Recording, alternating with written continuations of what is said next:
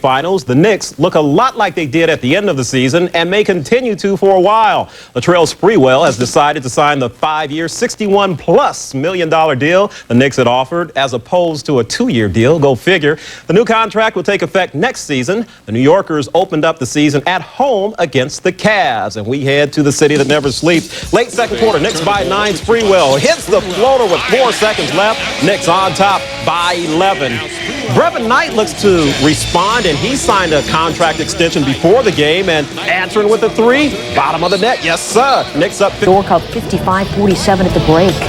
Derek Jeter. Chuck Knobloch in the house. 5:47 at the break. And Fred, Marcus Camby, 6'11", but nobody seems to know where he is. Oh, they know where he is when it comes to blocking shots. Played 19 seconds in last year's opener. Tonight he's played 32 minutes. He gets 14 points, 17 rebounds, 5 block shots. One of the best weak side shot blockers in the game. Marcus Camby, not bad at all. And this guy was pretty good, too. LJ. Here he hits a wide open 3, and then blowing past Andrew the Clerk. Hits a left-handed runner. Not bad for him on the night. 24 points. Wow, he made 9 to 16 shots on his way to 24. His highest scoring game since February of 1998, and the Cavs never easy for the Knicks, too. We'll check opening night in the East in just a bit. Decided it would be the Knicks and the Chicago Bulls. It's a great rivalry over the years, huh? It has been a great rivalry. It's cooled off now, of course. Why? Because the Bulls aren't the same, but still the Knicks are still good. Not the same ever since the departure of Jack Haley, among others. Let's go to the game right now. They started with a great tribute to the late, great Walter Payton. Moment of silence there, and the fans remembering him. Elton Brand taking it in, and then taking on the Knicks. And you've got to like him. He's got good quickness, good hands, good strength, toughness around the basket. He can play some defense, too. Watch him this way, and then watch him go the other way. Plays like this make coaches salivate. Look at the great defense. Quickness off the floor. Defensively, he did it. Now watch him finish on the other end. You've got to like that intensity. He's tall. Tough first half for Latrell Sprewell. Doesn't get anything going. Why isn't it working for him? Well, sometimes he can be frenetic, shooting too quickly. He's an anxious scorer. Sometimes he gets himself in bad shooting positions, doesn't get his feet under him, and what happens now? Taking off-balance shots. Johnson tipped that in. The Knicks were down 3 points. Not much scoring, and this is why. Missing again. Yeah, iron unkind. That happens to shooters, but Sprewell's the type of guy that still can get it going. 0 points in the first half, but he gets it going in the second. Watch him get the ball and then get out on the wing. Watch him now. Big difference, though. Look at his feet. He gets his feet set up under him, and now he's squared, knocks down the jump shot. One more time. Ball fake. Escape dribble. Look at him there, knocking down a jump shot. Why? He's facing the basket. What's Randy Brown talking about? He's talking a lot of trash, but Randy forgot. He doesn't have Michael to back him up, and Latrell undresses him. 44-36 Knicks, modified Stableford scoring system. All right, Fred, you saw Brand going at both ends for Chicago. Here's Ron Artest doing the same thing, asking for the ball in the lob, getting it, and then getting back on defense. Look at him. He blocks Sprewell's shot. I like the intensity. One more time, blocks it again. Gets called for a foul, but you've got to like the way he plays basketball. A couple good young guys for the Bulls. Good offensive guy for the Knicks. Latrell Sprewell taking over in the second half, and it was such a difference when he was clanking it up in the first. Defense dominating for the Knicks once again. Sprewell, all 19 of his points in the second half. The Bulls held a 30% shooting. Kukoc, 1 of 14. That's one night after New York had held Cleveland to 39% shooting. Chicago went to the line 40 times to just 9 for New York. That is a statistical oddity. Beckhouse, a bad shot shooter. Alley-oop. Childs to Wallace. Wallace started to percolate now. He helped the Knicks to 1 win over his former team in Detroit since coming over. Did Detroit dominate again? 32% in those 5 games, first half. He gets it going early. The foul, the shot goes. More Houston in the lane. Pull-up jumper. It rips the net. On the baseline against Judd Bushler. You used me. Houston, 20 in the first half, 7 of 9 shooting. Second half, Pistons trying to rally back. Jerry Stackhouse from half court, plus the foul. He scored 30. He's going to get his name in the paper. Late in the fourth, Knicks holding down. It's Latrell Sprewell playing that D. He'll finish. Knicks up 9. Show them what they've won. Houston left Detroit as a free agent during the summer of '96. He put up 29 against his old team as the Knicks remain undefeated. Stack had 30 in the Pistons' 3rd straight loss. Can you say bonus? LJ and Spree both put 13 on the board in Cleveland. Saturday, Patrick Ewing itching, getting closer perhaps to a return with the team, even when he's in street clothes. Brevin Knight providing a spark early for the Cavs. He had some game. End-to-end for the Seton Hall prep product. He had 18 points and 7 assists. The Cavs are quick. They look to go up-tempo. How quick? Charlie Ward hits a 3. Now watch this. Up the court, Bobby Sura's involved, so Cedric Henderson. Big jump shot. Cavs are up 11 after 1. More Cleveland Cavaliers. Big-time ball movement. Bobby Sura, this time to Andrew DeClerc, who moves well for a big guy. Third quarter, though, the Knicks mount a comeback. Good ball movement for themselves. Ward to Dudley for the lay-in. Knicks down only 1 at this point, and then moments later, they actually take the lead on this long jump shot from Allen Houston. So it's 62-61, but this was not a Nick night. More Brevin Knight. A layup off the inbounds play, then a 15-footer. Cavs go on to win 77-70, handing the Knicks their first loss of the season. Let there be no doubt, Allen Houston's been the best Knick player so far. On the 3-game road trip, he shot 30 of 47 from the floor. He also had 23 points in Chicago, 29 against his former team in Detroit, and 22 in a losing cause at Cleveland. For the season, he's shooting 57%. He said he'd start hot, and he has. While Houston's been the best Knick player, Latrell Sprewell may be their most versatile. In Chicago, he had 19 points, and his defense helped hold Tony Kukoc to 1 for 14 from the floor. In Detroit, he chipped in with 5 assists to go with 6 rebounds and 2 steals. In Cleveland, he had 22 points, 11 rebounds, and 5 assists. Marcus Camby was a big contributor in the wins in Chicago and Detroit. Against the Bulls, he was a defensive presence with 4 blocked shots. Against the Pistons, he did it at both ends, 19 points and 13 rebounds.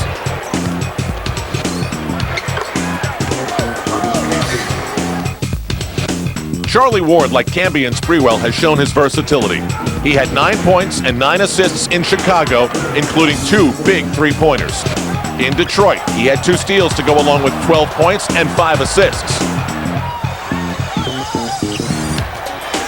And he had 10 assists with 11 points against the Cavaliers on Saturday. Then there's Kurt Thomas, an up-and-down trip for him. A solid all-around game in the win at Chicago, adding 9 points and 8 rebounds. In Detroit, he logged 27 minutes with 6 points and 8 boards, 4 on the offensive end.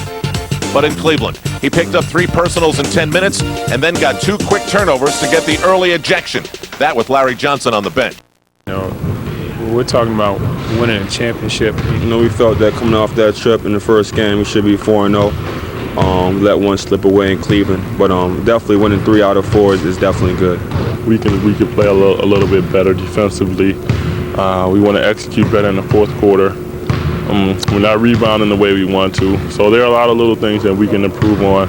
We are 3-1. The key is now is to look forward. We can't. Those 4 games are over with, and we got probably the best team or one of the best teams in the East coming in tonight. Michael is sitting there watching.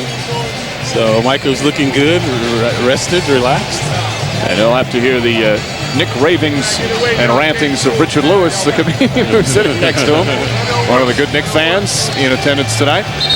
Michael without a bodyguard. I didn't see anybody with him. He's here, Clyde. He's lurking in the background. Yes. And this was a little while ago. Of course, Jordan and Patrick Ewing, good friends over the years, introducing him to Mirsad Turkan. And that shows the character of Michael, that he would go and talk to the players prior to the game and not just show up and sit courtside. Turkan so he's exuberant. There, J.R. Reed, the culprit. Previously, Markers missed 1, made 1, trying to get this one down. And Camby hits the free throw, and the Knicks within 6. We're approaching the midway point here in the fourth quarter. Plenty of time remaining. And you can see it's a half-court game now. Defense will be paramount for both teams. Childs the foul. Forces a baseline. Camby's there to help. Tough shot. Robinson short. Camby another rebound. His 11th. Good D by Spree that time, vexing him. Childs ahead to Sprewell. Attacks the basket. He's fouled. Glenn Robinson hit him on the arm. $185. Marcus Camby kicks it to Chris Childs. Trifecta. You betcha. That cuts the lead to 91-88. Still in the fourth. A post up Sprewell. Knicks look to double team. Camby right there. They kick it out to Reed. 3 on the shot clock. Ray Allen fires a 3. No good. Rebound taken by Danny Manning. Big rebound by Manning. And see, that was good D by the Knicks having J.R. Reed that time. He was the open man. That's the guy you want to take that shot. Minute and a half left. Knicks down 1. Sam Cassell kicks it out. Manning, an open jumper, puts it in. Danny Manning, a big shot. Sprewell, Camby, and Thomas out on the floor. They're looking for Houston along the baseline. And an offensive foul. Houston pushes off Sam Cassell to try and get free. Approach a minute remaining. They want to get the ball in the hands of either Cassell or Allen or Robinson. This is the play they worked before. Cassell penetrated, found Manning along the baseline. Manning again, the jumper, and puts it in. Danny Manning, 2 key jump shots, and the Bucks up by 5 under a minute to play. So deja vu for. They go across court. Sprewell attacks the basket, and a late whistle, and they call a foul on the. But again, they're still down 4. Charlie Ward comes in. Kurt Thomas sits down. Knicks going for the ball hawks, trying to come up with some steals and force some turnovers. But Manning has been the guy breaking the pressure. So Camby's trying to guard Manning, and Manning, a good ball handler, just manipulating up against him. They put the ball in Cassell's hands. Knicks won't foul or shouldn't on this possession. There's still a lot of time. They'll look to double team. Manning gets it inside. Ward trying to steal it. Manning inside. J.R. Reed, short shot, no good. Charlie Ward the rebound with 28 seconds remaining. Good shot by Reed, couldn't get it down. Ball knocked off of Ray Allen, still tied up. But the Bucks should not allow them a 3-point opportunity. Knicks still with 1 timeout remaining. Houston a 3, way outside. And Manning the rebound, lost it inside. Fight for Childs, knocked out of his hands, picked up by Irvin Johnson. He throws it away to Ward. Ward now to Sprewell. Sprewell fires up the 3. It's good! Latrell Sprewell from downtown and ties the game with 7.9 remaining. And Allen Houston, an ill-advised 3-pointer. Irving Johnson had the ball and inexplicably threw it to Ward, who got it to Spree. We showed you Spree's numbers. He was only 4-15 before draining that shot. So the Knicks have new life. Struggling all night long from the field. Latrell Sprewell with a clutch 3-pointer. Watch the bizarre play by Irving Johnson. Throws it right to Ward, who finds Spree dancing behind the 3-point line. But it's not over yet. An eternity is left. 7.9 seconds, so the Bucks have been efficient on the offense. Plenty of time for Milwaukee, who will get the ball at half court. Sprewell, that's his first 3-point make of the season. He had been 0 for 5 and knocks down the clutch 3 to tie the game. That was the ill-advised shot by Allen. He rushed it. And Irving Johnson, all he had to do was hold the ball. He throws it back into the court. Spree now has been the GOAT. Previously, he took an ill-advised shot. This time now making him the hero as the Knicks tie up the game. And the Knicks have stormed back from a 10-point fourth-quarter deficit to tie it with 7.9 seconds. That is an eternity. And once again, the Knicks can't afford to foul. The Bucks are excellent free throw shooters. And we've seen some dramatic last-second shots. Remember Ray Allen a couple of years ago hit a 3-pointer to tie the game, forced the overtime. Remember last year, Del Curry hit a 3-pointer in the corner to beat the Knicks. The Bucks have hit some dramatic game-winning shots in the final seconds. And this a typical try to double team. Every man has to carry his own weight on the defense. Knicks will try some ball denial. Cassell has it. Final seconds of a tie game. Camby picks up Cassell. There's a 3. No good. Robinson on the foul. Misses it. Rebound Sprewell, and we're going to overtime. Team kicks it back out. Glenn Robinson. Robinson hop step, runs in, and an offensive foul. Kurt Thomas draws the charge. Thomas leading. Sprewell fires, puts it in. Latrell Sprewell knocks it down. And the Knicks have their first lead since early in the third quarter. And like Lazarus, Sprewell has risen from the dead now. Knicks picking up the defense. Sam Cassell backing in against Childs. Tough shot for Cassell. Off the mark. Ball tipped by Camby. Out of bounds. Down Childs. They want Spree. Spree looking to erupt. They're double teaming Sprewell. Childs, that's a 2.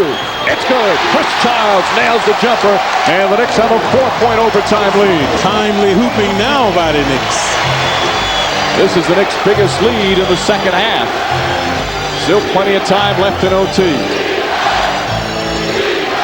Houston gets up on Ray Allen. Allen so quick on a pull-up jumper. Shot no good. Rebound knocked loose, picked up by Kurt Thomas. Canby took a shot in the head from J.R. Reed. Childs to Canby. Beautiful play, and Canby puts it in. And the Knicks go up by 6. Timeout, Milwaukee. That time a mesmerizing swoop to the hoop by Canby, but Childs doing an extraordinary job with the penetration. 23 points for Marcus Canby, a 6-point overtime lead. It's 4 with under 2.5 to play here in the overtime. Sam looking to get off. Cassell kicks it out. Manning open again. Danny Manning again. She can't box out. Knicks holding on to a 2-point lead. Sprewell pulls up the jumper. It's good. Latrell Sprewell finding the mark down the stretch. And the Knicks back up by 4. 19 for Sprewell. His three-pointer in the final seconds tied it and forced the overtime. And 2 consecutive hoops by Manning got the Bucks back into it. They need another now. Ray Allen inside, blocked by Canby. Knocked out of bounds. And it's going to be Nick Ball. Marcus Canby with his 6th block shot of the game. So Canby, omnipresent on the D, omnipotent on the offense. Watch the timely rejection by Canby. So Ask the question, what didn't Marcus Canby do tonight to contribute to this exciting Knicks win? 23 points, 13 rebounds, 6 block shots, 2 assists. Here's Canby. Big baskets laid as well. In overtime, Chris Childs, who had an outstanding game with a spectacular feed, and that Quite a bit as Houston fires a 3, knocks it down. Allen Houston from downtown. But there. should always throw the ball down to his basket. Canby shooting again from outside. Marcus Canby taking some perimeter jumpers and nailing them. He's now 4 for 4 from the field. This couple of fakes and puts it in. Charlie Ward's problems. Sets up Ward nicely. Ward knocks down the 3, and that's exactly what Jeff Van Gundy's talked about. Because teams look to double Sprewell and Houston so much, Ward has had a lot of open shots. So far, the percentage has not been good this season. But he's starting to get better from the three-point line. Of course, when you make a few, you gain confidence, and Charlie exuding some confidence now. Thomas keeping Garnett in front of him. Garnett gets around him, but carries the ball. Good defense from Kurt Thomas. And Kevin. A couple of times he's made contact. And Latrell Sprewell with Houston a 3. That's good. Allen Houston from downtown. He's been red hot again. 11 points already, and the Knicks have a 10-point lead. Typical start these days for Houston. Joe Smith. Thomas has done a good job on Garnett. Zerbiak, that's what he does best. Thomas the rebound. Good D by Wallace that time, staying on his feet. John Wallace getting some early minutes. Again, Larry Johnson, 2 quick fouls. They should keep featuring Houston until they stop him. Houston against Peeler. Peeler's had a tough time. Fires away again. Allen Houston has the stroke early. 13 ahead to Brandon. Brandon drives into Childs, and an offensive foul on Terrell Brandon. Kurt Thomas, little fake pull-up jumper for Thomas, knocks it down. Nice stop on the bench now. Nice feed inside Thomas. Thomas off the glass. Rebounds again. Wallace puts it up, knocks it down. Hello, I just hoisted him up from way out. Childs the jumper. Chris Childs. Cohesive unit now. Sprewell rattles it in. Latrell Sprewell. Sealy staying with him. Sprewell pulls up, knocks it down again. Latrell Sprewell. It's remaining in the first half. Sprewell the runner. Thomas tips it in nicely. Sprewell knocks it in. Latrell Sprewell. See, now LJ not doing the fruit well. He did use his quickness along the baseline. Quickness there for his first field goal. Larry Johnson gives the Knicks an 8-point lead. I thought he was going to try to methodically back his way inside. That was not the prudent thing to do. Garnett for 3. Won't go. Rebound tipped. Sprewell saves it. Yeah, good hustle by Spree and Canby that time. Sprewell started off slowly. Only had 2 points in the first quarter, but had 8 in the second. Pulls up, jumper, it's good. That time the 2-man game with Spree and Canby. So Sprewell getting the step that he. Ward now flips it. Sprewell a 3. Off the mark, Johnson tips him, kicks it back out. Touch pass to Houston. That's a 3. It's good. Allen Houston from downtown. And credit Larry Johnson for keeping it alive. Knicks, this is a premeditated play, looking for Houston again. Houston, quick shot. That's good. Allen Houston has court to Sealy. Malik Sealy on the jumper. Yeah, they're dishing and swishing now. And the lead is cut to 5. The Knicks starting to have that look. They've lost their fluidity, starting to stand around now. And the crowd starting to get into it. They love their Timberwolves there in Minnesota. Become a very popular ticket. Canby puts it up and puts it in. Nice. Garnett drives inside. Hop step. Rattles it in. Peeler inside. Sealy underneath.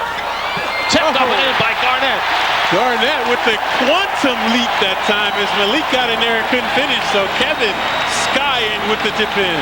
30 for Garnett. This is the closest the T-Wolves have been since the first 2.5 minutes of the game. The T-Wolves have tightened up their D. They're exuding a lot of confidence now. Offensive foul. Allen Houston pushing off, and that's his 5th foul. And the Knicks slowly unraveling. They are in the penalty. So Garnett started to percolate, igniting the crowd. The Wolves will bring it up. Knicks led by 12 earlier in this quarter. They led by 14 in the 3rd. And it's now a 2-point Knick lead. Still 5.5 to play. Plenty of time. Stolen by Sprewell. He does an excellent. Knicks need their D to come alive. Garnett steps back for 3. It's good.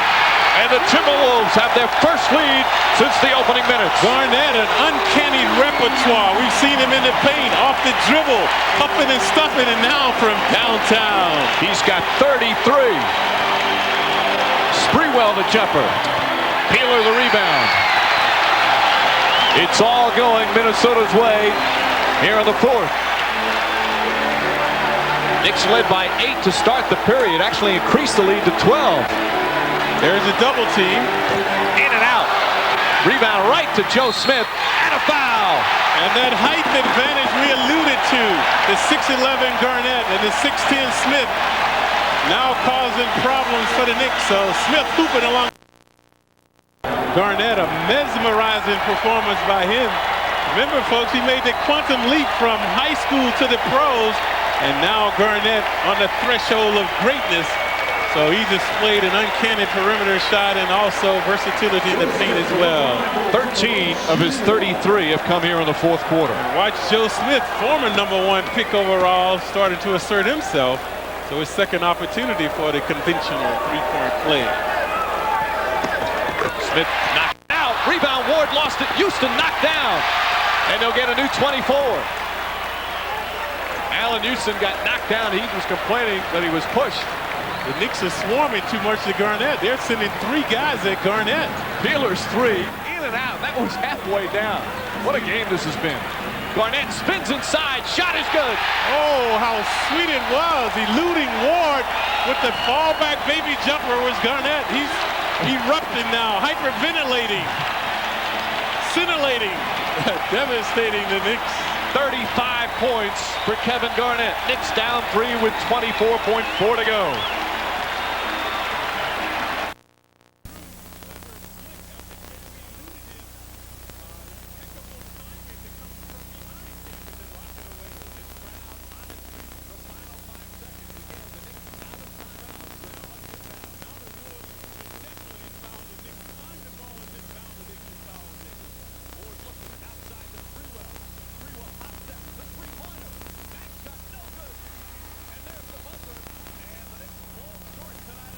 Heartbreaking 3-point loss at Minnesota. The 3-2 Celtics were using this matchup as a measuring stick. Point guard Kenny Anderson said, quote, "We got to win. It's early, but it's a game we got to win." Added Antoine Walker, "You can't take away from the fact of what's at stake. We're playing against a tough team, and their way of measuring ourselves and seeing how good we really are." Well, how good are they? Rick Pitino and company coming off 2 straight losses after a 3-0 start. In the first, Boston break-in for Adrian Griffin to give it to Paul Pierce. And his 3 puts the Celtics up 10. Pardon me. Charlie Ward now driving will find John Wallace for the dunk for the Knicks as they cut it to within 5. Rebound, final second stall by Johnson. At the buzzer, able to put it in. And a rough first half ends with a positive as Larry Johnson, his first field goal. But the Knicks find themselves down by 13. Some poor defense because Marcus Camby not in the game. Only 6 minutes. He picked up 2 quick fouls. And because of that, Celtics with a lot of points in the paint. They shoot 51% from the field. Knicks, meanwhile, score only 13 points in the second quarter. Halftime in Boston. Knicks down 13. We'll be back after this. Johnson drives, puts it in, left hand, gets the roll.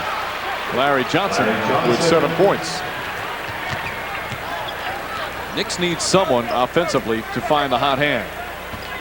And defensively, the guards have to apply the intimidation. Griffin kicks it out. Anderson wide open. Hits the 3. Jeff Van Gundy quickly a 20-second timeout. He is furious. I see if he tries to maintain his composure, he yells, but he is not pleased. He's trying to stay upbeat, as you can see, but he was furious when that 3-pointer went down. He's got a right to be upset because the Knicks, this time, Ward was the culprit. So Ward should not have been trying to help out. That's why Anderson was uncontested for the shot. So let's take a look. Ward, this is Spreewell, good intensity by Spree. So they're going to reverse the ball. Watch you see Ward, you don't even see him in the picture because he was looking to help out inside, and you can't leave Anderson like that. This is a better look. You see Ward at the right side of your screen. Now he goes to help out. That leaves Anderson uncontested. That's why Van Gundy was upset. And the Celtics 5 of 10 from 3-point range. Kenny Anderson having a strong game. 14 points. He's 5 of 6 from the field. And the Knicks down 16. This equals the largest lead of the game for the Boston Celtics. Larry Johnson is calling for the ball. Johnson quick spin on Potompico. Kicks it outside. Houston is open. Hits the 3. Allen Houston from downtown. See what the Celtics do? They rotate. Sometimes they double team. Sometimes they do not to confuse the Knicks. So the last 2 possessions, they did not double team. Knicks down 13. Pierce gets away off a good screen from Potompico. They kick it out. Griffin, quick pass to Walker. Good ball movement does not result in anything good for the Celtics, but a loose ball foul's called against Potompico, and that's going to be his first. Yeah, piggybacking foul on him. You know, people wonder, the Celtics did not have a good season last year. They were hoping for improvement, but I think the lockout really hurt them because this is a team that relies on being in great condition, and most teams, it took a long time before they got in good condition. As Johnson gets the pass, nice feed from Ward, and Johnson puts it in. LJ starting to assert himself in the paint. He has 2 consecutive hoops in there, and Houston has a big 3-pointer as well. But to play this type of pressing, trapping style, Clyde, you've got to be in great shape, and that was not the case early, and they fell behind the 8 ball early in the year. And like most teams, they had a lot of injuries.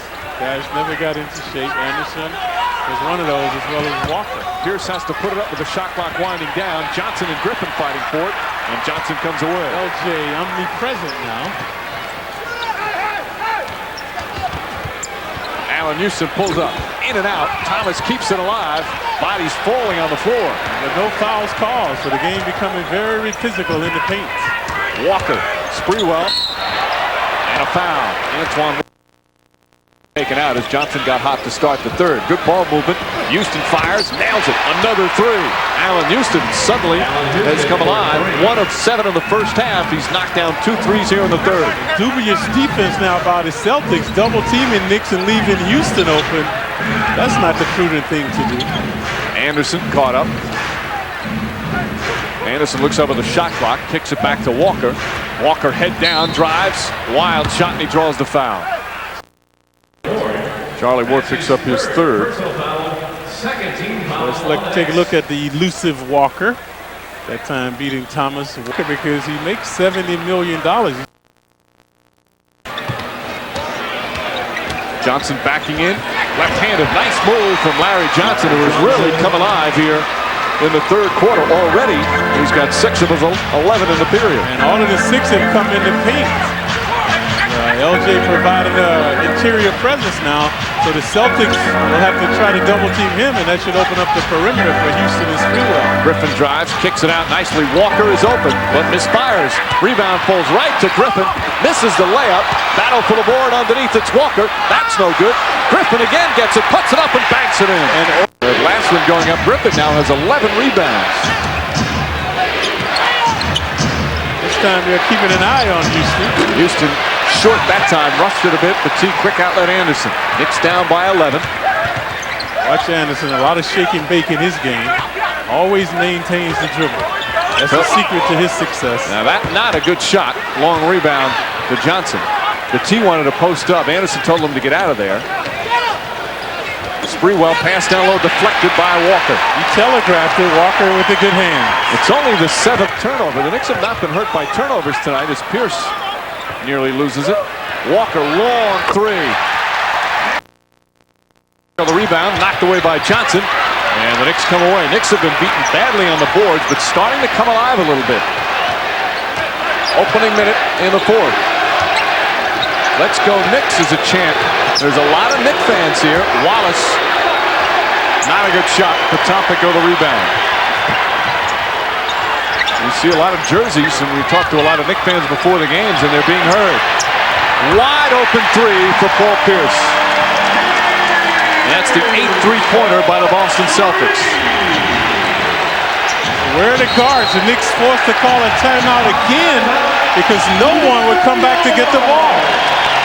And the struggles against the pressure continue. And Knicks down to 2 timeouts remaining, down 14.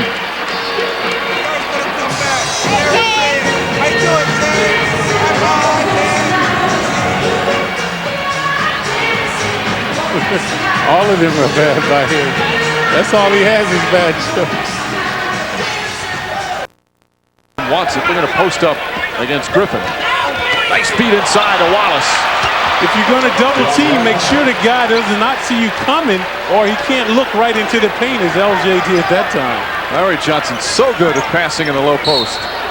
And Kurt Thomas uses the forearm. That's the new rule. There can be no contact with the ball handler above the free throw line.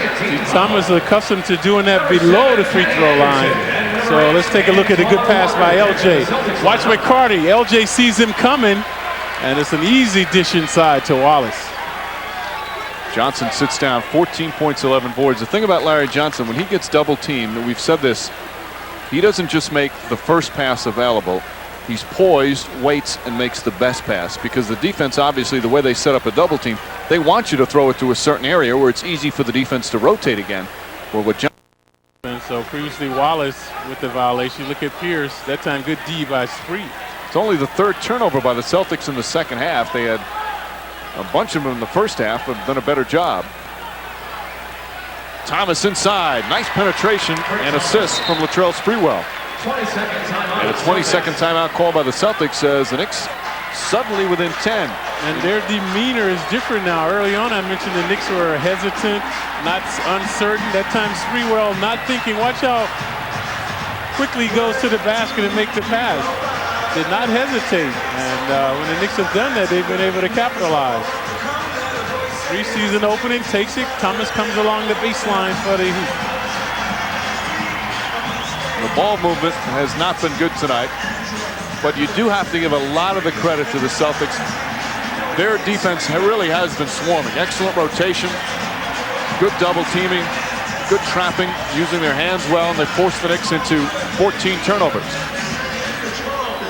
And now the Knicks again within striking distance, and they've been here throughout the evening in the game, but normally the Celtics have come out with a big three-point shot in this scenario.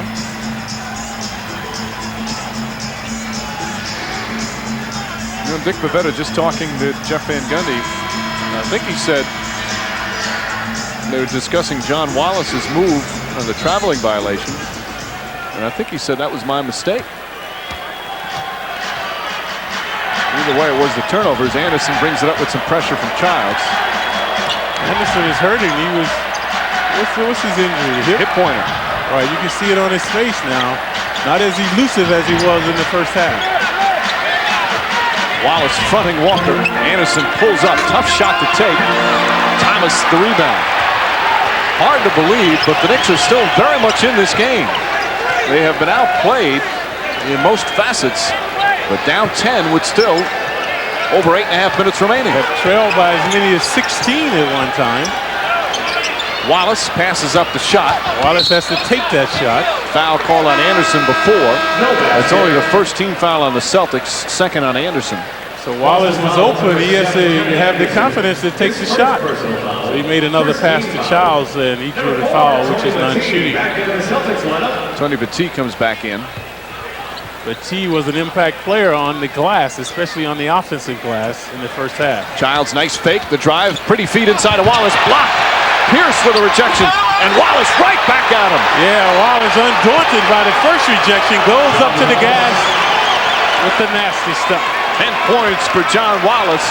He's been frustrated much of the season and took it out with a hard, authoritative move to the goal. Walker fakes the three. Now drives inside. Offensive foul on Walker. Chris Childs stood his ground and drew the charge. So the Knicks have shored up their D now, getting back into the game. So that time Wallace provided an impetus on the offense, Childs on the D. This is the closest the Knicks have been in the second half. Just over 8 minutes remaining in the fourth. They're down 8.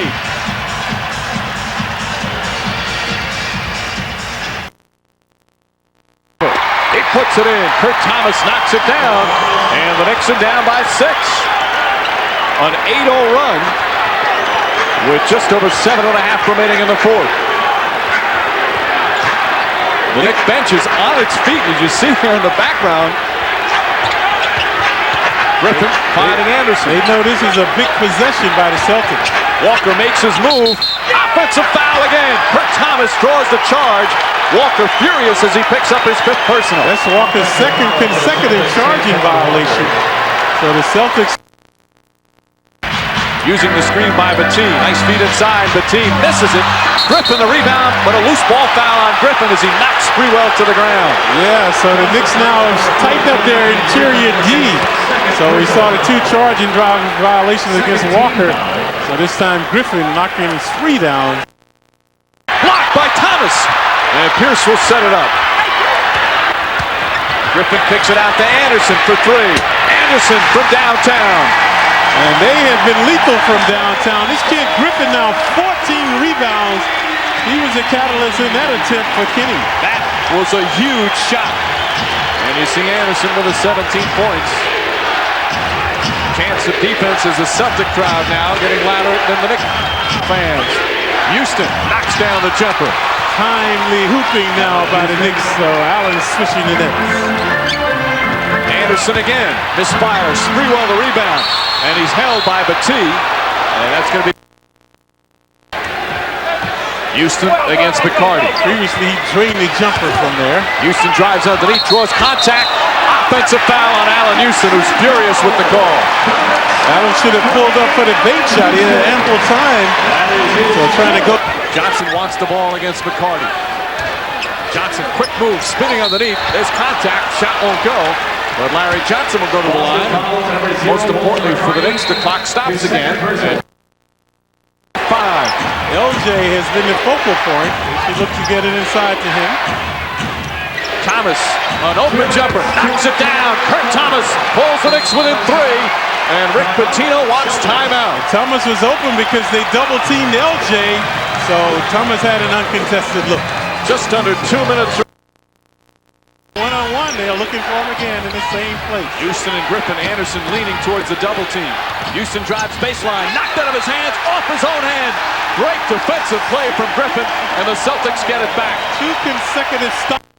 And the Celtics going to win it 80-74 is the final. Antoine Walker, 22 and 10 rebounds to lead Boston. Celtics snap their 25 minutes. Yes, that's a lot of work. Try to end a 3-game losing streak. First quarter, Knicks by 2. Sprewell starts it with defense. At the other end, between 2 defenders, a little finger roll, and the Knicks are up 4. The Knicks led by 5 early. Ron Mercer, though, one of the new Nuggets. He had a huge first half. 16 in the first half for Ron Mercer. Tied at 43. A mismatch down low for John Wallace. He'll take advantage. Wallace had 12 in that first half, and the Knicks were shooting 62% at one point in that first half. Nick Van Exel with a pretty spin move to give Denver a 2-point lead into the locker room at halftime. But Latrell Sprewell recovered after that 2-point first half to throw in 24 in the second half. Now on that play, the Knicks don't get back in transition, and Antonio McDyess made him pay. But the Knicks go on a big 8-0 run. Charlie Ward had a terrific game, the steal for him, and he'll run with Sprewell. Latrell will can the jumper, and the Knicks bench celebrates a 4. Spree takes over. Charlie Ward, the outlet. Spreewell with a lefty that goes. Another jump shot. He finished with 26 points. What it should be, because with a player dribbling or running away from the ball, you just can't hold, grab, and bump like that. He got away from what the game of basketball is supposed to be.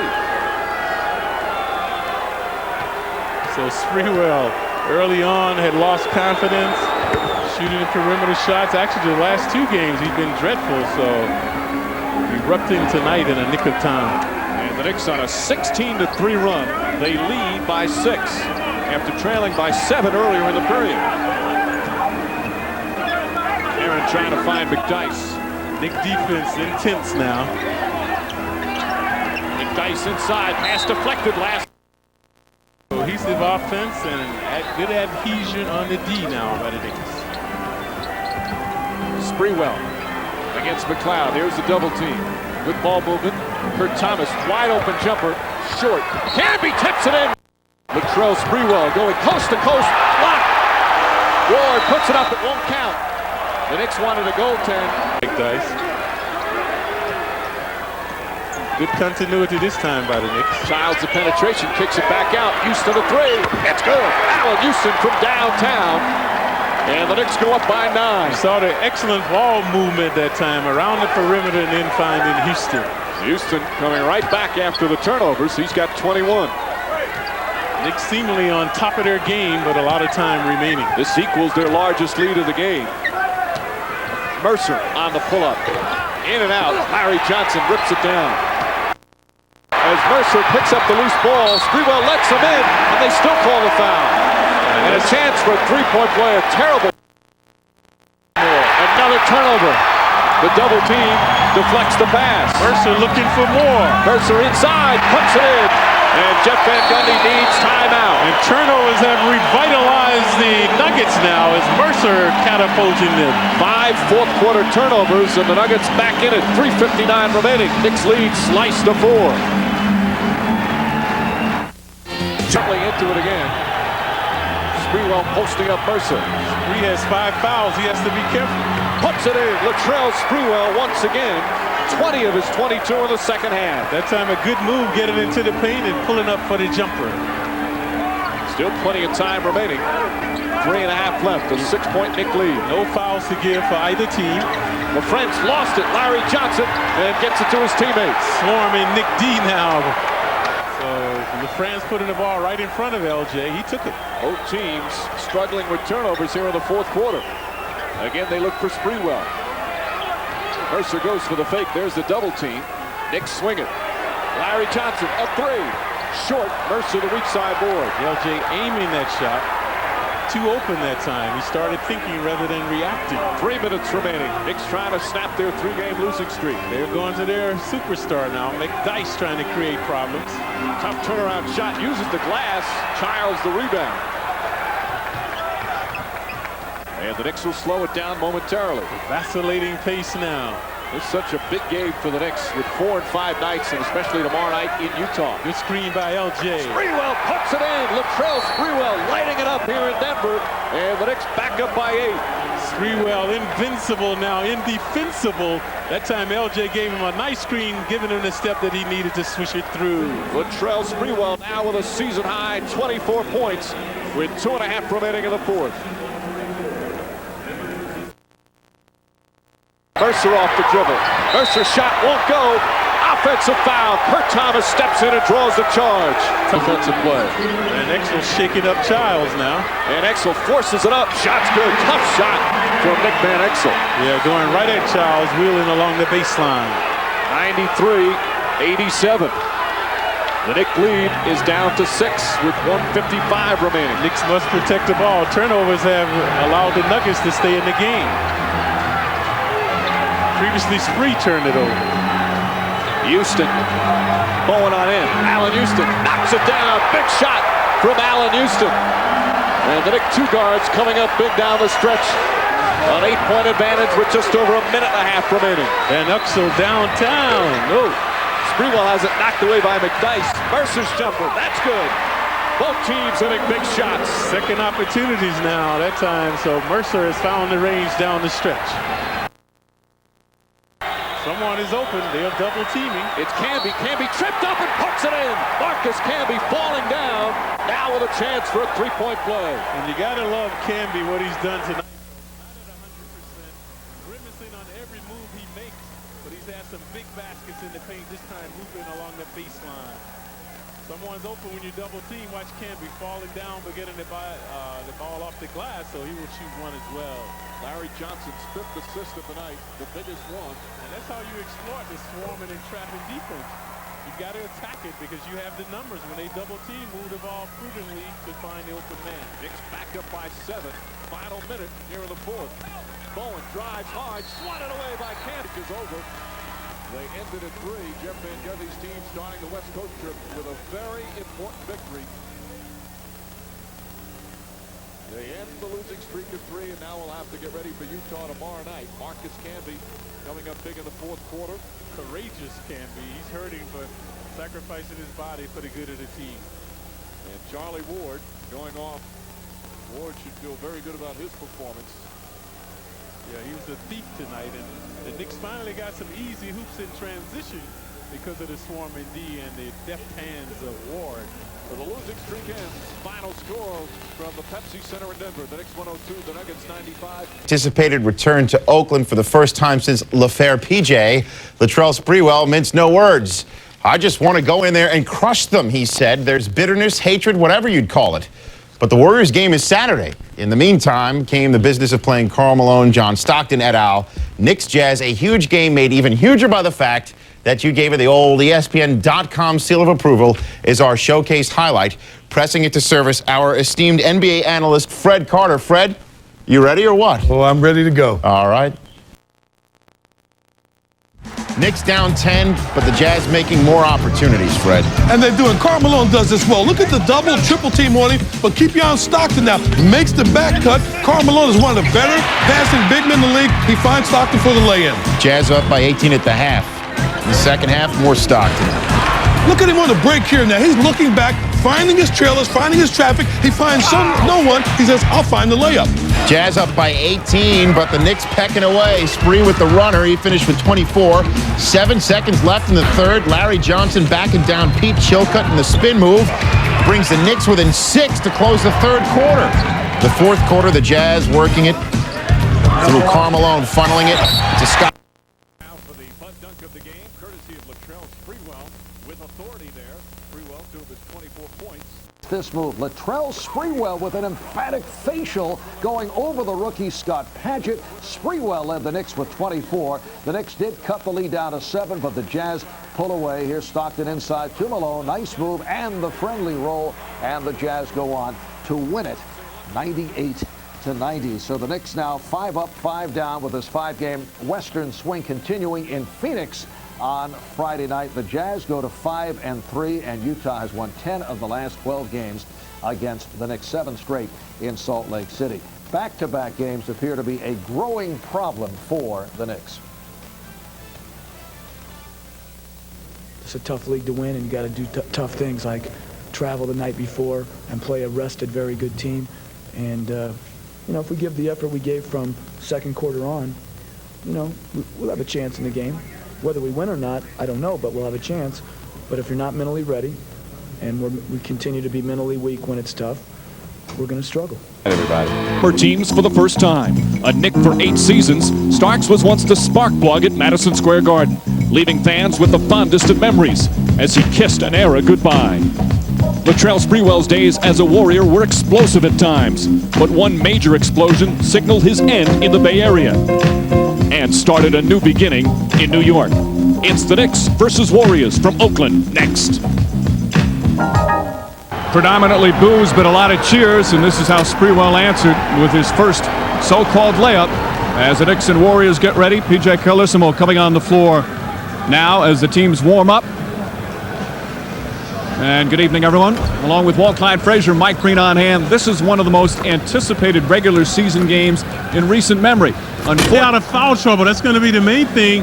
Not being so overzealous that he's going to get in early foul trouble, has to go to the bench and lose the momentum from being here in Golden State. As far as a team, they have to forget about Sprewell. This is a big win for them. They need a win in order to give them some confidence. So they'll be trying to get Sprewell some points so he can look good in the game. But also, I think they must keep in their heads that we need a victory more than we need Sprewell to play good. Of course, it's Sprewell's first game against his former team. It's overshadowing the former Knick, John Stark, playing his first game against his former team, and he's emotionally charged up as well. Starting lineups, opening tip when we return.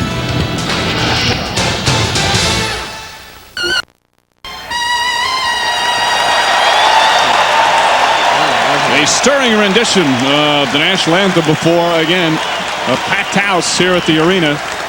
And the reason is P.J. Carlesimo and Latrell Sprewell in the first game since the December 1st incident, as the team's getting ready. And we're going to have our starting lineups right now, and the Knicks in search of a win, and we'll be without Larry Johnson once again.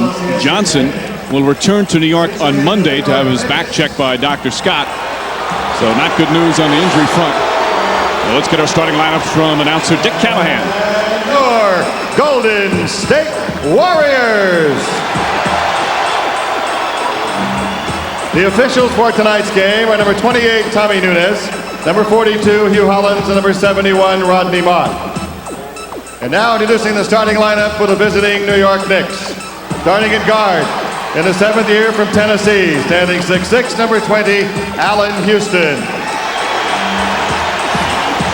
At the other guard position, in the 6th year out of Florida State, standing 6'2", number 21, Charlie Ward. In the center position, in his 12th year from Arkansas, standing 6'11", number 28, Andrew Lang. At a forward position from the University of Massachusetts, in his 4th year, standing 6'11", number 23, Marcus Camby. And in the other forward position in his 8th year from Alabama, standing 6'5", number 15, Latrell Sprewell. Head coach of the Knicks, Jeff Van Gundy. Assisted by Greg Brittenham, Don Chaney, Brendan Malone, Jeff Nicks, and Tom Thibodeau. The New York trainer is Mike Saunders.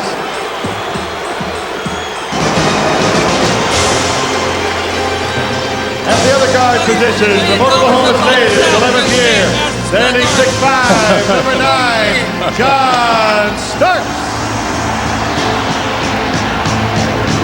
In the center position from Colgate, in his 3rd year, standing 6'10", number 31, Adonal Boyle. At a forward position from UConn, in his 6th year, standing 6'9", number 3, Danielle Marshall. And in the other forward position from North Carolina in his 2nd year, standing 6'9", number 33, Antoine Jamison. And certainly they have individual agendas, but the number one agenda should be team-oriented because, as you say, the Warriors struggling. They're 2-6. They've been banged up. They're a better team than their record, as Carlesimo is now going over to the Knick bench to shake hands with Jeff Van Gundy. One of his best friends. And now they will come out fighting. That's the old college coach routine that they always do. But the Knicks as well, 5-6, under 500 right now. 2-5 in their last 7 games. They've lost their last 2 on this trip, and once again they're without Larry Johnson. Andrew Lang, who played some solid minutes last night, will start.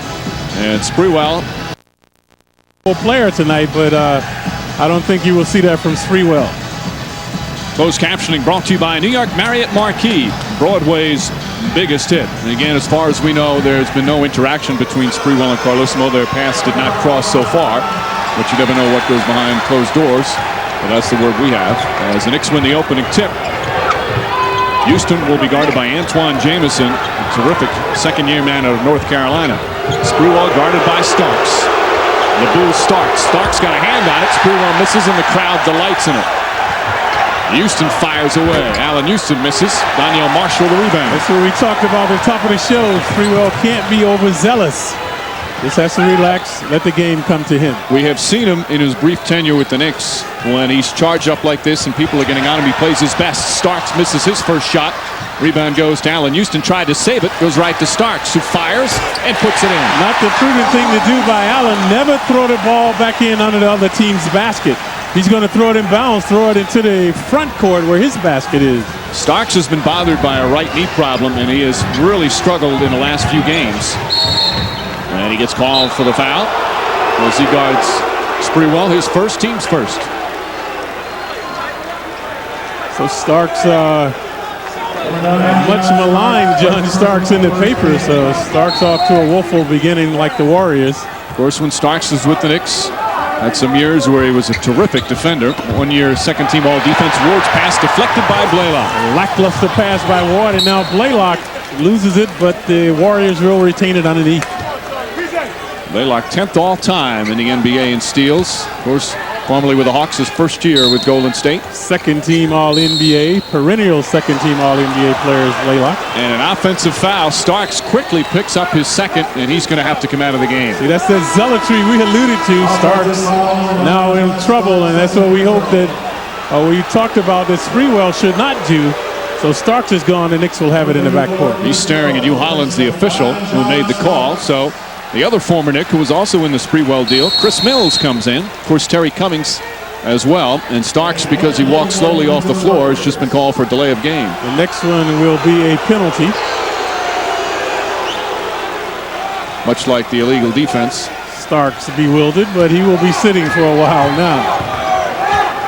Blaylock had a lot of good games against the Knicks when he was with the Hawks. Certainly not in last year's playoffs when the Knicks swept them.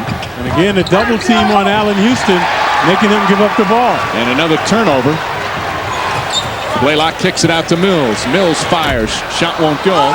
Lang the rebound. As we mentioned, Lang 17 strong minutes last night in Phoenix against the Suns. Him and Dudley played well in what was not a good performance by the Knicks. Sprewell pulls up, knocks it in. Nice running jumper along the baseline that time by Spree. And now the delay of game warning against the Knicks. So both teams have shown their folly early on in the game. It was after the ball went through the net. One of the Knicks touched it. You can see the Warriors looking to run the Knicks. So the word is out. You can beat the Knicks in transition. The Warriors looking to get it up quickly. Camby is on Jamison. Tough matchup for Jamison. Camby will have some problems as well. Jamison very quick inside. Puts it up, blocked by Camby. Not so tough that time for Camby as Houston in the front court. Duping Mills, shot is good. Pretty move from Allen Houston. So Allen always starts out very prolific. So first hoop off the glass. And Blaylock answers back and the foul. And the Matador. Much like the Knicks. Charlie Ward at three.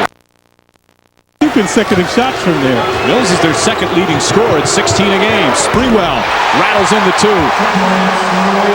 And a lot of demonstrative actions by Sprewell after the basket. Yeah, nodding his head, pounding his chest. Spree will be very animated tonight. Knicks now with a 4-point lead, nearly 3.5 gone by. Sprewell guarding Marshall. Daniel Marshall gets it inside over Lang. Marshall 6'9", hooping off the glass, so good exploitation of the mismatch that time by the Warriors. Marshall, the former UConn star. Also, he was banged up in preseason, starting to come around.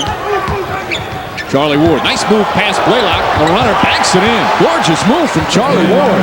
Dazzling move by Ward, shaking and baking off the dribble and then hooping off the glass. So Lang provided him a good screen.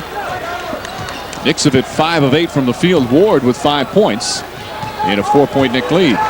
Typical start for the Knicks in the first quarter. Mills blocked by Lang. Marshall blocked from behind, but a foul. The Knicks must keep him out of the pit. Marshall is 6'9" with long arms. That's a very difficult matchup for Sprewell. Kicks it out to Ward. Ward wide open again. Charlie Ward, it's his second three-pointer. Yeah, the Knicks should get them down. Ward 2 for 3 from downtown now. It's obvious again they're leaving Ward open. And Clyde, he has to have the mindset that's saying, hey, I'm going to score a lot of points tonight. You keep giving it to me. I'm going to keep taking it. Right. And he doesn't always have to take a three-pointer either. He can move closer to the basket sometimes. Rick Thomas with a foul away from the ball. Watch Spree this time, drawing a crowd. He gets into the middle of the paint, breaking them down. 3 guys on him right there. No one on Ward. So Spree says, yeah, that's the way to shoot it. Sprewell was the closest defender on Ward on that play. Right, on both of his 2-pointers, on both of his 3-pointers actually, no one near him. Knicks with their 4th team foul. Thomas is first. Mills posting up Allen Houston. Dudley's in the game. Lang sitting down. Jamison from outside. Jamison not a good perimeter shooter. More of an interior player. Played with his back to the basket quite a bit inside. Nice pass, and Thomas is hammered by Cummings. Charlie Ward remaining in the first. Knicks lead by 4. Houston flips it to Dudley. Dudley strong inside and lays it in. Chris Dudley finding a nice little touch around the basket in the last few games. Dudley coming off his best game of the season last night. 11 bounds, 4 points. So that time a good swoop to the hoop by Dudley as well. And the Knicks their largest lead in the early going. Houston knocks it out of bounds. Still Warrior ball, 10 on the shot clock. But again, not an aberration for the Knicks the first quarter. Many times in the first quarter, they get 30 points. It's the second quarter in the last 5 minutes of the fourth quarter that bedevils them. Mills given a little room. Way off a brick. Damon Jones has come in for Mookie Blaylock. Cummings picks up Houston. See, they're just swarming, guarding no one. Look at Ward, uncontested. Ward knocks down another 3. His third here in the first quarter. Charlie Ward, 11 points in the first period. And the Warriors need timeout. Yeah, because they're playing a tissue paper zone press now. A 10-0 run by the Knicks. He is shooting at 9.8 per game, but his numbers from the field just 33%. And in the last 3 games, Clyde, he's only at 25%. He starts wearing a brace on his right knee. And Starks has had some run-ins with PJ as well. He was upset that he wasn't starting. Sprewell double teamed. Ball deflected and stolen by Starks. Starks ahead, broken up by Wallace. Good transition defense from John Wallace. And that's what teams are doing now against the Knicks. They're doubling Spree and Allen whenever they get the ball on the low post, which is not so bad tonight because Ward has the hot hand. So if they get the ball around the perimeter, they can find Ward uncontested. Starks comes off the screen. Misfires. Dudley, excellent boxing out to get the rebound. Dudley already has grabbed 4 rebounds in about 2 minutes of action. See, there's a double. Ward should go to the open spot, not inside. He goes right into the double team. And Sprewell told him to do that. Ward somehow gets back the ball. Wallace leans in, tough shot, he puts it down. A little contact, no foul call, so good creativity by the 6'9" Wallace. And the Knicks on a 14-1 run. They lead by 12, their largest lead here, a little over a minute remaining in the first. The Warriors, like the Knicks, without an interior presence. Early on, Marshall was able to score inside. The Knicks have tightened up their D now. Foyle squares and faces, 5 on the shot clock. Starks, nice feed inside, but Foyle can't get it. Marshall, that won't go. Wallace the rebound. Yeah, good harassment by Dudley. And Sprewell slows down despite a 1-on-3 opportunity. Thomas puts it in. You know, Clyde Sprewell, you can tell, he wanted on the break, but he realized he gathered himself and held back. He's done a pretty good job at controlling, what he wants to just be an all-out free-for-all in terms of going to the basket. Right, he's starting to settle down. Marshall continues to misfire. So the Knicks have regained their composure. And Ward, see, this is what Ward does wrong. He's shooting the ball well, and then he doesn't take any more shots. You got to keep shooting the ball when you're hot. And especially when you're wide open. And especially when they're going to double-team Spree. That's the shot he should look for right there. Sprewell, too long. Dudley had it, lost it, and it's going to be going out. Mills, that's a 3, puts it in. That a timely hoop for the Warriors. Ward at the buzzer, it goes in. They say no good after the buzzer. I don't know if they were looking at Ward. I don't know if they were looking at him when he took the shot. Hollins immediately made the call. Yeah, because no one thought he would make it. Let's take a listen. Watch this. No one was really looking. I couldn't see that. Was it released before? It was.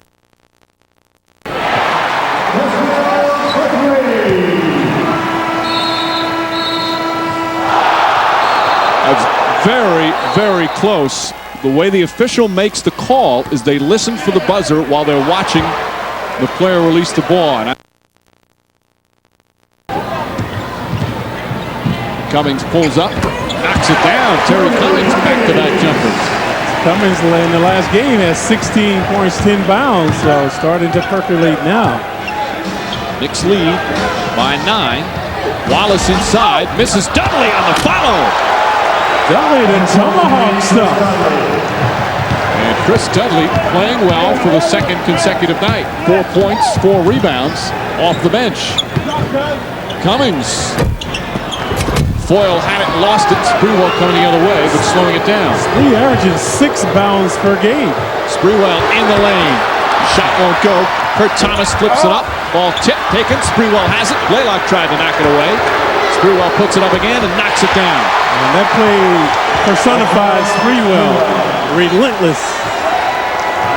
And full of vim and vigor tonight is 3. Knicks back up by 13. Nearly 2.5 gone by in the second. Sprewell with 6 points and 4 rebounds. Also has 3 assists. Cummings. After making 2, has missed 2 consecutive shots. Cummings feeling like he's back with the San Diego Clippers shooting line. The other Warriors are reluctant to shoot, so TC taking over. There's a double team by Blaylock. Someone's open. Thomas inside.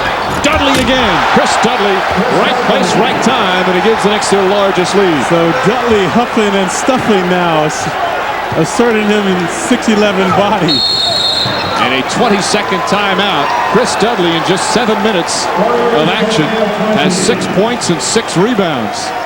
And the Knicks defense stifling the Warriors. They have become a perimeter team. Only Terry Cummings has been able to score. Watch the dish. Childs inside. Thomas off the glass. There's Dudley. Deja vu for him. So now a full timeout is called. Nearly to the shot foul. Starks had not completed the field goal attempt until he gets back down to the floor. So he'll get 3 free throws. Yeah, Wallace had body contact on his way down to the floor. So Wallace is 6'9", Starks 6'3". Wallace was too close to him when he started jumping. First foul on Wallace. Starks wearing number 9 for the Golden State Warriors. Daniel Marshall wears number 3. And Starks, of course, 8 seasons with the New York Knicks. All-time leader in 3-point field goals made. As his career average. He also holds the Knicks single game record for most threes in a game. That's 9. Made an all-star team with the Knicks. Second team all-NBA defense. And just recently, the all-century team. 2 guard that the fans voted Starks. And that's our internet poll that we have here. It was not touched again. That they did away with a tip and had alternate possession was because of inconsistent tosses. As Cummings puts it down. Terry Cummings, the veteran. One of the few Warriors who can put the ball in the basket tonight. The only Warrior right now, he and Mills.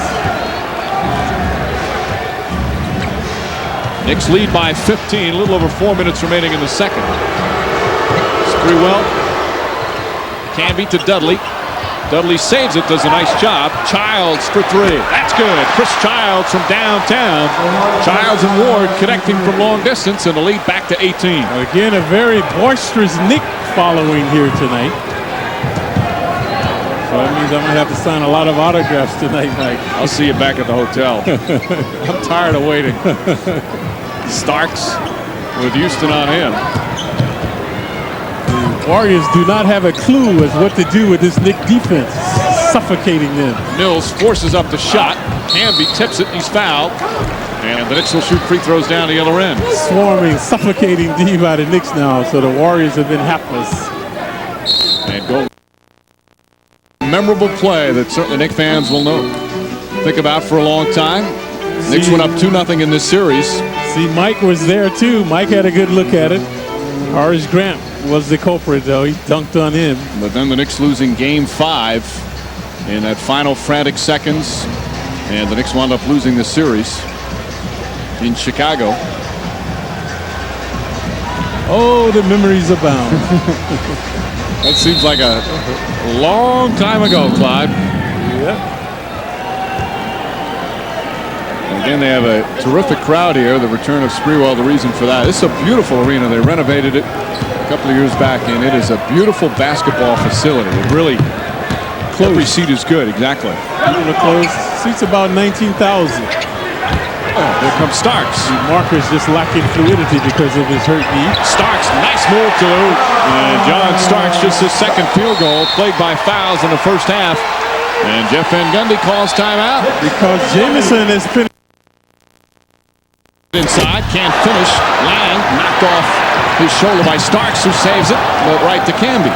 Second dunk shot Canby has missed today. Lang the jumper. Won't go. Canby tips it into the right hand. Canby resounding, bounding that time over Marshall off the glass. But just to finish there, the Warrior players say they've noticed a change in over the past couple of years.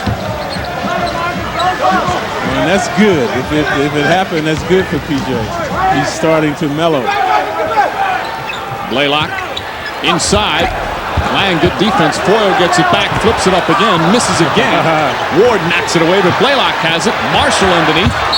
And a foul on Canby. Canby goes crashing to the floor. And Canby might be hurting, but he plays with abandon. Dudley is in. Starks. That's a two-pointer for Starks. It's good. Starks in early foul rolls in the first quarter. In the first 5 minutes, they had 2 fouls. Relegated to the bench was not a factor, but now starting to percolate in the second half. That foul on Canby, his 4th. So Kurt Thomas comes in. Thomas with 3 fouls. Allen Houston left open, short. Allen has lacked fluidity in his shot. No rhythm tonight. Blaylock pushing it up the floor. Starks, that's a 3. In and out. And Sprewell the rebound. The Warriors exuding some confidence now. And the crowd ready to get back into this game. Booing Sprewell again. Dudley knocks Starks on a screen. Foyle off the miss. Starks running. So are the Warriors. Starks fires another one. Way off the mark. And this is where he's been struggling in recent games. Blaylock says something to him and Starks says, okay. That was an adrenaline shot. He was feeling it because he had made a couple and then put up the UFO. Knicks lead by 15. Nearly 4 minutes gone by in the third. At least the pace has quickened. Sprewell kicks it out. Kurt Thomas steps up. Line drive shot is good. Thomas has that ability to shoot from the outside, as we've talked so many times. In college at TCU, he was a big-time scorer. Averaged almost 29 points per game one season. Still Golden State ball.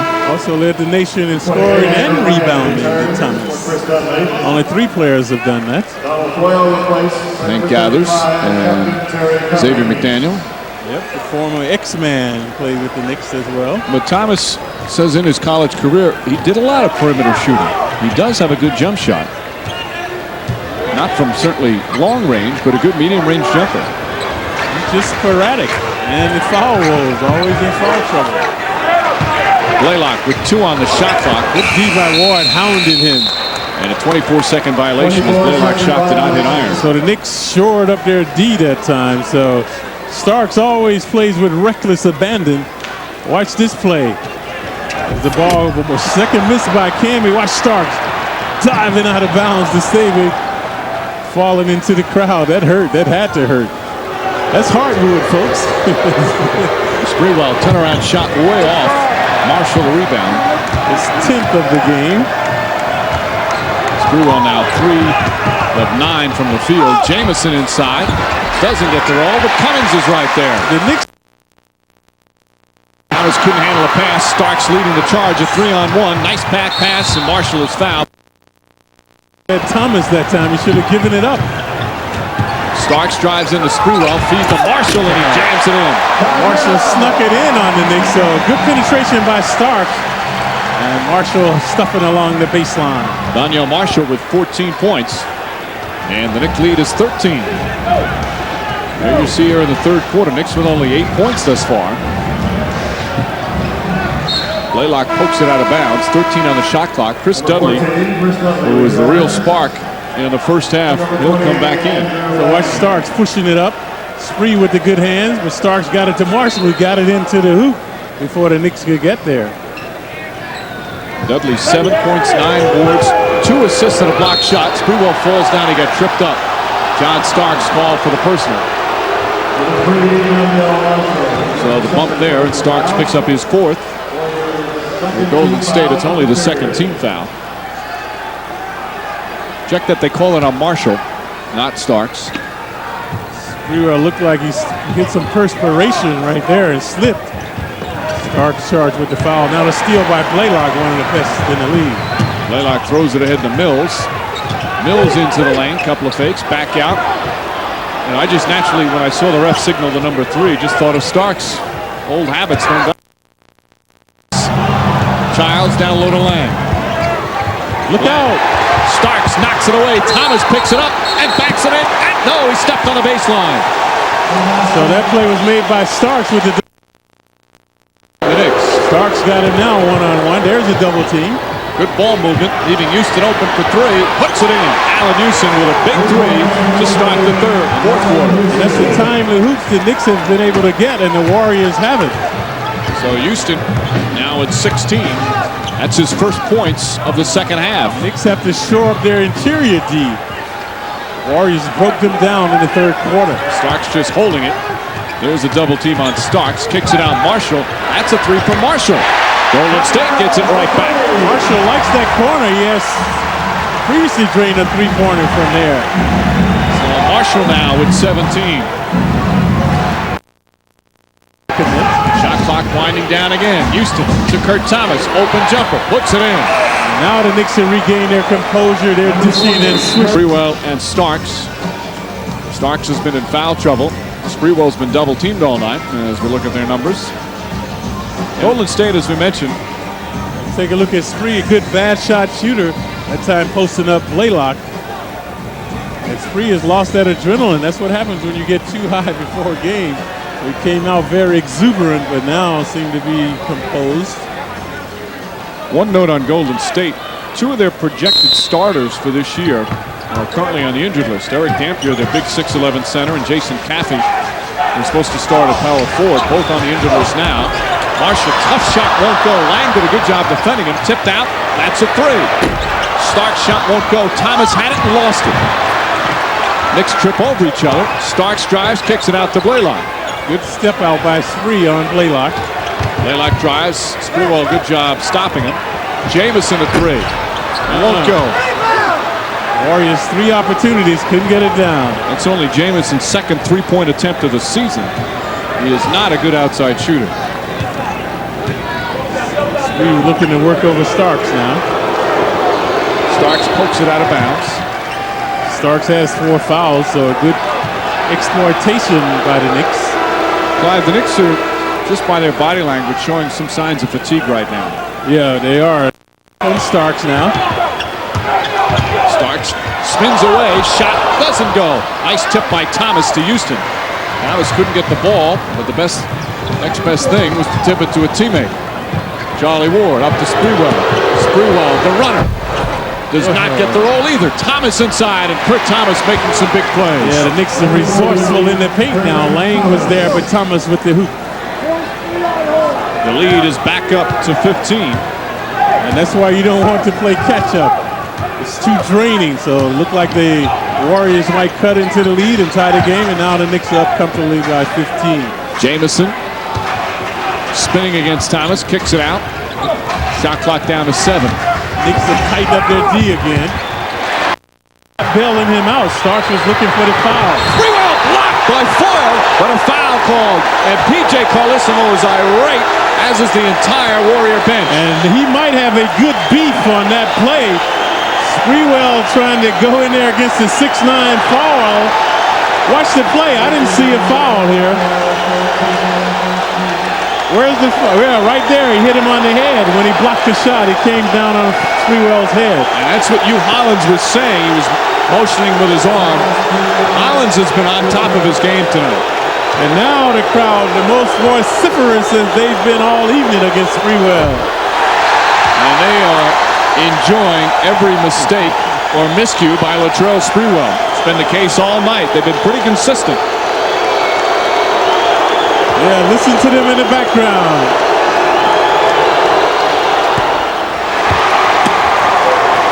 And those were the cheers for Spree.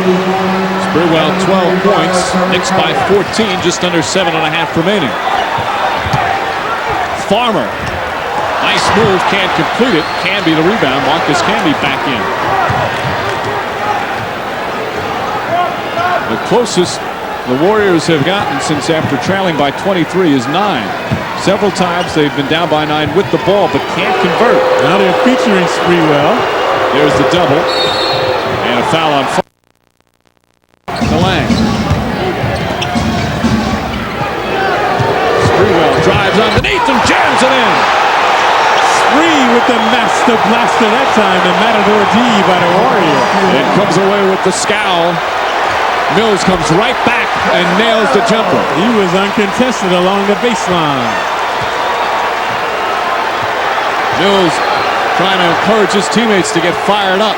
Normally Spree dunks with the tomahawk stuff, but last night we also saw him with a one-handed dunk. And a foul away from the ball. Let's see.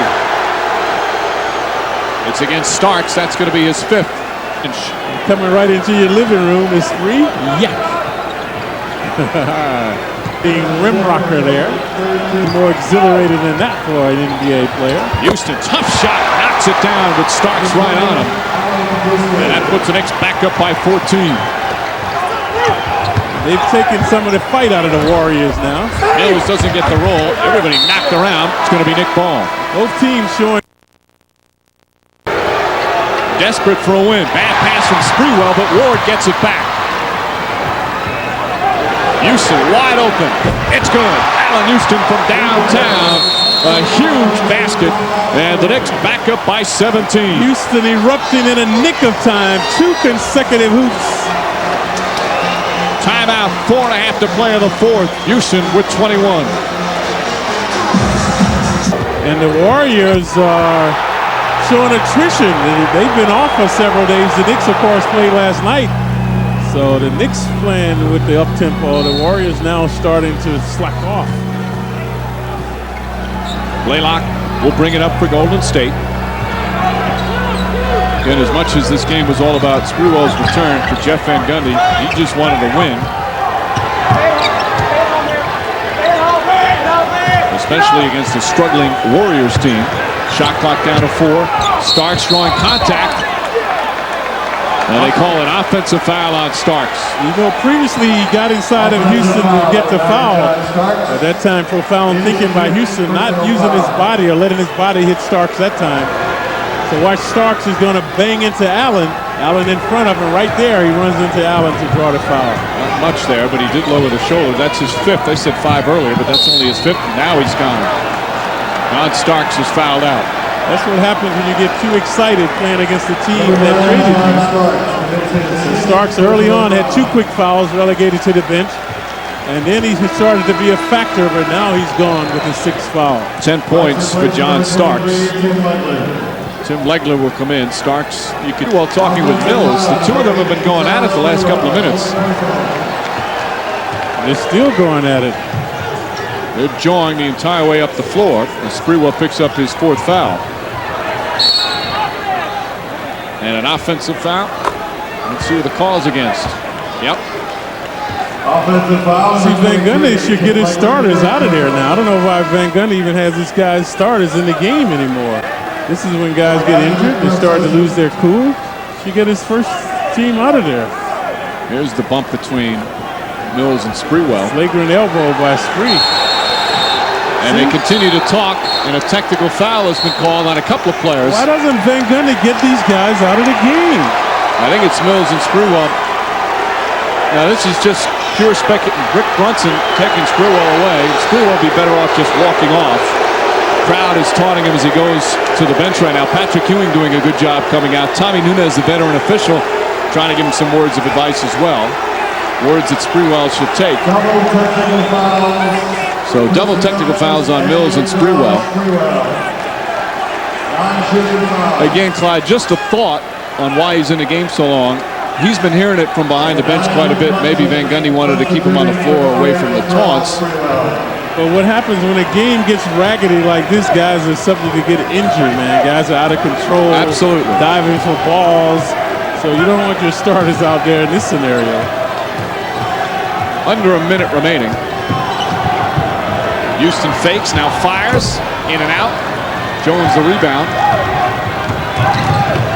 Most importantly, the Knicks will get a desperately needed win. Jones knocks down a 3. 84-75. This game will be a lot closer in terms of the score, but not as close as the final score will indicate. It's kind of a roundabout way of saying that.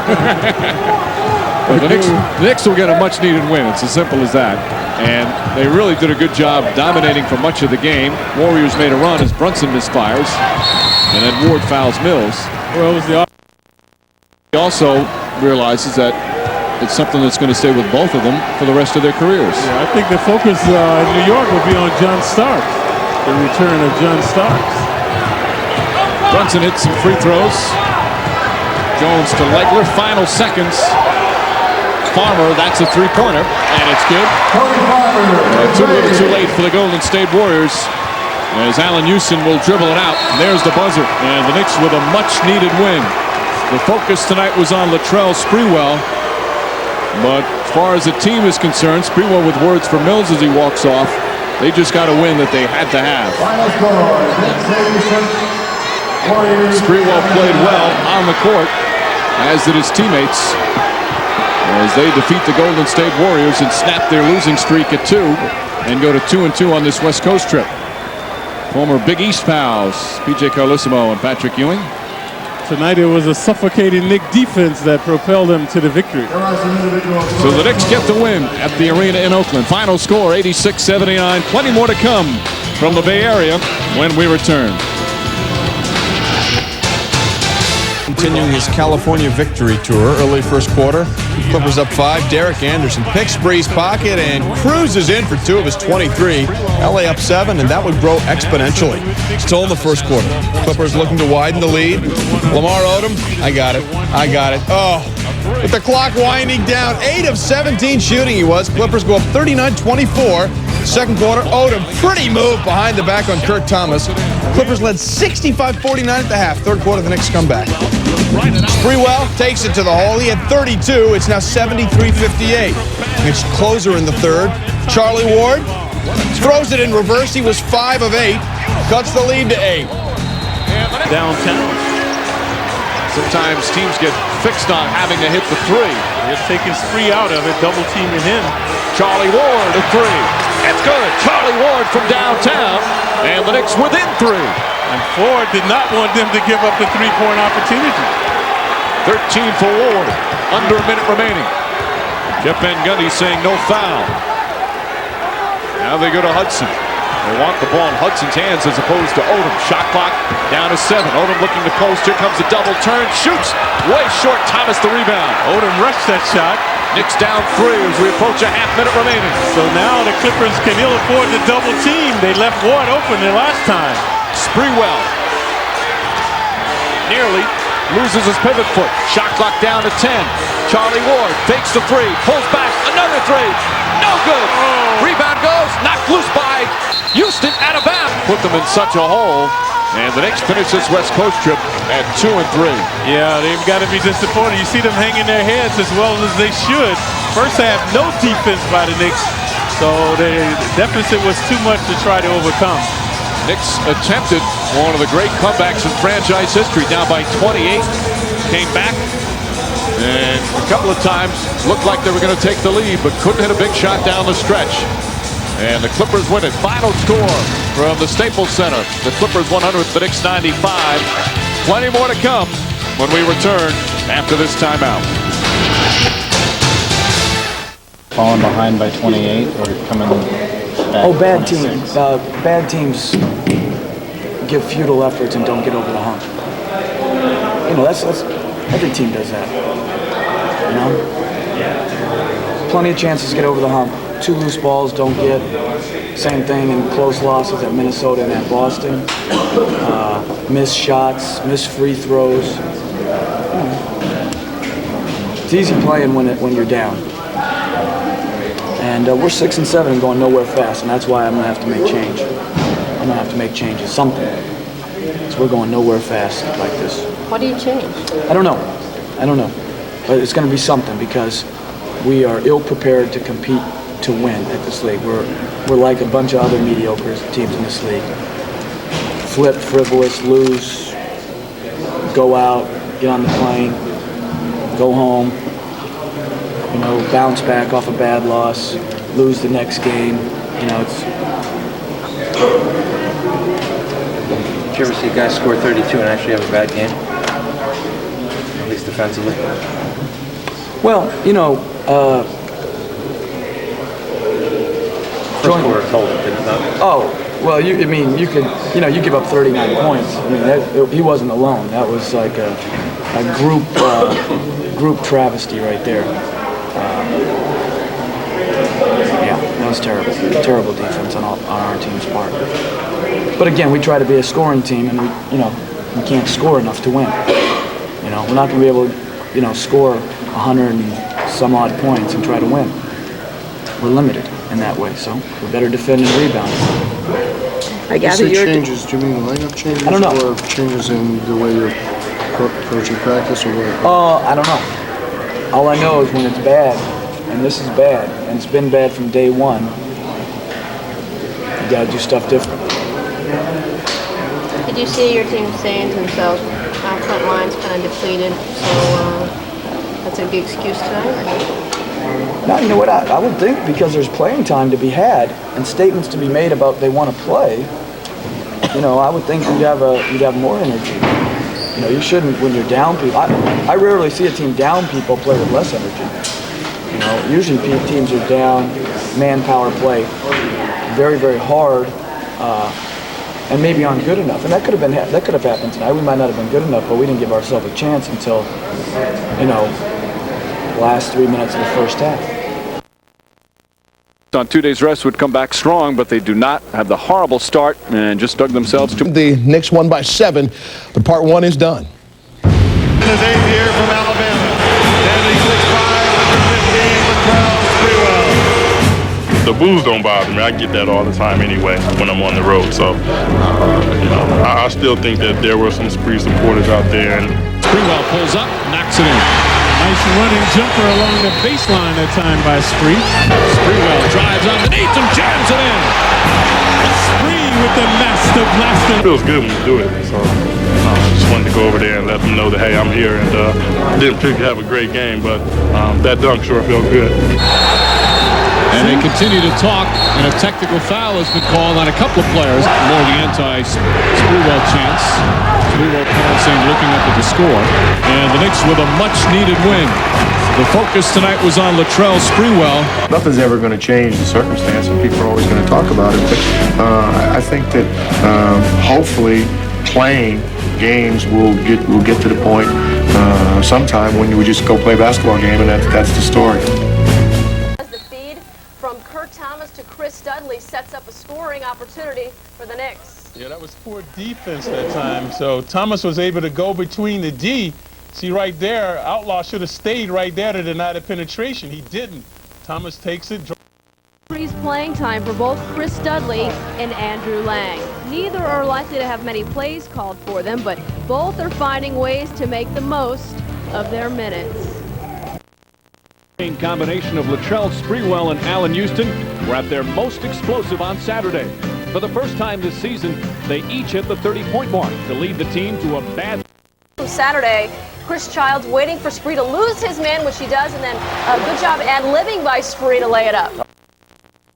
And Chris Childs picking up the loose ball, and he will lay it up as the Knicks out-hustle the young or and the Knicks were back in front. But the fourth quarter was nip and tuck. Darrell Armstrong hit a big three, put the Magic up 4. But the Knicks down 2, and it's Chris Childs with a huge three, much to the delight of the Garden crowd. They go from down 2 to up 1.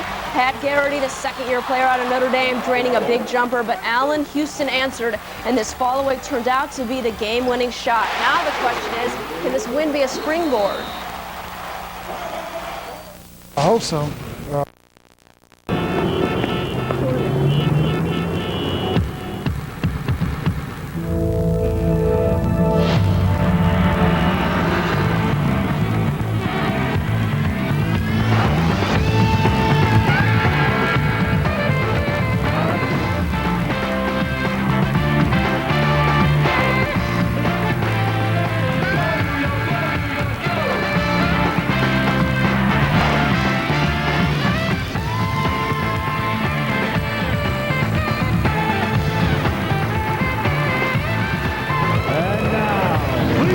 Welcome your New York Knicks.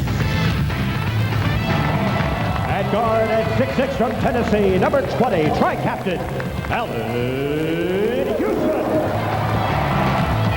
At guard at 6'2" from Florida State, number 21, Charlie Ward. At forward at 6'5" from Alabama, number 8, Latrell Sprewell. forward and quick dive from TCU, number 40, Kurt Thomas. And at center at 6'11", from Arkansas, number 28, Andrew Lang.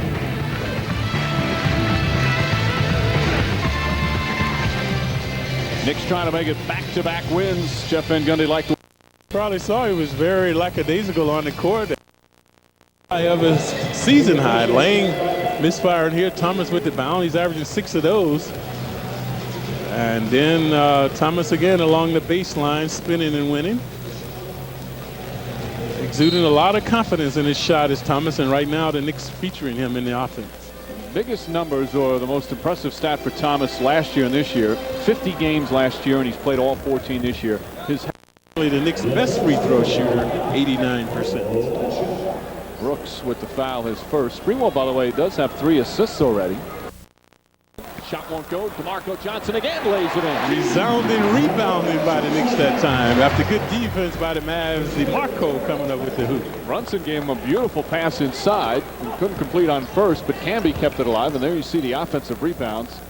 This is where the Mavericks have struggled. Knicks as well. Ceballos misses Camby. But this is why the Knicks have missed him. An intimidator at 6'11", averaging 2 rejections a game, giving that one back to Finley. Nicely. Shot clock down to 5. Ward on the penetration. High banker. Manipulate to the hoop on Nash. Goes, kicks it out nicely. Lang, the jumper, puts it in. To back out Charlie Ward. Ward steps back, the 3. That's good. Charlie Ward from downtown is 3rd of the game. Second opportunities igniting the Knicks. So Camby early on was giving them that. That time Lang. Finley on the drive. Finley off balance shot. Tough one.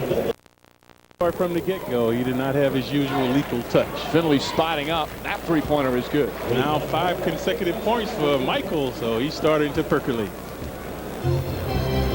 Again, we've seen it so many times. Teams huge leads in the first half, and you lose your edge. The opponent comes back, makes some runs on you, and it's tough to get the edge back. The Knicks have been on the opposite side, falling behind big against the Clippers, against the Jazz. Ward, that's good. Charlie Ward from downtown again. He's now 4 of 5 from 3-point range. The Knicks who lead by 28. Unequivocally Ward's best game of the season. Here's a 3. He puts it in. Charlie Ward again. He's 4 for 4 from downtown here in the 3rd quarter. And his 6th of the game. And that propels him over his career high. Jumper from Ceballos off. Dudley the rebound. Knicks dominating on the boards. Sprewell has been a woeful game for him. He's trying to get on the books now. Misfires, and the follow. Chris Dudley is everybody getting into the action. The Knicks pounding the Mavericks by 33. Dudley huffing and stuffing with the left hand. Let me in there, Mike. I'm ready. Ward makes the drive, kicks it out to Childs, right back to Ward. His teammates want him to take more 3s. DeMarco Johnson, nice jump shot from the rookie.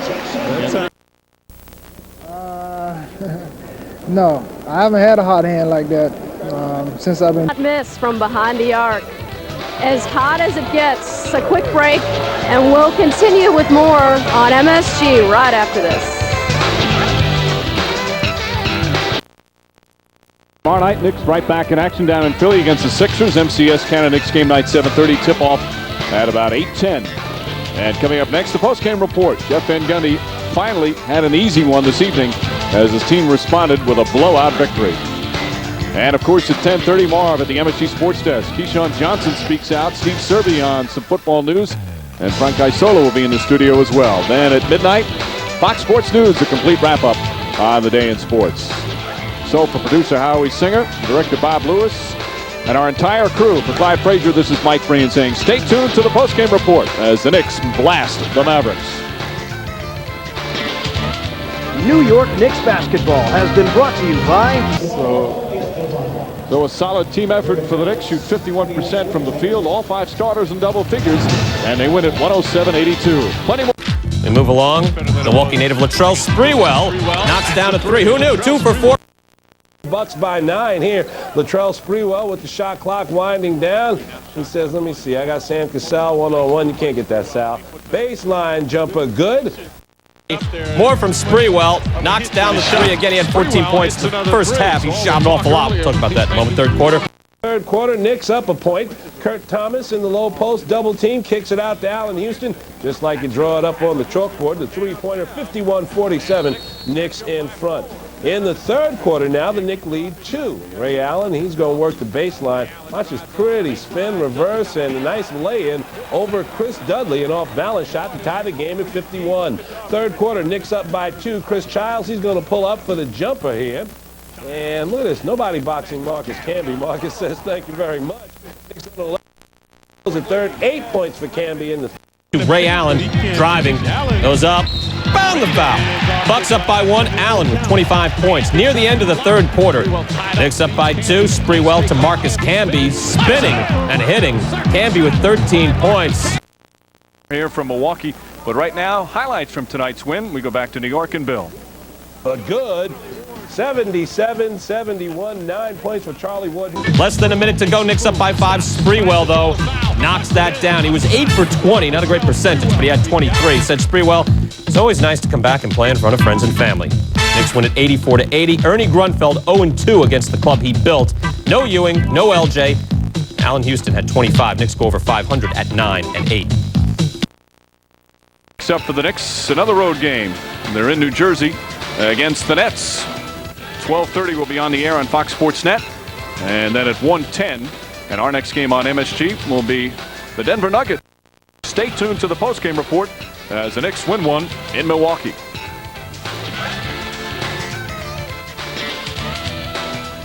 New York Knicks basketball has been brought to you by Allen Houston in the first quarter coming out hot, and Allen Houston makes that trip through the tunnel pay off. He's got tunnel vision on that shot.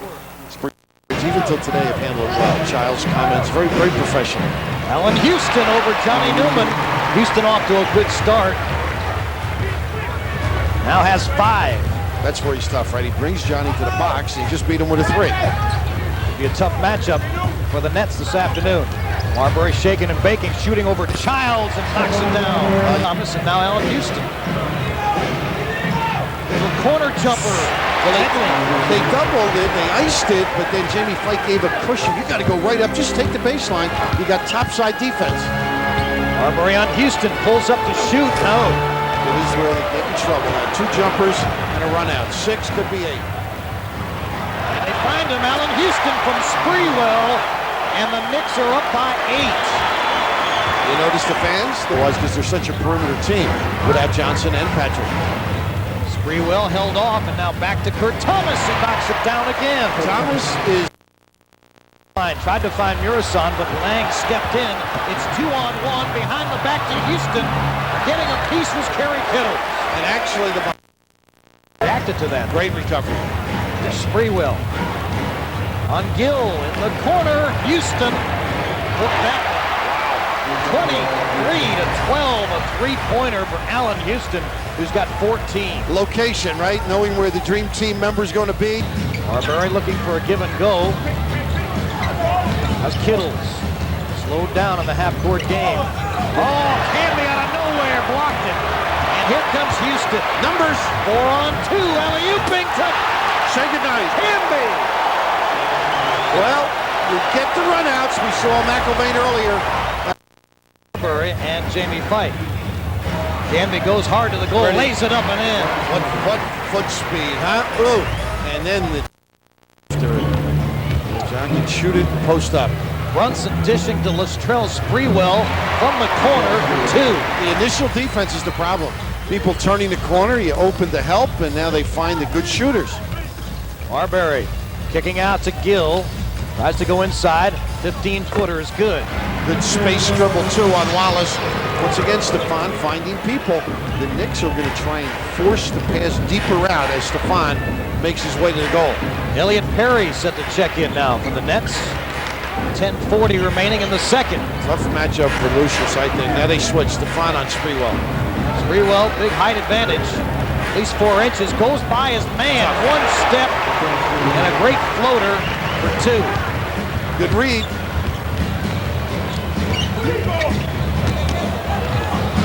Nice kick that time, and a traveling violation called on It up to Campbell. Somehow Brunson came up with it.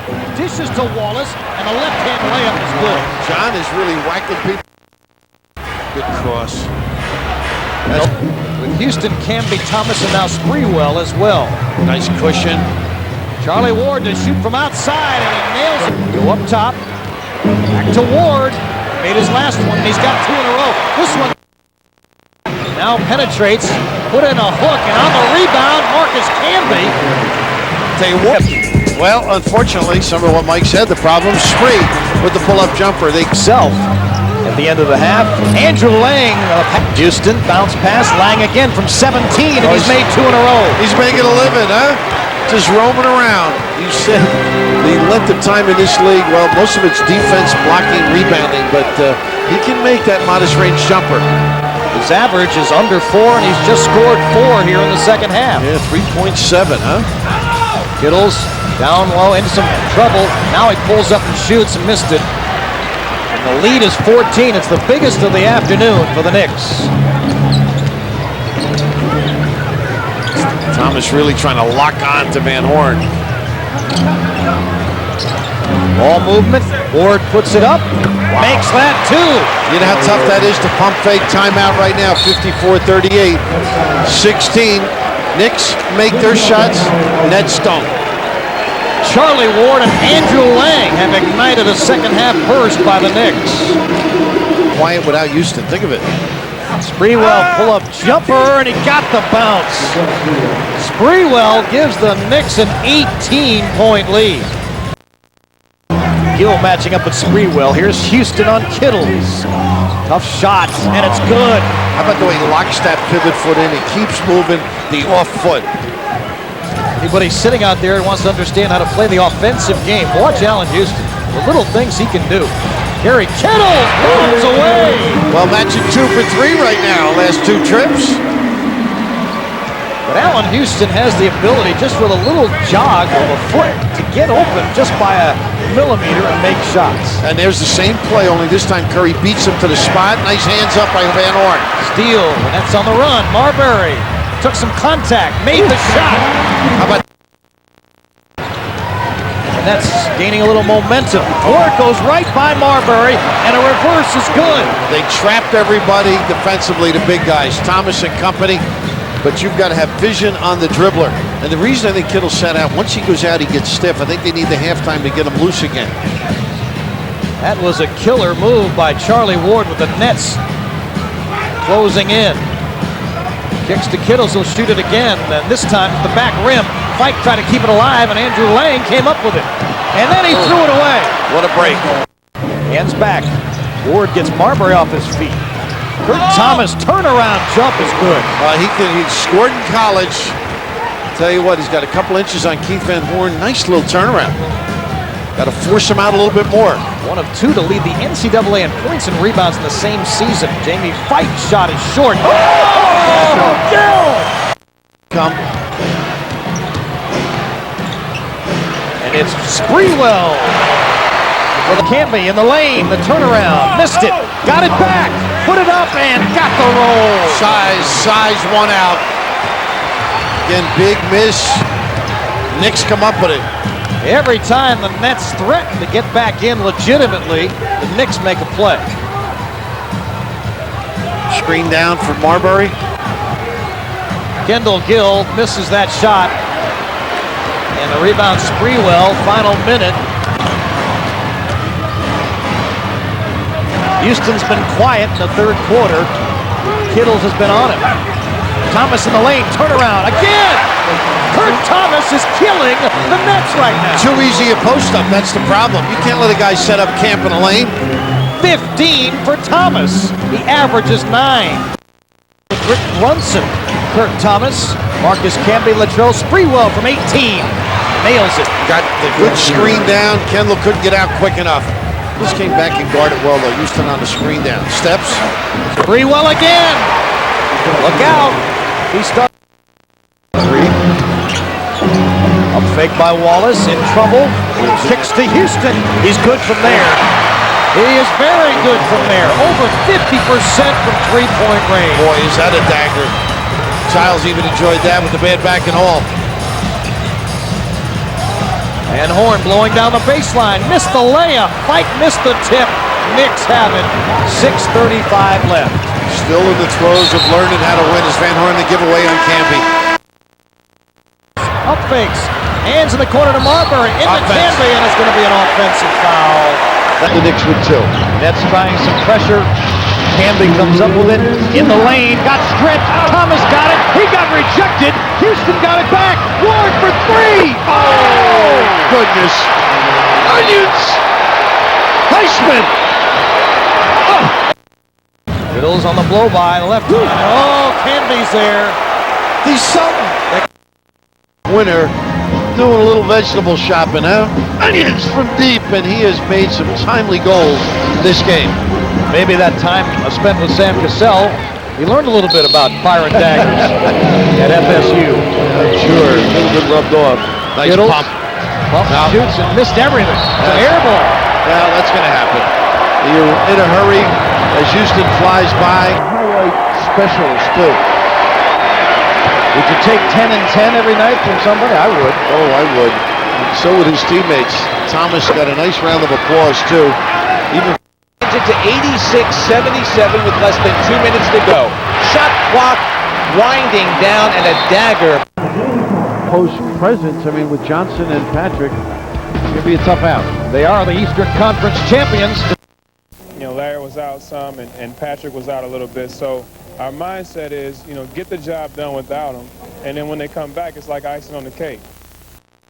He's averaging 12 bounds a game. So Thomas has provided an interior game with Camby down, has been able to manipulate in the paint and score. Always outstanding on the defense, sacrificing his body. But now good aggression with the quantum leap and also a lethal shooter from the baseline. And he did on the return of Larry Johnson night, Sunday here at Madison Square Garden. Second quarter, Larry Johnson into the game and into it in a hurry. Hit his first 2, 6 points in 18 minutes. But in the fourth quarter, Antonio McDyess exercised his interior muscle. The Nuggets come all the way back from 16 down. The Knicks answer. Latrell Sprewell goes on a 6-1 mini run. Knicks up 4, 2:10 to go. But then Rafe LaFrentz with a 3-pointer. Nuggets up 1 with 40 seconds to go. The Knicks needed an answer. The Garden was buzzing. They couldn't believe what they were watching. Allen Houston comes up big. Knicks up by 1 with 29.1 seconds left. But then Allen Houston would miss a critical free throw with the Knicks down 1 and looking at possession after it. So it's still Nuggets by 1. Knicks down 2 now, 1 final chance. The Nuggets got a free throw, and Houston at the buzzer. It doesn't go. And the Denver Nuggets celebrate their first road win of the year by a final of 80-78. That one stung, and stung a lot to the Knicks. They were up by 16 points and cruising in the third quarter. So here's the deal in the NBA's Atlantic Division. Miami still setting the pace.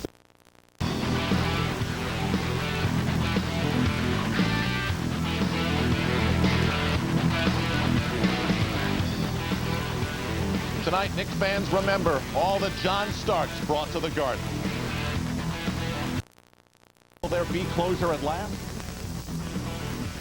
And yes, there's a game to be played as the Knicks try to bounce back from a bad loss.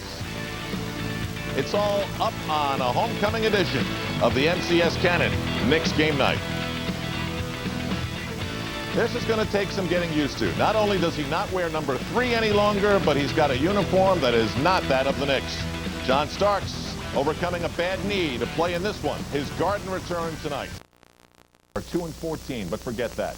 This is about the good memories. This is about the return of John Starks to New York City, and that means getting down to business in more ways than one. It means getting down to basketball business tonight and getting down to those other businesses yesterday in New York.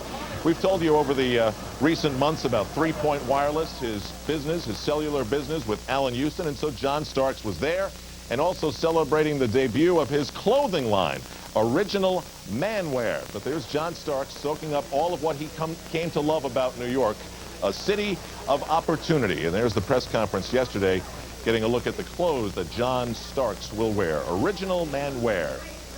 Busy day for John Starks in New York. Busy times as well for P.J. Carl. In the return meeting, there were angry words on the court between ex-Knick Chris Mills and Latrell Sprewell. And the angry words didn't stop there. Sprewell frequently throughout the game decided to get into it with the fans as well. It was clear that there was a lot on his mind. Well, there's one guy in particular, I don't know, he just kept going and going. I'm like, well, just be quiet. You know, it's kind of irritating at some point. I'm just, you know, I don't know. We were going back and forth, and I just basically told him, why don't you be quiet? You know, you're not accomplishing anything. When everything had calmed down, there was Latrell Sprewell, model citizen, signing autographs for the fans. But upon further review, the NBA looked at the big picture and fined him $10 grand. I think they're paying close attention, I should say. I really didn't think that I said too much, and anything that I did say, it wasn't a lot of profanity or anything like that. So I don't know why they're looking so hard at the situation. Played by oversized kids who won't grow up. And while some may think that's true, MSG Network has always thought a little differently. As we celebrate our 30th year, MSG would like to say thanks for watching, for all the triumphs, memories that will last a lifetime. MSG Network. For 30 years, we've always known that it's more than just a game.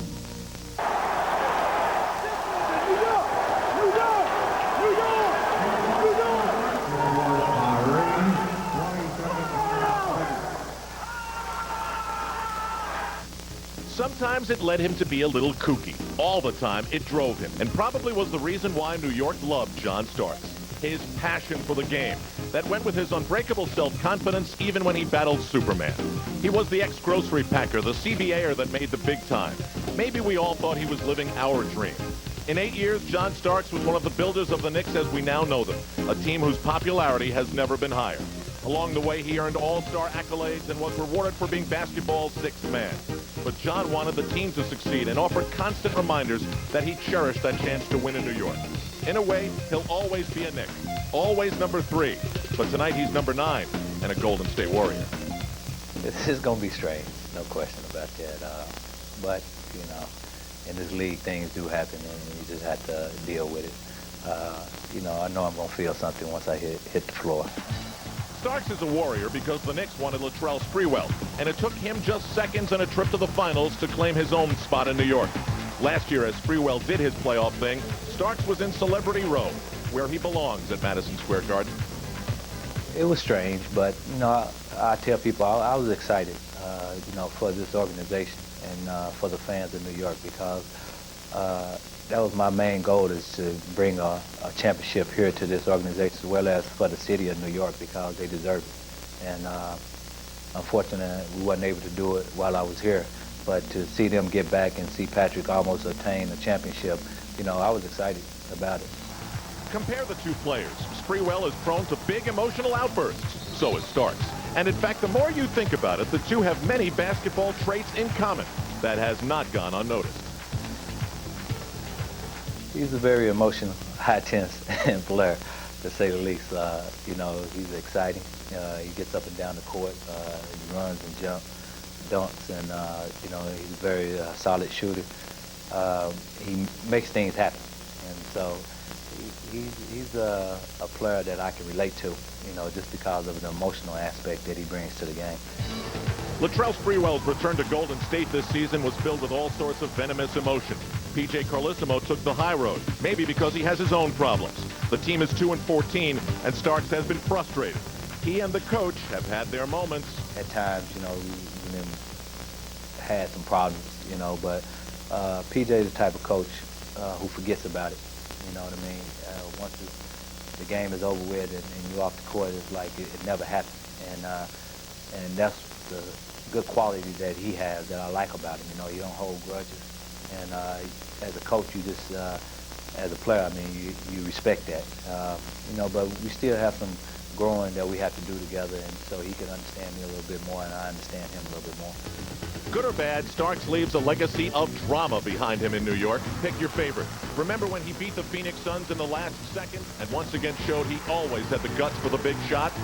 There was that game when he broke his nose versus the Utah Jazz. Like a hockey player, he wore a mask and scored 24. The literal collisions with the Indiana Pacers, which built one of the best rivalries the Knicks have ever had. Then there was 1993. Many say Madison Square Garden's never been louder. Starks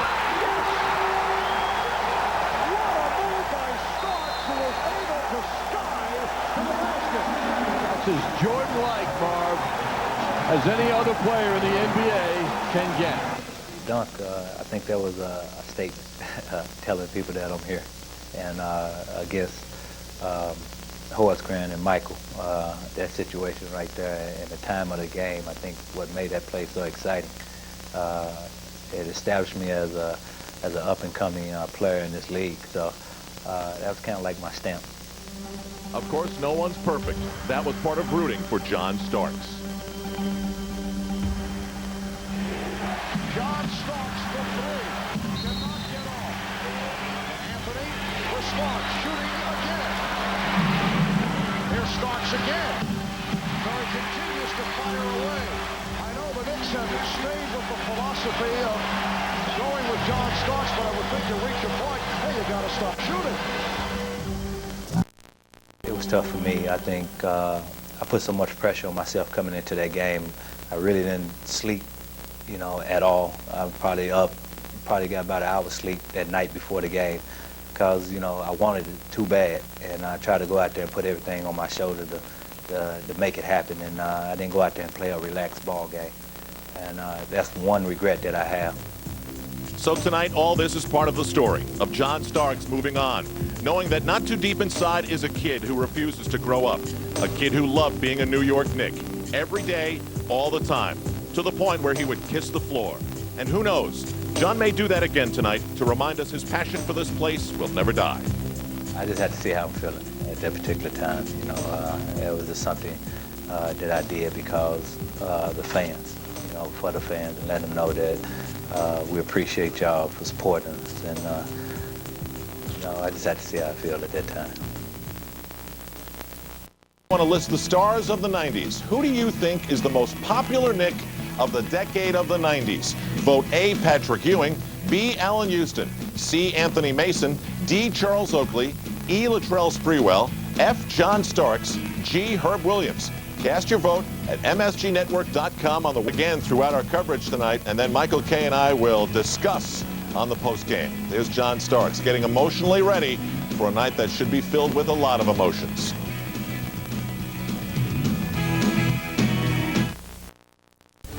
In Oakland, it was all about Latrell Sprewell returning to the scene of the crime, and all night he showed deep anger and emotion for all that went wrong out there.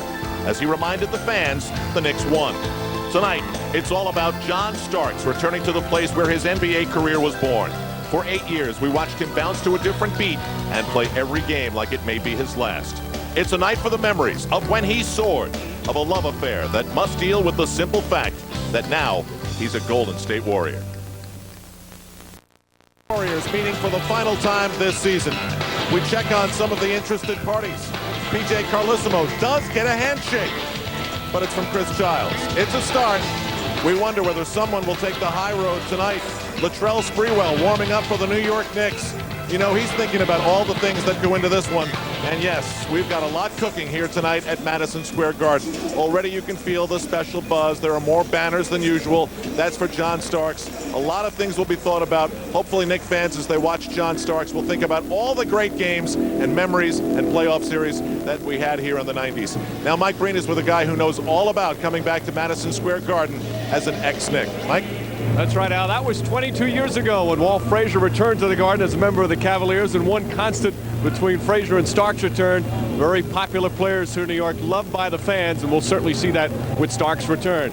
Starks spent 8 seasons here, so of course a lot of friends accumulated over those 8 years. A lot more than just the points of the hustle, the type of person he was as he greeted his teammates. And earlier he talked about his emotions coming back to playing at the Garden. This is going to be strange, no question about that. But, you know, in this league, things do happen, and you just have to deal with it. You know, I know I'm going to feel something once I hit the floor. Now, because last year's lockout, these two teams never played. That's why this is his first game back in an opponent's uniform. And Clyde, because of the type of player he was and the relationship he had with the fans, this will be extra emotional. Yeah, it's definitely going to be emotional. I can relate to that when I came back, played the Knicks. But Starks has been on the injured list. I think just reactivated. So I don't think his fans are going to see the Stark that plays with reckless abandon. He's only shooting about 37% from the field, so has not had a good shooting performance this season. But I'm sure John has the emotion and the adrenaline will be flowing tonight. Yeah, he's had the knee problem all season long, and Golden State needs a win. They've dropped 9 in a row. As for the Knicks, the story has been inconsistency. Oklahoma State, let's have a warm welcome back for longtime Knick, number 9, John Starks.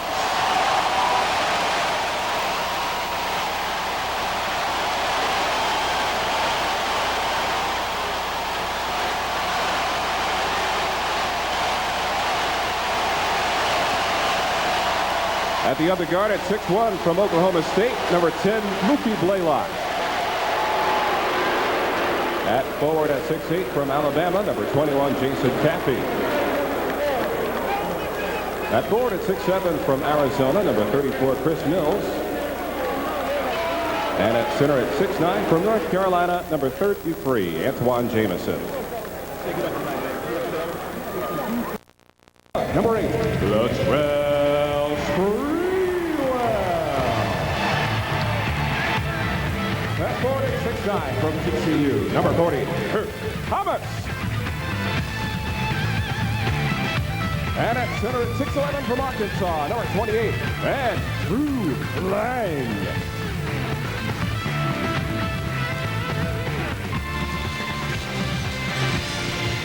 So another sellout crowd here at the Garden, 305th consecutive, and a lot of them showing their feelings for John Starks.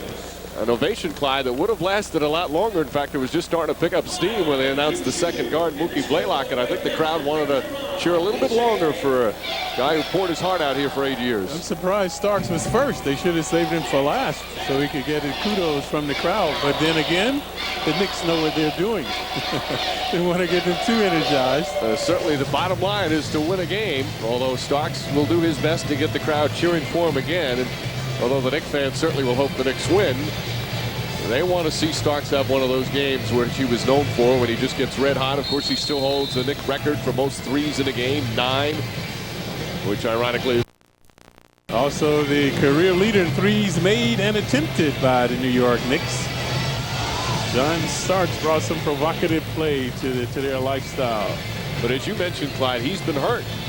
He's had the sore knee most of the season, didn't play the last 5 games, specifically didn't go on the injured list because he wanted to make sure he played in this game. We'll see how the rest was, whether or not it was beneficial, because in the game in Oakland back on November 20th when the Knicks beat the Warriors, you could tell Starks he just didn't have that explosiveness because of the knee. Yeah, just a shadow of himself. Starks averaging 28 minutes a game, 10 points, 4 assists and 1 steal, but dreadful shooting by John, only 32% from the field. Speaking of poor shooting, this entire team, the Warriors, one of the worst in the league. Thus, as Mike always say, that's why they are the best rebounding team in the league. You get a lot of offensive rebounds when you have a chance because you miss so many. So Andrew Lang will start again at center, and he will jump for the Knicks. Jason Caffey for the Warriors. Starks with a save and gets his first cheer of the night. Starks showing good agility on that play. No sign of a weak knee. Another former Knick, of course, in the starting lineup in Chris Mills. Starks throws it. Mills can't hold on, and Thomas picks it up. Mills, their leading scorer, averaging 16 a game, so there's a turnover. Terry Durham, Billy Spooner, and Mark Davis are officials for tonight. They want Thomas. Thomas double team as it knocked away, gets it back.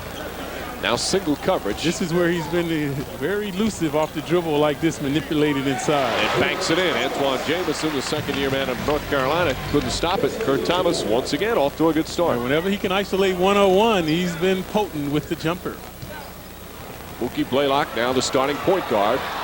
The 2 guys that traded for each other, Spree and Starks guarding each other. Jason Caffey fall away, and that's good. The Warriors, as we've mentioned, have lost 9 in a row. They're 2-14. They've really had a horrible year, but injuries a major part of that. They've been banged up. Starting center Eric Dampier hasn't played. Caffey just returning off the injured list.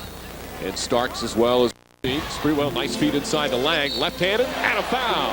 Andrew Lang. Use of hand is in the lower box with the offensive man with his back to the basket. Jamison dumps it in on an assist from Starks. Yeah, Jamison, good positioning inside, only 5 feet away. So both of his hoops have come in the paint area. Golden State is at 4 their first 5 from the field. Nice fake by Spree. Good help by Jamison. And Sprewell knocks it down. He's starting to shoot the ball better from the perimeter. He's been struggling. His overall numbers, Sprewell, just 39%, but in recent games we've seen him a little more consistent. Knocks it away and comes up with a steal. Sprewell pass, and Blaylock. Passing for both teams now. Sprewell hits the 3. Latrell Sprewell from downtown. And the Knicks back up by 2. You can see Spree is energized for this game. Previously made a nice pass looking inside, and now he's canned his last 2 shots as well. Starks up top. Good help by Thomas. And Thomas called for foul. He was riding Starks, got too much body contact that time. Again, Starks with the knee. He thought about going on the injured list earlier in the year. Decided against it, but it's been bothering him. The first step, he says, has been the main problem. Not a good year. I think Starks' contract is up this year as well. Yep, he's a free agent after this year. Caffey, tough fall around, way off the mark. He has not ruled out Golden State. Jamison, nice second effort. Yeah, he's now 3 of 4 from the field. That ends a 7-0 Knick run. Jamison, that #1 draft choice out of North Carolina. Came on strong late last year. Still been a little bit inconsistent this year, but a fine talent. Kurt Thomas fakes. Sprewell to Lang. Shot clock down to 4. Good screen by Lang to free him up. And Sprewell takes advantage. Latrell Sprewell with 7 quick points here in the first. Yeah, good 2-man game that time. Lang giving him the step that he needed. Both teams shooting well from the field. Knicks have hit 7 of their first 11. Also good continuity. Starks a little overzealous now. Also, you don't expect them to be all that sharp after missing 5 games. Finds Jamison. Quick shot for Jamison. Jamison swishing them through, that time 10 feet away. And he's now 4 of 5 from the field. Starks gets his second assist. Well, that's Jamison's nemesis, is his perimeter shooting, especially 15 feet away. And Jeff Van Gundy will call timeout. Perhaps not happy with the defense as the Warriors shooting well. Starks still without a shot attempt. Hello, this is Derek Jeter, the world champion New York Yankees. Congratulations, MSG Network, on 30 years of sports coverage. Keep it going. Love and happiness. Sprewell makes his move inside, draws the foul, and 1. Latrell Sprewell with a chance for a 3-point play. Spree lethal with the jumper and elusive along the baseline that time. So Spree very focused early. Deflecting it, Ward picks up the loose ball. Camby on the run, and he's fouled, goes down hard on his back. Foyle bumped him. Camby quickly gets a very raw talent. Sprewell posting up Mills. Big mismatch in favor of the Knicks there. Johnson left-handed, an easy 2. Knicks exploiting them in the paint. Previously Spree hooping in the paint. This time LJ off the glass. 8 straight points now for the Knicks, who go up by 8. And the Warriors want to talk with their Swiss cheese defense. So a timeout with 56 seconds remaining, a full timeout called. Warriors have missed their last 7 shots and find themselves down by 8.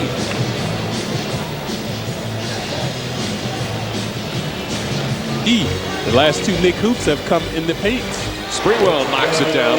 You know, in that event yesterday, a lot of his former teammates were there. Herb Williams, Patrick Ewing, Charlie Ward, all showing up. Charles Smith, of course, the former teammate as well. Again, he's just a very likable guy. Ewing has always said he is his favorite teammate that he's ever played with, as Camby goes for the fake and fouls Jamison. Yeah, remember we were in Golden State and Ewing and Starks were going out after the game. They were always very good friends. So Jamison creating mayhem for the Knicks. So that time he'd been canning his jumper, so that time faking and getting to the line. If you're wondering about Ewing, nothing new to report. As Jamison misses the first free throw. The expectations now, although you hear something different every day, is perhaps next week on the Texas trip when the Knicks go in Houston and Dallas, but still no word, as he obviously enjoys keeping everyone. Johnson spinning inside. Nice move from Larry Johnson for his second field goal. double team, leans in, shot, it's good, and a foul. Latrell Sprewell with a chance for the three-point play. And the Knicks now is just scoring in the paint at will. Camby gets the feed. Excellent entry pass from Sprewell and an easy two for Marcus Camby. Looking to post. Gets inside. Nice move from Sprewell.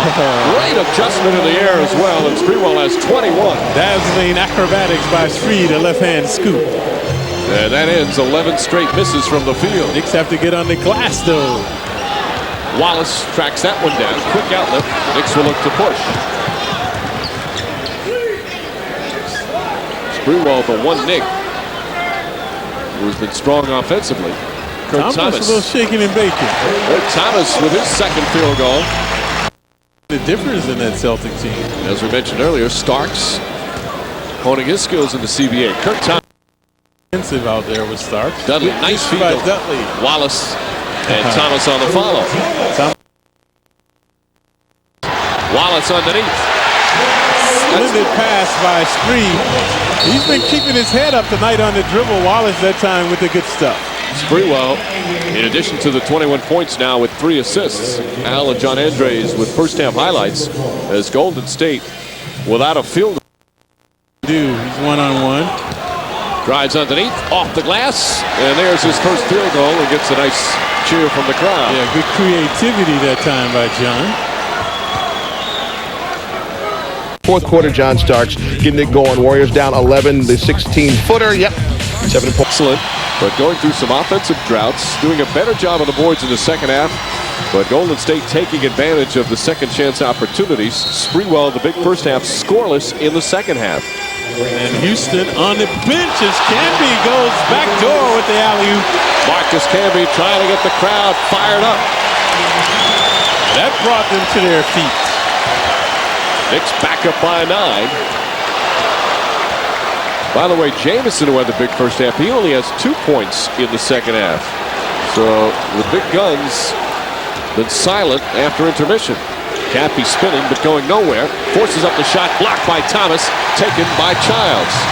Knicks with some energy now. After the dunk by Camby, Spree misfires and Camby another. Marcus Camby comes from outside. And now a timeout by Golden State. The energy of Marcus Camby puts the Knicks back up in double digits. Camby huffing and stuffing, igniting another capacity crowd at the Garden. Golden State Warriors, but it was a night reserved for John Starks' homecoming. He talked about it after the game. Man, the memories that was going through my mind, you know, when they stood up and cheered for me, you know, nothing but fond memories of all the games that I had here in the Garden, and you know, all the memories that I have. So, no question, it's a happy time for me. John, you're happy to have this one over? Did it make you sad that you're not here?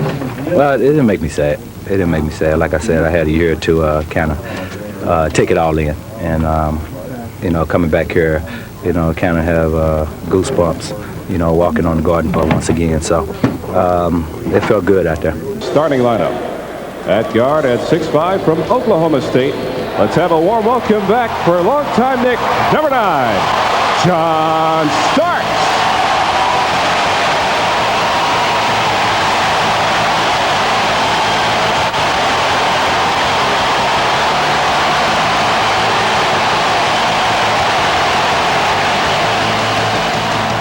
So, you know, it felt real good to see the fans stand up and show their appreciation. I know how much John is liked here. I mean, he's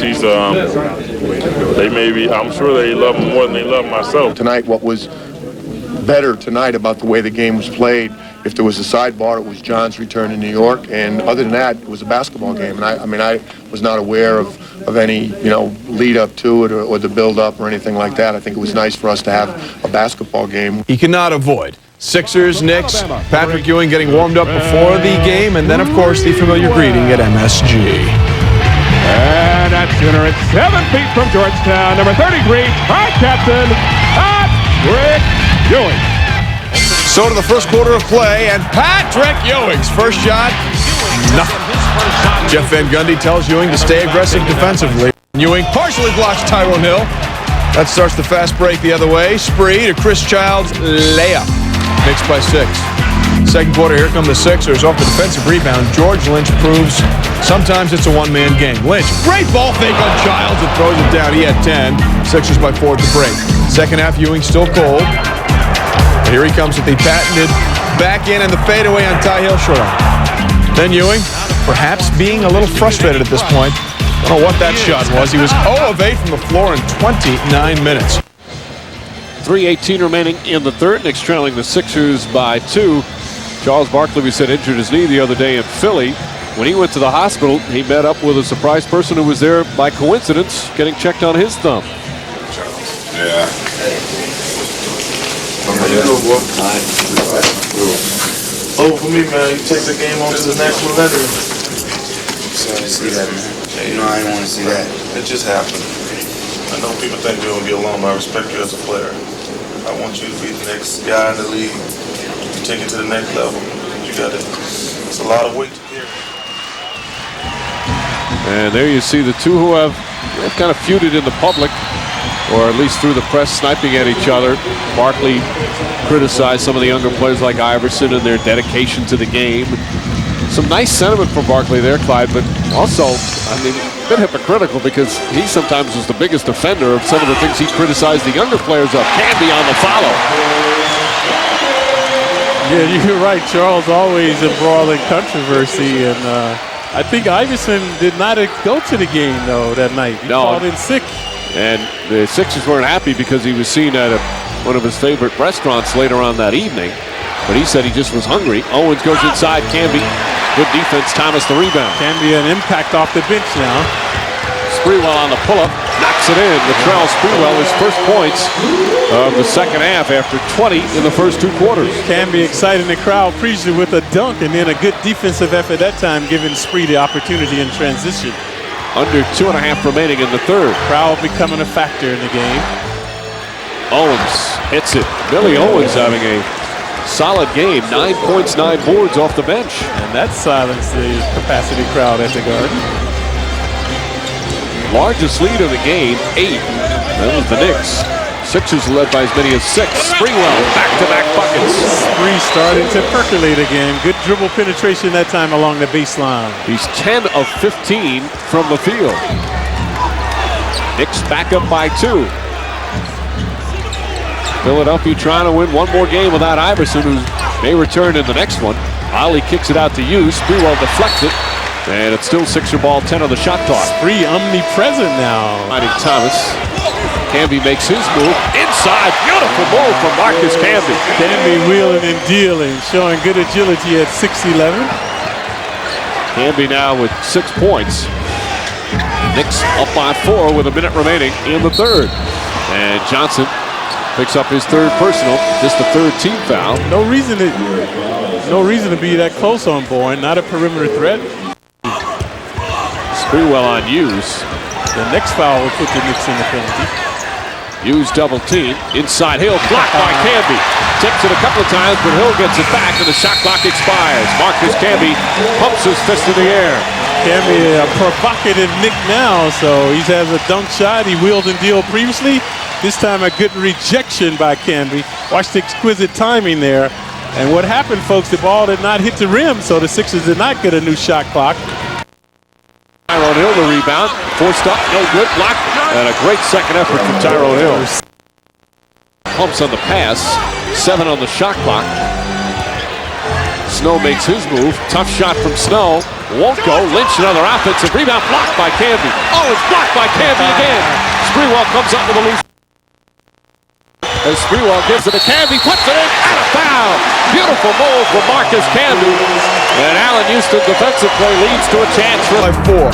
More fast break. Allen Houston this time feeds Spree. Hang, hit, hurt. Canby this time going one-on-one, hooping along the baseline. 26 for Latrell Sprewell. Ewing sharing some love with Allen Iverson, and the Knicks win at 85-78.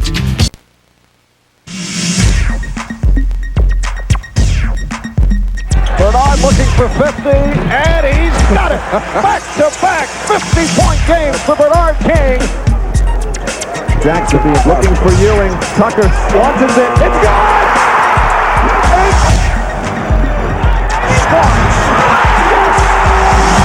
It's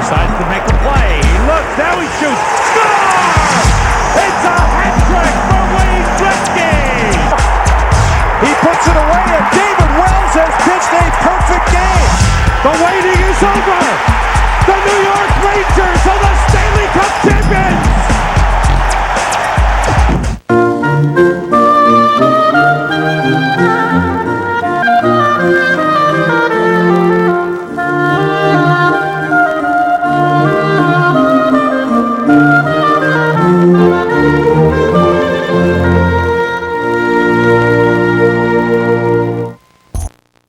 College or the pros? Cheney, 4 on the shot clock, knocked away, but a foul, and Sprewell upset with a call, as is Jeff Van Gundy. Yeah, Celtics have become a perimeter team. Sprewell on the help defense. 3 on 1. Sprewell drives underneath, draws the foul, shot won't go, but he'll shoot 2. But it continues to be undaunted in his play. So Sprewell will find him this time. That time the trailer, good dexterity with the left hand. And again, Thomas will be the recipient. Ewing making a nice pass to find him off the glass. Thomas 5 for 5 from the field. And Ward finds him in the paint as well. So Nunez, Houston on a pull-up. Tough shot, and he puts it in. Griffin stayed right with him. And Allen Houston now with 14. Allen always potent off the dribble, especially along the baseline. Crowd very silent now. Kenny Anderson looked very energetic in the first half. Williams, 7 on the shot clock. Across the lane, kicks it Potampico. Anderson with the 3. Short. Sprewell, his 5th rebound. Sprewell, a very solid all-around first half. In addition to his scoring, he had 5 rebounds and 4 assists. Ewing. Crowd in anticipation of that first field goal. Puts it in, and a foul. And a big cheer, which we expected. And that time a defiant Patrick Ewing did not have time to think about what he was doing, because once he got in the paint, guys started to converge on him. So it was just his creativity to get it down. And Ewing acknowledges the cheer. Watch this. This time not thinking, using his moves and just wheeling and dealing off the dribble. First 6 tonight. Ewing on the block. Knicks with their 8th block shot. Griffin comes right back, and a foul. Adrian Griffin, terrific move. And then the heat up now. Allen Houston finding the stroke. But again, LJ, the Celtics. Williams, Anderson, Ewing, another block, his 4th of the game. And it's going to be Nick Ball. Ewing has 4, Camby has 4, so the Nick big man omnipotent tonight. Ewing last year, we mentioned this, prior to getting hurt, he was having one of his best years in blocking shots that he'd had in some time. And that's what you want to see from Ewing. The other things, not necessarily the scoring, but the rebounding, intimidation. Johnson double team, Sprewell the 3, won't go. Cheney the rebound. Ewing said that because when Marcus Camby came in, you know, Camby loves to block shots. It kind of inspired him and got him back into the shot blocking frame of mind. They'll give an assist there to Camby. Walker inside. Ewing harassing him. And a reach-in foul. Potampico spinning inside. Ewing another block, but Walker right there to put it in. Potampico has to take that shot. Was only 8 feet away, but Walker able to come up with the hoop. Ewing with 5 block shots. And as you mentioned, Camby has 4. However, the lead is cut to 11. The most by Nick this season has been 6 by Marcus. Here comes the double team on Sprewell. Taking him out of it. Larry Johnson, nice feed to Ewing. And the Nick Ball movement continues. Nothing inside for them. Walker steps back for 3. That's good. Walker starts for him. Walker, that's a 3. Short. Ewing tips it and grabs the rebound. Patrick Ewing with a very big board. The crowd aroused now. Johnson against Griffin. Johnson spinning inside, draws the foul, and one. Larry Johnson, another big play, and a chance for a 3-pointer as the Knicks go up by 5. Also the omnipotence of LJ is 6'7", 235. Griffin 6'5", 215. Whacks LJ, but LJ just overwhelms him off the glass. I take another look, spinning along the baseline. He did that to elude the double team. So a timely hoop by LJ. Johnson with a terrific all-around game. Certainly his best since his return from the back injury. 7 of his points in the 4th. Marcus Camby has checked in. Houston will sit down. Early on, LJ was dishing, but now swishing. No hoop bigger than that one for the Knicks, and completing the 3-point play. Larry Johnson, perfect from the line tonight. 19 total points. 6-point lead, just under 2 to play. Knicks must deny the 3-pointer here. Chance of defense from the sold-out Garden. Potopico against Ewing. Fakes, moves, knocked away by Childs and Camby. First Childs got a piece and Camby picks it up. Potopico went right into the double team. They cleared out the side. He should have gone baseline. Sprewell wants to get it to Johnson again. There's the double. Yep. Now around the perimeter, someone's open. Bad pass. 94-87. Anderson to Potopico. And a blocking foul called on Marcus Camby. He was in the restricted area. As a help defender, you have to be above that dotted line, and Camby was inside it. Coming up on a minute remaining. They keep featuring LJ. He's been able to deliver on the low post. Walker has him now. Johnson in, left-handed, flips it up and in. Larry Johnson having a magnificent game. That time improvising with the left hand off the glass. Johnson now 10 of his 21 here in the fourth quarter. Anderson drives, puts it in with 47 seconds remaining. Celtics will not go away. They can't foul. They're in the penalty. Childs wisely taking time off the clock. So Knicks opening up the court now, spacing themselves. Good spacing. Again, they want LJ. Childs tied up. Oh, deflected by Potopico. In the penalty, have been for a while. Anderson gets it, drives hard, goes inside, lays it in, 2.8 remaining. They need to come up with a steal. Houston gets it as foul with 2.1, and again, this one is still not over. And Allen has had his moments from the free throw line. Now, if Houston hits both, the game is over. But if Houston makes either just one or misses both, the Celtics can call timeout, get the ball at half court and set it up. And Houston, we've seen him miss some free throws down the stretch. You see Antoine Walker talking to them as they go down the floor. Reminding him, hey, Allen, you know you can blow these, don't you? Allen's trying to laugh it off. Houston has had some missed free throws on this homestand. He's 4 for 5 tonight and misses another. And the Celtics can absolutely come back here. Houston needs to hit this one to go up by 3. Boston still with one timeout left. Houston has 26 points. More drama the Knicks are adding. This is another, and Griffin calls timeout. Allen Houston blowing 2 more free throws, and Boston will get it at half court. Patino wants more than 1.7 on the clock.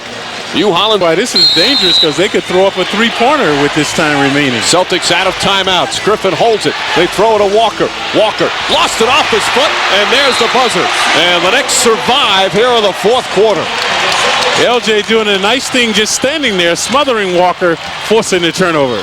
So the Knicks blow a big lead in the fourth quarter. Allen Houston struggles down the stretch, but certainly for Houston and his teammates, they hold on and win their 3rd in a row.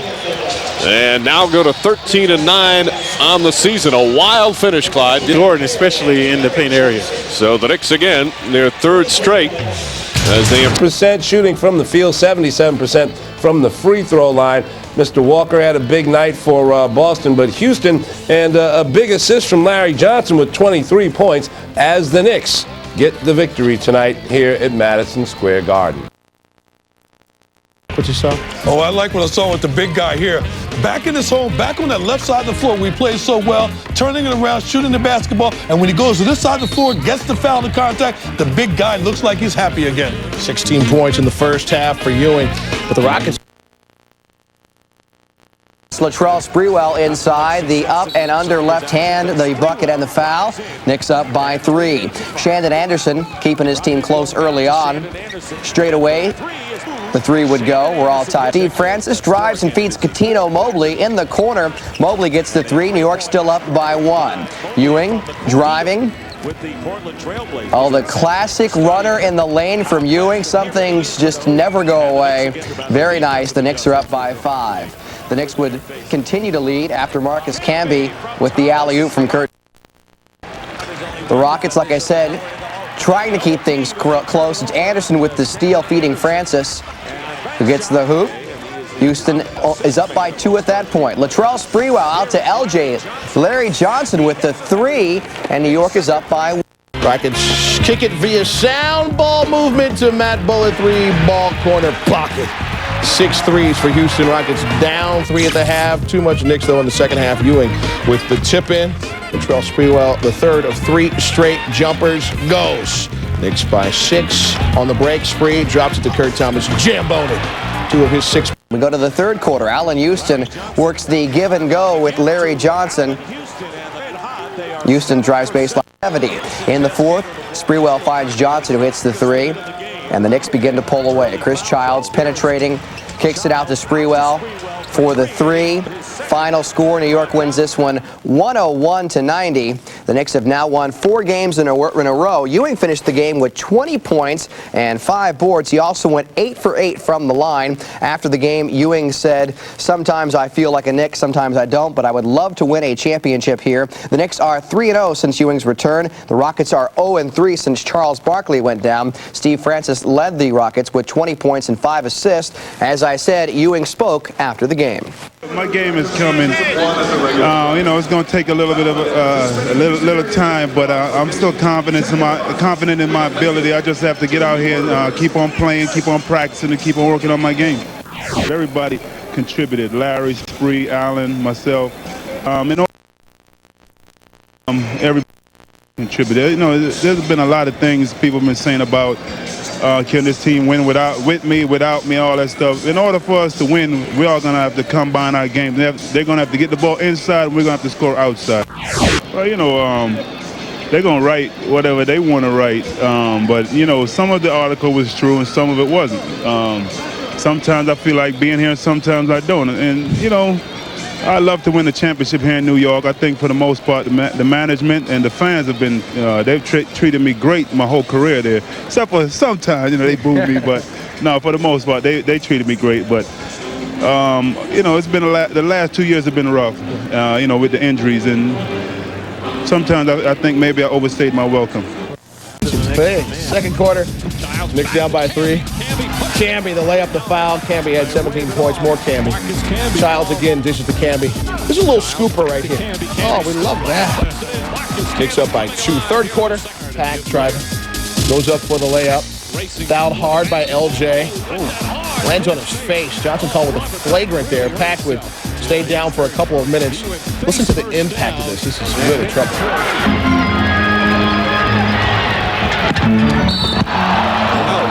So he will come out. G, third quarter, 64-59 Knicks. Allen Houston, the pass to Patrick Ewing. He would shoot the free throws and lead the game. Fourth quarter, Knicks up 3. Marcus Camby, one of his 5 blocks, follows Houston up court and finishes with the nice lay-in. Camby, 17, beats Sean Bradley for the huge slam. A 6 straight point run. Of course, is a New York timeout. Late fourth quarter, Knicks by 1. Houston taking over. Drains the jumper from the corner over Michael Finley. Then the top of the key shows Finley the ball and hits the J in his face. 10 points in the fourth quarter for Houston. He finished with 31, a season high. 100-93 the final. Houston went 5 for 8 from the field in the final 12 minutes. Knicks win for the season high 5th straight time. Charlie Ward getting the inbounds, the Hail Mary. From half court. Hell yes. Charlie puts the Knicks down by just 5 at the half. Third quarter, Latrell steals the David Wesley pass. Sprewell getting nasty with that. The Knicks up by 1. He had 30 early in the fourth. Watch Allen Houston. We got an arrow on him. Using the pick and then running straight to the hoop for the 2-fister. He had 30. Part of a 20-2 Knicks run. Under a minute to go. Eddie Jones has been leading this team all season. Big 3 there. He had 23. Hornets down 2. After a couple free throws, tied it. Houston gets it. Launching. No. Patrick Ewing got it. And no. Patrick missing another chance to win a game for the Knicks. We go to OT. Off the inbound, Sprewell to Camby. Camby just 5 points, but 10 boards. The Knicks do win it.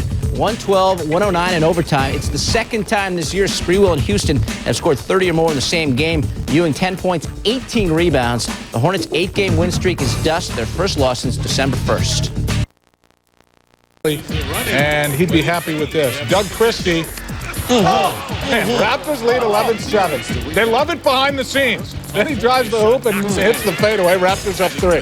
Then Carter back inside. And if you're going to foul him harder than that. It's a 3-point play. He had 14 in the first quarter on 5 of 6 shooting. Second quarter, Knicks come back. John Wallace gets the ball inside and gets the shot to fall. That's good living. Knicks down 35-25. Then still second quarter, more Knicks down by 2. Larry Johnson, defended by Vince Carter. Backs in. The Knicks lead 46-45. Still more Knicks. Charlie Ward, stump. Oh, the fake fall down. And one. Second quarter, here's Sprewell. Drives and finishes with the roll. Knicks up by 3 at the halftime break. Third quarter, Spree heats it up from the outside. 3 from the left wing. You know, I think he kind of likes that left side. Watch him try it again. Up by 11. Then more Sprewell. He drives the lane, misses the shot, but follows his own rebound. Spree at 25 in the game, Knicks up 15. Raptors come back. Vince Carter drives the lane, and Vince with a tough lane. Part of a 15-2 Raptors run. Carter working Larry Johnson. Larry forgot to move. Toronto down 2. Next possession, Carter. Showing off the range. Ties this one at 86. Now, 25 seconds left. Patrick Ewing has struggled on big shots throughout his career. Not this time. Ewing took just 5 shots all night, but he puts the Knicks up 2. 16 seconds left. Carter. They go to him for 3. Negative. Larry Johnson clears. He made both foul shots to put the Knicks up. To win 91-90. The Spree-Houston combo went for 43 and 8 assists. They had 3 turnovers each. Vince Carter had his 4th 30-point game of the season. The Raptors. Sprewell. At the other forward position from UNLV, number 2, Larry Johnson. At the center position from Georgetown, number 33, Patrick Ewing. At one guard position from Boise State, number 1, Chris Childs. And at the other guard position from Tennessee, number 20, Allen Houston. The head coach of the Knicks is Jeff Van Gundy. Assistant coaches Don Chaney, Brendan Malone, Jeff Nix, and Tom Thibodeau. And the athletic trainer is Mike Saunders. Yeah, come on, baby. Sprewell against Howard. Latrell Sprewell knocks it down. And that's the mismatch. When Spree is on the offense, he has the quickness advantage. And now LJ is guarding Howard. Sprewell on Smith, who's not an off. Shot clock, the hop step inside. Tough shot, he puts it in. They call him a rock because he's rock solid. 6'5", 220. That time overwhelming Spree. And the Wizards a 4-point lead 5 minutes into this one. They've scored the last 6. A dramatic confrontation with Richmond and Houston. Again to Johnson. No double coming until LJ gets inside. Johnson, nice move inside and puts it in. That time LJ saw the double coming all the way, so cool and calmly draining the jumper about 8 feet away. Johnson, quick move inside over Aaron Williams. And a foul. Larry Johnson with a chance for a 3-point play. He is off to a terrific start. Nice repertoire moves by LJ. He's been posting and toasting. He's been elusive off the dribble. This time wheeling and dealing, so he's at the line trying to complete the conventional. Well, again, as Mike often alludes to, he works diligently at it. He was working. But he's tried all different sorts of Well, things. when you're shooting, folks, you want to keep it simple. Watch Dudley. 2-minute movements, too much herky-jerky on the side of his head, off his wrist. And that's the problem with his shot. Keeps it alive, and Johnson finishes it off. Chris Dudley really having an impact here in the first quarter. LJ continues to prosper in the paint area. And the Knicks on a 9-0 run. They lead by 4. Dudley and Johnson coming up big here in the opening period. Strickland tied up momentarily. Childs is in the game. Ike Austin in for the first time. Swarming D now by the Knicks. Howard gets inside, and shot's good. Tough shot from Juwan Howard. Howard in the paint about 6. And now the Wizards with 7 straight points. Spree gonna try to beat him off the dribble. Nice move inside. Flips it up left-handed. High arcing shot. The crowd enjoying that one. Yeah, good dexterity by Spree. Looked like he kind of lost the handle, but it switched through. Sprewell attacking the goal. That's when he's at his best. Knicks down by 1. There's about a 4-second difference between shot and game clock. No fouls to give for the Knicks. Giles waiting for Strickland to make his move. Strickland so quick inside. Kicks it out. Hamilton open 3. Camby got a piece of it. Still plenty of time to get off a quality shot. Nearly thrown away. Sprewell, a 3-pointer. It's good. At the buzzer. Latrell Sprewell knocks it down. Back-to-back shots for Sprewell. And the Knicks a 2-point lead after 1. So dramatic hoops by Spree. Previously in the paint with the left-hand scoop. This time running downtown.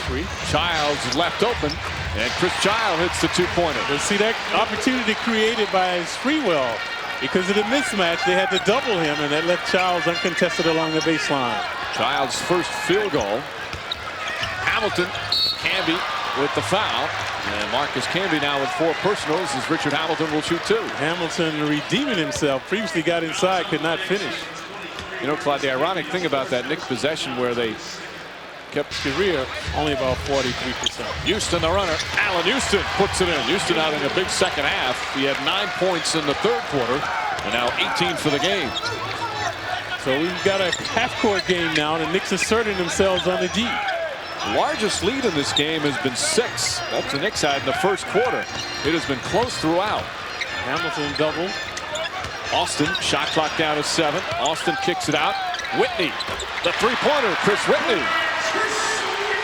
And a little deja vu. It was Whitney in New York that canned some big three-pointers. And Murray. These guys have had a big night as well tonight. Knick lead cut to 1. Just over 2 minutes gone by in the fourth. Houston drives on Hamilton. Stripped by Whitney, but they call a reach-in foul. And Whitney will pick up the personal. We'll have a timeout as more substitutions come into the game. Actually won't be a timeout here. Houston.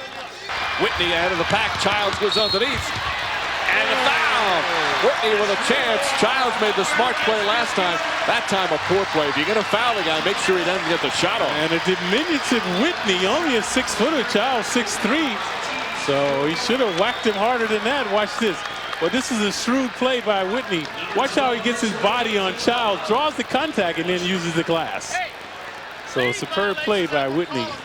Third foul on Childs, and the Knicks already with 14 fouls. I mean, Whitney will shoot the one here. There you see Childs looking up, checking out the score and time. There's a lot of time remaining, and the Knicks 1 foul from the penalty. Camby the rebound.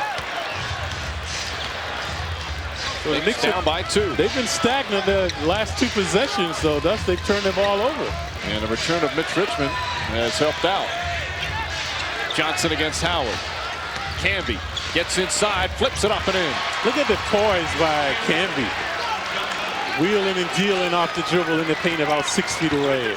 6 points, 3 boards for Camby. All tied up again. Knicks tightening up their D now. Look how far the Wizards are out on the perimeter. Strickland getting a rest as Whitney seeing some time, and now a foul on Childs, and the Knicks over the limit, so Richmond will shoot. Childs 3 consecutive fouls. The first one he had to give against Richmond. Second one was the dubious one, and now this one. So let's take a look at Camby. As LJ will find and watch the good agility by Marcus, the control on the shot there, using his body to fend off Williams. Shot won't go. Aaron Williams the rebound. Richmond tapping his hand. Let me have it. He should have drawn the foul. Childs has to stay on his feet. Childs now trying to front Richmond. They want to go to him in the post. And a foul on Childs backing in. He doesn't like the call, but he clearly fouled him, and that's his 5th. Childs, as we had on our MCS Cannon game night, said his New Year's resolution, as it is every year, is to stop arguing with officials.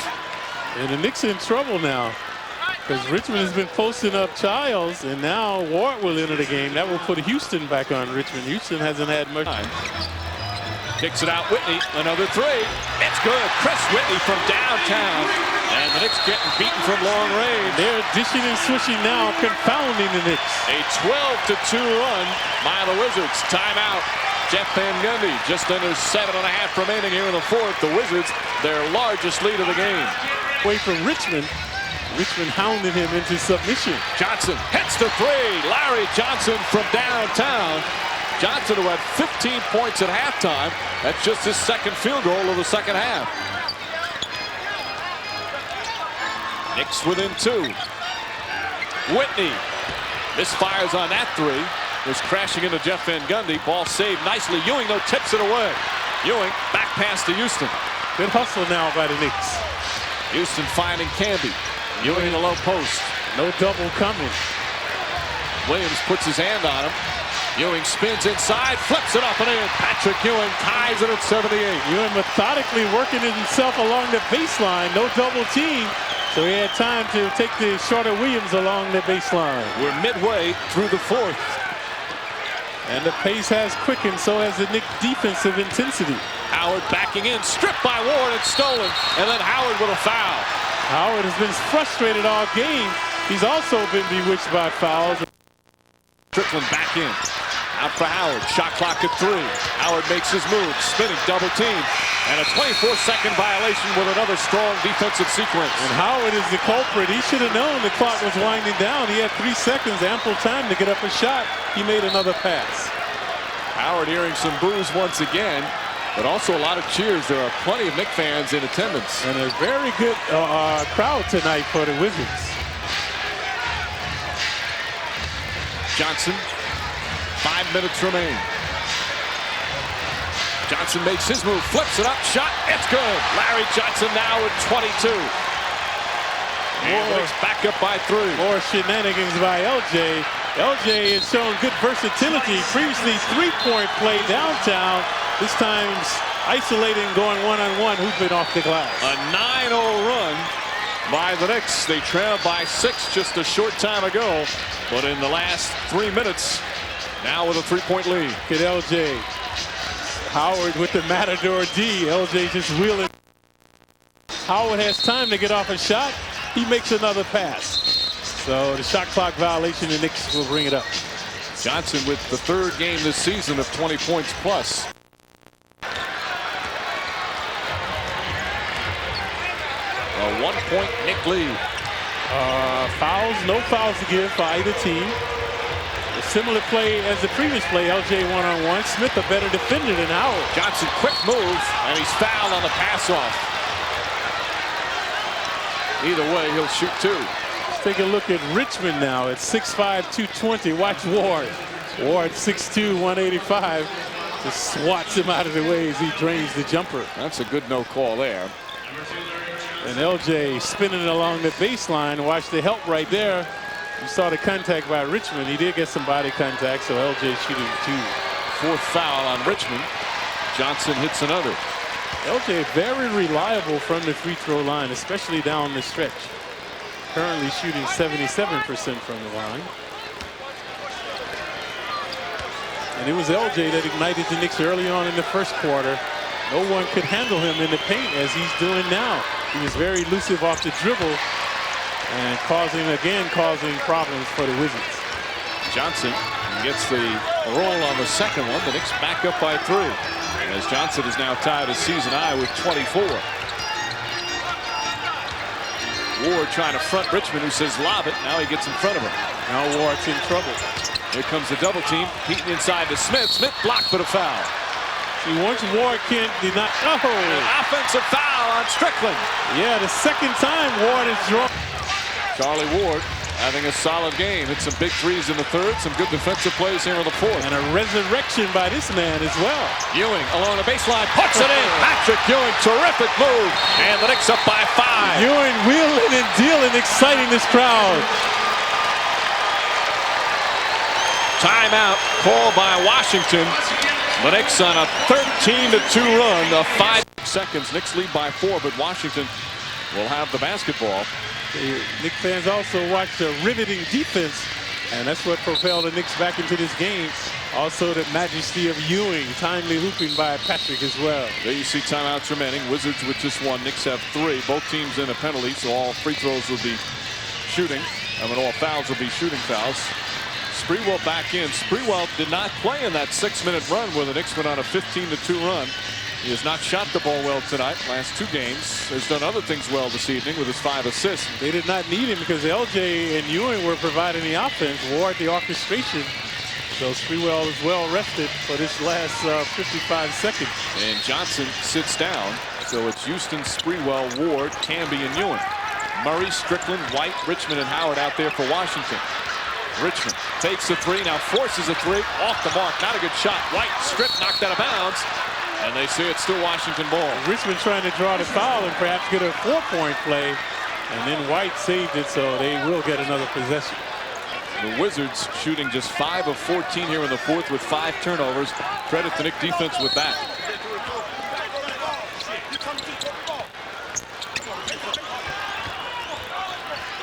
Richmond Camby there to help double team. Richmond kicks it cross court to Murray. Murray fakes the three. That's a three. It's good. Tracy Murray from downtown. And it's a one-point game. Because the Knicks are jumping in the air. The guys downtown, they should stay on their feet. Just get in front of him. Make sure he can't elevate. Big three-pointers by the Wizards. 40 seconds remain. The ball, but their lead is only one. New York Rangers hockey on MSG. The Broadway Blues are in Montreal to battle the Canadiens. Watch the volley by Spreewell. Spree just coming off the bench because of his defensive prowess. Watch the foolish attempt right there. Should have stayed on his feet. Good ESP by Murray to know where he is behind the three-point arc. And right now, you look at what Washington did. They scored 2 points in 6 minutes. Now they've scored 6 points in the last 40 seconds. And now they need a defensive stop here.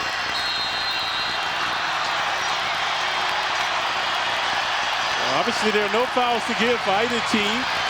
Johnson back in. Camby sits down. Allen Houston has Strickland on him. Now Richmond picks him up on the switch. Ward, the jumper. Shot won't go. White the rebound. More than enough time on the clock. They can go for one shot now. There's just a couple of tenths of a second difference between game clock and shot clock. Richmond lost the ball. He lost the ball after a collision with Ewing, and Richmond very upset. And there's a foul, and the Wizards furious that a call was not made. So is the crowd. 19,000 here tonight. You can hear them booing vociferously after Richmond got inside, lost the handle, no foul call. Spreewell now at the line shooting two. He collided with Ewing. Let's take a look. Ewing appeared to be stationary at the time, and it looked like Richmond tried to force his way in. Tough to see on that angle. Very close. He tried to get inside because Houston had fallen. Ill-advised move by Richmond. Too much time remaining on the clock. There was over 18 seconds on the shot clock. Spreewell hits the first free throw. Remember, Spreewell sat for most of this fourth quarter. Now hits a big one. Knicks up two. Even if he hits this, it's far from over. Washington still has one timeout left, so if Spreewell hits this, or even if he doesn't, they'll probably call timeout and get it at half court. You see there's no pressure on Spreewell. He knows the worst that could happen is that they will have to make 3 points and not 4. So now it's 4. Spreewell, 2 clutch free throws, and the Wizards will call their final timeout.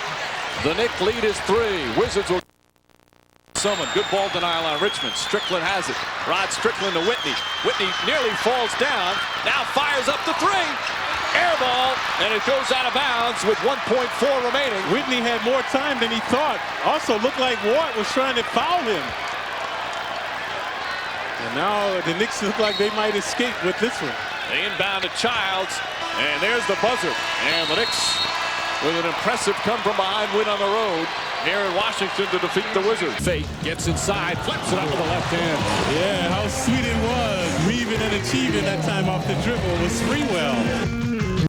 Allen Houston getting set to face Boston. Knicks up 3. Houston driving, missing, but getting his own board, putting it home. Knicks up 5. Now it's a 3-point game. Knicks up. Larry Johnson, there's Houston for 3. Knicks are up 6. Back to a 2-point game. The Knicks and Houston from an NBA 3-point. Houston 37 points. That is a season high. 1 point short of his career high. That's back when he was with Detroit. Houston was 12 of 18 from the floor, 10 of 13 from the line. And New York needed that kind of work as the bench scored just 6 points. New York has beaten Boston now 15 straight times at Madison Square Garden. Houston fires away. Allen Houston drills another jumper. Allen, the only Knicks by Spreewell now. Houston for 3. Allen Houston again. Spreewell set him up nicely. Yeah, previously it was Ward, this time 3. So Allen starting to find the range. Houston now with 17. The Knicks lead is 2. Amici and Johnson really battling. There's good help by Ewing. Now they have to box off. Lefty hook won't go. Ewing the rebound. Wallace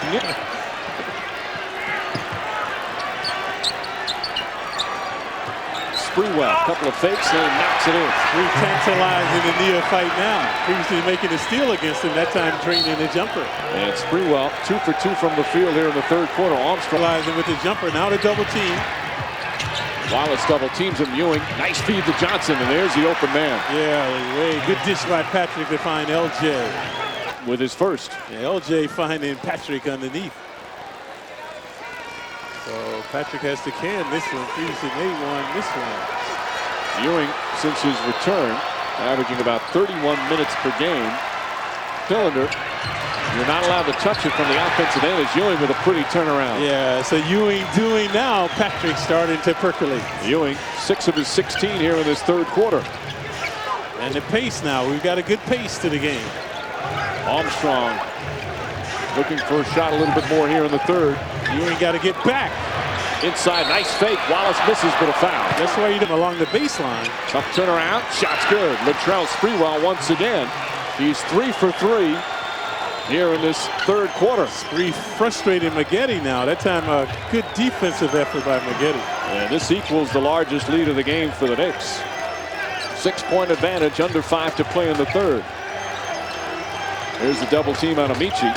They're leaving Wallace open. Yeah, the Knicks swarming to the ball now. And Abdul Wahed, who has really struggled shooting, knocks one down. Just 3 of 14 from the field. I don't think Ward has gotten on the books tonight, but he's done a better job tonight. Now he's on the books. Yeah. He has to look for a shot, looking for that one from downtown. He's the Knicks' best three-point shooter. That's only the third shot attempt for Ward tonight. Knicks up by 7. This is their largest lead. Ward has tightened up his D as well, doing a good job against Armstrong. There's the double on Armstrong. Amici. Knicks defense really doing much better here in the third. Ewing on the block shot. Armstrong picks it up, fires it up. That's blocked. Ewing the rebound. Armstrong had to put it up. They did not get a new shot with the block shot by Ewing. His shot clock, I mean. Houston kicks it out. Sprewell on the fake. The runner. And the foul call. Houston, nice fake. Yeah, good duping and hooping by Allen. So smooth, Allen Houston. He's got 19. And the Knicks up by 9 on this 9-2 run. And Doc Rivers wants a 20.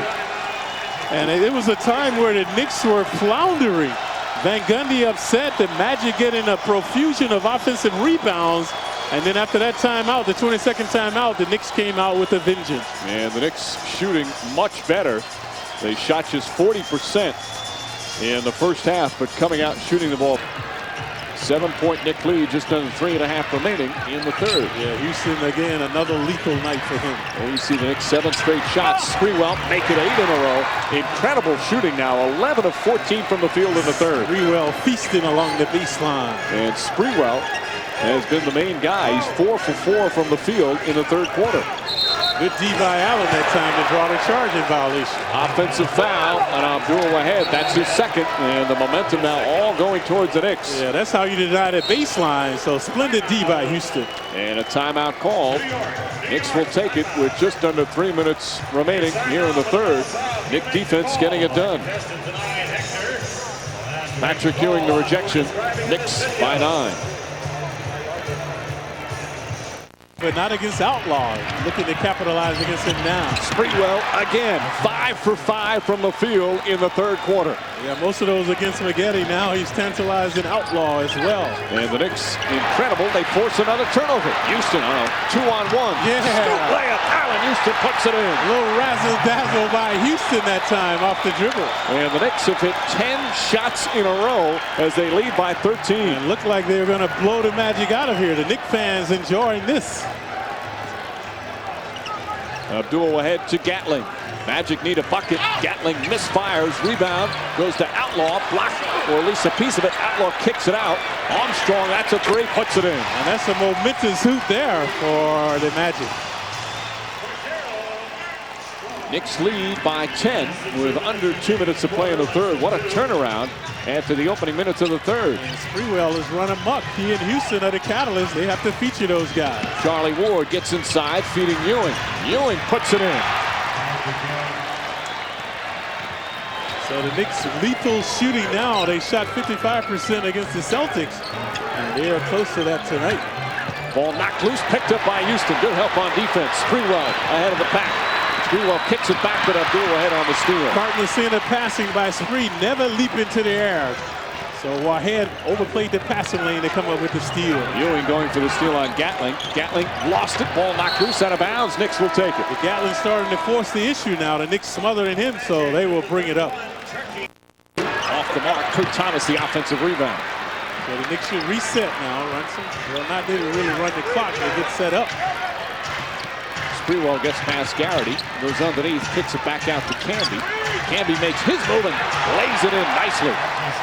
Their shot blocker that time was on the baseline line. Outlaw wasn't in there to intimidate Canby. Outlaw kicks it out, Monty Williams. Canby goes for the block. Monty Williams misfires. Childs deflects it. And a loose ball foul called out. Childs, nice crossover move, gets inside, puts it in. So where's the D for the Magic? Swiss cheese D now. So the Knicks getting to the hoop. Garrity, quick jumper, off the mark. Rebound, Gatling. Gatling gets around, throws it back up top. And Atkins sets up the offense. And a foul down low. It's going to go against Kurt Thomas. That's his first. And the first team foul against the Knicks. Look at the camaraderie. Two Knicks helping him off the court. I like that. So the Knicks very cohesive now. So watch now the action inside. Thomas charged with the foul. And just holding on slightly there. Knick defense impregnable now. Atkins kicks it out. The Magic have become a perimeter team. Gatlin tried to go for the foul, draw it on Thomas, who didn't buy it. And Gatlin is down. He's hurt. He gets up quickly now. Thomas, nice head fake, and Thomas lays it in. And the Knicks controlling the paint now. Previously Canby getting inside. Finding Johnson. Sprewell penetrates. Couple of fakes, pulls up, shot's good. Latrell Sprewell having a big second half after struggling in the first two quarters. Primarily because of Outlaw smothering him, but now Spree having his way against Outlaw. Atkins, Thomas the rebound. Reset, Houston drills the jumper. Second opportunities igniting the Knicks again. Thomas asserting himself to come up with the rebound. And the lead is back up to 14 as we approach the midway point of the fourth, and another foul on Kurt Thomas. Thomas picks up the personal, and the Knicks now, as Thomas picks up his third, Knicks over the limit. Jeff Van Gundy very upset with that call. He felt, hey, come on, that's a little too tight. Evens it back. Houston tied up. Childs now, shot clock winding down. Kurt Thomas, the jumper, nails it. Kurt Thomas, 8 points, 9 boards off the bench. The Knicks' efficiency astounding now. They lob it inside. Thomas tips it away. Canby comes up with it.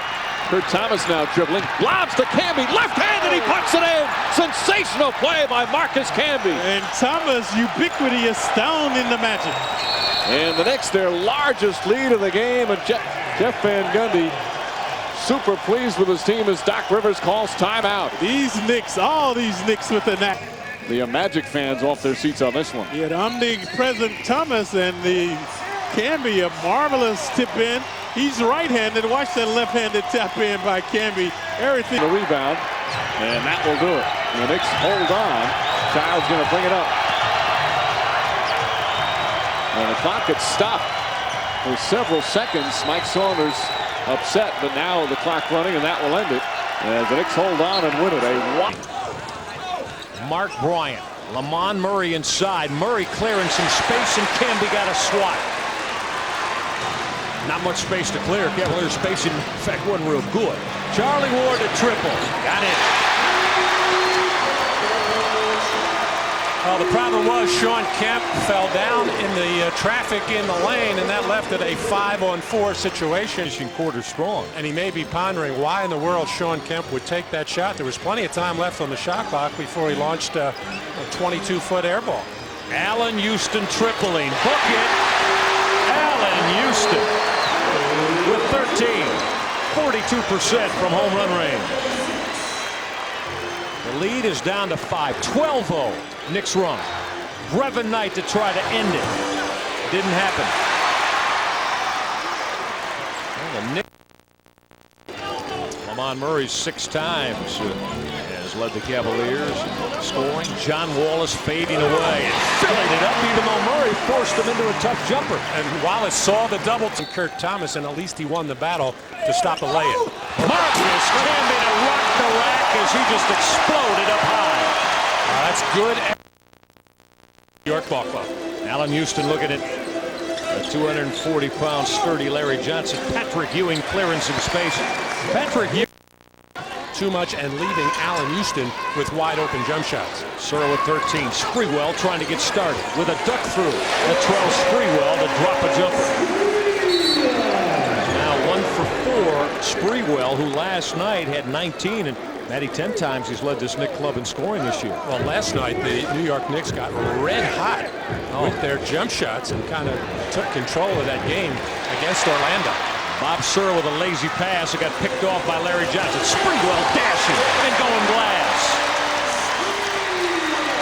Sprewell's the kind of offensive player. Get it going. He can hit 7 or 8 in a row on you. As now the Cavaliers crowd picking up their noise and enthusiasm, and the Cavaliers carelessly turn it over once again. Tuesday night tied his Knicks career high. Ewing wants it. Good look to Charlie Ward. Pretty pass for Patrick. Patrick not known for those kind of drop-offs, but that was nifty. And Charlie Ward able to finish on the reverse.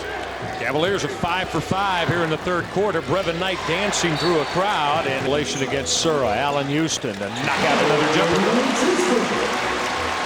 Hey, I said it to you a few minutes ago. I have a great deal of respect for all those other two guards, but from an offensive standpoint, I'll put this guy at the head of the class of all of them in the East. Mark Bryant got stripped by Charlie Ward. And then Mark Bryant's going to get whistled for a reach-in foul. Knicks can cut it to 4, maybe 3 on this trip to the offensive end. Allen Houston splashes another jumper. He's in rhythm right now, has his steps going. Bob Surra can't get close enough to challenge. Surra spinning on Houston, trying to get something started up to that. Johnson stripped it.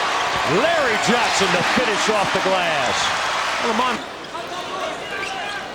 With Childs and Camby. Wallace to raise up and ring it. Matt, he is a strong offensive player in this league. Yeah, he's got a nose for the rim. Always thinking score. That was not a particularly easy shot. Challenged pretty well by Mark Hendrickson. Last 5 times the Cavs have turned it over, the Knicks have rung the bell every time, capitalizing.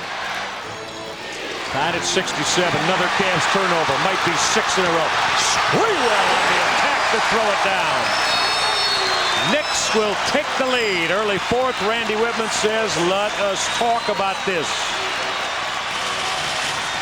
The Garden throng of 19,763 energized as Sprewell rocks the rim. 62, Knicks run to take the lead. This is do things you never thought possible. Flies, Southwest Airlines. Another Cavs turnover. Chris Childs picked the pocket of Andre Miller. The Knicks have connected and made the Cavaliers pay on their last 6 turnovers. I surprised them that time, a little half-court trap. Sprewell down deep. That's too much for Andre Miller to handle. Sprewell's caught an energy burst. He's got 8. Normally the Knicks not a defensive team that will force turnovers, but they have changed that dramatically here in this second half. John Wallace. Sprewell with a dump down to Camby, who reverse hammers. The energy is inside the Garden now. Largest lead of the night for the Knicks. Wes Person got it to fall. Surra. Shot clock at 3. Bryant got picked and stripped, and a foul from Chris Childs with 1 second on the shot clock. Terrific jumper of his. A big offensive bound for Thomas Allen. Houston will drain a 3. Actually, the New York Knicks, the poorest offensive rebounding team in the league. They only take down about 10 a game, but they get them at opportune times for them. Surra working with Bryant. Here comes Camby to disrupt it, but Marcus is going to get whistled by Ron Alesiak. And that'll get... You're looking for more shots attempted. You're going to have a faster tempo for both teams. And Brevin Knight, shot clock expiring, just got denied by Marcus Camby. This is Latrell Sprewell, left it short. Oh, a thunderous stick back from Marcus Camby. Once again, on the offensive glass, as nobody is getting anywhere near a body on Camby. Bob Surra from deep. Bob Surra to bear. Knocking the ball loose and chasing it down to give the Cavs an opportunity here. Sean Kemp will knock down the fadeaway jumper. Cavaliers by 1. Knight will hit his second. Cavs by 3. Knicks need a 3. Allen Houston. Foul. Houston for the tie. Didn't happen. Book this one to the Cavaliers. Up 4. John Wallace brought the energy off the pine. First blocking Kukoc. Nice pass to Kurt Thomas. Horned frog. Then Wallace, the young fella, bringing it in for the cram. We take another look. Oh, yeah. Knicks up 14 at the half. Third quarter. Hello. Knicks pulling away. That is 2 consecutive NBA tonight. Quarter, more Knicks. Spree strips Kukoc. The reverse layup is good. New York up by 19, 59-40. Then Houston kicks it out to Larry Johnson. LJ for the 3. That's good. New York up 64-45. LJ blistering. Another three-pointer. His third 3 of the quarter. And Spree will get this one to not go, and then of course Camby gets there for the putback, and the Knicks were up big as we go to the fourth quarter, but the Bulls have a huge comeback in the fourth quarter. Ron Artest, nice to the hole for 2 right there. Then it's Elton Brand, the board and the putback. The Bulls keep coming. Artest inside. He gets the leaner and the foul, cutting the Knicks lead to 12. Then Artest comes up once again. Clutch in the fourth quarter. Drives baseline. Gets the bucket to go. Chicago to within 5. Jeff Van Gundy and the Knicks need a timeout. The Knicks up 86-81. Artest misses the free throw, but Elton Brand is there for the rebound. Right past Patrick Ewing. Bulls to within 2. Spree finds Johnson, who is on fire from behind the arc. 19 points in the game, including 4. Ron Artest making his homecoming, of course, to New York. He went to St. John's, and he was brought up in Queens. Artest had 24 points and 6 rebounds in the game. The Knicks win this one 95-88. The Knicks barely survive. They blow a 27-point lead, but hold on for the 7-point victory. New York had 6 players in double figures, led by Larry Johnson's 19. Patrick Ewing contributed a double-double, 14 points and 14 rebounds. New York native Ron Artest had a nice homecoming, leading the Bulls in scoring with 24 points. The Magic ran out for Tony Kukoc. He hit on just 4 of 15 shots from the field and finished with... Started trying to take the fourth quarter off. Those guys came back, made a hell of a run. The young guys got fresh legs on their team, and they really showed a lot of character and a lot of heart and came back and made a game. I think tonight, once we had that substitution, guys been playing well. John Wallace and all the other guys coming off the bench has been playing well. And, you know, it tends to relax, or, you know, you have a 20-point lead, other teams going to go harder, and you're going to, you know, tend to relax and try to, you know, coast through the rest of the game. You know, 12 minutes to go, fourth quarter, you think it's over. And, you know, it's typical, but, you know, great teams don't do that. Well, you get what you deserve in this game, and we deserve to be up by 25, and we deserved to almost lose the game. It's the bottom line. What happened? You know what? Let me just keep it at that. That's the best I can explain it. Wow, some very tense words after the game by Jeff Van Gundy, but the Knicks do get the victory over the Bulls at Madison Square Garden. The rap quote, "We stopped playing, period, on offense and defense," said Larry Johnson of what happened. Quote, "That's unacceptable." Keep in mind, the Knicks won that game, although they did almost blow a 27-point fourth quarter lead. That kind of collapse would not be advisable tonight against Detroit, where there were heavy hearts on the court. Allen Houston, the former Piston, current Knick, remembering Bobby Phills before he took the floor. First quarter, Knicks down 6, and once again, the Knicks came out strong. Patrick Ewing on the feed from Charlie Ward throws it down.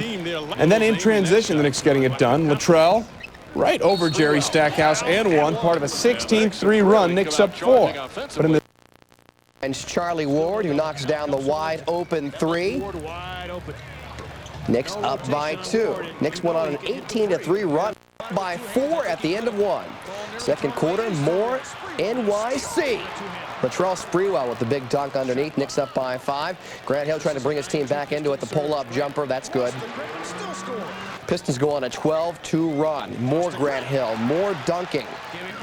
Second quarter, Knicks up by 3. Marcus Camby can't put down the alley-oop, even though he's been doing it on the inbounds all week.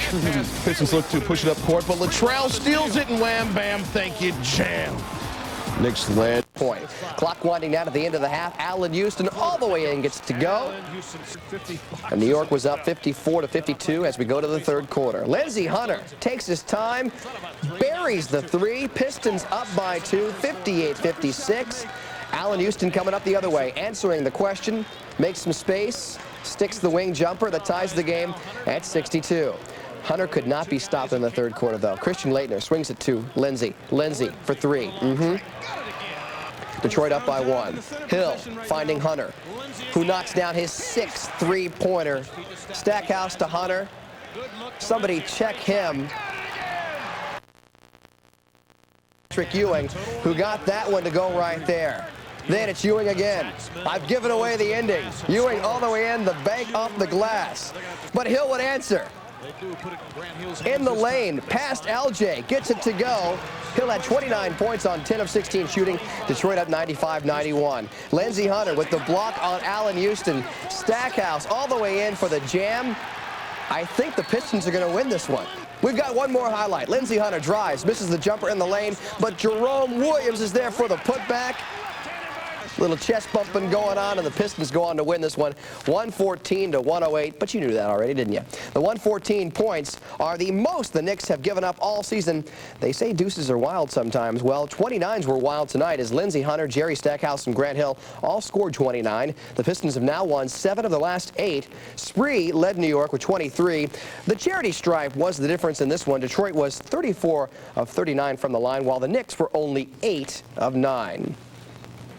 Bobby Phills of the Charlotte Hornets tragically passed away in a car accident on Wednesday morning.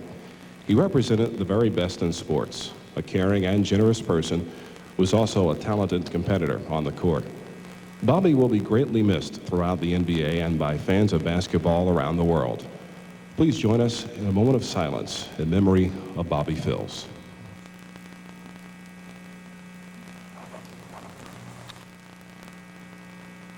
Hurt and wound up settling out of court as Davis. All right, when the game did get underway, Marcus Camby with the block, Latrell Sprewell taking it the other way for the emphatic jam. Camby 5th in the league in blocks at 2.29 per game. Chris Childs finding Larry Johnson for the 3. New York on top, 28-13. David Wesley with a whole lot on his mind. Second quarter, Camby taking the inbounds and then slamming it home. Knicks up by 17.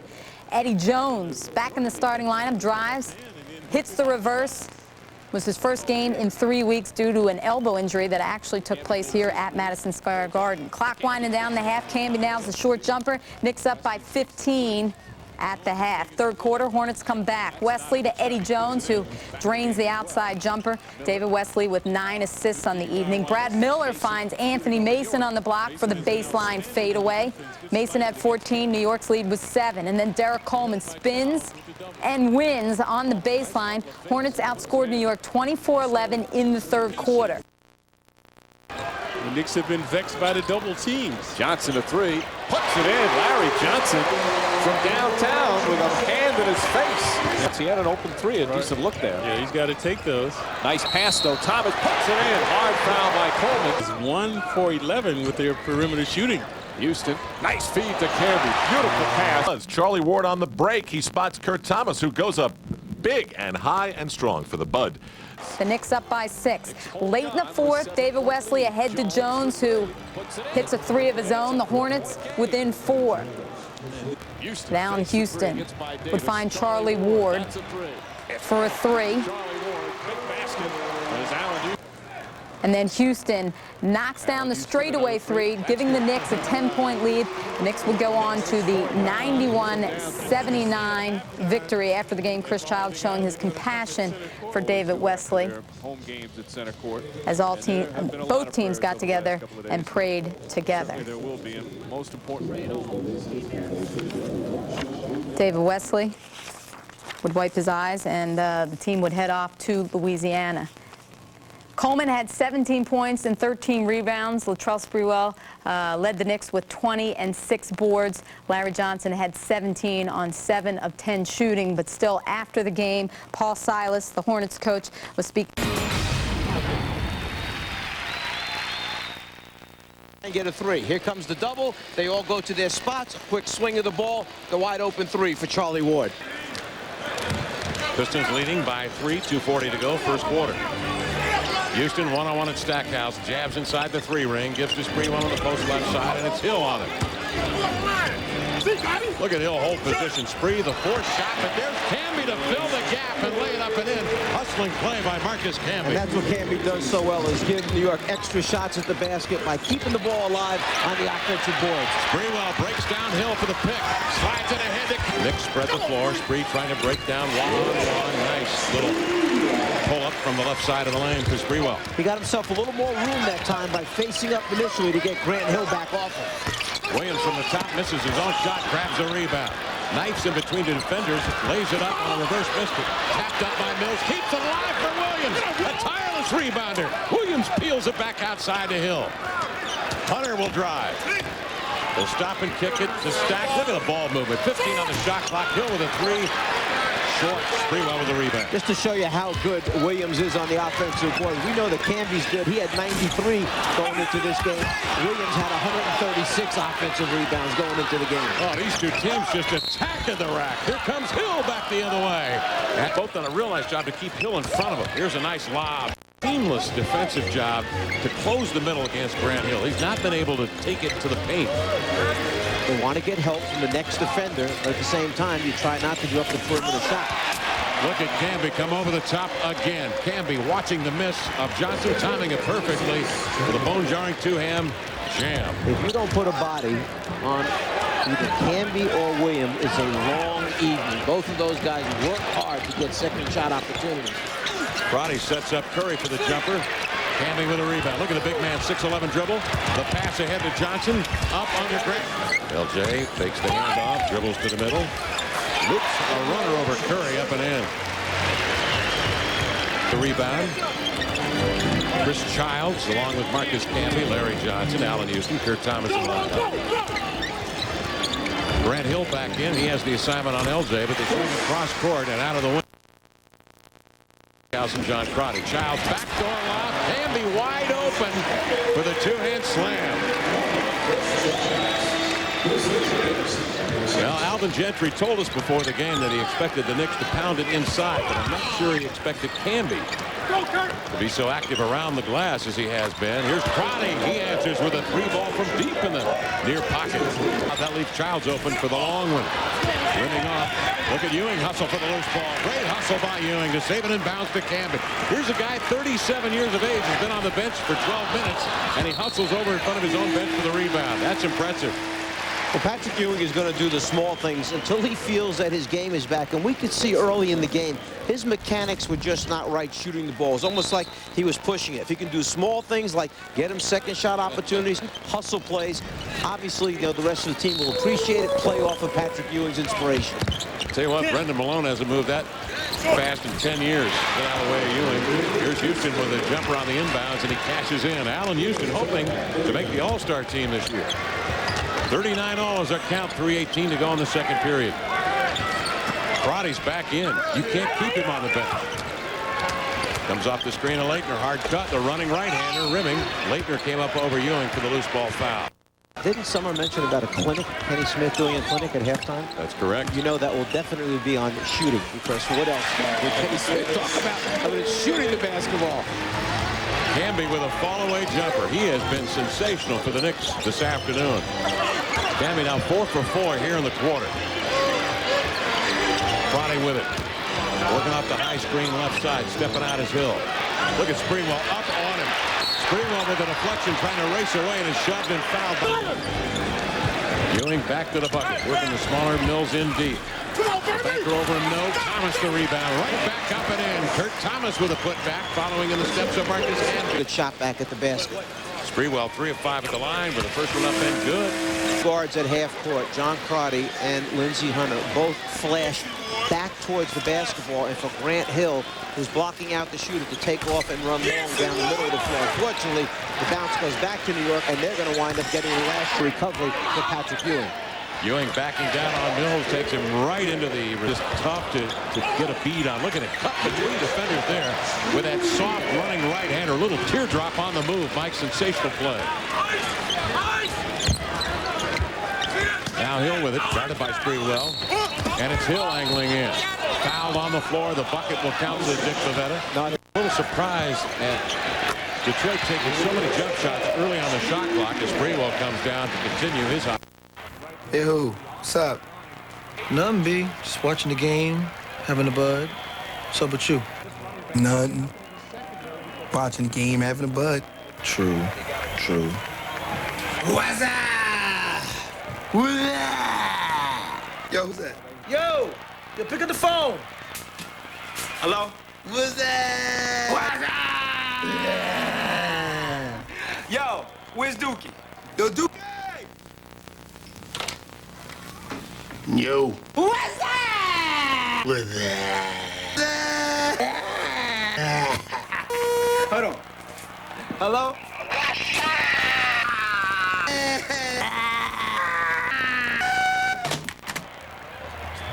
So what's up, B? Watching the game, having a bud. True. True. On Turner this evening. Backing down, Ewing. Pumps to Ward. This is a three. Ewing with a rebound. Ewing with a putback. Tapped up by LJ, keeping it alive, trying to clear it out of there. Later it came over LJ for the foul. Now to Ewing. 8 on the shot clock for Patrick. Double. Finds the cutter. It's Ward with a nice little spin hook shot. That was an excellent pass by Patrick Ewing. The cutter went through, and his defensive man left him right at the point of the middle of the lane as Mills again pulls up for that perimeter jump shot. And Ewing spotted him late. It was a late trap back, a late pass by Ewing, but the right pass, a good one.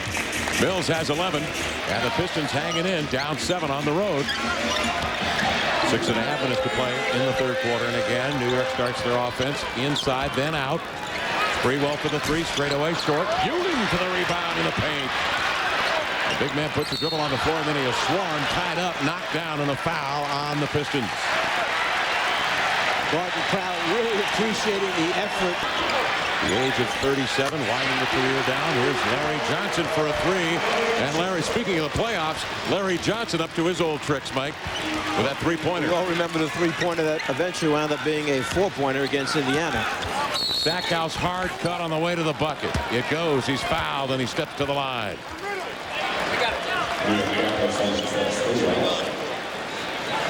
Fourth foul on Sprewell. 5:55 to play in the third, and the Pistons doing what they need to do on the road. Just maintain contact with the Knicks. A pad of 8 to 10 points is all right. That's acceptable. If they can whittle it down 6 points, start of the fourth quarter, give themselves a chance to be in this thing. They figure they can't shoot much worse than they did in the first half of the game, and I'm sure with Grant Hill and with Jerry Stackhouse playing the way they've played over the last 8 to 10 games for them, they're hoping that this third and fourth period wind up being the big ones for them. They've taken better care of the basketball here in the third quarter. The Knicks victimized them for 17 points off turnovers in the first half. Here's the pass to the post. Ewing will pick it up. Ewing backing down with that fluid motion. Double team. The ball tapped by Hunter. Controlled by Grant Hill. Threw it away in traffic right by Stackhouse and out of bounds. A turnover will throw the double at LJ to get the ball out of his hands. Rotated to the top. Cambia now with Houston on the roll to the rack. Double out to Ewing for the long hoist. He nailed it. Good find by Allen Houston. Cross-court skip pass. Grant Hill to Stackhouse for the jumper. That came early on the shot clock. Knicks by 10 with 4:56 to go in the third.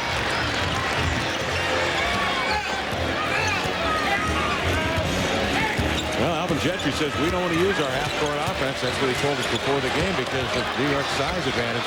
Well, they haven't. They've come down. They've taken jumpers early in the shot clock in transition. Well, that's part of the problem. When you decide to play that way, you live with it. When it's going well, everything's fine. When it goes bad, you can't all of a sudden start calling timeouts and say, hey, guys, what are you doing? You're taking quick, hurried shots. That's not. No, that is how you play. That's their style. They played very well at it over the stretch of the last 12 to 15 games. So you stay with it. You have to weather these stretches where you're not making shots. Knicks on the inbounds. Good stop by Terry Mills on Ewing's roll to the hole. Back come the Pistons and Hunter. Camby, the handoff to Ewing. Baseline jumper won't go. Johnson holds down the rebound. Larry Johnson going to work. We were told his back was bothering him, knees bothering him, had to touch the flu. He's been workmanlike here at the Garden. Elbow, shoulder, everything else. It's just kind of a... Grant Hill for the three. Short. Good with the rebound. Hill now 3 for 14. Good interruption of The pass, Ward trying to flick it on the wing, but Jerome Williams with the long arms deflecting it out of bounds. And for the young people out there watching, there's your basketball communication. As the ball came down the middle, Canby was telling him that he was right. He was on his right side. He had somebody fill in that slot to the right, almost threaded the needle and got it through. Houston on the inbound, swing right, cutting left. Pull-up 12-footer, sticks it home. A beautiful pull-up jumper by Allen Houston, who's had a tough time getting going. He's 3 for 11. Grant Hill the other way. Missing that one badly. And he's had a tough time getting it going. He has.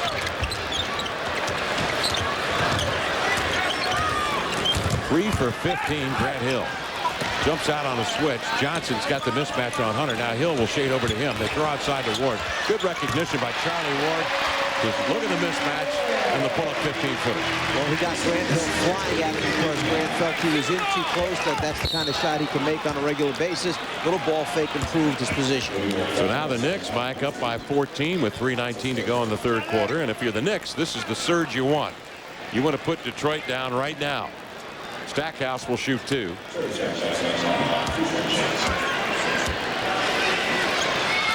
You understand that you can't script every game to be exactly the way you want it to go. And just the flow of a basketball game doesn't allow you to say, tonight we're going to get so-and-so X number of shots.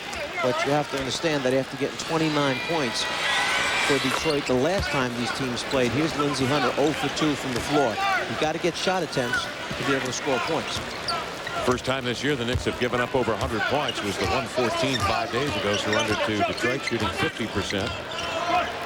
The Knicks beat Detroit November 5th in Detroit. Here's Houston, backdoor lob to Johnson, broken up by the double team. Hunter with a loose ball. Lead pass to Jerome Williams. He throws it away to Stackhouse, intercepted by Ward, who saves it inbounds off a Stackhouse rump, and it rolls out of bounds. Like taking care of the basketball, just one turnover in the quarter for the Knicks. And rebounding, look at Canby, snatch him with a right hand, bring it right back up and in with a left hand finger roll. What a magnificent play by Marcus Camby. Camby was actually behind the backboard and somehow managed to get that hand and arm up and out and get a hold of the basketball before he took the second shot opportunity. He had 10 points and 6 rebounds in the first half and was active, and that is contagious as you see Ewing go up for the defensive rebound. And the Knicks on a roll, up by 14 points. Ewing now with 10 rebounds. 2 minutes left here in the third period. Ewing the high screen, 11 on the shot clock. Houston coming off the curl. Right with him is Stackhouse. Ewing looks at that clock. He turns and rifles up the shot. It's good. He's fouled, and Patrick will go to the line. If you go back to the beginning of that play when New York brought the ball down the floor, Patrick Ewing actually set 3 screens, then wound up with the ball at the end with about 5 seconds. And here's Allen Houston from the top. Allen Houston has Childs at the controls, over to Houston for the 3. Swish, towards Sprewell, met by Stackhouse. Sprewell making contact with Stackhouse in midair, nonetheless draining the jumper coming right off the bench. Knicks run the side pick and roll, really not to turn the corner, but necessarily to get the ball to the other side of the floor and then to take a look at what's happening. And finally, Grant Hill gets a perimeter shot to go down. 5 for 18 is Grant Hill, who in the last 7 games has averaged 36 points. 10-point Knick lead. High left side, Sprewell lobs over the top to Thomas. Offensive foul. He shoved to gain an advantage. As you mentioned a while ago, Detroit hanging around just close enough that they can put 3 or 4 baskets together in a row. They're right back in the game.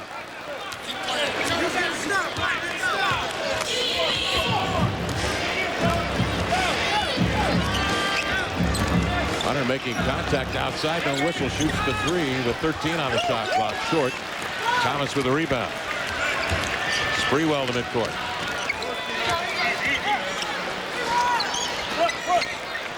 Knicks by 10. 8 minutes to go.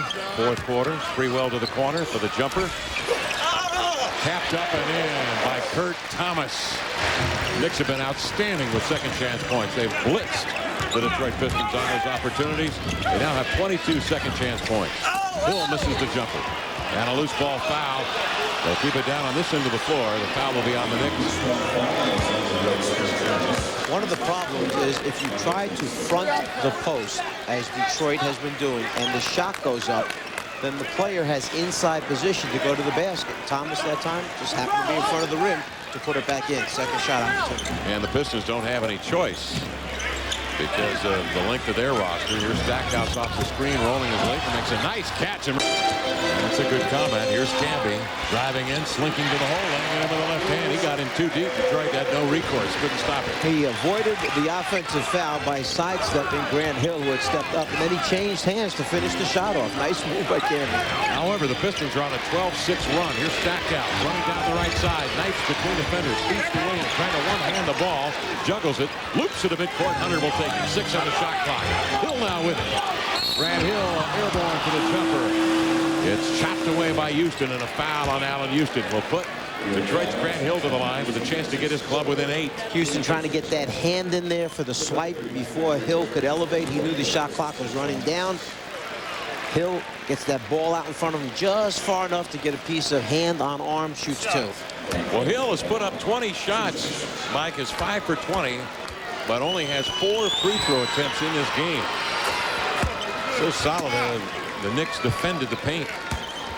They've not allowed the Pistons to find those seams and the gaps to run to. Hill drains both free throws. The Pistons are down 8 with 5.5 minutes to go. Now, what does Detroit have to do defensively here? Well, obviously, the big thing is rebound the basketball, limit the Knicks to 1 shot opportunity. The ball is eventually going to go down in the hole as soon as they can get Ewing into the low post area. But by playing good defense and forcing turnovers, that'll certainly help, particularly if they come at him in transition. Stackhouse with that steal of Houston. And Detroit's away.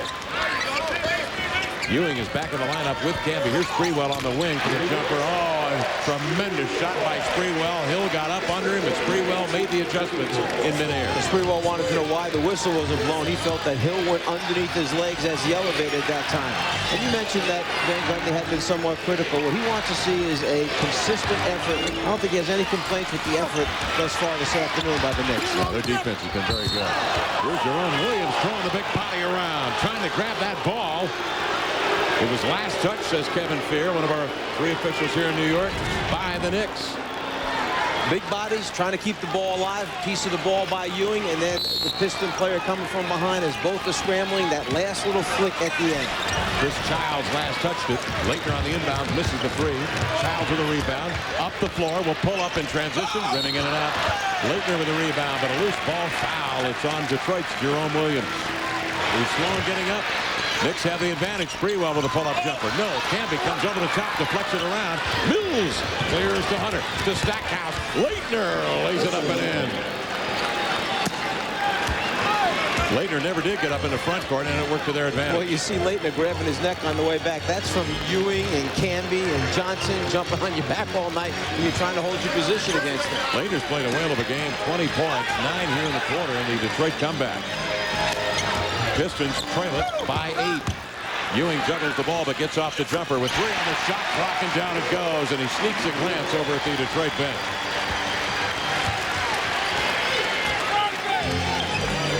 Knicks by 10 with 3:11 to play in the ball game. Laettner takes Camby to the rack and is fouled by Childs, who shoots the jumper up and got it. 98-87, 2.5 minutes. 14 on the shot clock for the Knicks. Here's Houston spread floor, hard cut on Stackhouse. Got up under the bucket, just loops it up there, and Camby again, omnipresent around that rack, grabs it and jams it home. The fact that he has the ability to go grab it, reach for the ball, even though it's not directly over his head. I mean, I'm talking about reaching out 2 feet, 3 feet to the side, pulling it back in and finishing the play all in one motion. He comes down with the defensive rebound. Camby now with 20 points and 14 rebounds, and the Knicks leading 100-89. With 1:40 left in the ball game. Ewing going to work. Nice across the middle, fouled by Mills as he went up. Sprewell's an excellent ball handler, so when you take it out of the point guard's hands, Sprewell ends up with it. To Ewing, great little touch pass. Childs to Camby for the bucket. What a great little pass that was from Chris Childs. Beautiful interior passing. First, Patrick to the cutter behind the back, the finish by Camby. 23 seconds left in the ball game. Knicks 105, Detroit 92. Friday with the runner, banked it up and in.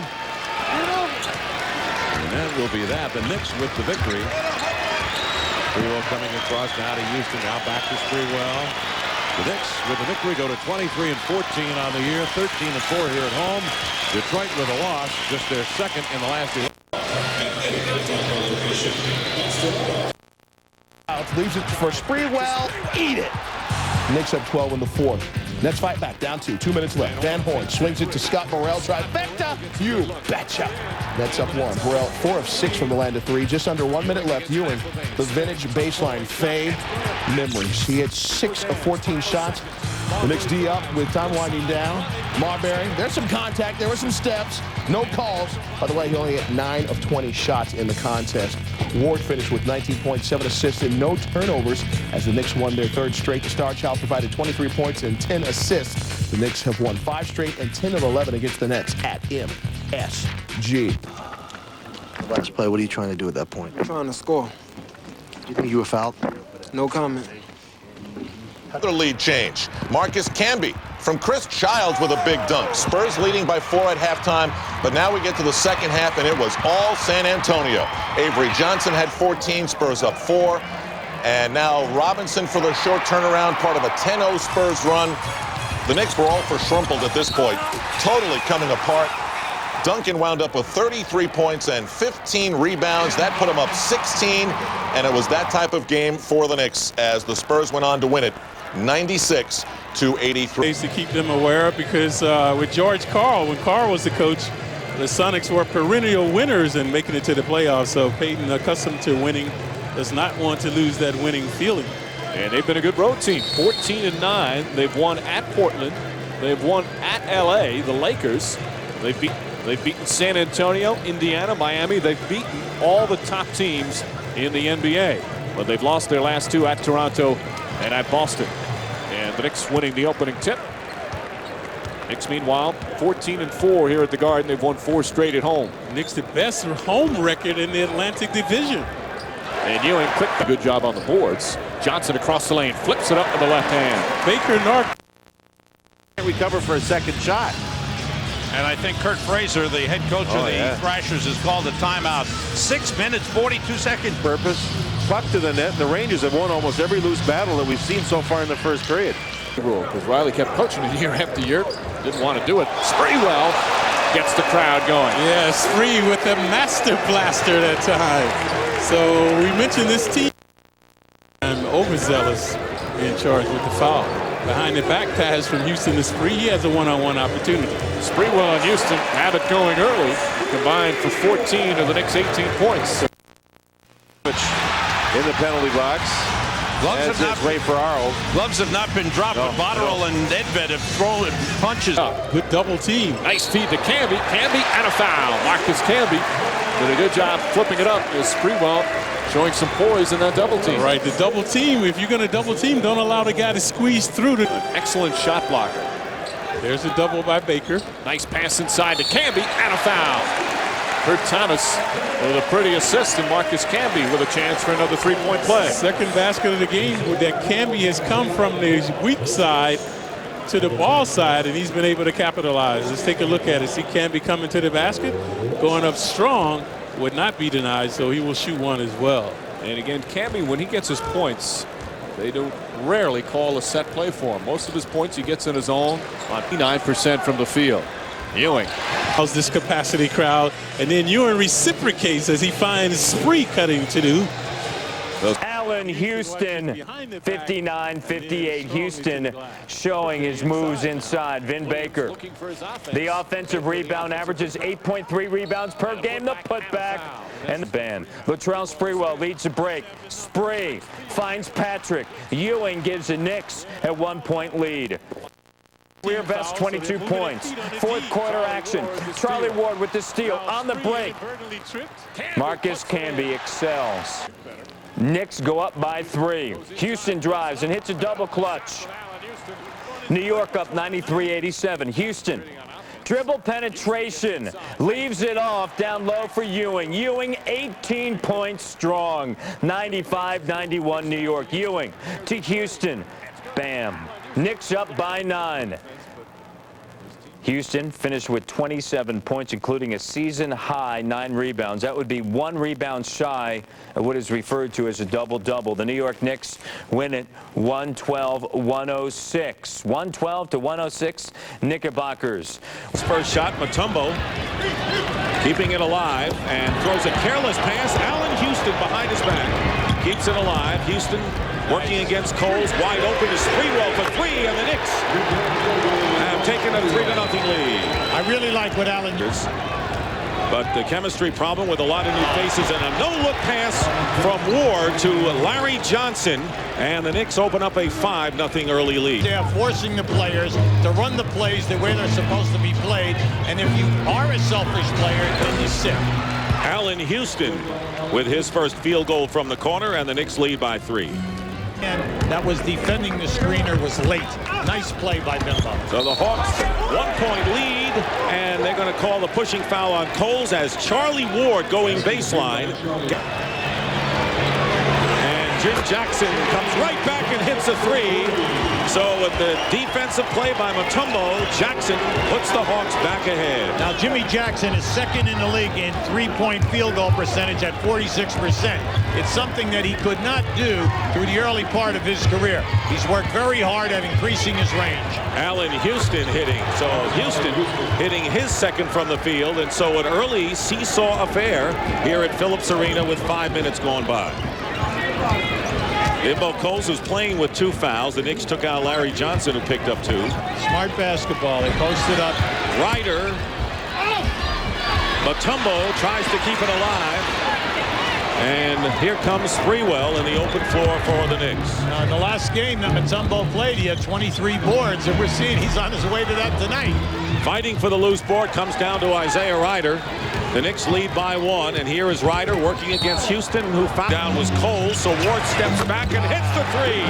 Charlie Ward hitting the 3 to tie the game at 16. Okay, Charlie Ward is shooting 40% in threes, and that's big. He attempts 3 a game. That's his 54th make. Bimbo Coles coming back.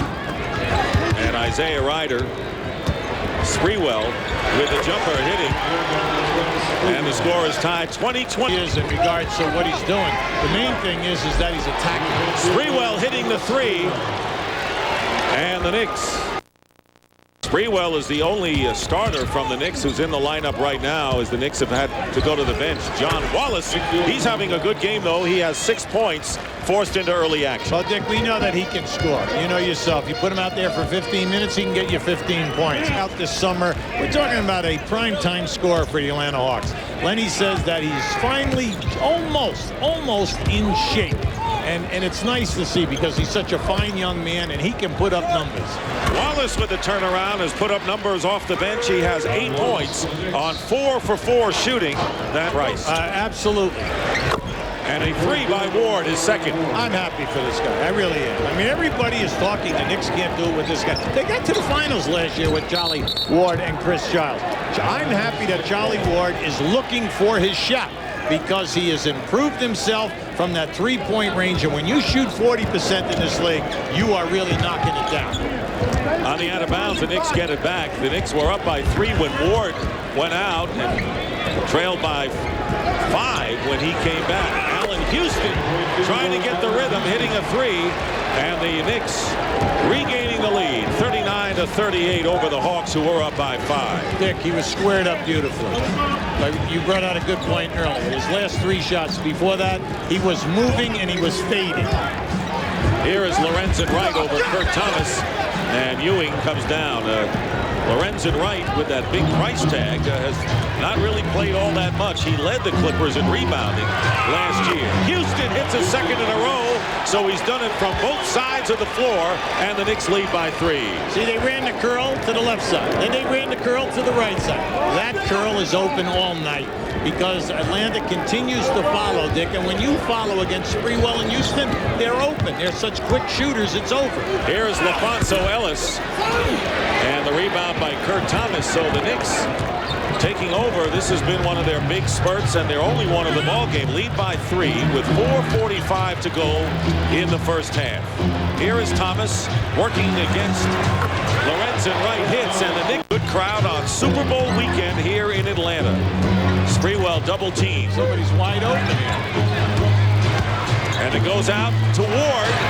And Charlie Ward has hit a couple of threes. This one doesn't go, and it's put in by Larry Johnson to tie the game once more. I think Larry Johnson has been too unselfish tonight. He has really been trying to pass the ball continually on the diagonal for the three-point shot. Now, that was a pretty finish right there. Yes, it was. You saw Johnson and Ewing go out. And the Knicks with Thomas, Dudley, and Ward. Sprewell with the ball, guarded by Ryder. Tough pass. John Wallace into the game, gets it to Ward. Ward working inside. Another pretty move by Charlie Ward, having a big first half with 13 points to lead the Knicks. They lead by 2 and playing now as the shot clock is off for the Atlanta Hawks. So without Chris Childs tonight, Charlie Ward taking the point guard burden on his shoulders and doing it well for this first half. And here is Jackson for 2. And Henderson puts it in to tie it up with 1.1 to go. And the final shot off the backboard. The first half. Now he had the 4 rebounds and the 2 blocks. Maybe he'll get off the schneid and get it rolling. Larry Johnson with 6 points in the game. Johnson and Houston picked up 2 early fouls. Ewing also has 2 in the game, and Camby with 3. Here is Mutombo, one-on-one now with Patrick Ewing. Ryder over Houston for 3. 3-point shot. Speaking of that, Allen Houston hits one. Explains your situation. Here is Johnson's lay-in. Time by Sprewell. Steps back and fires. Latrell Sprewell. And Sprewell again controlling, defended by Jackson. Quick move, baseline, and a foul. 5 minutes to go in the third. Allen Houston pulls up and hits, and the Knicks trying to get into a tie for first place. And there is a good pass from Houston to Charlie Ward, who has hit his 3rd three-pointer of the game. Charlie's on fire. I'm so happy we brought out that point early. He has worked hard, extra hard, on becoming a high percentage three-point shooter. Looks great tonight. Bimbo Coles getting it down low to Mutombo. 8 on the shot clock. And Ewing fouling Mutombo as he went up. Patrick's not saying anything because he knew. See, every time that Mutombo stole the shot clock, Ward going down to Ewing. He looked up at the shot clock, and the fall away over Mutombo. Off balance almost. The first time tonight that he's taken it all the way into the paint. Sprewell is ahead of the pack. Sprewell giving the Sprewell again with 8 seconds on the clock. And the pass inside to Camby. Thomas. And goes outside to Houston. High screen and roll. Ewing setting the screen, picked up by Mutombo on the switch. Sprewell looking inside, 7 on the clock. Houston way off, throws up the air ball on the three-point attempt. Great defense by Mutombo. He defended Ewing on the roll and then came out and put incredible pressure on Allen Houston on that shot. Really upset him. And he had the big looming figure of Mutombo, and the Hawks get it back with 18.3. The shot clock is off, and Atlanta with a 2-point edge. Ward, Brunson, and Sprewell as Ewing will guard the pass, and it'll be Henderson throwing it in. 18.3 to go. The question is, can the Hawks win a close game? Right. And Henderson is looking, and throws it over Brunson, and the Knicks get the ball back. Sprewell driving in, changes hands, and ties the score. Sprewell on the errant inbound pass. The Knicks take advantage and tie the score at 91. And the Hawks use up their last timeout with 12.8 left. See, that's why you put a 7-foot man on the man out of bounds. First of all, the guy taking the ball out of bounds is not a great passer to begin with. Patrick Ewing is all. Look at Brunson. Brunson anticipated that. You say, well, the guy made a move. You're right. Now here comes Sprewell. Watch him switch hands. Sprewell finishes with his left hand. Just a great move. move. Watch this right now. See, the defender went for it. Sprewell switched hands. So you get a great play by Brunson. You get a terrific pressure on the ball by Patrick Ewing, and then you have Sprewell in the open floor. So they had Ewing, really a mammoth figure, and then one of the Rapids, Brunson, right there. And now with 12.8, the Hawks have the ball. Sprewell, by the way, 19 points. Houston with 21. So the Knicks' top scorer is doing it down the stretch. And the Atlanta Hawks now with an opportunity to win the game. Now, when you go small like the Knicks just did, what you're doing is you're putting pressure with your 7-footer on the man out of bounds, and you are switching every screen. And that, just keep an eye up at the top of your screen here now. See, Ewing is all over him. He's cutting off the pass across the lane and also to the midpoint. Right there. That was beautiful. You say, well, you know, Ewing at 7 foot, that's right, because he cuts down the angle to the free man and gives Sprewell a ton of credit. He attacked that rim. And the old story, can you shoot with your left hand and finish in traffic? And that was done by a real pro. He answered the question, and the Knicks bringing in Larry Johnson and Allen Houston. And Sprewell will guard the inbound passer, Jackson, with 12.8. Crowd on its feet here at Phillips Arena as the Atlanta Hawks will try to win it right here. And a delay of game as the Knicks wanted to see what the Hawks had in mind on the pass inbounds.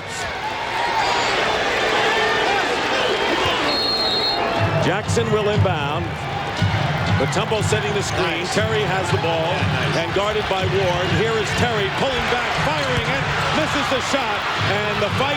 And Houston calls the timeout before the ball went out of bounds.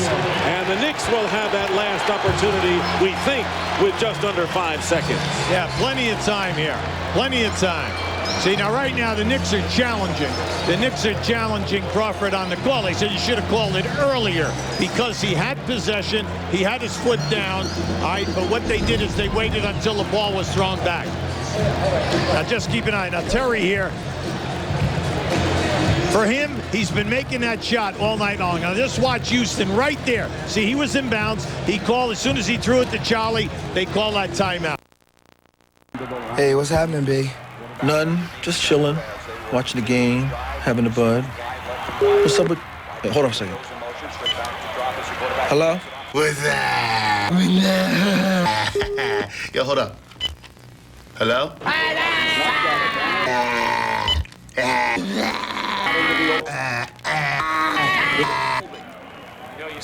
So what's up, B? Nothing. Watching the game, having a bud. And here they go. And there is Allen Houston firing it up, missing. Ewing fighting for the loose ball. Time runs out, and we're going to overtime. Overtime with the score tied in regulation at 91. The Knicks did a great job. They rolled Sprewell up over the top of the line, and they defended him perfectly. But when Allen Houston pops out, keep an eye to the left of your screen. You see how Houston comes out? See, his man got pinned down inside. Now, he gets a great look. Now, he could have passed to the left corner or take that shot. That was a great shot for Allen Houston. Now, here it comes again. Now, watch to the top of your screen. See Houston? See, they switched, but there was no one to pick them up. Now, they're free in the left-hand corner, but that is an excellent way to end the game because you've got your best shooter in a good position. And a 5-minute overtime about to start here on Super Bowl weekend. Man game with Sprewell. Ward looking back for Sprewell, goes to Ewing, guarded by Mutombo. Ewing hits the shot. Patrick Ewing with 10. The big fella says, hey, I've still got game here. And you know what you passed into me? I'm taking this guy one-on-one. Patrick has been here before, so to speak, in tight games in overtime. And Mutombo has it knocked away by Charlie Ward. Ward on the steal, and the Knicks coming right back with a fall-away. Larry Johnson with a big offensive rebound. Sprewell pauses, fires for three, in and out, and Mutombo with rebound number 21. And winding down to 3 minutes to go in the first overtime. The Knicks lead by 2, so only 2 points have been scored in 2 minutes as Jackson has the shot deflected by Sprewell, and the Knicks get it back on another turnover. Nice. Allen Houston with a one-hander. And Ewing trying to keep it alive and does at the other end. And we're seeing some wild shots. Okay. But everyone is hustling. They're seeing great intensity, and guys are really stretching on the offensive glass on these misses. Ewing, meanwhile, with 13 boards. Here is Sprewell driving in, changing hands, as he did to get the big basket down the stretch. And the Knicks open up a 4-point lead. And Sprewell now with 21, matching Allen Houston's total. Cole's trying to get it to Ryder. Houston defending against Isaiah Ryder, who has 20. Gets bumped.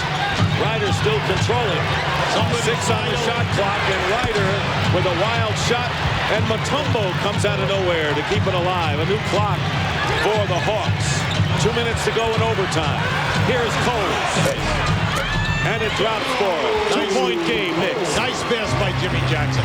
See the Hawks. And Charlie Ward, who has hit 3 threes tonight. Oh, out of bounds. And Ewing. No, they're calling on the line, and it's going the same way. It's off Mutombo, and it'll be Knicks ball. Great play by Ewing. Now that ball, if Mutombo did not step on the line, when that ball hit Mutombo and goes out, it went off of Ewing because Ewing was out of bounds. Keep an eye on it. Watch Mutombo's foot. There it is right there. Now, you see, he was on the line. And the old 2 Georgetown teammates going at it tonight in a battle royal here in Atlanta. Excellent call. Ron Alesiak was right on it. He was right off of it, saw it, had a great angle. So a 20-second timeout called by the Knicks. Now keep an eye right here. You can see Mutombo's foot. His left foot was right across the line. Not by much, but enough. And the Knicks using up their 20, so they still have 3 full timeouts remaining. Knicks have outscored the Hawks 4-2 in overtime. Cole's driving in, and Mutombo tips it in. And the rebound, and a loose ball foul has been called against the Knicks.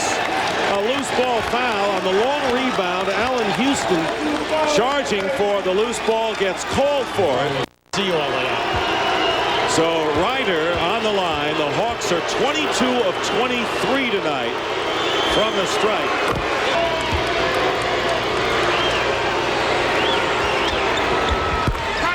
Inbounds to Sprewell. Sprewell driving to the basket as it knocked away by Allen Henderson, and the Hawks have the ball. And a foul. Shirts right there. Now Henderson caught that one on the way up. Now there is a lot of pressure on Mutombo here now, because if he only makes one, it's a 3-point game.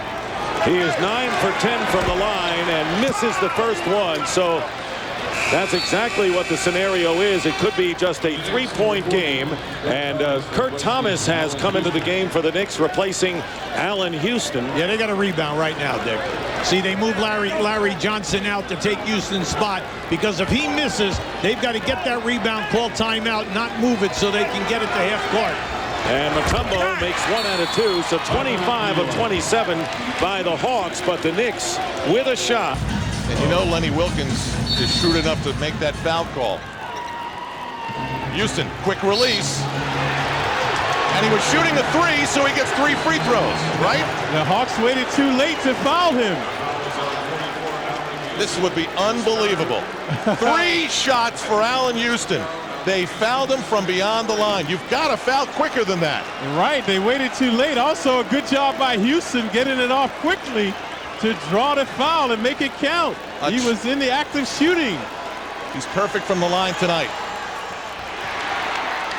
It is 98-96. The Hawks have time, 2.9 seconds, and a timeout. Allen has to get the other ones down, though. We can't assume. We can't assume he's going to make them. We've seen this season he's missed some big ones down the stretch. And now the Knicks have to miss it and hope they can get the rebound. Kurt Thomas is put back in to get a key rebound. And it's not as easy to miss them as you think, folks, because if he misses it, you want it to carry him in the middle of the paint so the Knicks can get a rebound. It comes off, and it's in Isaiah Ryder's hand, and that is it. And the Hawks won a game. It's in 11 straight games as Allen Houston about 100 points only 7 times. So whether the offense or defense. Here's Sprewell against Williams. Dishing and putting it in is Houston. from Sprewell. Charlie Ward with an incredible steal. Careless inbound pass by the Kings. And Sprewell for three. Well, there's defense paying off in that flourish. The steal results in a three after the fast break layup, and it was the Knicks that got out on the break, the transition basket. Well, if the New York Knicks are really going to be as good as they can be, they have to get more of those transitions. They are a jump shooting team, Devon's inside, and when they slow down, because their number is 90. Once they get to 90, all the scoring stops. So if they use up 90 points here, we're in trouble, guys. You saying the tires go flat when you get to 90? But the Kings don't play enough defense to keep the Knicks in the 90s. That basket by Divac broke a run of 7 straight by New York. LJ can't hit. Divac clears to Williams. So tough for Larry Johnson every single game against a taller, rangier opponent. Chris Webber for three. Webber, the three-pointer goes down. His first basket of the game. 2 years ago, Chris Webber was in Washington, stamping his foot and shooting threes, and everybody said he was crazy. He has now developed a three-point shot, so now you have to play him out on the floor, and his total game has finally come together. He has been awesome. Anderson poked it away, but couldn't save it. Steve, you mentioned opening up the middle. When you have your big players, Vlade Divac and Chris Webber, who can both stroke three-point shots, Patrick Ewing doesn't like to come away from the basket and play defense. Larry Johnson, that's not the strength of his game. These are more big physical bangers inside. Charlie Ward, baseline jumper is his first basket. Charlie Ward is having a terrific scoring season. Needs to be more aggressive on the offensive end, but this is the kind of game. Williams to Divac. That's flamboyant, Bill. And he's got something going already, Jason Williams, with the front row fans here at Madison Square Garden.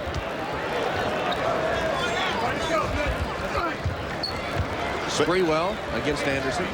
If you notice the difference in the way that the team score, the Knicks really have to work real hard to get their scores. That's not the story for the Sacramento Kings. A charge on Williamson, but they like to get up and down the floor, and they like to open it, and they have people cutting to the hoop. Last two trips for Sacramento. An incredible pass. The quickness right on target for Jason Williams. And then in the fast break, poor spacing. Corliss Williamson got out ahead of the pack. You got to wait and let the ball come first to give your offensive playmaker a chance to let things develop.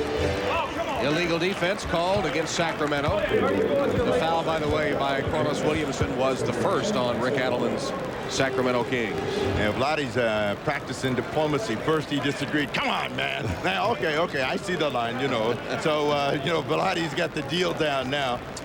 Well, he spent a little time, in diplomatic circles, converting to American citizenship. Born in Yugoslavia, as Patrick Ewing buries the baseline jumper. Ewing now 1 for 3. And the Knicks lead by a deuce. All the Knicks' successful plays have been on penetration and dish, and the teamwork. Setting your teammates up with your attack on the basket. Nick Anderson, soft off the glass. He has 4 points. Guys, let's do this today. You count the jump shots for the Knicks. I'll count the layups for the Sacramento Kings, because that's the difference in the game. The Knicks are a jump shooting team, and the Sacramento Kings are more a team that will play closer to the rim and above the rim. Traveling violation on Larry Johnson. Jeff Van Gundy does not want his team to get lured into this casual up and down game that the Kings like to play. He had the best line of the day. He said, we can't be lured into their type of game. I don't think they're going to be lured into ours. Latrell Sprewell's second bucket. New York by 2. Jason Williams' left hand and his quickness, I think, are the two most surprising things about his game. Diagonal pass, finds an open Williamson. Can't hit it. Ewing saves it to Ward. Houston spotted for 3. Williamson the other way for Sacramento. Reluctant to go to the offensive glass. An air ball off the quick 3 by Nick Anderson. You laugh. More are coming.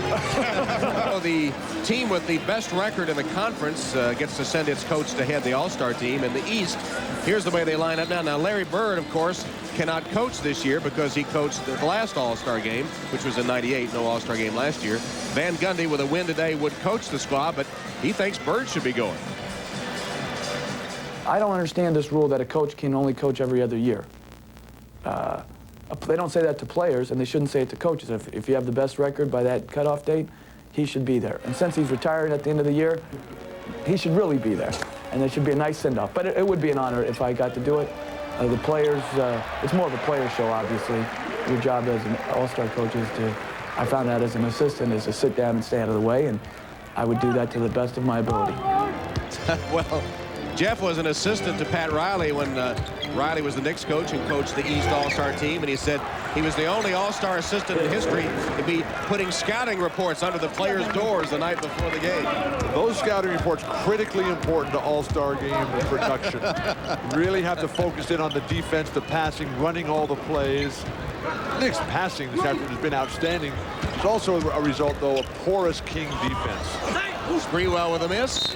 Ewing knocked it away from Williamson. It'll be Sacramento ball. Well, I don't want you to get too crazy with the story about defense today, because this is going to come down to which team makes the critical stop. As I said before, the Kings are shooting layups, the Knicks are shooting jump shots, and the jump shot is going to break down before the layup. The Knicks will solve these back cuts.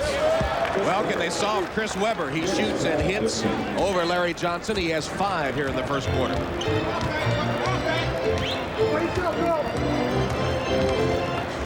Fifth time the game has been tied. Allen Houston, tough shot, came up short. Nothing but black shirts for the rebound. Fabulous defense by Nick Anderson, who has a ton of experience against post-up guards. He's trying to get some back of his own, Nick Anderson. Devos threw a bad pass, deflected, intercepted by Houston. Ward for Ewing. This is the kind of game that Charlie Ward generally shines in, with all the hype about. No basketball coming. Not there, though. Ewing, the offensive board. 4 rebounds for Patrick. With Williams and the ball, you never know where the adventure is going to be. And when you can make outside shots, that sets up back cuts for Chris Webber. But you have to have a point guard who can put the ball where you want it. Webber hasn't missed a shot, and Jason Williams with a spectacular lob. Last 6 points for the Kings scored by Chris Webber. Ewing throws it right to Williams. 3-on-2 break for the Kings. Webber's got to run. Oh, Anderson put it in. Allen Houston. He got a clear path to the basket, dodged a couple, and put it through. Van Gundy was telling us that the Kings right back up in transition offense. Van Gundy telling us that the only team like Sacramento. Layup. Williams. And Williams will lead the Sacramento break. Pulls up for 3. Bottom of the net. They came to put on a show. Everybody's forgotten that New York is Madison Square Garden, and the Kings have been dying to get here. This is their first and only trip in, and they are prepared for the big moment. 2 teams only played once last year. That was in Sacramento. And Sprewell now is in double figures as New York goes back on top. Kurt Thomas has got that look on his face. The shot clock expired. Knicks can take the final shot of the quarter. Stolen by Williams. Can he beat the clock behind the back? Corbin. It'll count and 1. Blocking foul on Charlie Ward. Anticipation. What defines quickness for a player. Jason Williams reads this play perfectly, then comes in, and again, the left hand. When you have a left hand like that, and you're just in the 2nd year in the league, there is no limit to what you can do over the course of your career. Corbin misses the free throw. Webber kept it alive for a moment. And Lawrence Funderburk into the game for Sacramento. Look at Webber go up to get it, and then he lost it. Picked off by Larry Johnson. Lob pass, Ward for Canby, and he's going to get a tee for hanging on the rim. Marcus Camby is complaining here that Tyrone Corbin was underneath him, and that's why he had to pull himself up. But I think when Hugh Holland saw The second. There was nobody near. Nobody under him. No, nobody under him. Maybe that's why you don't know what place he came to in the Western Conference. He was waiting for him to run underneath him. So John Barry, 90% free throw shooter, sinks the technical foul. Camby has fouled out of the last 3 games for the Knicks. And each team without a key player today, Childs of New York, Stojakovic of Sacramento, neither one able to play because of injury. That'll put a lot more pressure on Charlie Ward, who has gone the distance. Rick Brunson recently activated. Played an important role in the big comeback Brunson did at Atlanta Friday night. Barry misses a 3, tapped in by side and also crashed the board. Camby. Nice recovery by Camby. Caught the ball, the pass a little off target, went to the other side of the rim and put it through. I've never seen the Knicks throw this many lobs at the basket. The Kings just lure you into that up and down game. Well, Chris Webber has his A game today as he pounds through number 14. Marcus Camby is limping right now. We don't know if he landed improperly, if he strained that knee that he's been playing through a painful tendonitis in. Thomas and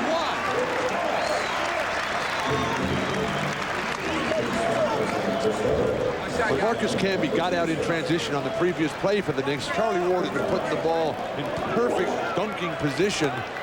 A little bit low that time, though, as the missed timing and then the stumbling right here. That's where Marcus Camby comes up with the sore leg. Webber coming out of the ball game, he has had a sensational start. Scott Pollard in as we get more of the bench group in. Now the only starter out on the floor is Jason Williams. Webber just picked up his second foul, scored 14 points, 11 in the last 7 minutes. Thomas completes the 3-point play, and New York leads by 1, 37-36. Look for Van Gundy to try to get as much time out of Kurt Thomas and Marcus Camby to try to slow down the bigger Webber who overpowers Larry Johnson. Barry's pass at the side of the backboard out of bounds to New York. Well, the bench mob not too impressive so far today. Well, maybe that's why I gave him a C. I'm not sure. But, you know, the thing about this group is they need a little bit more help. And that's the reason Jason Williams is staying out on the floor, because they are a group who feeds off of each other, but they don't get easy shots. They're feeding Kurt Thomas at the moment. He has 5 points off the New York bench. Knicks by 3. Williams penetrates. Back out to Corbin, a long 3, too long. But the long rebound to Williams, and Corbin can't handle the pass. His vision, Jason Williams. Reminiscent Magic Johnson, Larry Bird, Isaiah Thomas. Kurt Thomas. Kept alive, and Thomas will chase it down. Another lob. Thomas got it. A scoring machine, Kurt Thomas, who is averaging only 8 points a game, but in college led the U.S. in both scoring and rebounding. 8 rebounds a game. Double team Johnson, got it back out, then re-entered to LJ. Spins baseline. And a foul on Corbin, I believe. Springwell, who's right up there among the league's leaders in minutes played, a long stretch on the bench there. Michael Finley from Dallas leads that. And Springwell has a real solid chance of getting voted in as an all-star this year, a place that he belongs. He's hit 4 of 5, 10 points in 15 minutes. Latrell Sprewell. Allen Houston is back. Finds Sprewell. You think the coaches are going to take 2 Knicks? Houston and Sprewell? They should. They're right there at the top. Rather see them take players for the teams at the top of the conference than at the bottom of the conference. I thought this was about winning. Barry. Derek Martin, by the way, has replaced Jason Williams at point guard for Sacramento. They continue to have trouble scoring in this stretch. You know, they don't get the easy shots from the hot effort goes in there. Allen Houston has a dozen points, and New York is up 45-38. Well, with Derek Martin out on the floor, he has a tendency to pound it a little bit more and hang on to it. The ball doesn't move as freely. Lottie Divac has to become the passer and the scorer as well. Divac against Thomas. Pollard wanted it inside. Instead, Martin launched the three. Pollard, offensive board, back to Berry. Into Divac against Kurt Thomas. And one. He left second quarter. We showed you the Sacramento midseason report card a few moments ago. Here it is for the New York Knicks. The offense, they're still searching for their roles and to find a level of consistency that will make them play better against the lower level teams. The defense, they are the best in the East. Van Gundy has done a great job. He gets no respect and is unappreciated for the job he does. The bench, they need more than Marcus Camby. Obviously, Chris Childs has to be healthy. The intangibles give him a top mark because they bring it and they have an incredible home court advantage here. You know, all the schools here are PS something, right? They would love to have Bill Walton. I know that. Now, those are tremendous grades. You're an easy grade on grading on a curve or what? Those were all A's and B's. They're atop the Eastern Conference. Is that the way they grade at UCLA? Tom, I'm in the GTE Academic All-American Hall of Fame. Well, Very proud of that. No wonder with grading like that. Jeff Van Gundy and the Knicks have outscored the Kings 11-5 when Chris Webber went out with 2 fouls. He's back in the game now. That'll be a goaltend on Webber. Commit the goaltending violation. See if Webber can reignite the Sacramento offense. Yes. An immediate basket from Webber, and then Allen Houston has started up court when Larry Johnson had passed him the ball. Camby saves it. Chris Webber, 7 of 9 shooting, 16 points. The big guard lineup for New York. Sprewell. He just used Derek Martin. Webber went flying by trying to help, didn't matter. Berry for 3. Derek Martin, one of the great point guards in the history of UCLA, having some trouble on the defense right now. In the history of UCLA? Well, to go along with Walt Hazzard, Gail Goodrich, Greg Lee, Andre McCarter. First time I'd heard his name mentioned in that group. Camby right over Divac. New York scoring at will now against that porous Sacramento defense, which allows 102 points a game. He was 0 for, I believe. Tap no good. Ewing's follow. Gone for Sacramento. A 1-on-0 turned into a scramble three-pointer. Houston for 3. Knicks should milk Larry Johnson down inside. Camby fouled by Divac. Those are the kind of plays that make Camby valuable to them. The ability to play without the ball, and they get him on the move. No pressure on Sprewell. He leads them to the rim. But with the Knicks coming with the big lineup in the backcourt with Sprewell and Houston, Jason Williams can't guard either one of those guys in the post. They're forced to double, and that just gives all kinds of basket opportunities for the Knicks. Divac's in a bit of foul trouble. Pass deflected. Jason Williams all alone with the lob, and Webber missed it. Williams got it back. Corbin for 3. That's just the way they drew it up. I'm sorry. Oh. It's a good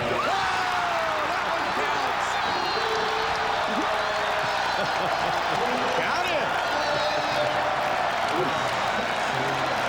I love this game.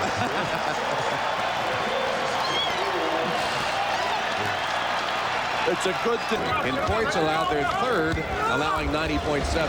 Honus Williamson misses from in close. The intimidation by Ewing. Even though he didn't get it, he forced the miss, allowing his teammates to gobble up rebounds. Sprewell. Divac pulls down, stripped away from him. Ward to Houston. Got it. It was always on the rim. Jason Williams has not been that way. Sprewell right to the rim. Here's Jason Williams. He has 11 assists, 5 turnovers. But that's where your ultimate success is determined by your ability to win. Anderson fouled. And the Sacramento Kings Broadway opening is going to be a short close. Charlie Ward, blindside steal, and a layup. Pretty work by Charlie Ward. And even Charlie comes out smiling on that play. Game in him with 10 minutes to play. Beautiful. Camby with the pass to Thomas. Steve McNair. Back in the locker room, he said at first point he can understand he threw the ball in the air. Get the offense going again to reestablish control. Thomas missed it, got it back, missed it again. Tapped out by Johnson. Discipline and play the clock a little bit. They don't want to totally become a team that stands around and copy. Into Tyrone Corbin's face. Wide open, Thunderbird blocked. Marcus Camby put two hands on top of the ball to block it.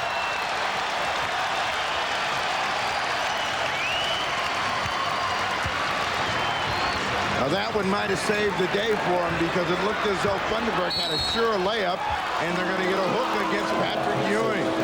But on a day when it's Ewing fouled by Pollard.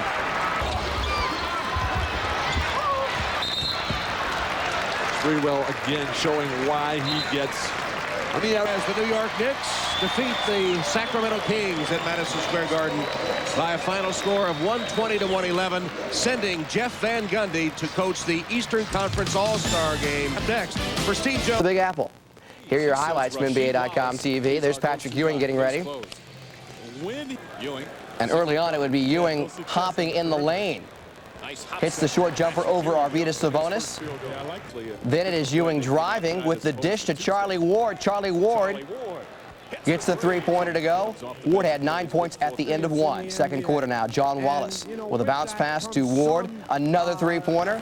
Ward 3 for 3 from three-point land. New York's up 31-29. Bonzi Wells with the alley-oop to Rasheed Wallace. Portland back up by 2, 35-33. Check this one out again. The guys are wearing headbands, and they can get up high on the rim. Then it is Marcus Camby. Check out this huge jam. All the way down the lane. The Camby man ties it at 35. Then Allen Houston, he goes all the way down the lane, but can't get it to go. Greg Anthony picks it up and goes in for the layup. Jeff Van Gundy, he's not smiling. He's not amused. Still in the second quarter, Houston makes up for his discrepancies in the lane. Gets that one to go. Then it is Camby. Faking the shot, driving baseline, throws up the circus shot, and it goes. Knicks trailed by 1 at the half. Third quarter now, Damon Stoudemire losing. Houston nails the three. Stoudemire this time, again, on the other side, this time with Charlie Ward. Puts him up there. Stoudemire 7 straight points at that point. He had 16 points at that juncture in the game. Houston driving, finding Latrell Sprewell. Knicks back up by 1. Spree had 14 points in the game. Then Wallace with the quick spin down low. Beautiful. Wallace, 11 points in the game. Brunson, the give and go backdoor to Patrick Ewing. Nice shot right there from Brunson at the end of 3. New York's up 73-64. To the fourth quarter we go. Bonzi Wells out of Ball State. The 3 is good. Bonzi beginning to heat up. Detlef Schrempf over to Bonzi again. Bonzi Wells, again the trifecta. More Wells, another three-pointer. Blazers to within 4. Wells 18 points in the game, including 4 trays. Knicks, though, trying to put it away. Allen Houston driving, pulling up for the jumper. He had 22 points in the game. Then Camby over to Patrick Ewing. How many times have we seen that? The baseline jumper, nothing but net. And then it is Ewing again, this time backing in on Wallace, regaining his composure, puts that one in. Ewing 20 points, and then quarter Knicks breaking Latrell Sprewell. Finishing. Knicks outscore the Blazers 28-18 in the third. They lead. Rasheed Wallace throws the towel at the referee.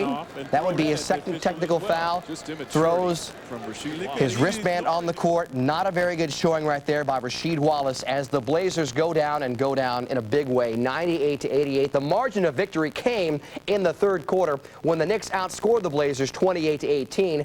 Allen Houston is the game's high scorer with 22. Patrick Ewing nets 20 and grabs 9 rebounds. Charlie Ward scores 13 points and dishes out 9 assists. The highly touted Blazer bench was held to just 14 points as Portland's 6-game winning streak comes to an end. As for the Knicks, they rebounded nicely from their disappointing loss on Tuesday. The Knicks' Latrell Sprewell getting ready to face the Miami Heat. When the Eastern Conference All-Stars were announced this past week, Sprewell was not named to the team. A few moments ago, he spoke with Jim Gray. Latrell, you didn't make it onto the All-Star team. How disappointed are you, and do you feel it's unjust? Well, I was disappointed, but I think that the guys that were selected deserve to be there. I mean, every year there are people that are left off that probably, you know, are on the borderline and deserve to go. You know, I feel good about the way that I'm playing, and I can't quarrel with the guys that are on the team. Your team been a model of inconsistency. You lose to Atlanta, you beat Sacramento, you lose to Orlando here at home, and then you beat the team with the best record, Portland. Why the inconsistency? You know, I don't think we can put our finger on it. We haven't been able to play well in back-to-back situations, and we've had some letdowns here at home. So I think if we can do better in the back-to-back situations and come here and get our crowd behind us and play with the type of intensity that we're capable of playing with, I think we'll get on the roll. That's our problem. We haven't been able to put together like 5 or 6 games in a row. We'll win a couple, then lose one. So we're striving for that consistency that you were referring to. Latrell. Coming up, it's the Atlantic Division showdown between the Miami. Morning, back to Hardaway for 3. It also comes down to which team is going to get the easier bucket. Both teams are jump shooting teams. Both teams rely a lot on that perimeter play, and if they're not getting layups, the game becomes very difficult, and there are periods where they don't score. So that three-pointer makes it 471 in a row as Ewing takes it to the basket and draws the foul. This is what Jeff Van Gundy has been encouraging. Ewing and Mourning. Ewing wins that battle and scores.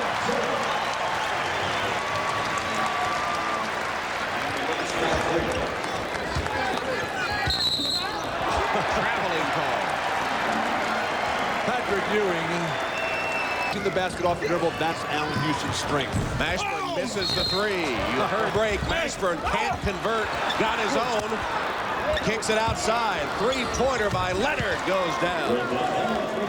Rashawn Leonard, so much added responsibility on his shoulders. Dan Marley out at least 6 weeks with the stress fracture. Short guards plagued Miami last week against Indiana. That has not been the case today as Miami out early. All that means is he gets more shots. How can that be added responsibility? Ewing down low, too close to the hoop. And Mourning with 2 fouls can only watch as Patrick puts in his 5th point. 1-point game. Another encore start for Patrick Ewing. Allen Houston forces the turnover. He controls. Ewing suffocating defense inside, taking all the life and breath out of the Miami offensive attack. Leonard with 4 to shoot. Mashburn for 3. Jamal Mashburn hitting 45%. Larry Johnson turning on P.J. Brown. Fall away. Got it. First basket for Johnson. When Johnson can get that rhythm on that fadeaway, either from the paint in the low right box or fading away to the corner in the left, he can be a dynamic offensive force for Van Gundy. Quick shot by Rashawn Leonard puts Miami back in front. Leonard's got 7 in the quarter, but we remember last week when Sacramento was in town and how many buckets were scored and what a high-scoring first quarter that one was. 3:30 to go, and it's 13 to 11, and a block inside by P.J. Brown. Mashburn for 3. With a second three-point bucket by Jamal Mashburn. Miami has come out on fire with an offensive aggressiveness, and even though that Alonzo Mourning has gone to the bench and has not really been a factor because of fouls, the Heat certainly in control here, and that has to please Pat Riley.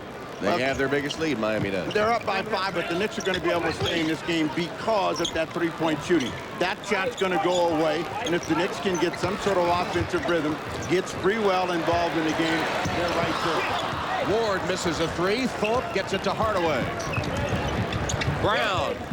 P.J. Brown couldn't get the roll. Ward takes it the other way for New York. Sprewell, good catch. Pull up. Good.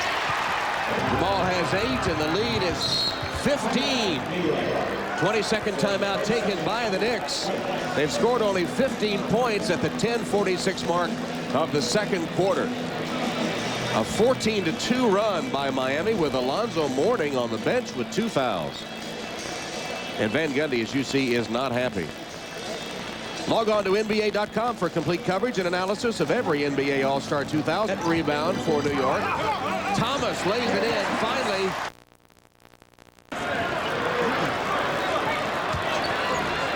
Sprewell. And 1.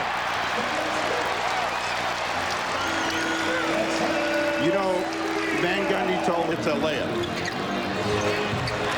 Well, it was a short jumper anyway.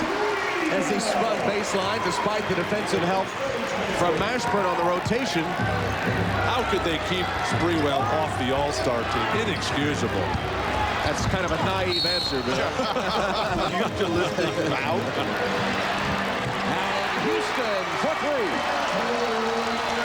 You guys have enough verbal sparring matches to hold us for a while. Why would P.J. Brown come and double team Patrick Ewing in that situation?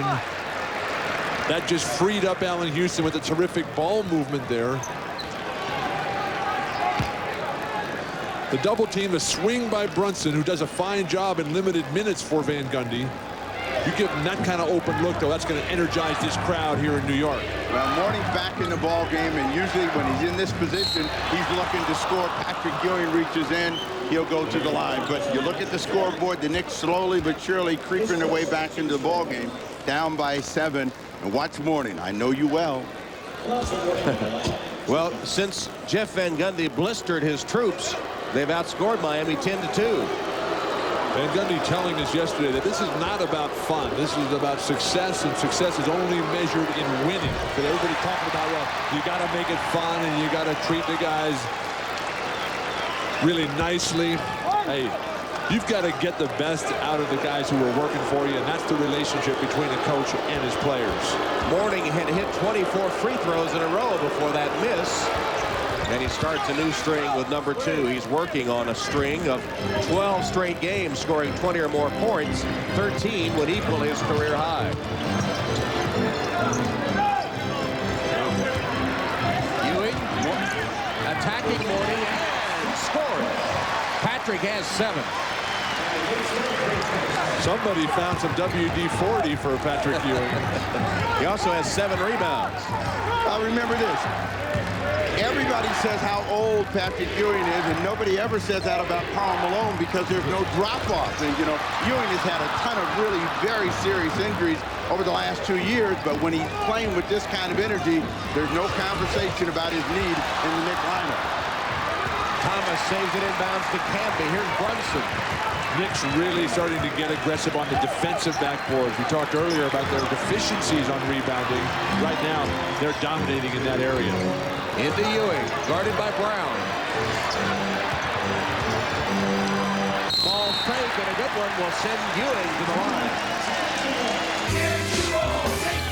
From a backyard hoop to their school gym, that's where 2 balls started for Zach and Kim. They pick their spots and make their shots in just 60 seconds. They can get red hot, get red hot. Their teamwork won from city to city. Passing and shooting had them sitting pretty. Zach and Kim might have started small, but to prove that anyone can win it all. NBA 2-ball, that's NBA 2-ball. Take the shot. Washington. Alonzo Mourning missing again, and this is the point that turned the game around as far as New York is concerned. Tell me you didn't get in somebody's stuff. Challenging. I think he was looking over here at Bill. I'm not sure. That's the tough part of being a coach, is that sometimes you got to get in people's faces who you really like, who you really respect. But if they're not playing with the passion and commitment that's required, you got to do something extreme like that. Well, sometimes it works. They've outscored Miami 17-5 since then. But you can only go to that well so many times. Tell UB Brown that.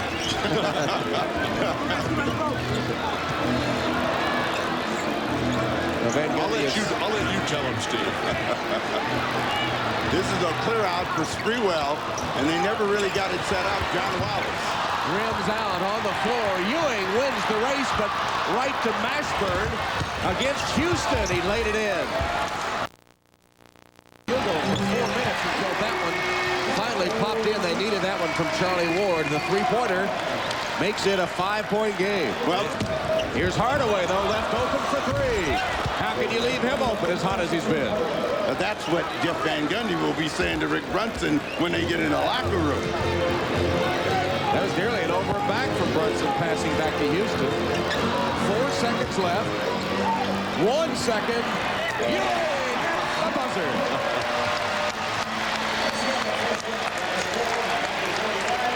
Patrick Ewing once again having a good performance. But the percentage is 37.8.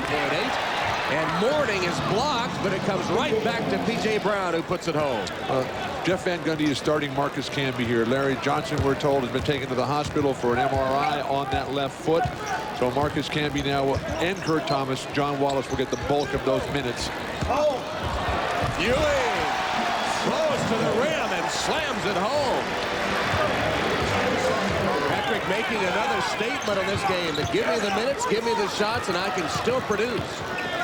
But Sean Leonard with the lean in is called for the offensive foul.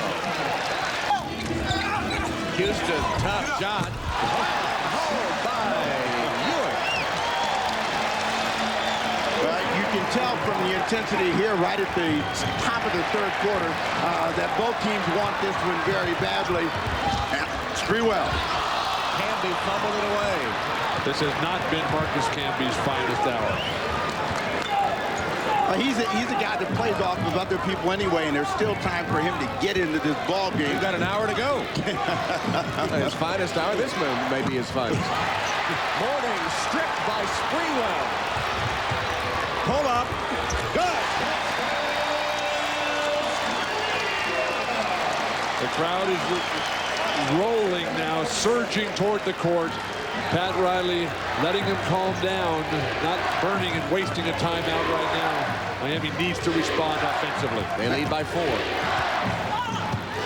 Penetration and score again by Tim Hardaway, who has been unstoppable today. 21. Hardaway starting to roar at the crowd right back. Then take some of this. Ewing's been extending an incredible amount of energy at both ends. Ewing has 15 points and 11 rebounds. And 1 for Alice. Brown has 9 rebounds. Charlie Ward, great steal. Camby. Offensive foul, Marcus Camby of New York. Yeah, you know, Camby knows one thing when he gets that close to the rim, just extend his body, but inside, you know, the defender, and that's what we look for, is are you going to be outside that line when Marcus Camby gets this ball and tries to jump over? An easy call for the official to make. Mark Strickland into the game for Miami in his 6th season from Temple.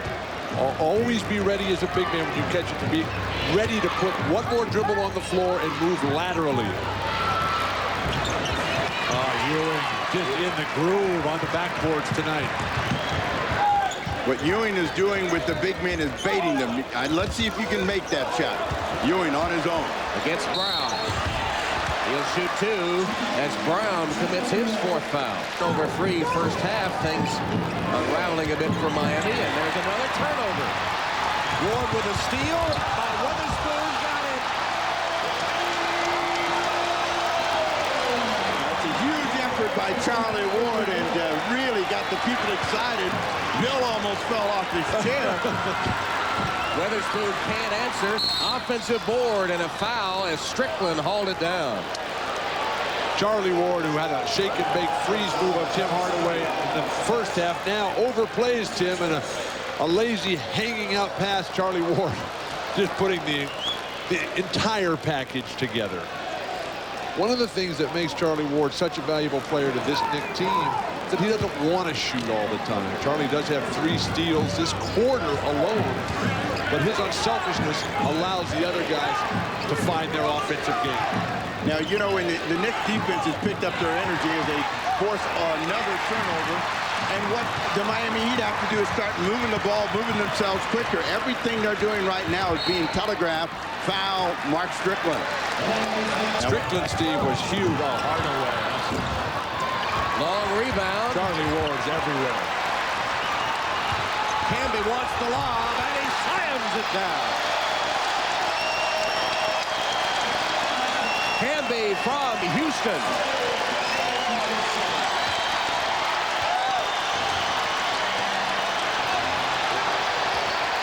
Hardaway, no good. Ewing and Camby, 2 teammates fighting for it. It'll go back to Miami.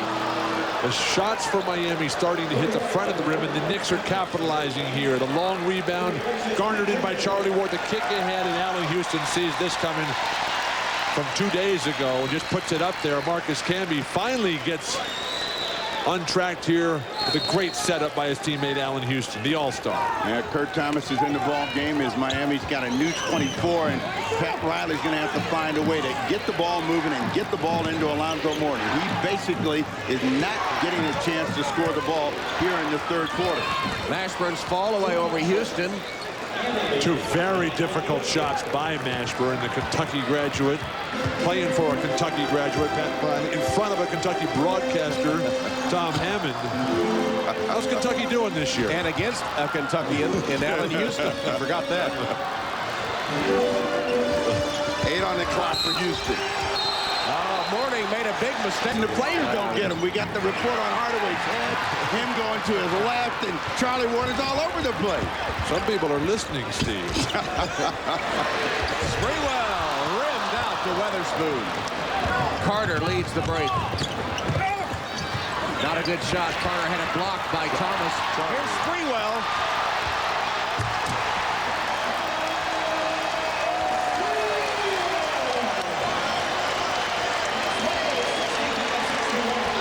With all the giants in this game today, the big powers, Otis Thorpe, Spoon, Ewing, it's Charlie Ward getting the defensive rebound and just beautifully lobbing over the top of the dunk.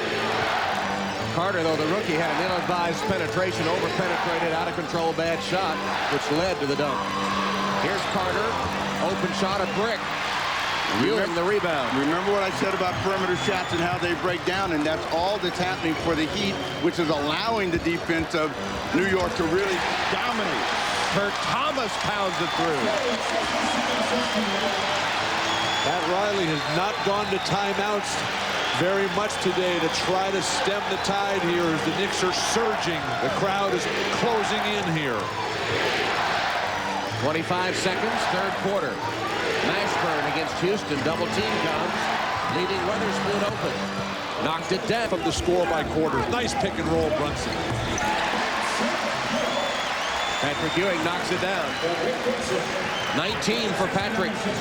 Brunson was born in Syracuse, grew up in Salem, Massachusetts, a northern suburb of Boston, a huge Celtic and Larry Bird fan.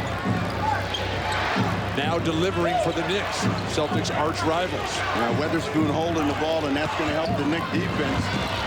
Tough shot. Ewing's defense, though, intimidation. Now here's a guy that's going to give the Miami Heat a chance to get back in the game. Rick Brunson. You put some pressure on him, he becomes tentative as a leader out on the floor. Wait a second.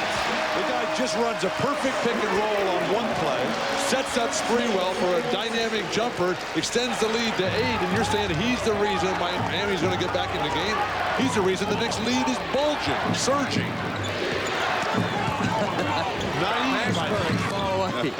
Jamal Mashburn's got it going. He has 17 points. The big three of the Knicks: Allen Houston 21, Patrick Ewing 19, Latrell Sprewell 17 points, scoring 57 of the Knicks' 71 points. Look at the ball movement. The penetration by Brunson. That was Brunson, Steve. Went in, then kicked it out, and then Kurt Thomas easily finding Sprewell. Well, let's see if Van Gundy continues to let him play. They get a tip ball as he reaches in. Van Gundy pleading constantly for ball movement as Pat Riley looks on in dismay here. But when 3 guys touch the ball, you're going to get wide open shots, and Sprewell's really in the rhythm right now. Tim Hardaway has lost his rhythm. Only 4 points since halftime. Maybe fatigue a factor for Tim Hardaway. Well, they're not defensively. They're not applying the pressure, and that's where they have to really get their game back up. And once they start squeezing and turn over Hardaway, they have a chance to get back in it. Sprewell against Mourning. Alonzo blocked it. Last year, Defensive Player of the Year. First block of the day, and a turnover once again, Miami. Leonard throws a bad pass. Houston screaming. Brunson was listening to Jeff Van Gundy. He didn't see him. Well, Brunson will learn quickly that you got to listen to the guys on the court when the game's in action. Turnovers plaguing Miami. No double team here. Sprewell. And Mourning, fouled by Ewing. Patrick Ewing picking up the foul. That's his third. And we've got a timeout with 9:22 left. New York leading 74-65, their biggest lead. No good. Offensive rebound by Carter for a moment. Then it's tapped right to Ewing. Here's Charlie Ward, who has replaced Brunson. Sprewell. Snatched out of the air by Leonard. Wild play for New York that time. Van Gundy pleading for discipline and patience. Sprewell begging to get onto the free throw line. P.J. Brown has returned on the high post, trying to get it to Mashburn. There's Charlie Ward with another steal. To Canby, he's fouled. And a hard fall by Marcus Camby, who's holding his knee underneath the basket. The Miami foul is on P.J. Brown. That's his fifth, team's first.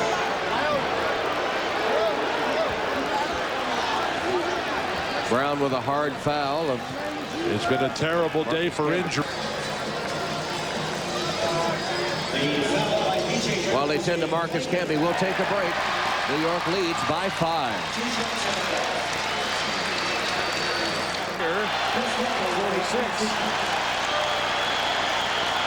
The worst free throw shooter in NBA history. Are you surprised that Pat picked him? It's like Mario Mendoza pitch hitting. Just get up there and bank these in if you're Chris Dudley here.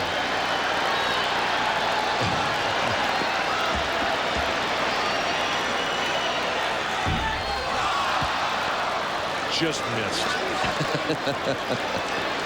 It's not easy to come in cold and shoot a free throw, especially when you haven't played in several games. It's not easy to come in when you're warm with that form. But he was inspired by Yale's big victory over Princeton last night. Gets the second one, found his rhythm. Time to start calling plays for Chris Dudley. On the flagrant foul call, New York will get the ball, leading 75-69. That's a tough call against the Heat. Hugh Evans came over and told us they saw that they thought there was a push, and that was the reason for the flagrant, but really it was just the awkward landing on a quick exchange for Marcus Camby. I did not see a push in the back, just good hard defense by P.J. Brown and Anthony Carter. Ewing. Somehow that went in. Patrick Ewing, 21 points. They've got to leave Dudley in there. They've got Kurt Thomas waiting at the scorer's table, but well, they're running out of bodies because Camby can't come back. They've already lost Larry Johnson. Chris Childs didn't even suit up. The Miami Heat have got to get Corning in the ballgame. They've got to start looking to him to score some points inside and out. Yeah, but not out there, would you think? I don't imagine that's what Pat had in mind for a morning to shoot an 18-footer. They're going to roll Ewing into the low post, have him set a cross screen and clear out for Sprewell. Sprewell is fouled. Mashburn. Sprewell has been on an incredible tear at the free throw line. When he gets there, it's virtually automatic at this point. In the world, both summer and winter, anytime you can get there, the quality of your life skyrockets. Preceding was a paid announcement. And be sure and go to Hot Creek, just off Highway 395. Ewing with a rejection. But, you know, they got a good penetration, but Ewing has been reacting defensively very well the entire afternoon. Slaps that one away. 11 on the clock. Mashburn is the only guy to score in black for the Miami Heat in the quarter. Leonard was right to the rim for the reverse, missed it, and on the other end, Sprewell scores a 4-point turnaround that sends the Knicks up 81-69. Great balanced scoring for New York. Sprewell at 24, Houston 21, Ewing 21, and the Knicks lead it 81-69.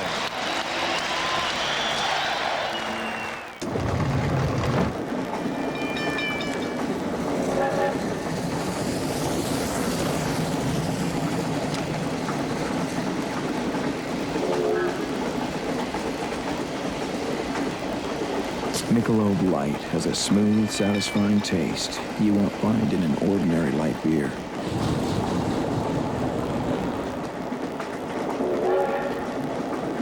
Beer or Michelob Light? 5 assists and 6 rebounds. 6 steals. 6 steals, excuse me. So even though he hasn't been in the leading scorers, he has had a huge impact on this game, Charlie Ward. Yeah, well, Riley got into his guys defensively. They're trying to pick it up now and make the Knicks a perimeter team. Ward. Charlie Ward now with 8 points to go with 10 rebounds, 5 assists, and 6 steals. Having a great game. And again, the ball movement. The team building off the chemistry that came alive last year in the spring. The confidence, the closeout defense. Wild shot, Mashburn. Mashburn misses the 3. Remember all of the three-point shots that went early. They have not fallen here late, and that's gotten them in trouble. So Tim Hardaway has not scored in the last 16 minutes of action. He had 21 points in the first 28 minutes, going 9 for 10. He's 0 for 4 since then, Tim Hardaway. Try to find a rhythm. Oh, beautiful. Warding got a piece of it, and it went down anyway for Charlie Ward, who's in double figures. He has a double-double, 10 points and a career-high 11 rebounds. Latrell Sprewell, you get that kind of ball movement. Van Gundy has marveled at it all year. A beautiful runner by Hardaway along the baseline. And there you saw how the three-point game, which was so hot for Miami, has deserted them.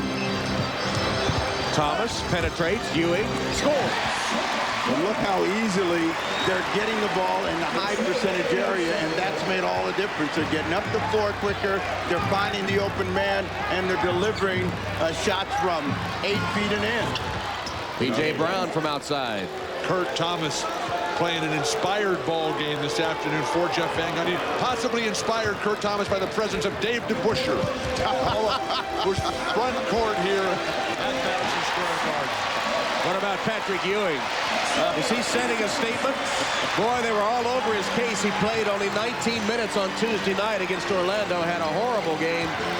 Came back with a superb effort against Portland, and again today.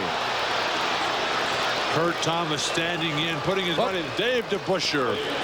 But I want to know is Hall of Fame, top 50 of all time. DeBusschere got his number retired here at Madison Square Garden. Part of the championship teams, inspiring Kurt Thomas. Wasn't the coach? The coach had something to do with it. Because I don't even think Kurt Thomas knew that DeBusschere was here. Oh, no. Kurt Thomas, a serious student of the history of basketball. Timeout, Miami. 2:20 left as the Heat call the timeout. They trail New York 90-77 thanks to some inspirational play. 6 straight games. Allen Houston. Now these are the New York Knicks we saw last Sunday for 3 quarters, making every shot down the stretch. Their percentage just continues to roll up. They're closing in on 50% for the game, and Miami going the other way, looking for morning. Alonzo turned right into Ewing. Finally rolled through. Well, the Knicks will be content to just trade baskets right now. With Charlie Ward playing a fine role as the leader of this team out here with the ball. Question is for New York, what about tomorrow night? They got to go down to Charlotte. Charlotte's playing great with all-star Eddie Jones. Paul Silas has brought that team together.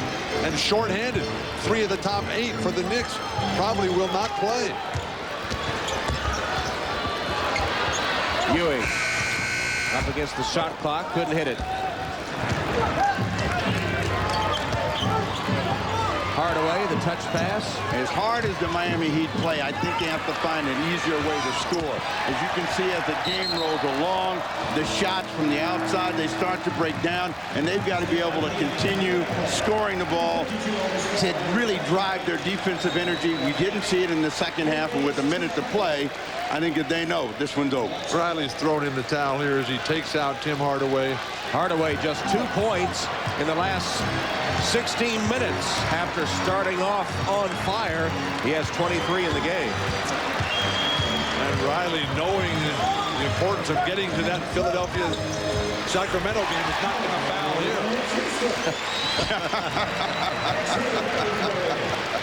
him. Ewing with 25, Sprewell 24, Houston 25. Charlie Ward knocking it away again. Player of the game. Has had 7 steals to go with 10 points, 11 rebounds, and 5 assists. And the fans on their feet applauding a come-from-behind effort by the New York Knicks. who were once down by 15. I guess the referees know they have to get to Sacramento, Philadelphia as well. Not so soon. We're going to have an interview as soon as the game is over. As Thorpe misses the three at the buzzer. And the Knicks even the season series with Miami at 1 win apiece. Final score 94-80. Back to Matt. That's the shot he has to take. He's looking to pass it up with a good dish inside to Thomas. But that's the floater that he's very adept at. Certainly winds up 5 for the Knicks as Ward gets his 3rd assist. Thomas now 6 of 7 from the field. That's one reason the Hornets are double teaming, to try to force Ward to take some perimeter shots. 8 on the shot clock. Wesley, 3-pointer won't go. Sprewell gets the long rebound. This is when Spree's lethal in transition. Pulls up this time, knocks it in. Latrell Sprewell now 4 of 2. Allen Houston spots up. That's a 3. And Houston now at 14 points. And the Knicks now within 1. From the field, had a 3-point shot. Very tough drive by Allen. Guarded by Anthony Mason on that move. And a gorgeous pick. As the Hornets will go to 19-3 here on their home floor. So the final seconds. And there's the buzzer. Knicks terrific victories over Portland and Miami. They go down to defeat here tonight at the Charlotte Coliseum. Yeah, but time to do it against the Bucks, though. Second quarter, Ray Allen against 2 Knicks. Spin the runners good, plus the foul. Bucks up 17 at the half. Second half, the Knicks are bombing away from 3. Allen Houston trifecta. You betcha. Latrell Sprewell knows the square root of 9 is 3. Houston again. 3 is a family. More trades. Charlie Ward, 3-ball corner pocket. More from Houston. 2 + 1 equals 3. Tied at 86. Bucks answer. Allen the steal. Wham, bam, thank you, jam. Bucks up 3. Knicks, they clutch it down on the stretch here. Here comes Ewing. Oh, big shot. Then the Knicks running away. Vicious cram by Sprewell. The Knicks victorious. Spree isn't an all-star, but he plays like one. He finished with 27 points against his hometown team. The Knicks slammed the door on this one by scoring 11 straight points in the closing minutes. Ewing provided a double-double to aid in the win. This was the Knicks' 3rd win in 4 games. The Bucks Raptors, they'll have to get through the T-Wolves to do it. Highlights coming up.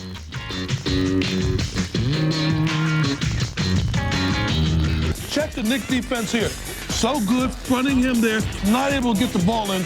It's going to force Anthony Peeler to take a jump shot he'd really like to have back. That's great defense by New York. All right, now, off the pick and roll. Watch Latrell Sprewell find Chris Dudley for the jam. His only 2 of the night. Knicks up by 9. Then off the miss, Joe Smith with the offensive board, and then Garnett high above the rim to stuff it down. He had 23. Wolves by 5 at the half. Second half, though, on the break. Watch this off the miss. Joe Smith with the follow jam. He only had 5 points. The Wolves up by as many as 11. Jeff Van Gundy not happy with the effort. And then watch Patrick Ewing release on the break. And you know what? Stuffs it down. He was 7 of 12 from the field. Got out ahead of everybody there. And then closing seconds of the 3rd, Allen Houston to the rack. Kurt Thomas slammed home the miss. He had 16. Then in the 4th quarter, Chris Childs with the drive. Look who's there again. Kurt Thomas, 6 of 8 from the field, 5 boards. And then tied at 87. 2 minutes to go. Into Ewing. Looking to make the move. Big fella. On KG. Gets the roll, coach. And then Wolves down 2, 13 seconds to go. Sam Mitchell drives. Misses the leaner. And then Garnett can't put it back up and in. Garnett had a tough night. Just 5 of 17 from the field as the Knicks post their 7th double-digit comeback win of the season. 5 Knicks players in double figures as the T-Wolves now. This is a bad matchup for Cozier, and Ewing going to work right away. Oscar Reeves' first big rebound. That initial foul was called on Patrick Ewing. Oh, he just gobbling up the middle there. And Latrell Sprewell, and 1 fouled by Reggie Miller. The big lineup for New York, paying dividends early. Sprewell going into the post, first opportunity. Normally, Reggie Miller, over the years, has guarded Allen Houston. But now Sprewell moves from the front court to the back court and creates a lot different type of defensive assignment for Reggie Miller. And Sprewell gives New York the lead.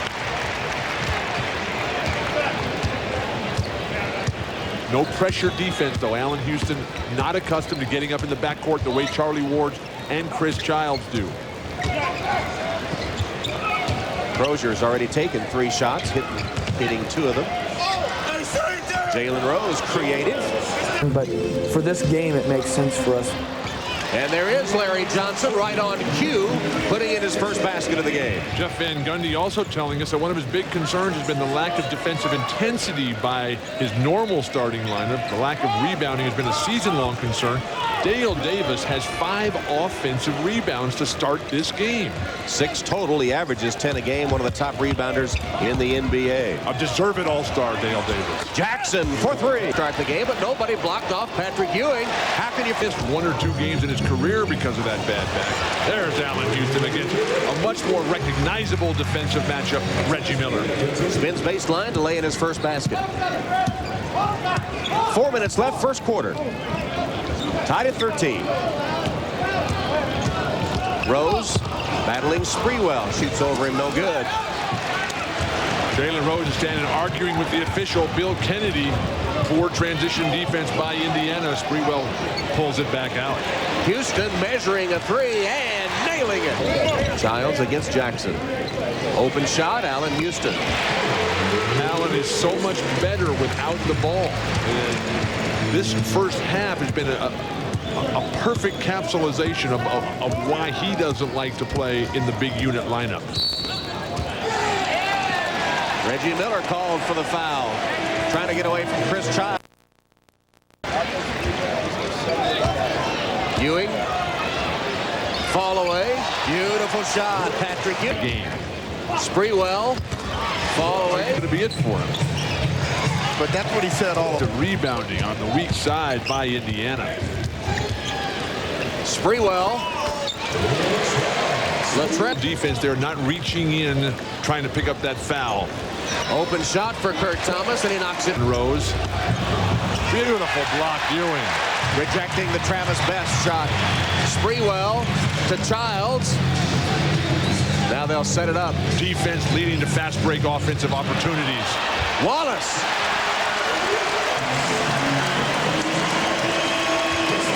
Dale Davis goes down, Crozier comes back in, and they've got to start making the Knicks take some tougher shots. Sprewell down low.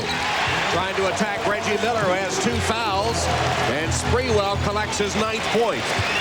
Is Indiana out of timeouts already? We're only in the second quarter. Well, you think a timeout needs to be called?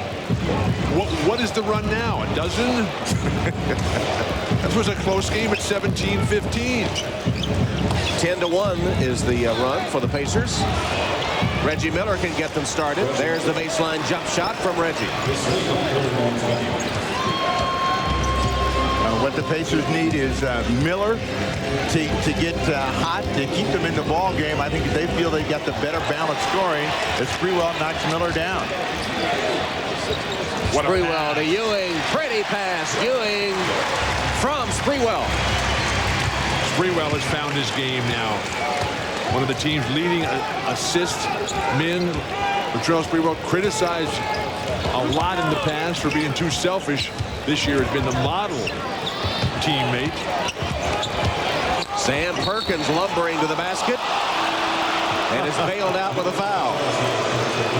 Reggie Miller trying to play some defense right here, but Latrell Sprewell, the most difficult shot for a post player, turning into your strong hand. The only meeting previously this year between the two teams. Terrific pass to Crozier. Out of bounds to continue. As Larry Johnson hits from outside of the NBA season.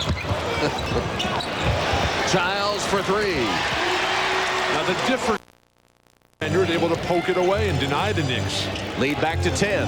And they're obviously going to Reggie Miller. Big play by Sprewell from the rear.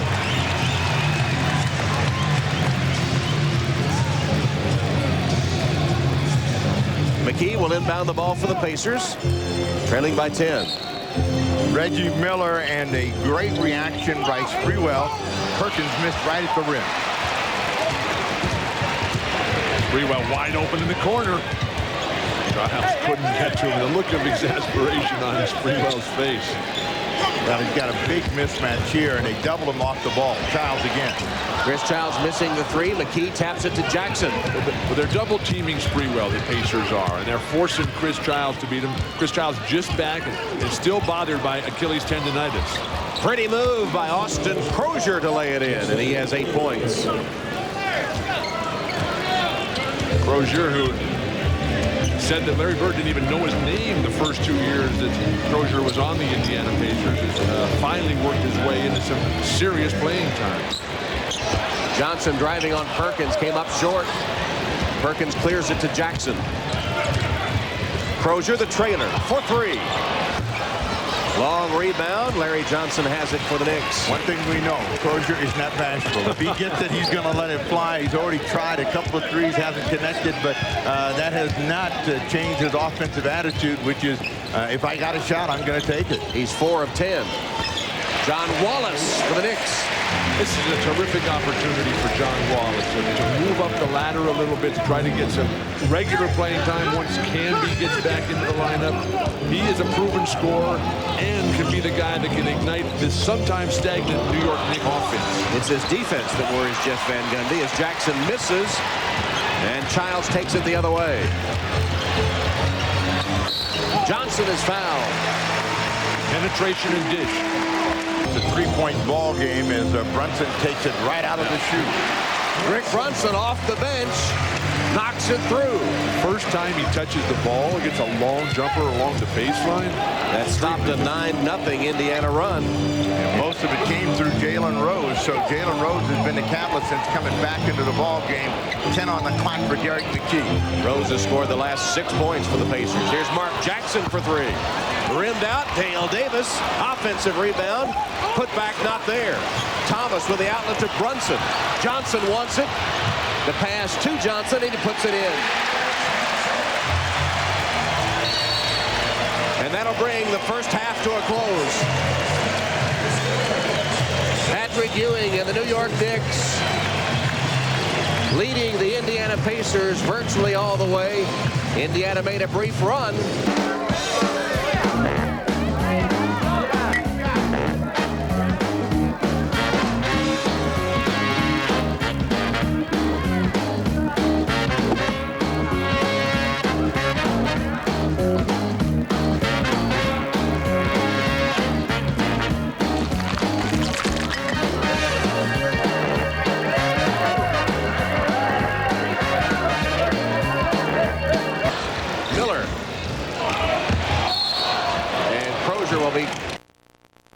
Unit lineup here because it was not fluid in the first 6 minutes, and it wasn't until Chris Childs came in that the Knicks took off as Ewing continues his dominance over the Pacers. Crozier had him early in the first half. Dale Davis has taken up the defense. Doesn't matter. Patrick, 6 of 7, 12 points. Meanwhile, Reggie Miller is just 2 of his first 6 shots. Here's another one. Nope, fake, step up. And this time, Reggie Miller scores. Good ball fake to get Sprewell by. Well, they can close out on him as much as they want. He's very clever with the ball, and you know what they've got to do is keep him from catching the ball, because eventually he's going to get that happy feeling, and it's going to make a difference in the game. But Sprewell, who has become an incredibly disciplined defensive player, should never run by Reggie Miller, pump faking, careless turnover Ewing.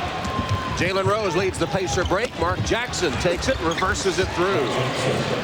Transition basket for Jackson and the Pacers, who cut the lead to 5. How can a guy that slow be at the finishing end of a break? That tells you that that's a big concern for Jeff Van Gundy, and you go from offense to defense, and Mark Jackson beats you back. You're talking about slow? I didn't interview in any breaks. Clear out for Larry Johnson on Reggie Miller, or on Jalen Rose, excuse me. Allen Houston for 3.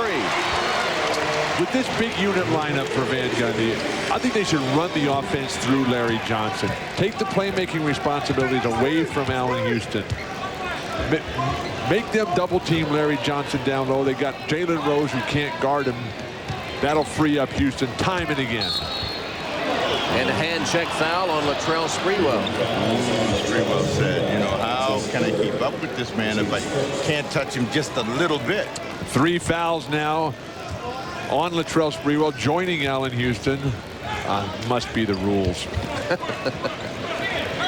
which I'm a big proponent of. Anything that brings skill back into favor is a great thing by the NBA. Miller misses the long three over Sprewell. Allen Houston with the rebound.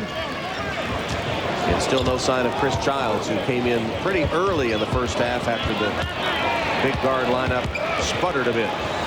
Tough shot. Ewing. Good defense by Dale Davis. Had a hand right in his face. Rose with the lob intended for Davis, broken up by Ewing. Terrific transition defensive effort by Ewing. Was out of the play, arguing with the refs, then realized he had to get back in. Houston, after Indiana's first turnover in 14 minutes, notches his 11th point. Well, you know, Houston came out early and was shooting the ball extremely well, but didn't get to play much because of the foul problems and trying to make sure he has an impact on this game before he picks up another one and has to sit down. Crozier, another miss. Crozier's taken at least 11 shots today. He had an open look there, though, and there's no reason not to take that. Larry Johnson partially blocked. Crozier takes it down and hands to Jackson. Right through Reggie Miller's hands. Unforced error after they went 14 minutes without any turnovers. Now they've turned it over 2 of the last 3 possessions. That brings the taunts from the crowd, who love to see Reggie, who has had just such incredible success. Few players in the history of this building have had that kind of success as a visitor. Here's Houston. He's hit 5 shots in a row. Reggie Miller trying to put a hand in his face. Allen shoots over it. 6 straight. And Allen Houston on a personal 7-0 run, and this his 500th NBA game. Allen just made the trip to his first All-Star game. First thing he did when landing in Oakland for All-Star game, very glamorous. As he hits his 7th straight shot, he went shopping for formula and diapers. He had his 8-month daughter Remy along with him, and away from the crowds and the autograph seekers, everybody, he was going up and down the aisles trying to find the right formula. Ah, the glamour, the glitz. Austin Crozier, nice move, baseline drive and the reverse. He's in double figures. Now, what the Pacers have to do is find somebody that's going to keep him in the ball game, and you know, Crozier's liking the chance to do it because every time he gets his hand on the ball, he's trying to score. But that's what they need right now, scoring. Sprewell spinning to the hoop to lay it in. Latrell Sprewell with 11. But look how the Knicks have come together as a team now. Out of timeouts, they're milking the hot hand. Allen Houston. They come right back. They try to get it to Houston. The Pacers defense denies them. Then they go right to their second option, Sprewell, who can deliver masterfully with the left hand. Reggie Miller. They still play basketball? Houston! That's 8 in a row. Well, that's something Bill never knew. 8 in a row unless he was real close to the bucket. But he has got that feeling as Rose comes back with 2 more. I thought you didn't like the big backcourt. Looks to me like Sprewell and Houston are enjoying it. I've been calling for the big backcourt since last year's NBA Finals. Here's Houston again. Finally missed one. He hit 8 in a row before missing that shot.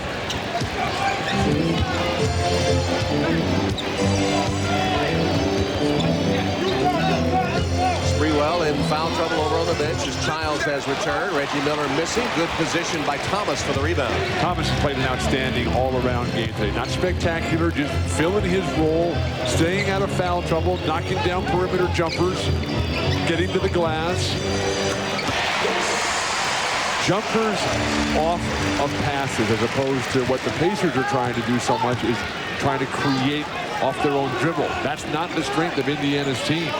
8 of 11 shooting, as you saw, by the Knicks, who lead by 13. Now they are shooting just about at a 60% clip for the ball game, and the Pacers still yet to see 40. Mark Jackson trying to pull his way in, travels. Everything happening from the backcourt.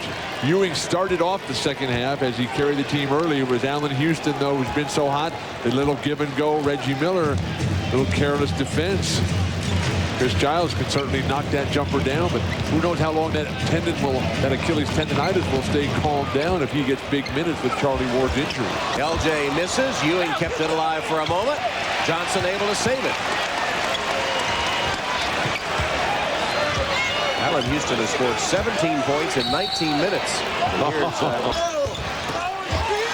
Patrick, another board. Well, the Pacers have helped the Knicks defensively by not moving the ball and moving people. A quick shot in transition and no chance to get a second opportunity.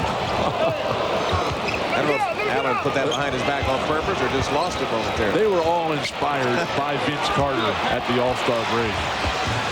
Fall away, no good by Ewing. In fact, that's what Allen Houston told us was his most memorable moment, besides buying the diapers and the formula, was Vince Carter's spectacular display. And Vince will be on NBC next week as Toronto plays Phoenix. When the other players stop and admire, you know it's something special. Johnson for three. Davis has the board. It'll be the first time that the Raptors have been on NBC. That's 12:30 Eastern next week against Phoenix. That three-point shot attempt by Larry Johnson drew the awes of the crowd. That was the same spot he hit the four-point play against in game. One of those games, game 3 last year. Game 3, right? It wasn't the same. It was one of those games. You know, the Indiana Pacers have got to move the ball, move people. The Knicks have cooled off here and have missed the last 3 possessions, but Indiana's not helping themselves with a quick shot. Oh, nice hesitation, Houston. Beautiful, beautiful move by Allen Houston. He has 19 points. He has really developed into a superstar, drawing kudos around the league after making his first All-Star appearance, and has become the leader of this team. And drawing favorable comparisons to Hall of Fame legend Walt Frazier with moves like this, gliding through the lane, freezing, teasing the defense. 13 in the last 7 minutes for Allen Houston. The Knicks up by 50. Next to Jeff Van Gundy. Ewing with a block of Rose's shot. Get that out of here. Shoot a 3 here.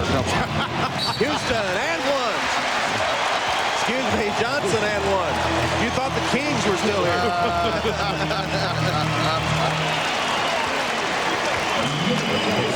Yeah, this is a real good defensive effort by Larry Johnson and the Knicks. They shut down the baseline.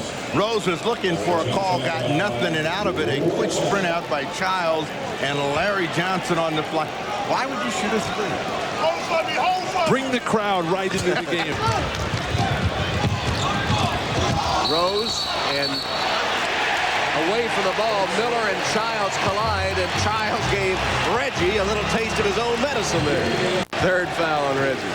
The crowd on Reggie now. With that big lead, the Knicks feel fairly comfortable trying to feed Wallace. Miller comes right back. John Wallace, and he's had something to say to the fans, too. So how about that? Well, we talked about Reggie's heroics here at Madison Square Garden. Oh, his back bruised. Reggie got a 25-point fourth quarter performance against the Knicks. Wild. Good foul right here. On Reggie Miller.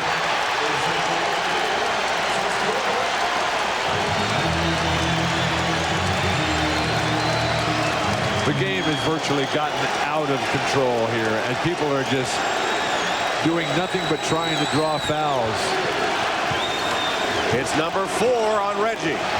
So the 3 dynamic performers on the perimeter in this game, Miller, Houston, and Sprewell, all have 4 fouls. That's a goaltend as Davis. Chris Childs is just getting picked up now.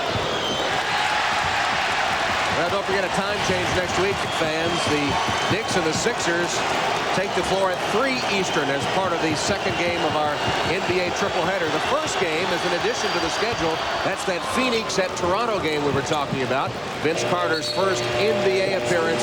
Showtime at noon, 12:30 for Toronto and Phoenix next Sunday here on NBC. Well, All-Star Allen Houston as New York outscored Indiana 22-10 the last 10 minutes of the third quarter. Allen Houston was brilliant in that period. And at the end of 3, New York leads Indiana 70. 7 on the clock. Ewing pulled a grudge. Whoa! John Wallace with a throwdown. Boy, the Knicks are having a good time. Biggest lead. And a blocking foul. Chris Giles cannot catch a break on the officials, but John Wallace out on the break and with authority, as the Knicks are the team that are doing the running now. Playing above the rim in this game has been John Wallace, who has made the most of this fresh opportunity. Now, team with Kurt Thomas as the guys Van Gundy will use to key the bench support. Wallace 4 for 6, 8 points, and 3 rebounds. Well, the Knicks have been able to keep the... And a much-needed road win to try to keep pace with the Orlando. That's Kareem Abdul-Jabbar. He went to Power Memorial in the city. Lamar Odom also from the city. Of course, Kareem now an assistant coach at the Clippers. Lamar Odom is an excellent rookie. Knocks down the 3. New York up by 1. Allen Houston near side 3. Nice form. New York up by 6. Patrick Ewing on the down low, misses. Check out the offensive board putback. The ensuing inbound, Sprewell takes the charge. I'm Tyrone Nesby, getting it done on both ends. More from Sprewell on D, this time taking the charge on Lamar Odom. Allen Houston spotting up. 16 points in the first half, 24 in the game. The Knicks up by 12 at halftime. 21. Up 23-12. Sprewell looking for Thomas. Uses glass. Thomas had 16 points and 8 rebounds. New York up 29-14. Chris Childs with a no-look. John Wallace 33-18. New York. Tyrone Nesby with a rip-off. Nesby leading the break. Nesby on the break and finds Odom inside-outside. 10-point advantage for the New York Knicks. Allen Houston looking for Patrick Ewing. Ewing gets it. Moving Ewing past Elgin Baylor for 16th place on the NBA all-time scoring list. Up next, Adrian Dantley, just 20 points. Houston, this guy has been automatic. Bang. Pull up in the key. He had 24, a game-high 24 for the Knicks. Sprewell, great defensively and offensively. Gets into the paint. That's where that back... New York, Knicks would open it up to 21 points. The lead grows on that play there. Thomas, 66-45. Watch out. Fourth quarter action. Here come the Clips. Odom knocks down the triple. Troy Hudson's triple. 76-68. Clippers would nail 8 of 15 from three-point range. That was Nesby cutting the Knick lead to 5. Ewing finds LJ in the post. Over Eric Piakowski. Good. 78-71 New York. Ewing spins past Skinner. Gets the bucket. Patrick Ewing had a double-double. 15 points and 12 rebounds. 6-point advantage for New York. Knicks up by 5 now. Ewing with the big-time block as the New York Knicks would win it.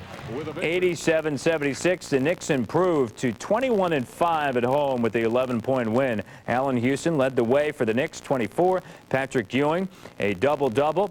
With the Heat loss, New York now moves into sole possession of first place. Lamar for clubbing Vancouver's Donald Brashear with a stick Monday. Brashear was laid unconscious and concussed by the blow, but he is recovering. It could have been much worse, much worse. The suspension entails the remaining 23 games on Boston's schedule and any playoff games they might earn. The 36-year-old McSorley had already indicated he would retire at season's end, but if he does want to play again next season, he would then have to get permission from the league. The suspension is without pay, meaning McSorley gives up about $72 grand in salary. It is the strongest NHL sanction ever for an on-ice incident. The three-pointer won't go. Ewing, nice fake on Oakley, and lays it in. And a foul, and Ewing goes down hard. Look like Thomas is the culprit. He's a former Knick, so Patrick bounding and astounding them. Houston has been in the zone. This one in and out. Ewing there with the bound. He's averaging 10 a game. Duping and hooping was Ewing. A belated attempt by Thomas. So Patrick to shoot one as well. So a good sequence here for Ewing to start the game. Looked like he was trying to force it in there. Thomas somehow got it and able to put it in. Yeah, good savvy by the Knicks exploiting the mismatch with Thomas at 6'9", Christie 6'6". Ewing recognizing it. And the Knicks back up by 1. The Raptors running a 1-4 offense, so they're looking for guys coming along the baseline. Carter again falling away.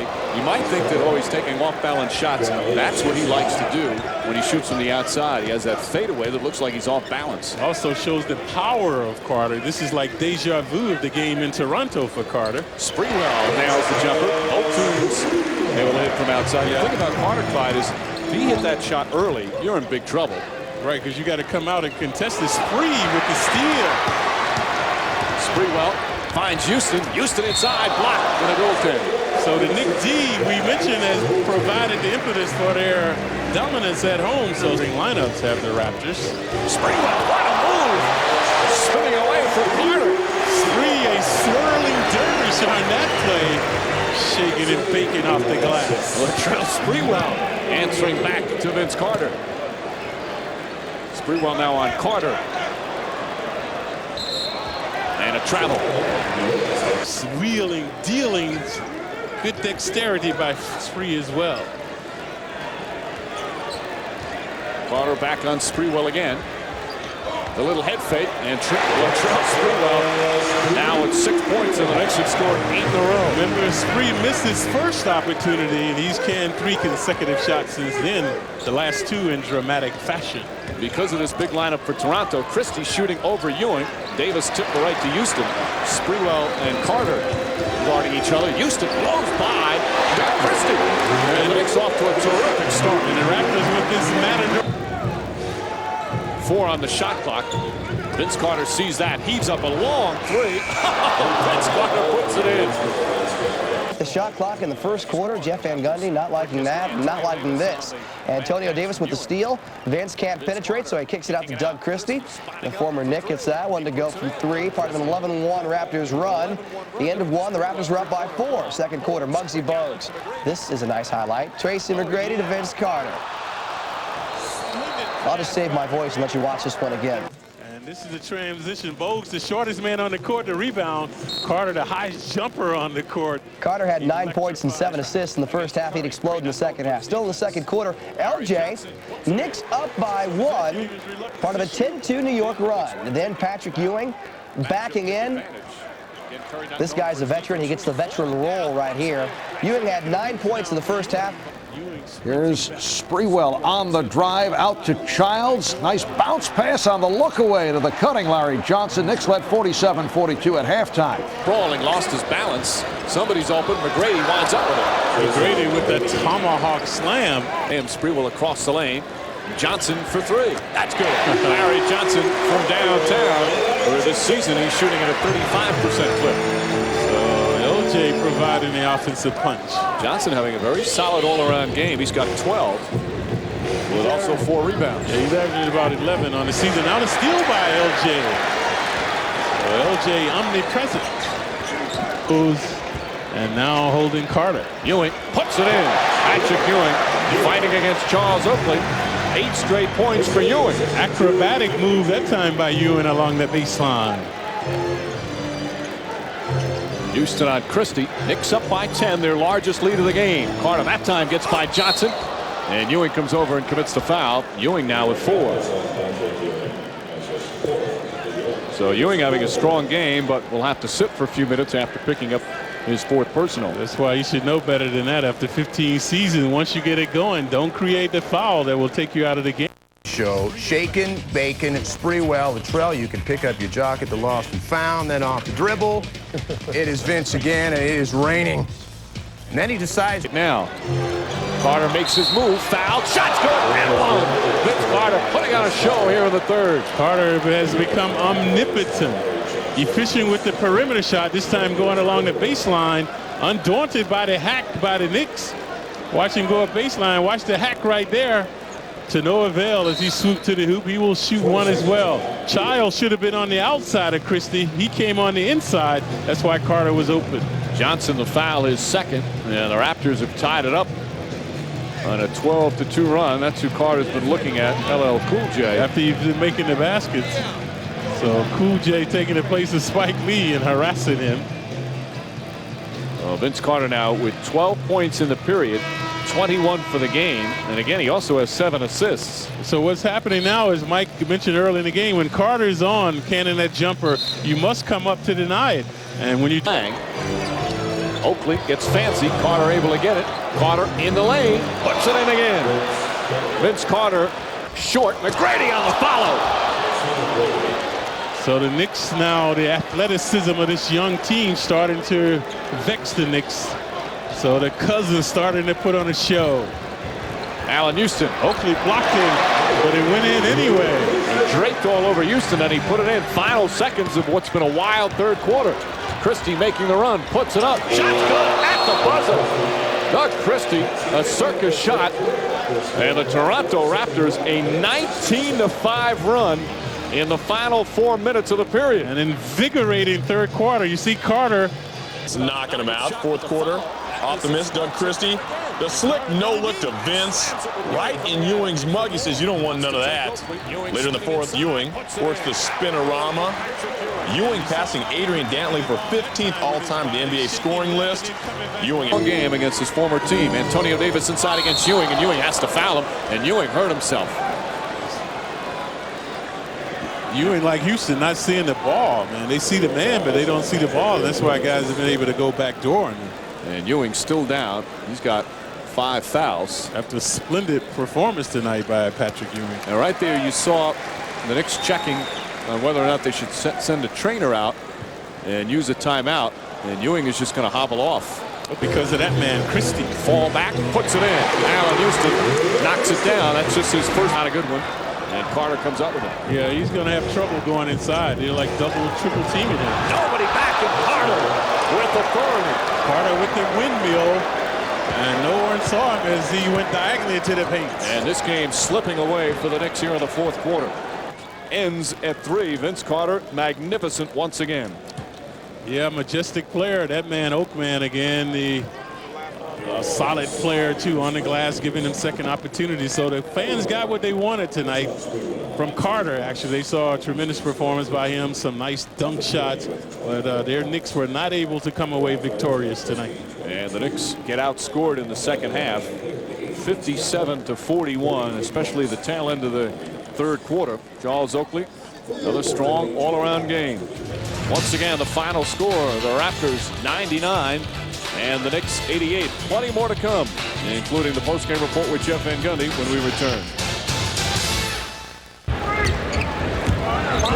Knicks coming off a loss at home to Toronto. Sprewell. Ewing with the offensive rebound and the putback. This is where Patrick must make his presence. That is on the offensive board. There is no way that Cliff Robinson can stay with him in the upper body bulk.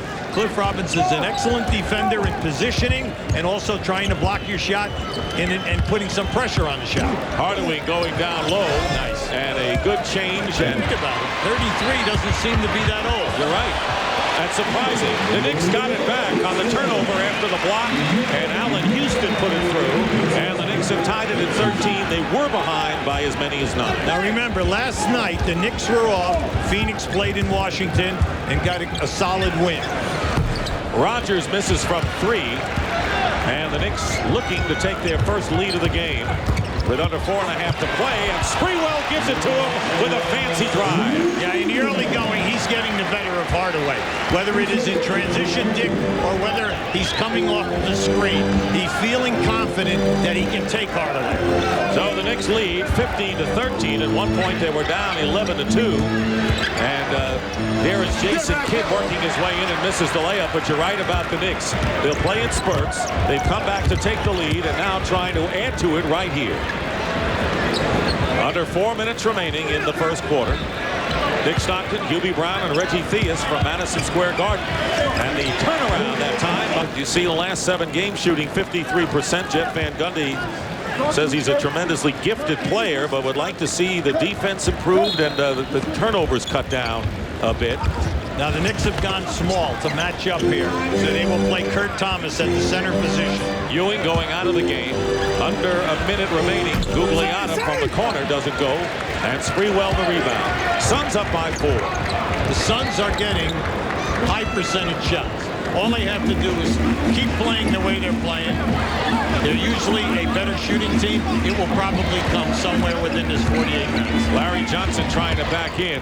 Wallace going into the corner. 4 on the shot clock for Chris Childs. And firing, Larry Johnson misses a 3 from the corner with under a half a minute to go in the first. Kidd pushing it up, goes behind to Robinson.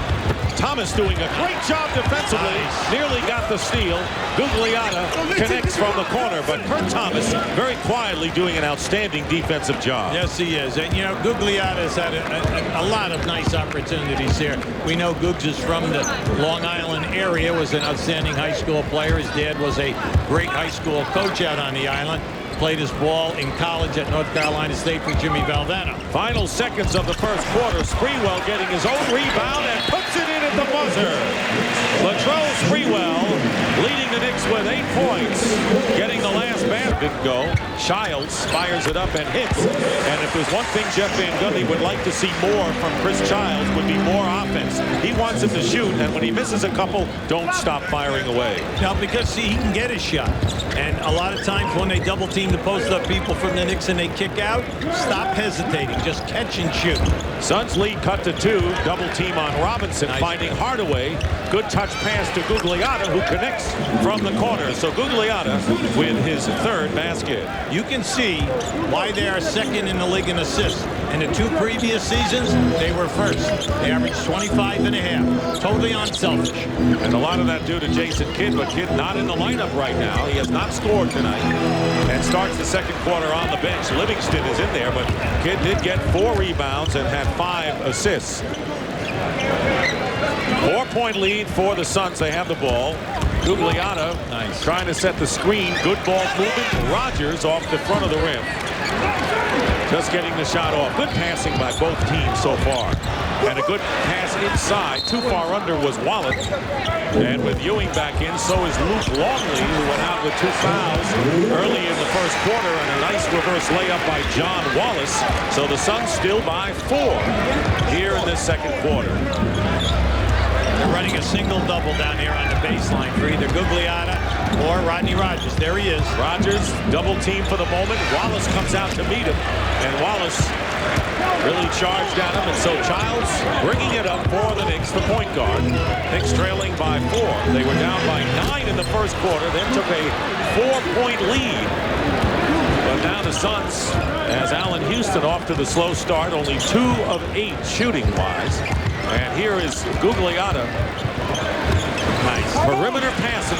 Livingston hitting the 3. Livingston staying in the game. So a small lineup with Sprewell driving in. Nice move by Sprewell, and the other day praised by Jeff Van Gundy, saying that he has tremendous all-round effort and really runs the break better than anyone on the team by far. Well, he got off and running real well in the first quarter. Unfortunately for him, it's just that the ball never came to him, and he wasn't in the flow. Sprewell with 10. Here's Longley popping from outside, and that looks familiar from his days with the Bulls, where he won 3 championships in his 4 years in Chicago. Oh, he can make that shot. You've got to get up and honor that. Giles guarded by Livingston, and now Chapman on Sprewell. Yeah, this is good. They should go right at Chapman. Sprewell with a turnaround. Keep an eye on this to the right of your screen. You're going to see, there it is right there. There goes the drink. It gets up, and then as it splashes, the drink, whatever was in it, came out right onto the floor. Very good timeout by Bennett Salvador. Get it up off the floor so none of these... Here is Kidd against 3 Knicks, and Sprewell knocks it away from behind. Yeah. Great play by Sprewell defensively. Take it all the way.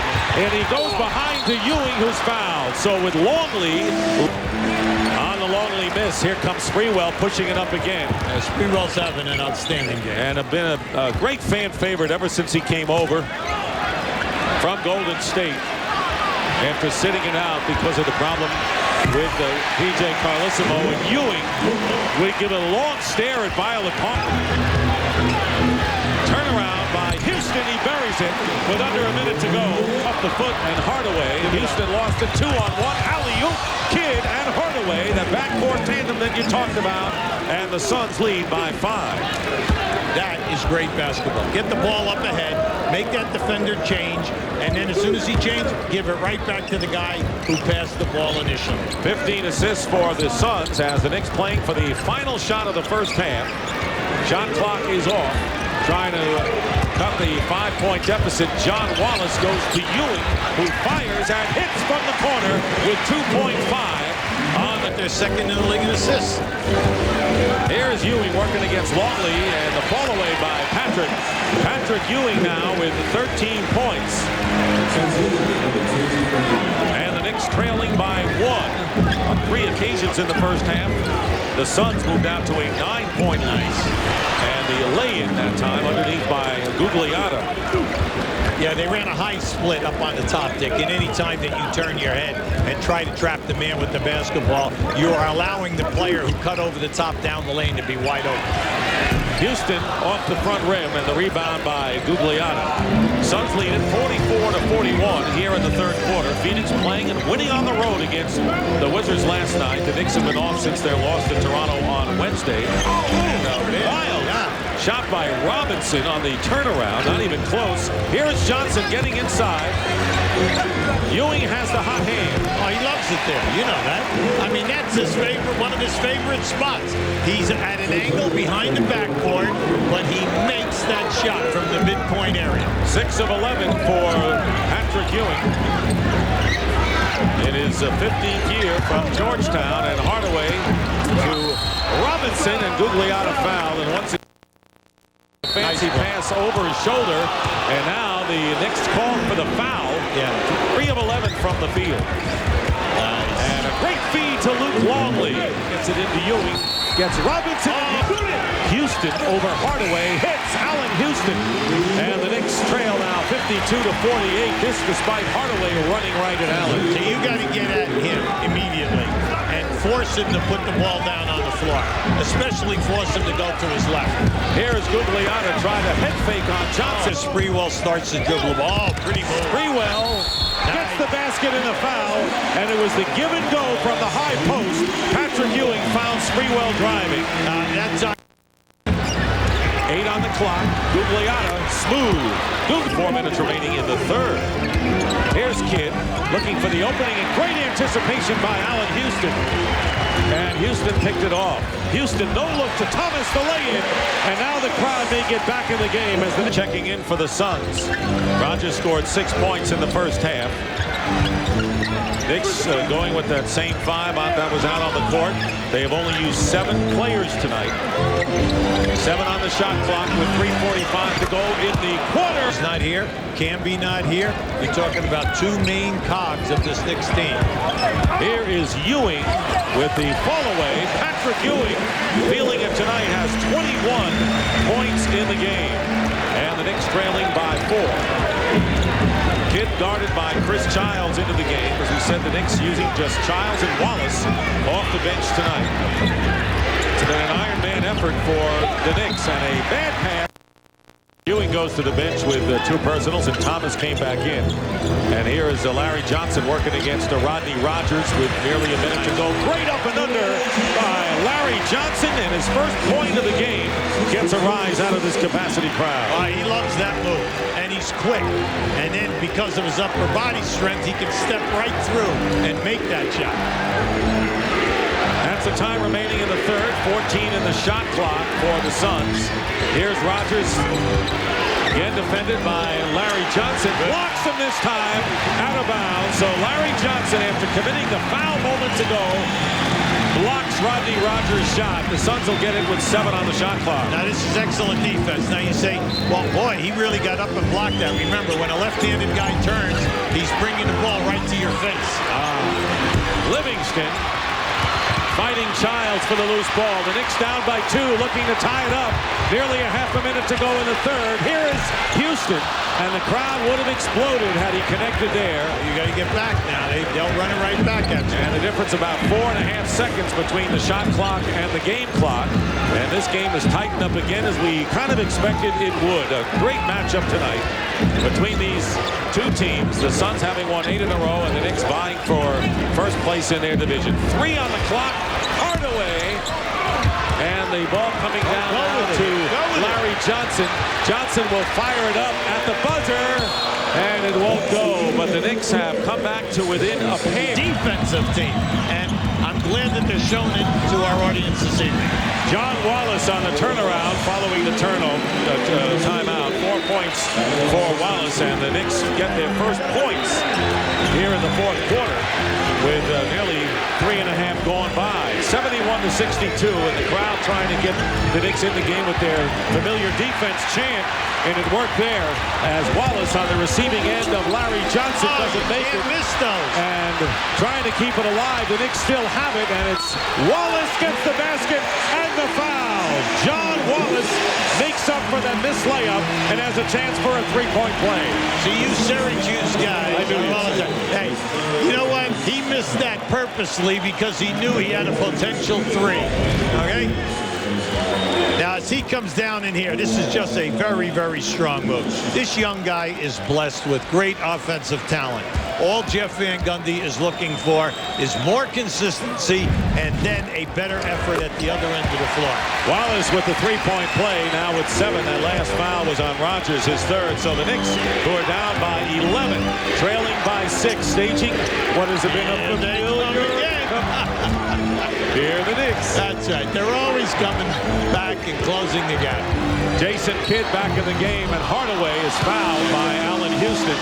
And will with 7 on the shot clock against Longley, who has 4 fouls. Here is Ewing, and in and out for Ewing, but Wallace gets stripped away on the defensive end. Great play by Penny Hardaway as he stripped John Wallace. 7-point lead for the Suns with 7:20 remaining here in the fourth quarter. Hardaway looking for Longley, working against Ewing, and he's got it. So he can make Houston, Wallace, and Patrick Ewing. Just under 7 minutes to go in the fourth quarter. The Knicks, and a great move by Patrick. Knicks just hold the Knicks to 1 shot attempt. Ewing gets it. Patrick Ewing now with 25 points. And a timeout called by the Suns as the lead now cut to 5. The Knicks had it down to 2.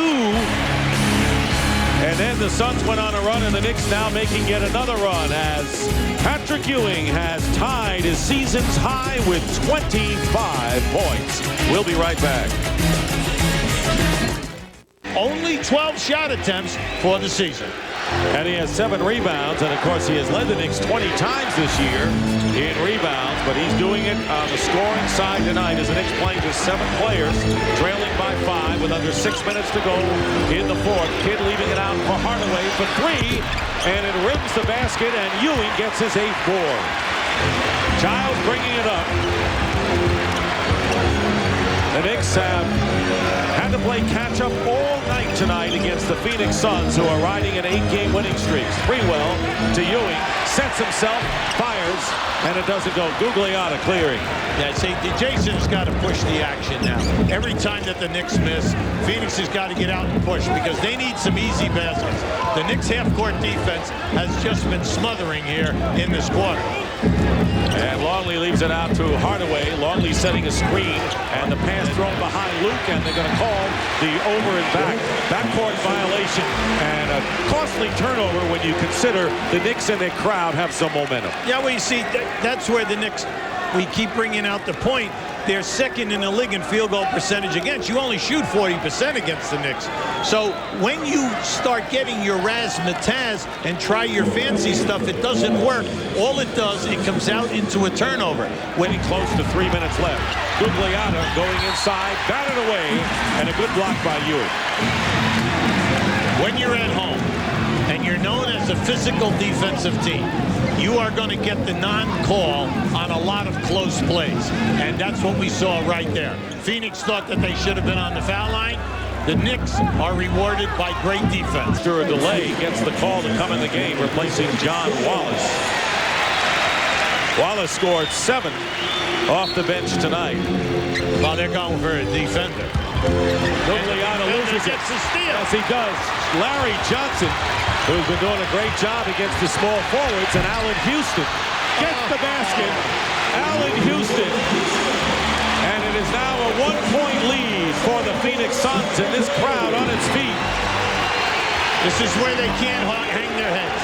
You just said, Dick, 4 minutes, no points. They can't hang their heads now. They got to play tough because they can steal this win here in the Garden. Good Liana. And you wonder who would steal it because the Suns have led virtually all the way. 2 minutes and 40 seconds to go, and the Knicks, who have not had the lead since 2 minutes were left in the first quarter, looking to regain the advantage here as we get down to crunch time. Here is Childs for three. He's got it, and the Knicks lead. Good timeout by Scott Skiles. Chris Childs hitting the big basket, and the New York Knicks, with 2:24 remaining in the fourth quarter, have taken a 76-74 lead on the first three-pointer of the night for them. Excellent ball movement. I'm happy for Chris Childs. He's been struggling. Sprewell's coming off a screen, forces a switch, kicks the ball back out, and as Chris Childs knocks this down, the Knicks are now 1 for 6 in threes this evening. And it's kind of funny, mainly because they are third in the league at 39%. The three-point game kind of left them this evening, but that was a big dagger. The Knicks have outscored the Suns 11-0 in the last 4 minutes and 28 seconds after Phoenix led by 9. And the Suns still with a foul to give as we have 2:15 remaining in the fourth quarter. And the crowd very much in it at fever pitch as the Knicks try to break the Suns' 8-game winning streak. Jason Kidd front rims a three. Sprewell getting the ball back into the forecourt, but the Suns get back defensively, and under 2 minutes to go in the fourth. And Childs hitting another basket. That's a 2 for Chris Childs, and the Knicks lead by 4. See, that's why you push the ball. Sprewell pushed the ball. Chris Childs was the trailer. Chris Childs' man was not with him. And Childs committing the foul on Kidd, and the Knicks in this time the game is going to end, and the New York Knicks have ended the Phoenix Suns' 8-game winning streak, doing it when they had to do it in the last quarter, and maybe the last half of the last quarter, outscoring the Suns 19-5 after trailing most of the way. A gutty victory by the Knicks, who used just 7 players in the game. After a disappointing loss on Wednesday to the Toronto Raptors, they come back and win, and with the Miami Heat winning, remain a half a game behind the Heat in the Atlantic, and with the third best record in the Eastern Conference. And the Suns finally takes the feat after winning 8 in a row. Chris Childs, Houston with the ball fake. Ewing getting down deep. Nice pass from Thomas. For New York, that's how you control tempo, and that's what Philadelphia has done this afternoon. Sixers up by 10 points. Wallace with Thomas and Ewing now up front. Here's John Wallace over Tony Kukoc. One of the things that's so amazing about Kukoc is how tall he truly is. He looks me square in the eye, and I am all of 6'11", yet he handles the ball like a guard. Iverson got held, and they did not call the defensive foul against New York.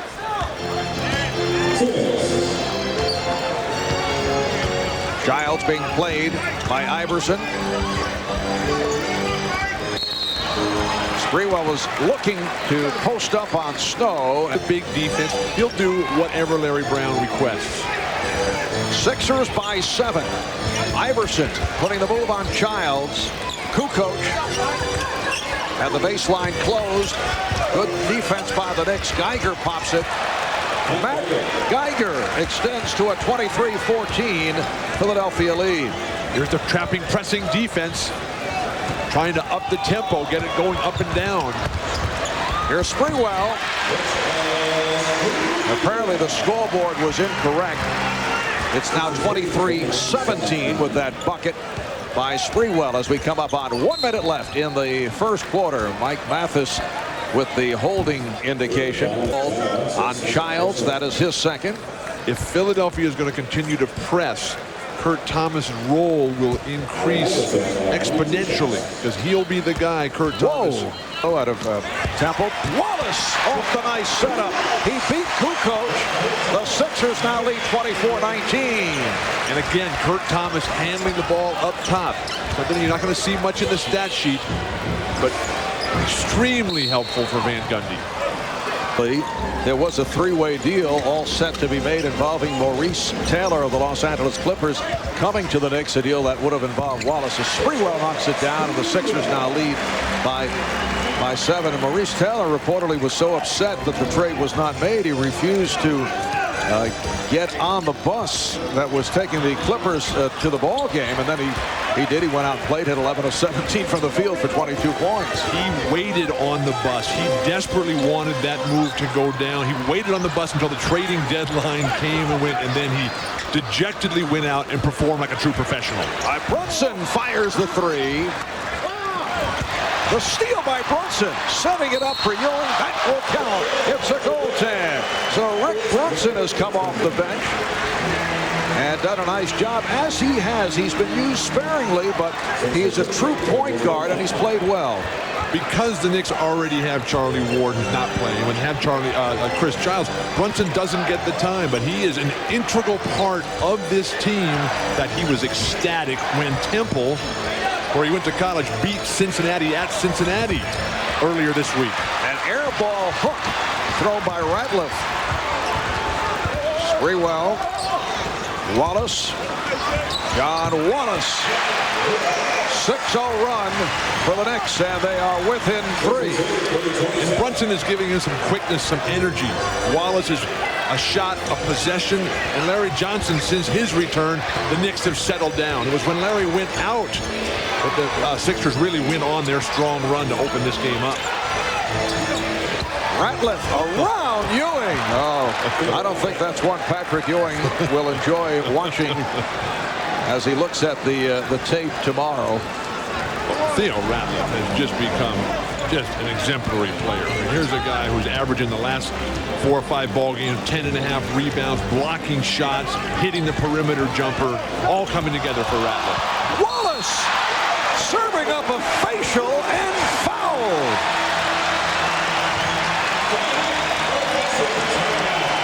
With Theo Ratliff on the offensive end, isolated against Patrick Ewing.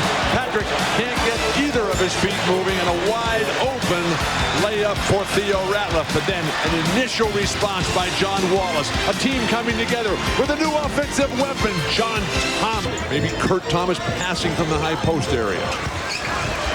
Wallace feeling very confident going up against Kukoc. Incoming on for Larry Johnson. Iverson stopped. Dudley altered that shot. Here comes Brunson. Sprewell putting moves on McKee. Sprewell to the fadeaway. Some answers to. Thomas working hard. What defense and intimidation by Ewing. Thomas for Ewing. Beautiful ball movement play. Iverson, and Lynch is right there. That bad pass, that might have been the first pass that John Wallace threw tonight. And if he's throwing more like that, I'd just as soon see him shoot. John Wallace taking 9 shots his first 9 minutes on the floor. The old Scott Wedman theory, a shot a minute, and you know you'll find your game someday. And somewhere, I'm sure Scott Wedman is enjoying your comment as Houston is able to hit the jumper. And the Sixers now lead 49-43. Scott Wedman, a one-time Boston Celtic teammate of yours. Absolutely, on one of the special teams in the history of the league, the 86 world champion Celtics. Kukoc had its Kukoc's skill. Childs, yes. 76ers 51, and the Knicks 45. But Tony Kukoc is a player who can make the championship difference for a team like Philadelphia, or a number of teams who tried to get him in the Eastern Conference. Kukoc pops it out. Snow for 3. Sixers continue to have their difficulties with the shot from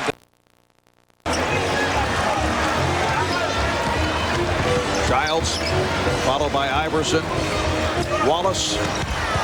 Wallace with a strong move to the basket. John Wallace played 12 minutes in the first half, went 5 for 9. He now has 13 points. Johnson with a nice setup for Wallace. Wallace has 15. The Knicks are down by 7. Larry Johnson, who is regularly credited by Jeff Van Gundy with being the grease, the guy that makes it happen in the fluidity for the Knicks offense. Iverson just too wild pass, and you can get a shot anytime. Sprewell, he's been an outstanding job for the Knicks, both off the bench and as a starter. Allen Houston, who is a streak shooter.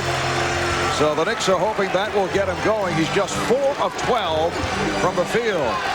And Iverson helpless in the low post defensively against Houston. Iverson, what a move, but rejected by Thomas.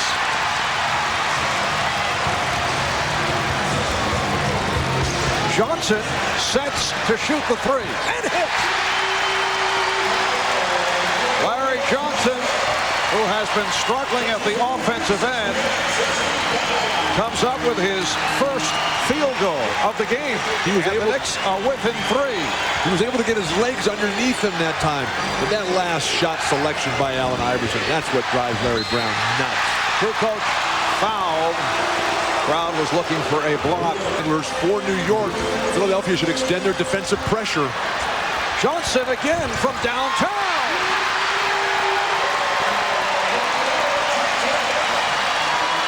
Well, the Knicks are 3rd in the NBA in three-point field goal percentage at 39%. They've attempted only 4 today. They've hit 2, both by Johnson. Now the crowd surging here, starting to make their move toward the action. Geiger. So the Knicks are within 1. 28 seconds remaining in the 3rd quarter. Consecutive three-point shots by Larry Johnson. Nothing Matt Geiger can do. You would think that after he hit the one that they would extend their defense because Larry Johnson doesn't. Clock on the shot clock. Sprewell one-on-one against McKee. Thomas. And the game is tied at 70. Final seconds of the 3rd quarter. Completely turned around in a matter of a minute and a half here. All momentum, New York. All right, Snow. It counts. And Johnson up front. Shot clock down to 5. Sprewell. Yes. The Knicks down by 2. 74-72. We've talked about success in the upcoming playoffs. What separates New York is their defense, their incredible team toughness, and then that last play by Latrell Sprewell. Just give him the ball. Oh, Snow with a terrific play and drew the foul. Saw the quickness of their backcourt. Hill with Lynch and Ratliff up front.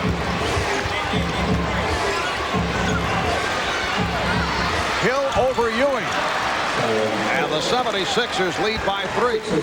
That must be 18 points for Tyrone Hill right now because and finding that offensive complement to Allen Iverson. 19 points for Tyrone Hill. Kukoc has not been that offensive factor. Houston working hard for the shot. Allen Houston has 14, and the 76er lead is 1.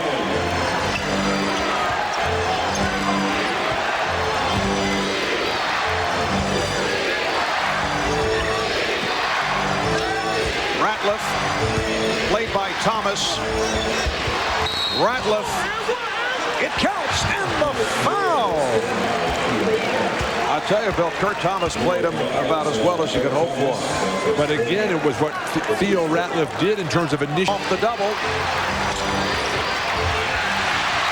Iverson with the recovery. Nice pass to set it up for Lynch. And the Sixers have an 86-83 lead.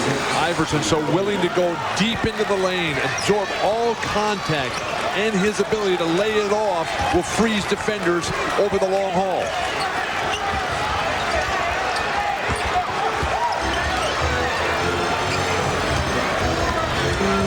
Sprewell. So it's 76er ball. They're up by well. Houston for 3. Well, that would have tied the game. And brought the house down. The crowd, a collective gasp. And that rolled out. 3 minutes, 20 seconds remaining in the fourth. Iverson pulls it back against Childs. Shot clock at 4. Open shot for Iverson. Tie. Now, fourth quarter, Knicks are down 2. Chris Childs finds Patrick Ewing inside for the lay-in. Ewing had 18 points and 10 boards. He's not done yet. We're all tied at 86. Then, under 2 minutes to go, tied at 86. Iverson coming off the curl, shoots the runner. Ewing called for the goaltending there. Philadelphia up 2. Now Knicks down 2, under a minute to left. Latrell Sprewell misses. Ewing misses the putback. And Larry Johnson. Johnny on the spot to tip it home to tie the game at 88. Knicks again on offense. Chris Childs, he'll be fouled as he drives to the hoop, and he will shoot 2. After making the first, Childs will miss the second, which gives the Sixers a chance to win it. But Eric Snow, well, let's see if Eric comes up with the right stuff. Runs into a valley of white as you will see him surrounded by nothing but Knick uniforms as he tries to get that futile shot off. Not going to happen. It is off the mark. The Knicks win this ball game 89-88, and now they head on down south to Miami to tangle once again for first place with the Miami Heat. Like ago that we're down here. And again, I think the building's different too. But certainly, I wouldn't be standing here if it hadn't gone in. So. That's different. I was on the flight, okay? So. Historically, Caldwell has not had success against Patrick. And there's the officials, Joe Crawford, Hank Armstrong, Monty McCutcheon. And the Knicks win the opening tip. As always, a plethora of Knicks fans in Miami. Oh, yeah. Wherever we go, the Knicks fans come out to support their hometown team. It used to be years ago that there were certainly many more Knicks fans than Heat fans at the games as Marley gets caught up with his feet tangled and gets his first foul. That's a foolish foul because with 1 out, the Heat do not want their starters to get in foul.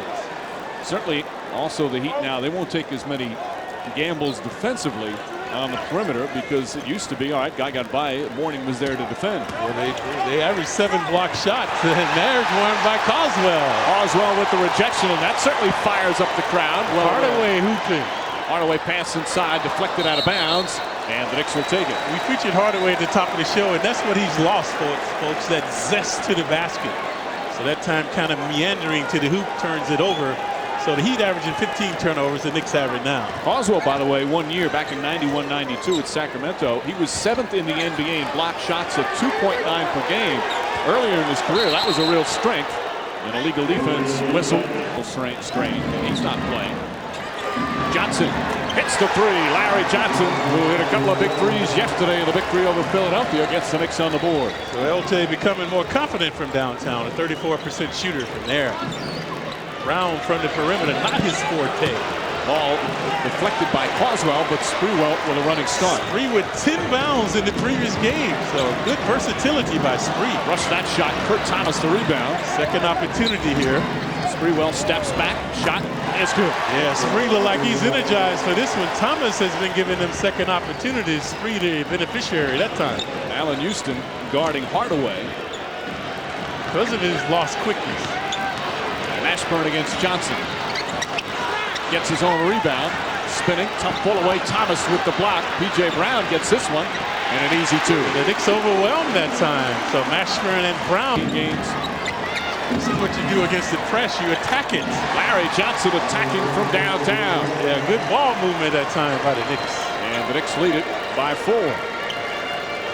Good post up by Caldwell. And Caldwell called for travel. It appeared Ewing bumped him. But not enough to create a foul. So watch the good push by the Knicks. This is what you do against the press. You attack it by moving the ball prudently. They found LJ. So LJ off to a good start tonight. Houston to Johnson. Another 3.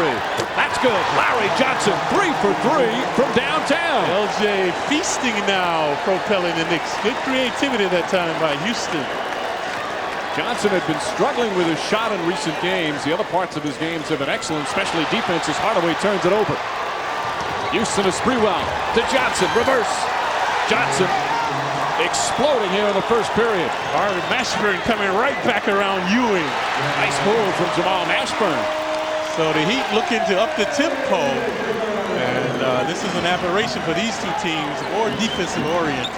Larry Johnson, though, with 11 of the 13 points. Houston puts it up, puts it in. Allen Houston, his first field goal, and that's a three. The Knicks dishing and switching early in this one. This is Hardaway now will call a timeout. An incredible pace to start as Pat Riley calls a full timeout. Knicks come out storming. Larry Johnson 4 for 4, including 3 3-pointers and a 10-point Knick lead. Offensive rebound. He has not had one of his better seasons. Sprewell inside. Nice play from Sprewell. Hardly played in less than half. Again, the Knicks want Spree. Hardaway only a 6-footer. Spree should take him to the hoop. Quick move. Sprewell. Beautiful play. And Latrell Sprewell with 6 points. Hardaway with the Matador D. 2 consecutive hoops now for Spree. Mashburn goes right at Ewing. And that's a good shot, folks. You use the glass. Knicks putting on a clinic early on, offensively as well as defensively. Houston puts it up and puts it in. Allen Houston has the stroke early. Knicks back up by 10. Knicks normally shoot around 45% from the field, but obviously better tonight. Look at Coswell, again aggressively going for the offense. Brown hustling, but Ewing comes up with it. Push it, Allen should push it. Johnson wants to take Mashburn again. Mashburn has got a couple of inches on Johnson. The fall away from Larry Johnson. He's now 5 of 5 from the field. 13 points for Johnson. LJ becoming a juggernaut on the offense. Mashburn passes up the open.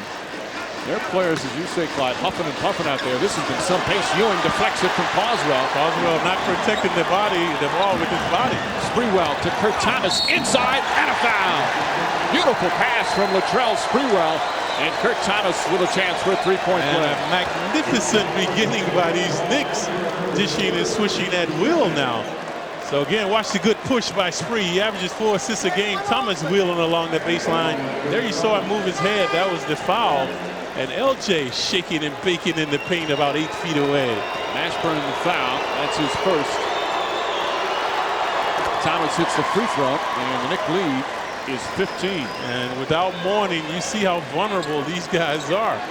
They have no intimidator, and the Knicks have in their way.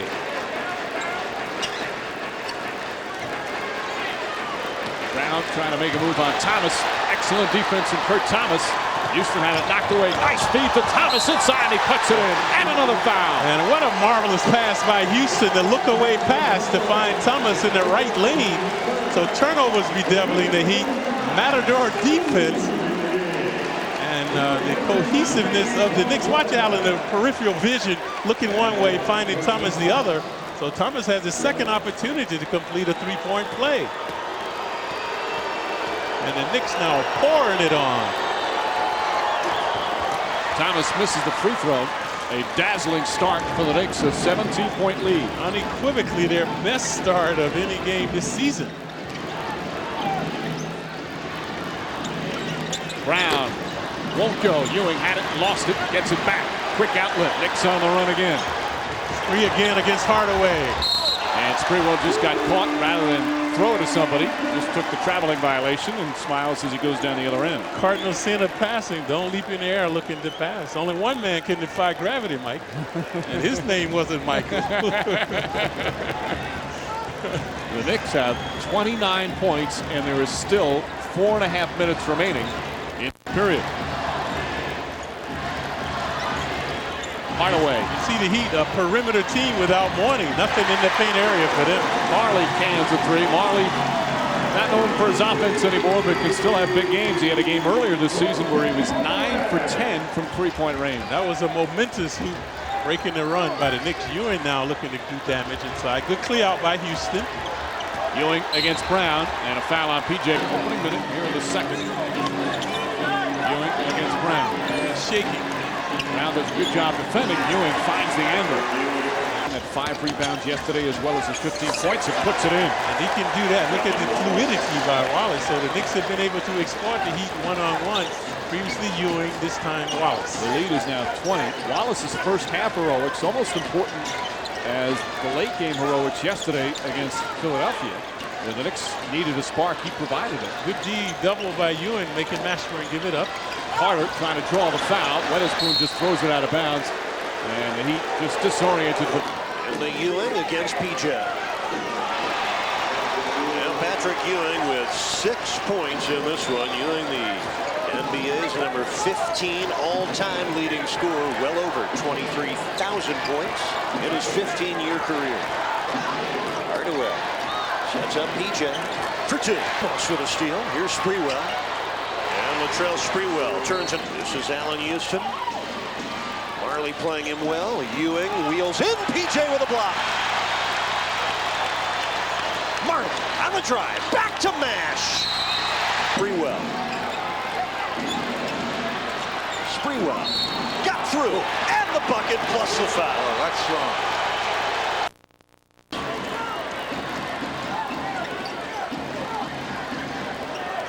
Hardaway against Childs. He'll shoot the line drive triple. And the 3. Nash for the rebound. He has to hurry. And he hits. 0.8 of a second left.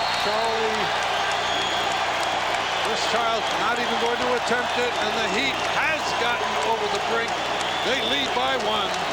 From 20 down to 1 ahead. I know it's only February. Nash got it. Everybody is a rebounder. He's up 6, under 4 minutes left. Nice entry pass. 8 on the shot clock. Spoon turns on Ewing, gets it up and in. Nicely done. Lawrence Weatherspoon.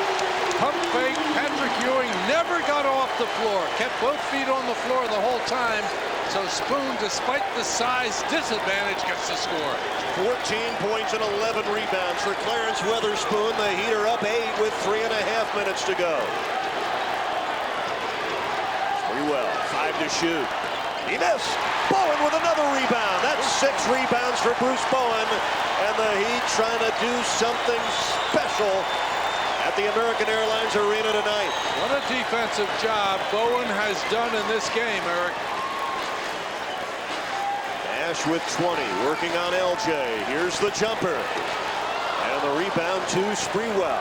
I'd like to see the Heat get to the rim, get some penetrations, make that vaunted New York defense recognize the driver. They'll get some high percentage stuff. The Knicks are just 2 out of 17 from the field in the 4th quarter. Here's Houston from the corner. Oh my, they're 2 for 18 and not even coming close.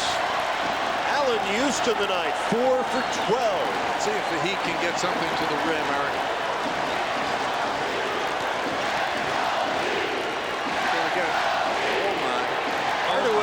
Trying to triple, and Nash with a rebound.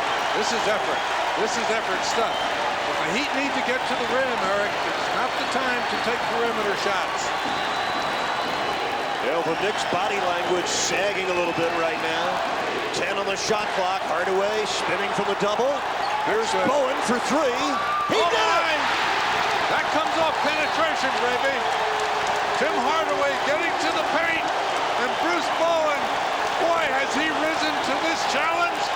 You can't be happier for someone like Bruce Bowen. What a job he's done in this game. Bruce Bowen, 7 points, 6 rebounds, and the 3-pointer that's got them out of their seats and on the verge of going out of their minds. Well, you want to stay with us wire to wire tonight. Posty on Sportstown immediately following the game. Pat Riley's post-game press conference, player interviews, and a recap befitting a game like this one. Pat Riley now matching what the Knicks have on the floor. Watch this, Eric. Brunson with a steal. And an easy one for Rick Brunson as he rolls it in. It's the only way the Knicks can put a challenge to the Knicks right now, to the Heat right now. They must. With 8 seconds left on the shot clock, the Knicks have life. Brunson drives quickly. And Bowen with the steal. Oh, that's another potential game-saving play for Bruce Bowen.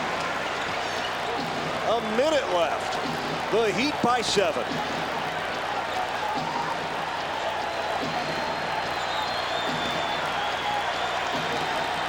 PJ for Bowen. A three. Marley on the putback. Oh, that's the ball game. That's a dagger in the heart. Thunder Dan coming to the rescue again.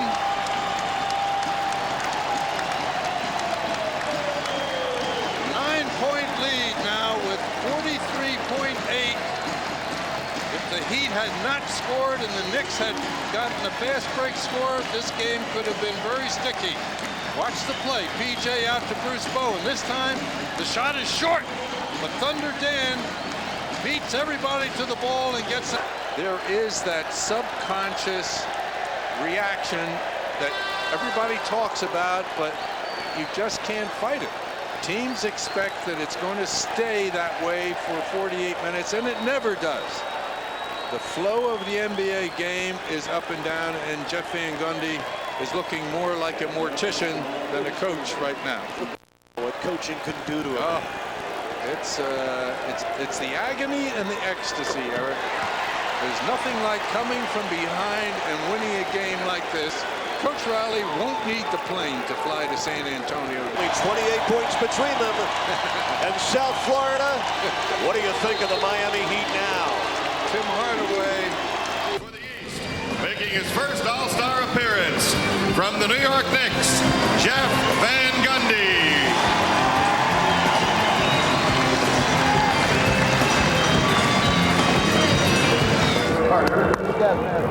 No, guard Weber. Guard Weber. Kevin Garnett and Jason Kidd return. Help him.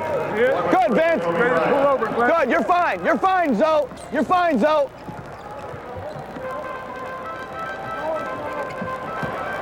Kobe for three. Cross screen you, Zoe. Watch the lob. Watch the lob. Pick up Garnett. Walk. Walk. Pick it up. Good, Alan.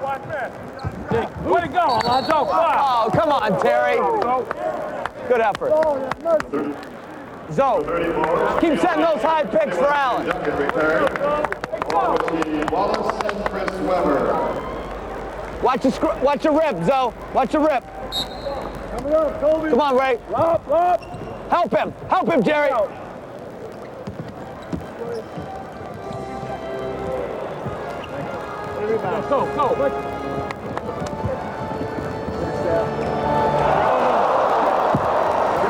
Get back.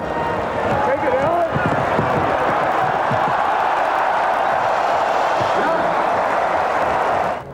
Run. Nice pass, Allen. From Allen Iverson. How do you guys structure your practices? How do you structure your practices? Depends on what the week is like. Like, let's say it's a normal, you got normal preparation. 5 o'clock, we'll go hard tomorrow because everyone's been on 4 days. And then we'll come back probably at 11. Should probably go. What do you guys do in your practices? You do a lot up and down, or do you drill a lot defensively? We drill early and then play late. The last 45 minutes to an hour. Go up and down. Glenn! Get flagged! Load to Dikembe!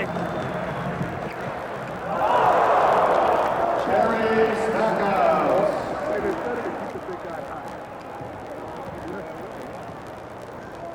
You know what? I don't think do you need help on Rasheed? If he gets deep, I don't think anybody else. Yeah, he don't need nothing on Weber. Hey, close his jumper down.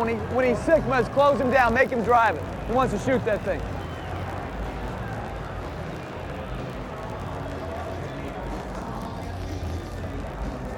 You know what? You know what's bad? I'm in here thinking, all I want to do is win. What's bad about that? You know, but I'm just saying, that's all I'm thinking about now. It's like, at first I was like, yeah, low-key, and I just want to win the game. We shooting, Joe? Joe, is he shooting? Good. It's usually what happens when the guy has the ball and goes to the basket and then calls foul. Yeah, but the problem with you is, you always say it's on the pass.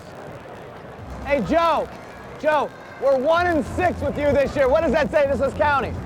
We're 1-6. Used to be like a guy tough defense, you like that, now you're like Showtime.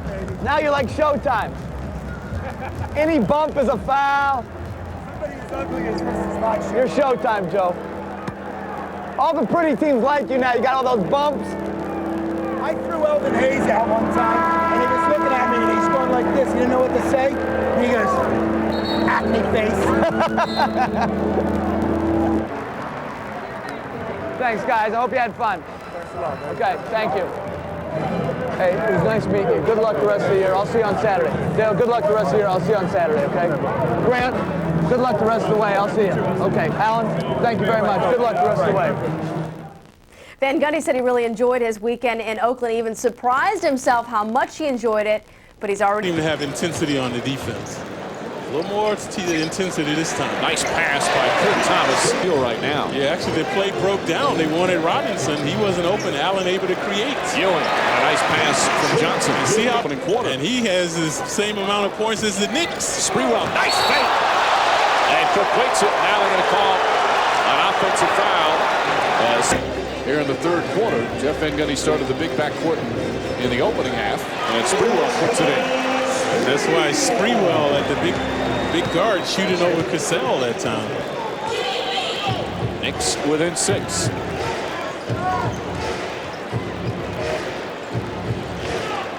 Ray Allen. Allen provided the impetus in the first quarter at 17 points. He could not miss. Ball kicked by Ewing, or it appeared to be. Allen has to put up the 3 off the mark.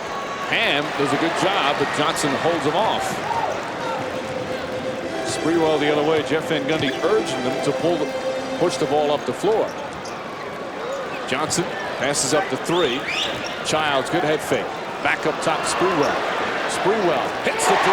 Latrell Sprewell makes it a 3-point game. Now they're dishing and swishing. So Spree with 5 consecutive points. Previously posted up Cassell in the paint. Sprewell now with 15. The Knicks as a team have hit 5 of 7 from downtown. And you can see they're very focused now. No more hocus pocus. Look like the Knicks are back. Ewing, good fronting inside. Irvin Johnson pushes off Ewing. And a foul against Johnson is 3rd. So good defensive intensity now by the Knicks, propelling them back into the game.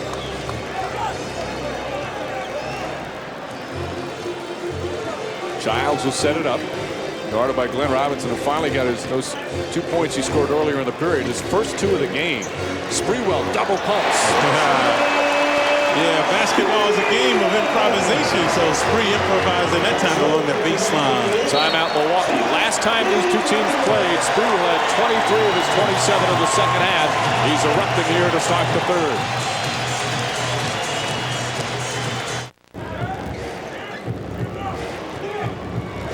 Ball deflected by Larry Johnson. And nearly took it back. Sprewell, Childs, that's a 2. Chris Childs knocks it in. As every team goes through, is not playing with that defensive intensity every night. Johnson, nice spin move and puts it in. So vintage move by LJ, wheeling and dealing to the hoop. Sam back in a hurry.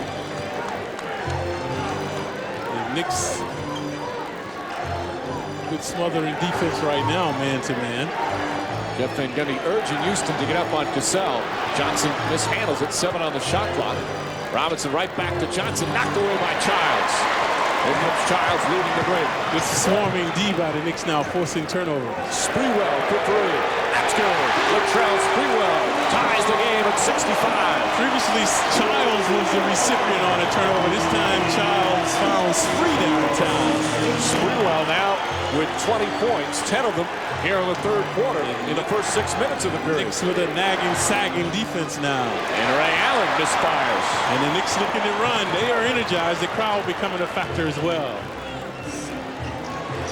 Houston inside. Kept alive by Johnson, taken out of his hands, but a loose ball foul. All 4. And it's had big second halves. Childs butts into 3. Chris Childs from downtown. And the Knicks their first lead since the opening minute. And you can see not a buck within 10 feet of Childs. So good shooting is contagious. All the Knicks with a knack now. A 10-1 run. Cassell, quick shot won't go. Knicks have hit 7 of 9 from 3-point range. Spree in a hurry. He's looking for more. Sprewell to Thomas. Back out. Sprewell off the mark. Allen the rebound. Ray Allen, who was so hot in the first half, is 0 for 3 here in the third. Glenn Robinson. Inside Thomas. And a foul. Tim Thomas with a chance for the three-point play. As Childs, Sprewell passes up the three. This one's a two. Puts it in. Latrell Sprewell now with 12 points in the period. And the Knicks have hit 9 of 13 from the floor in this quarter.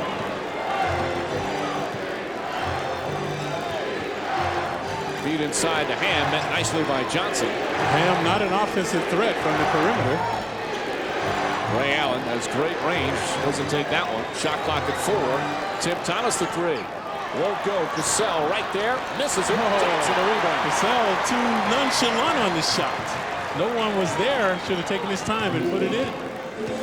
Well, Jeff Van Gundy inserted Chris Childs to start the third, and it has paid off. Spree looking for more. Puts it in. Latrell Sprewell lighting it up here in the third quarter. Just a two-man game that time, dishing it back. And the Bucks again not contesting the shot. 14 of his 24 in the period. There's still 3.5 remaining. Cassell back out. Tim Thomas on the pull-up. Rattles around and drops in. So Thomas only averaging 10 points a game, has 15 now. Knicks with a 2-point lead. Early on in the first quarter, Sprewell was illuminated by Allen, but Spree getting a measure of revenge here in the third quarter. Sprewell on the fake, takes the drive, left-handed, puts it in. And he got hit in the eye. As we come up on 3 minutes remaining. So Spree's flourishing now with his offensive game. Cassell on the pull-up. Forced shot. Darvin Ham the rebound. Taken away by Childs. Ham dives on the floor. Good hustle from both teams. And the buzzer. Knicks sweep the Milwaukee Bucks led by Latrell Sprewell, tying a season high with 32 points. Knicks just exploding from three-point range, where they were 12 of 17 from downtown. The 12 three-pointers also a season high. Chris Childs, another superb game, 13 points and 10 assists. One of those complete team efforts as the Knicks rout the Bucks. Final score: the Knicks 109 and the Bucks 94. Plenty more to come when we return after this timeout. Pass that's stolen. And then big pig pile on the floor. Childs diving for it. Bodies all over the place. No animals were harmed during the production of this film. Well, let's learn more about the NBA, shall we? Spree and the Knicks visiting Atlanta, where Isaiah Rider did not start. Uh-oh. More on that in a minute. First quarter, Allen Houston charged with grand theft basketball. And we're on a scoring spree. He had 17. Time for Isaiah to check in. Reservation is under Rider. Yes, Isaiah. And yes, I'd like a smoking room. And he gets it done from the baseline. Isaiah Rider's first shot. Then Dikembe Mutombo, huge game. 4 minutes without a point. Physical underneath. What is that? No autopsy, no foul. Jeff Van Gundy and the crew down 12. And Patrick Ewing tried. It never works for them.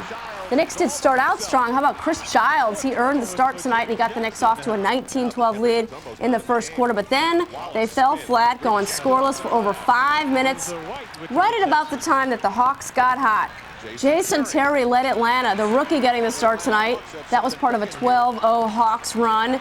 Now in the third quarter, the Knicks were still down 7. Chris Childs, a beautiful pass to Larry Johnson, and the Knicks were within 5. To the end of the third quarter, Latrell Sprewell missing a free throw, but right to Kurt Thomas right there as Thomas works hard for the offensive board. Atlanta, the Knicks got to within 3 after a couple of Patrick Ewing turnarounds, but the Hawks would pull away in the end. Isaiah Rider coming off the bench tonight, not starting. That's a 3, and then off of a miss, he gets his own board while 4 Knicks watch. He had 13 off the bench, and the Hawks win 83-70. So now the Knicks are 3-10 on the second game of these back-to-backs. They lose by 13. They shot 37%, while the Hawks shot over 45%. Last night they hit 12 threes. Tonight they only hit 2 threes. Houston being guarded by Dickerson. Ewing to the lane, left-handed flips it in. Patrick, amazing grace. So previously from the left side, this time hooping from the right side with the left hand. Charlie Ward back in action, coming back from a broken pinky. First quarter, Ward would have an immediate impact to LJ. He flushes it. The Knicks started the game on a 13-0 run. Then Patrick Ewing with solid play in the first half. Over Cherokee Parks in the lane and 1 basketball. He hit 8 of 10 later. Kurt Thomas looking for number 33 on the baseline. The lay-in is good. He had 17 in the first half. Third quarter, Spree hustling, steals from Othello Harrington. Takes it in, jams it. He had 7 made field goals in the contest. Later in the third, Charlie Ward steps up his play, looking for John Wallace, who calls on the power of the orange people underneath for the easy lay-in. Ward, one of his 6 assists. More Ward after a Patrick Ewing block. Pushes the rock up the floor. Where's Wallace? Oh, Charlie knows. On Super. You got some Patrick Ewing. Bucket and the foul. Ewing 21 points in the game. New York is up 66-47. Put it on cruise control from there. LJ, the foul on Sharif Abdul-Rahim. Johnson 13 points in the game. Then it is the Knicks swinging it. Allen Houston eyeing it, shooting it, scoring it. He had 22 points in the game. Knicks up 72-54. Had a very big evening. 22 points in the game. And in this one, just working it. Getting Felipe Lopez to get on his heels and gets the bucket. New York was up 87-68, and they thought they'd give some props to John Starks, hoping that John Starks can come back. Spree and Houston remain the 1-2 punch, providing 22 each. Nice defense by the Grizz. The Knicks hit 62% from the floor. Ouch. Solid return, though, for Charlotte. 5 points, 6 assists, and a team-high 7 rebounds coming from the IL. The Knicks out-rebounded the Grizz 39-28, which is big because in their previous 2 games, both losses, they were out-rebounded by a combined 35 boards. Patrick Ewing is feeling very spry tonight. Makes his move inside and a foul. Ewing taking White to school. Schooling and fooling him off the dribble.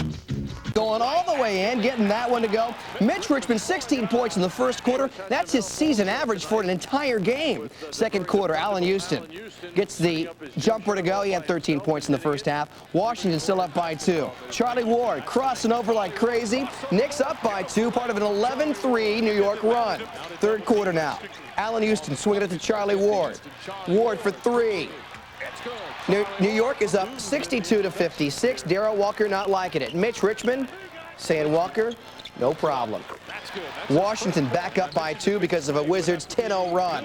On the other end, Allen Houston, the bump and the foul. New York's back up by 1, 69-68. Juwan Howard playing some D, getting the steal, running the floor.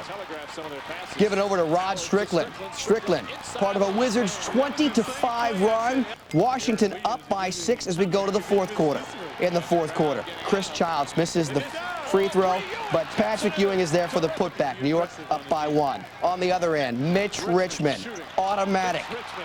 He had 32 points in the game. Washington up by 4. Spree using the high screen, driving, lefty lay-in, and the foul. Washington's lead is cut to 2 on the ensuing free throw. Spree would miss, but guess who's there? Patrick Ewing. We're all tied up at 94. More Knicks. Allen Houston driving. Using the pump fake, going off the glass, tying the game at 98. Houston 23 points in the contest. More Spree, getting the steal and going in only as he can. Look at the Knicks fans going nuts in the background. Latrell Sprewell has some words for the bench that belongs to Washington. Then it is a backdoor cut by Patrick Ewing, tying the game at 102. Under 10 seconds remaining. Mitch Richmond trying to win it for his guys. Behind the backboard. Won't go. So the Knicks call timeout. They've got a chance to win it. 3 seconds left. Larry Johnson needs a 3. Shoots it. Won't go. We're going to overtime. LJ composing himself for the extra period. In the anyway, Patrick Ewing stepping up, number 33, fade away in the lane, vintage. His game is still tight. Oh, yeah. Game tied at 104. Juwan Howard, the jumper. That's good. Wizards back up by 2. Howard 29 points in the game. Latrell Sprewell, he can answer. His own jumper. That one's good. Spree at 33 in the game. New York's up 106-104. Then Rod Strickland working his way into the paint. That one's good. The Wizards are up by 3. Then it's Strickland feeding Chris Whitney, who fakes. Clutch. That's good. Washington up 114-109. The Wizards celebrate a hard-fought win in overtime. The final score, 118-113. The Wizards shot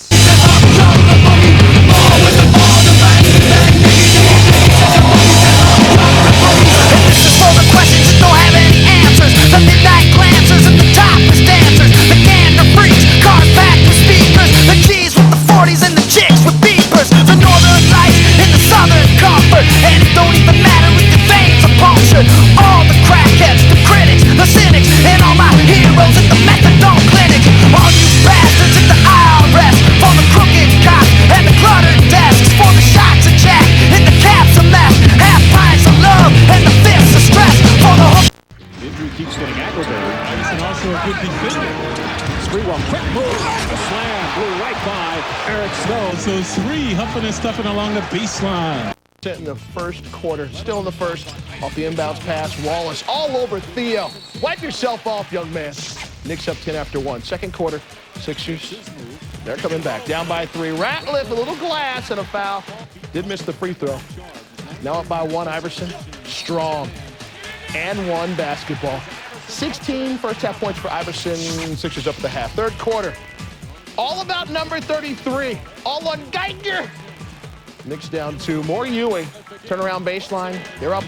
At 60 through 3 in the fourth. Snow finding Iverson for the 3 over Ward. Iverson hits the big 3-0 on the scoreboard. Philadelphia up 1. Off the miss. Ward with the rebound. The outlet to Johnson, who takes it in. Larry Johnson, 14 points. The Knicks plus 3.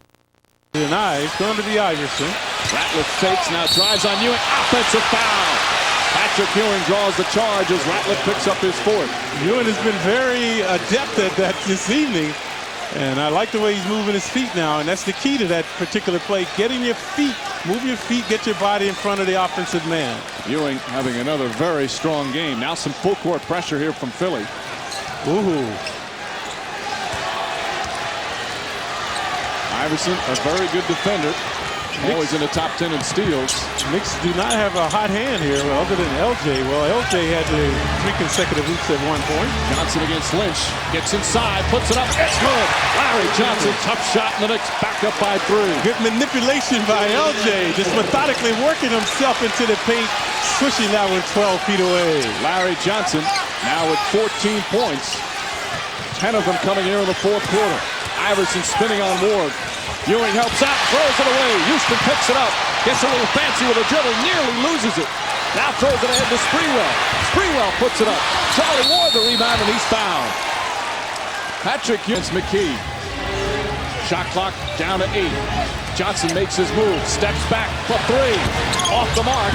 Long rebound. Sprewell tracks it down. Yeah, beating Ratliff to the rebound with Sprewell. And a new 24 for the Knicks. Very energetic Knick team now. Ewing wants the ball against Lynch. They need some ingenuity. They're standing around. Ewing makes the drive. Can't connect and Snow the other way. Ewing wanted a foul. Iverson back to McKee. Iverson's tired of shooting the ball. Iverson runs in. Can't get it to go. Knocked away by Johnson right to Iverson. McKee for 3. It's good. And the game is tied. Second opportunity. Superb effort that time by Allen Iverson. He missed the shot. Came up with the carry. McKee from downtown. The second effort from both teams. 47.7 seconds remain. It's all tied up in Philly.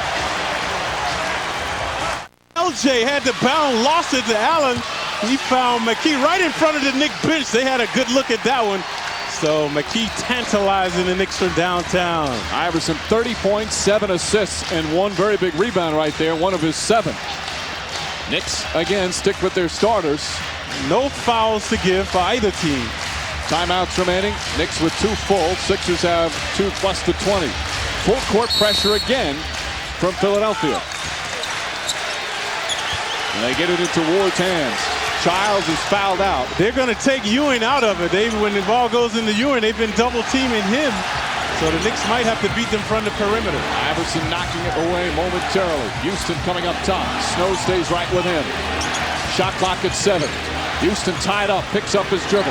Ewing down low, turns, puts it up. It's good. Patrick Ewing puts it in. And the Knicks go up by 2. Also, Ewing had the one-on-one opportunity that time. So he got it down. Final seconds here in the fourth quarter. Iverson drives, tied up by Houston, knocked away, and Sprewell's fouled by Snow. Allen Houston's help defense forcing the turnover. Also good ESP. The Knicks knew that Iverson was going to spin back that way. Ill-advised pass. There were 2 Knicks there. If Sprewell didn't get it, another Knick would have picked it off. So good swarming defense. Watch how many Knicks swarm to the ball. There's Houston right there, and then there's Spree as well. So Houston's deflection gets it to Sprewell. Now Sprewell to the line. His first free throw attempt of the night. As you see, the Knicks' best free throw shooter. 2 free throws here would make it a tough road for Philly with 11.6 seconds remaining. See the crowd vexing him, but in vain on that one. Sprewell's first point of the fourth quarter, a big one. And defense has been the catalyst for the Knicks. This one, of course, Clyde, key to make it a 4-point game. 11.6 seconds left. Knicks have lost 8 of 9 on the road, including their last 4. Sprewell, 2 clutch. Right there, he knew that one was good. Telling the crowd to hush. Sprewell, 10 points. Snow inbounds. Kukoc steps back, puts up the three-pointer. Shot won't go, and there's the buzzer. And the Knicks overcome a 10-point third-quarter deficit. Get a huge game from Ewing, an unlikely offensive hero in the fourth quarter, and Larry Johnson, who had 10 of his 14 in the fourth period. And the Knicks obviously elated to go off with a victory. Yeah, they showed a lot of pride. They wanted it, a lot of tenacity on the defense, timely hooping, and forcing big turnovers against Allen Iverson in a nick of time. So the Knicks snapped the road losing streak at 4 as they beat the Sixers 82-77. Plenty more to come from Philly when we return.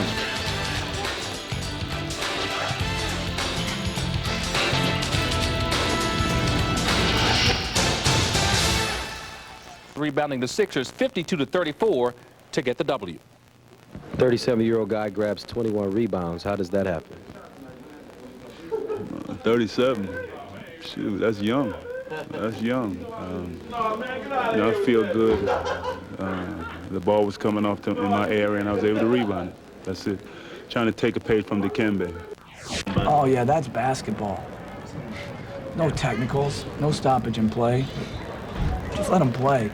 We get so, I don't know, I mean, that was great basketball by both guys. Lynch is going hard, Sprewell sticking his nose in there. Play on. When you're in a slump and you're not playing and the shot's not falling, shots that you normally hit, you know, it tends to worry on you mentally. And, you know, I was letting it get to me, but I just, for the little spurt I had in the fourth quarter, my teammates just kept riding me, kept riding me, kept riding me, and kept telling me to take the shot. Here is Ewing. Allen Houston fires. So the game is tied at 2. Great start for Allen Houston. First touch, a wide open look. His numbers have been significantly down since the All-Star break. Big concern for Van Gundy. And Duncan now operating against Johnson with some help as Ward came over. Again, the help. Sprewell on the double. Controlled by the Spurs. Avery Johnson gets the new 24. Active David Robinson, keeping it alive. Mario Elia, New York area product. He draws the double, opens it up for Robinson, and then Johnson. Shot clock is at 6. Here is Avery Johnson. The Knicks closeout defense denying San Antonio, but you see the patience that the Spurs have, the patience and confidence that comes with the championship. Sprewell, yes. Greg Popovich so concerned about Latrell Sprewell, who had the terrific NBA Finals series last June. You see the way that the Knicks are pushing up defensively, feeding off the great victory that they had in Philadelphia. Robinson, yes. And the game is tied at 4. David Robinson telling us before the game how he has to turn and face up against Patrick Ewing. Ewing is so strong, such a devastating defender. Robinson needs to use quickness. 2 minutes gone by in the first. What a ball by Houston, yes, and it counts. Going baseline, beating Ellie, and then drawing the foul. The Knicks, who have not been starting ball games sharply of late, right now they have been perfect on everything they're trying to do. Initially, right away, Allen Houston, the little ball fake, and then suckers Tim Duncan in. Ewing. Patrick Ewing on a second opportunity, so the Knicks get a 4-point play out of it, and they now lead 8-4. But you're not going to block out Patrick Ewing on a free throw? Robinson. Well, Patrick Ewing did not have the hands up, and David Robinson actually had an open shot, although Ewing was standing next to him. Knicks 8, Spurs 6. Sprewell, played by Daniels. Sprewell on the drive. Obviously, the starting lineup adjustment that Greg Popovich made has not worked well in the opening moments here. But this is the big problem for the Knicks. You've got Larry Johnson at 6'5", trying to guard Tim Duncan. David Robinson away from the basket area. Ewing standing there, hands down, hands down. David's not going to drive from that far out, but Sprewell certainly will, and Antonio Daniels has had no clue where Sprewell has been this evening. Foul was called on Johnson, his first. Robinson. Crowd looking for a travel. Robinson on the follow. And the Knicks now lead 10-8. San Antonio Spurs 17-15 on the road. They're currently the number 4 seed in the West, game and a half behind the Midwest Division leader Utah. Jazz have won 7 in a row, playing exceptionally well. The Jazz, after the All-Star break, only 2 losses. Houston trying to go glass. This is what really worries Van Gundy, the transition game, the fast break offense for San Antonio. Here's Duncan. Larry Johnson doing a good job, and he's got Duncan in transition himself. Nice pass from Ward. Charlie Ward setting it up for Larry Johnson.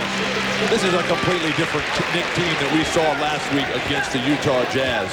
Now, there's been a series of Western powers that have come in this month. Lakers are next week. This is by far the Knicks have played their best.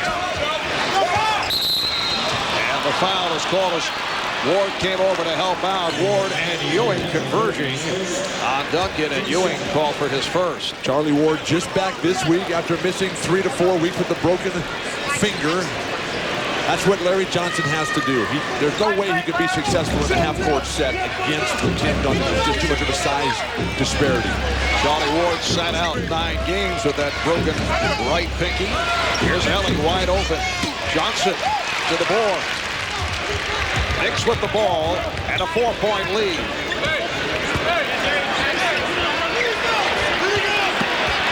Duncan getting a piece of it. Here's Ewing. You have one big guy denying the offensive thrust, and then the other big man dominating the weak side defensive boards. Tim Duncan with the sky hook over Larry Johnson. This is the second and final meeting of the regular season between these two clubs. They played January 22nd at the Alamo Dome, and the Spurs beat the Knicks 96-83. A close first half, but San Antonio put it away in the second half. Sprewell, yes, and the Knicks now lead 14-10. You may recall, since we both did that game in San Antonio, Patrick Ewing came out shooting, and it seemed as if the guards could not get into it. Houston and Sprewell out of the rim, although Ewing was hitting his shots as David Robinson knocks another one down. And then the Knicks had a very bad third quarter, and San Antonio put it away. They were outscored in that third quarter. Houston off to the fast start. That's his third field goal. He has 6 points. And the guards that you talked about being left out of the action in the first half of that game have had all the touches they've wanted early on. Duncan not able to handle that high pass. Here comes Sprewell beating Johnson. And Duncan on the loose ball. The Knicks are playing that passionate game that you have to play when you're playing against a bigger, stronger, more physical team. Charlie Ward called for the foul. So 6 minutes and 8 seconds remaining in this first quarter, and the Knicks off to the early lead. They're up 16-12. Allen Houston moving without the ball. The beautiful post feed by Larry Johnson from up high. The Knicks out early. They're up by 4. The Knicks off to the good start. They lead 16-12. They've come out hitting 8 of 13 from the field. Just under 6 remaining in this first quarter. Look at how hard Larry Johnson is running the floor, trying to wear out Tim Duncan. But Larry Johnson has kept Duncan from turning and facing something that the Knicks really want to do all afternoon. Ewing, yes! And Patrick Ewing has passed Robert Parrish. He is now the number 14 all-time leading scorer. And the Knicks are up by 6. And the crowd recognizing here at the Garden. Good opportunity to stop the game, maybe present Patrick with the ball. Ewing called for the foul, his second. But remember, Robert Parrish played 21 seasons. Patrick Ewing just 15 seasons. Robert Parrish played 600 more games. Parrish, #1 all-time in seasons played. Parrish, #1 all-time in games played.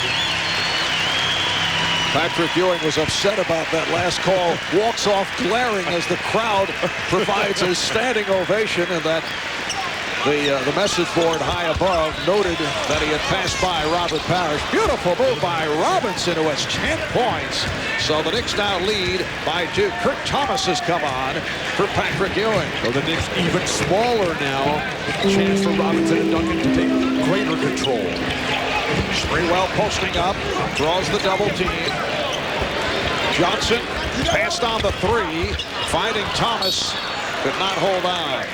Larry Johnson is moving better than at any time since the All-Star break. He's been played by the bad back, the broken bone in his foot, but David Robinson is also gliding gracefully to the hoop. He came out shaking his head that time. Robinson, about the errant pass, unfortunately bounced right back to him. Nice pass, Robinson for Johnson, and the game is tied at 16. David Robinson has had the chronic back problems, sore knees, recurring pain from that contusion or the stinger to the right shoulder, but he has hung in.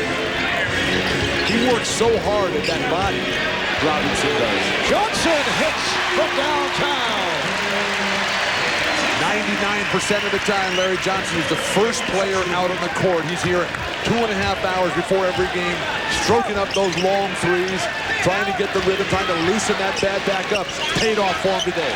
The scoreboard incorrect a moment ago. The correct score, 21-16 Knicks. Tim Duncan really struggling on the offensive end. Time to turn and face. One draw some fouls. 1 for 5 from the field for Duncan. Charlie Ward off the dribble. That's one you rarely see. The circle route by Ward, and the Knicks now lead 23-16. San Antonio calling for time, and the Knicks are hearing it from the crowd. 3:41 remaining in this first quarter. The Knicks by 7. Larry Johnson hitting the 3. We'll be back in a moment.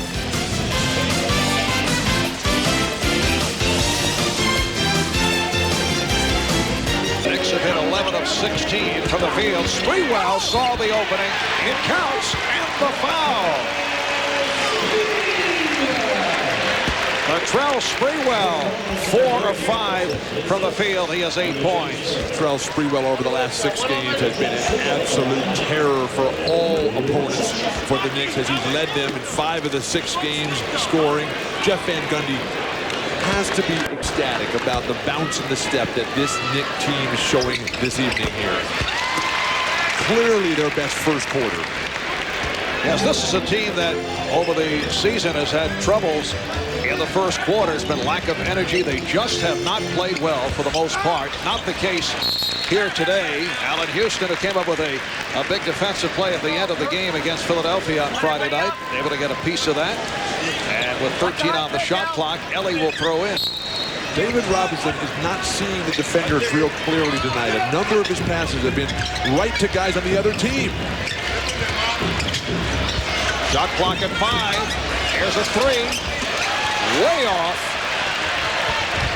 Look at Thomas out in transition. And off the scramble, Walker came up with it. Obviously, the game plan for New York, have their role players, their forwards, get out and run, and try to wear down the Spurs. Walker lobbing. Robinson able to beat Thomas. If Walker can start making plays like that on a consistent basis. He hasn't played much, but when he has played, he has produced. But that over-the-top pass, that's the same thing that Duncan and Robinson use all the time. So the Knick lead is now 6. Johnson being played by Walker. No need to double team by Jaren Jackson there. Nice setup. Sprewell for Thomas, and a foul.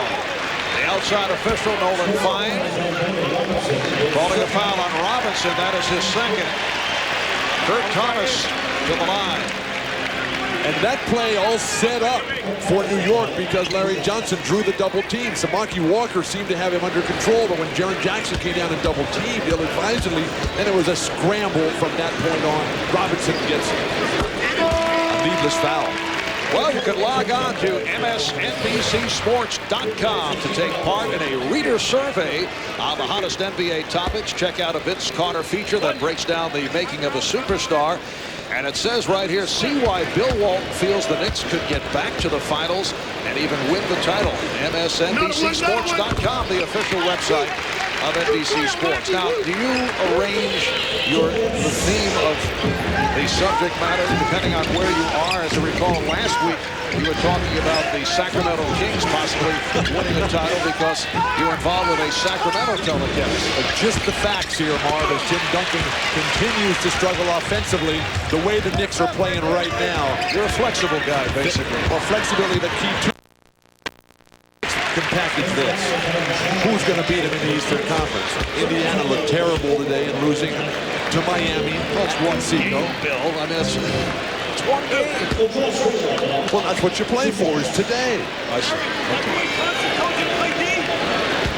But the Knicks playing with the crispness. Latrell Sprewell is attacking relentlessly. With Larry Johnson pounding up and down that floor. You see Latrell Sprewell over the last 6 games. He's led the team in scoring 5 of those games. From the free throw line, he's been just fabulous. Well, your opinions are a product of years of research. Intensive. These are well-proven theories that have been tested. 2 weeks ago, you were telling me you like the Pacers. 3 weeks ago in Miami, you said this Heat club can do it. Watch out for my Toronto Raptors. That's another opinion I've heard.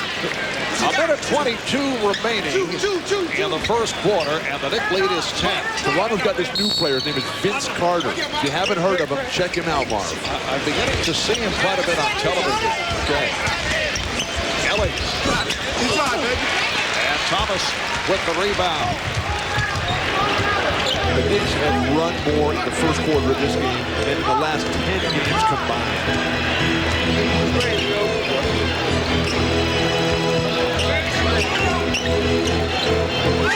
Now Houston lost it off his foot. And the ball back to San Antonio. Perfect opportunity for the Spurs to go 2 for 1 here. They're trying to get a substitute in. He can't get his pants off. Jerome Kersey, the veteran that he is, stuck in his sweatsuit over there. He'll have to go through that drill several times. Well, that's something that you do practice. How to rip those sweats off and get right up there. Dramatically also. Let the coach know you're ready to go. Mario Elie sitting down. Jerome Kersey is checked in for the first time, as has John Wallace. Shoot at 40 if you're the Spurs. Get the last shot back. And there it is. Wild. Jaren Jackson off the mark. Ward pushing it. Here's Ward, fouled. Johnny Ward was tripped up. Spurs are over the foul limit. That was the second committed by Avery Johnson. And here comes Antonio Daniels. He'll check back in. Greg Popovich told us in our pregame meeting his biggest concern today was the Spurs turnovers. He said when they turn the ball over a lot, they virtually have no chance to win. That shot by Jaren Jackson from the corner, that was akin to a turnover. You throw up a wild shot like that from deep in the corner with 2 guys on you early in the shot clock, air ball, the other team just racing out for a fast break. What is it? I got it out. There is Jaren Jackson, who had the terrific run in the playoffs last season. 13-4 run over the last 4 minutes for New York, and they now lead 31 to 20. 35 seconds left in the first quarter. Samaki Walker posting and fouled by Kurt Thomas. So the Knicks are over the foul limit. The developing, emerging Samaki Walker, making a case for himself as the league's most improved player this week. Very, very noble that you qualify things like that. He didn't play much. Duncan and Robinson were taking all the minutes. Walker wasn't the type of player who's just going to force himself into the scene, coming over from Dallas as a free agent. Well, Samaki was actually presented the opportunity in preseason, and then Greg Popovich did some shuffling, took a look at Malik Rose in the absence of Sean Elliott, who is slated to make his return at home in San Antonio Tuesday against the Atlanta Hawks. Historic. Unprecedented return. Sean telling us he's a little bit nervous. He'll be talking with Paul Sunderland throughout the evening. And Sean will be featured at the half. Back in the studio.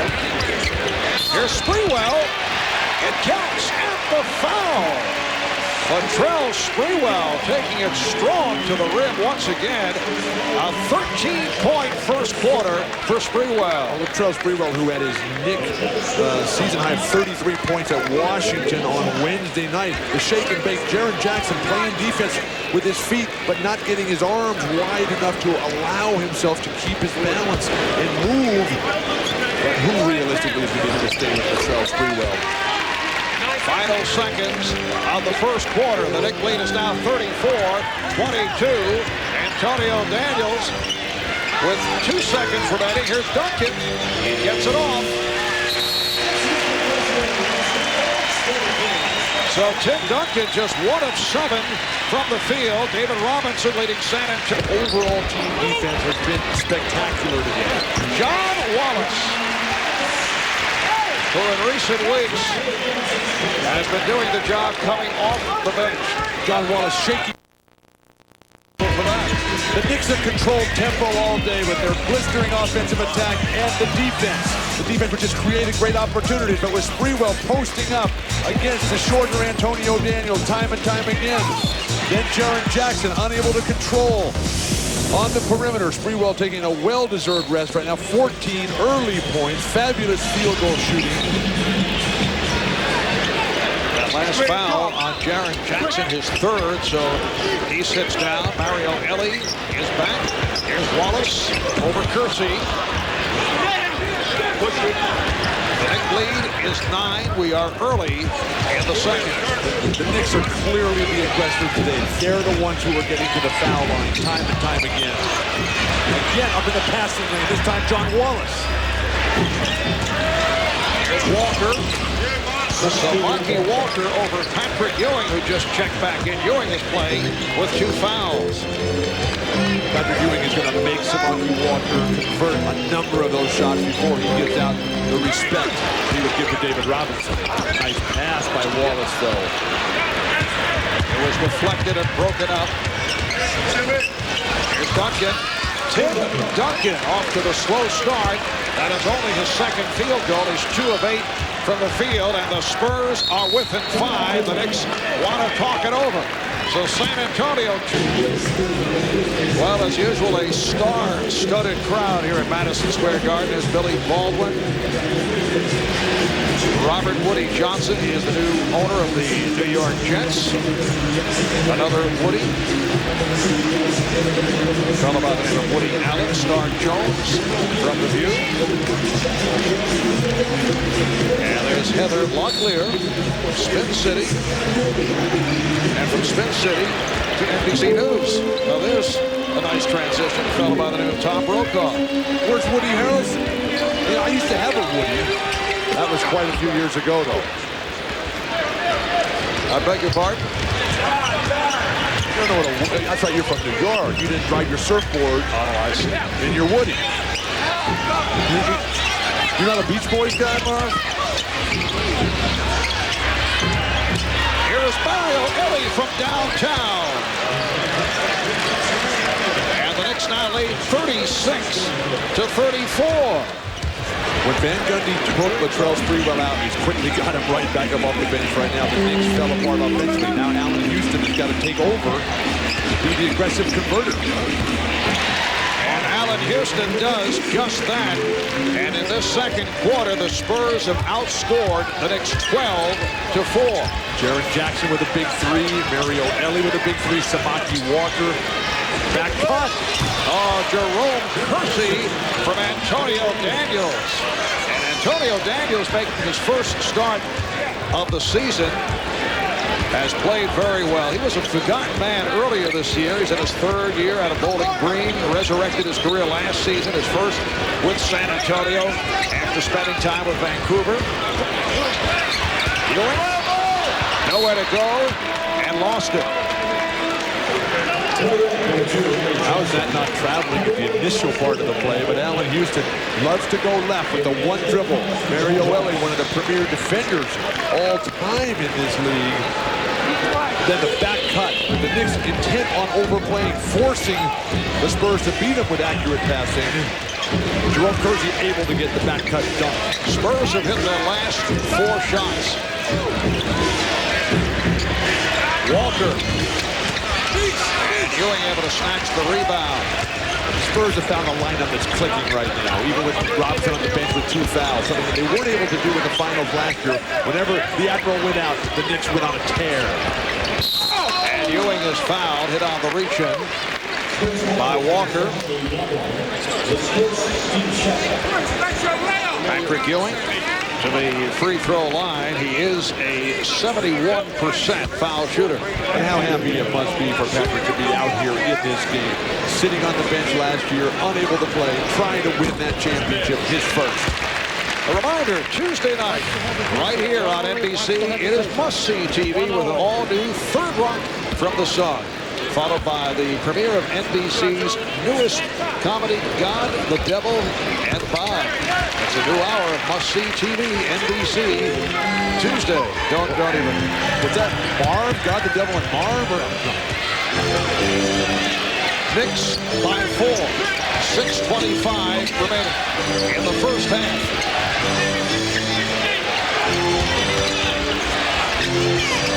Larry Johnson again denying Duncan.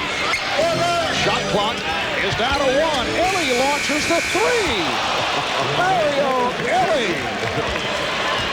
It might be time to start blowing kisses the way Mario Ellie is just kissing the top of the garden here. Mario Ellie grew up in Manhattan. Used to come to Madison Square Garden to watch the New York Knicks. Allen Houston. Quick release by Houston. Off to the good start. He has 10 points, 5 of 6 from the field for Houston. There's no hesitation. There's no bogging down of the Knick offense tonight. The Knick lead is 3. They led by as many as 12. Again, the denial of Duncan.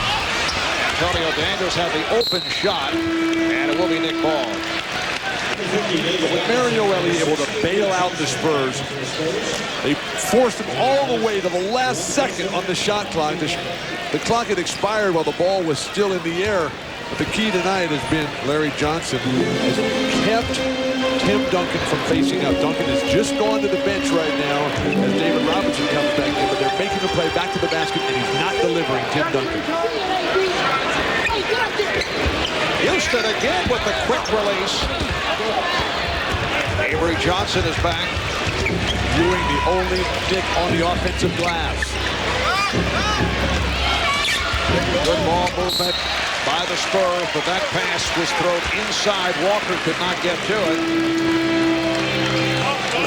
Smuffy Walker is calling and arguing, trying to get fouls. A guy like him was really, this is basically his rookie year after having done nothing down in Dallas for those 3 years.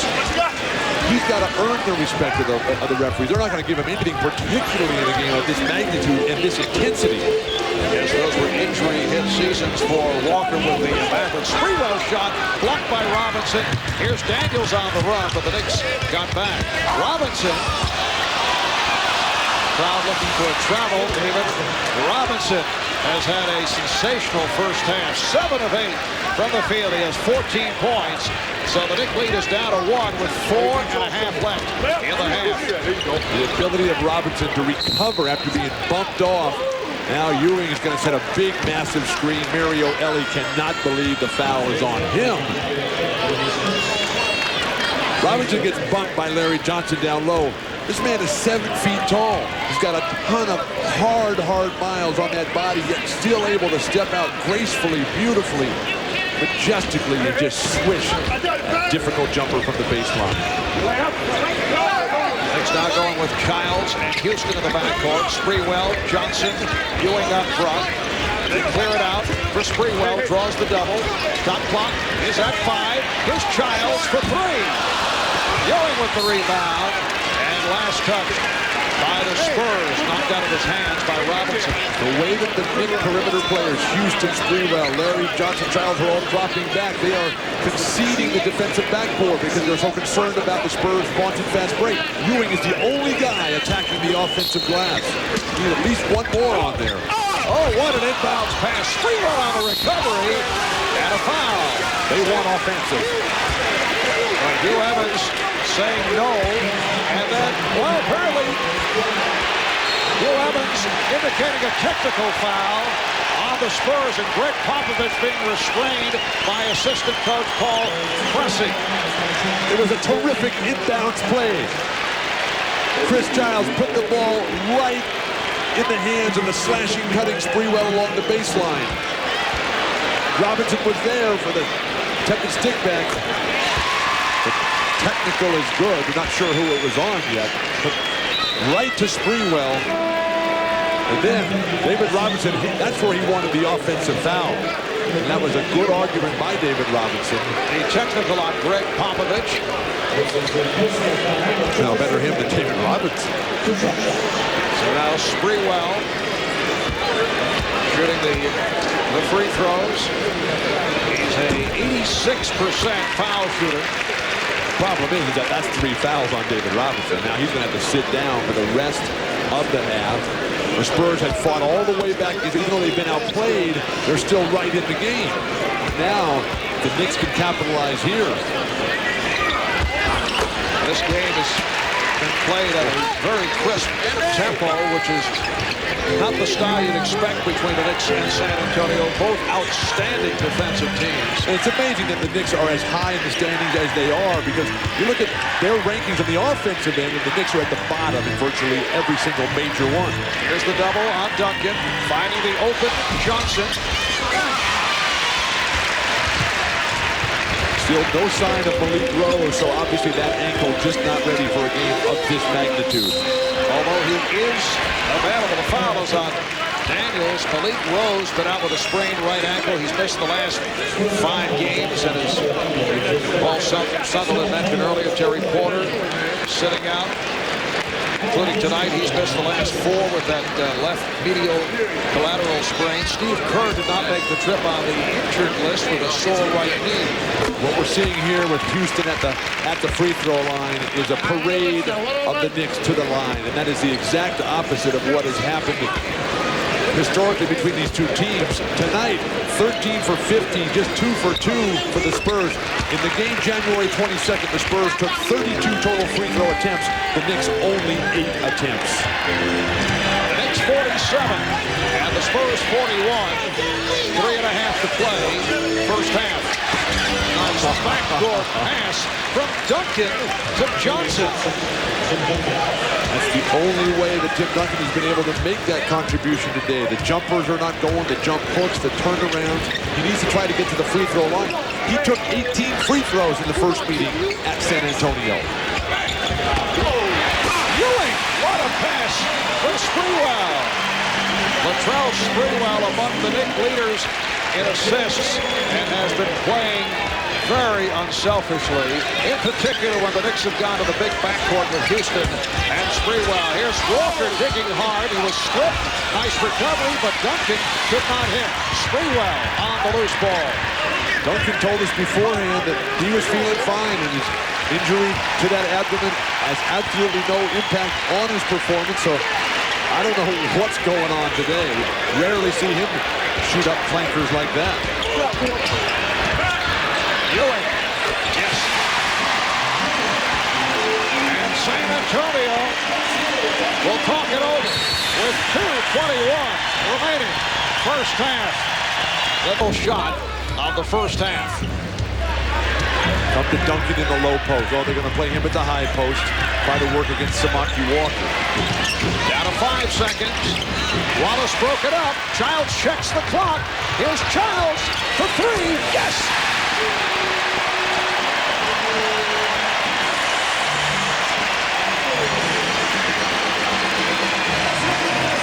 Could not have been executed. Patrick Ewing cannot pick up a quick one at the start of the second half, and the bench has to produce when he needs to sit Latrell Sprewell or Allen Houston. For Greg Popovich and the Spurs, he was not at all happy with the start they had. And asked him about Tim Duncan. He said, hey, he's getting quality shots. He's just missing. We're just going to keep going to him and going to him. Remember, it worked here once before. Back to you guys. All right, Paul, Tim Duncan able to hit on the putback. He now has 10, and the Knicks up 54-49. The Knicks open up with Allen Houston and Charlie Ward in the backcourt. Patrick Ewing, Larry Johnson, and Latrell Sprewell up front. Johnson hits from downtown. So the Knicks with a 57-49 lead. David Robinson playing with the three. He's up front with Tim Duncan, Mario Elie. As San Antonio again opens with a smaller lineup, Antonio Daniels and Avery Johnson at the guards. And that was rebound number 8 for Patrick Ewing, who had 21 the other night against Philadelphia. Ewing wide open. The Knicks by 10. Sprewell has been the man forcing an early 22nd timeout here by Greg Popovich. So San Antonio going to the early 20s. We'll be right back.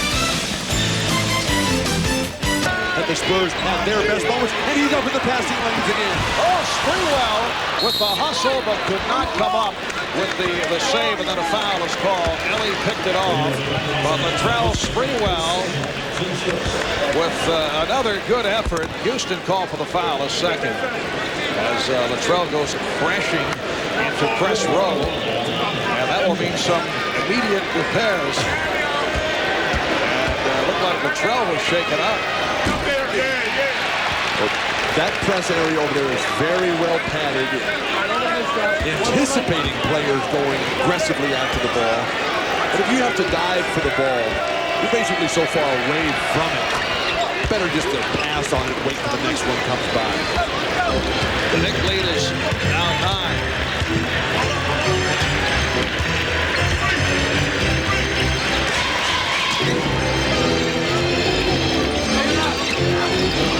Ewing to the fadeaway. San Antonio Spurs began the season at a franchise best 14-3, and then they went through a down stretch. They won 11, lost 12, but in the last 22 games they are 15-7, including a number of quality wins. Wins over the Knicks and the Lakers, Miami, Minnesota, Toronto, Seattle, Sprewell. And last touch by Houston. It will be San Antonio ball. Fans don't like the call, but it's either just give it to San Antonio or call a foul. The referees wanted to keep the game flowing here. It's been played at such an entertaining pace. They don't want to bog it down with a lot of senseless, mindless fouls called. Sprewell with the save. Ewing on the break. Take it to the hoop, Patrick. Johnson faked the three. Sprewell.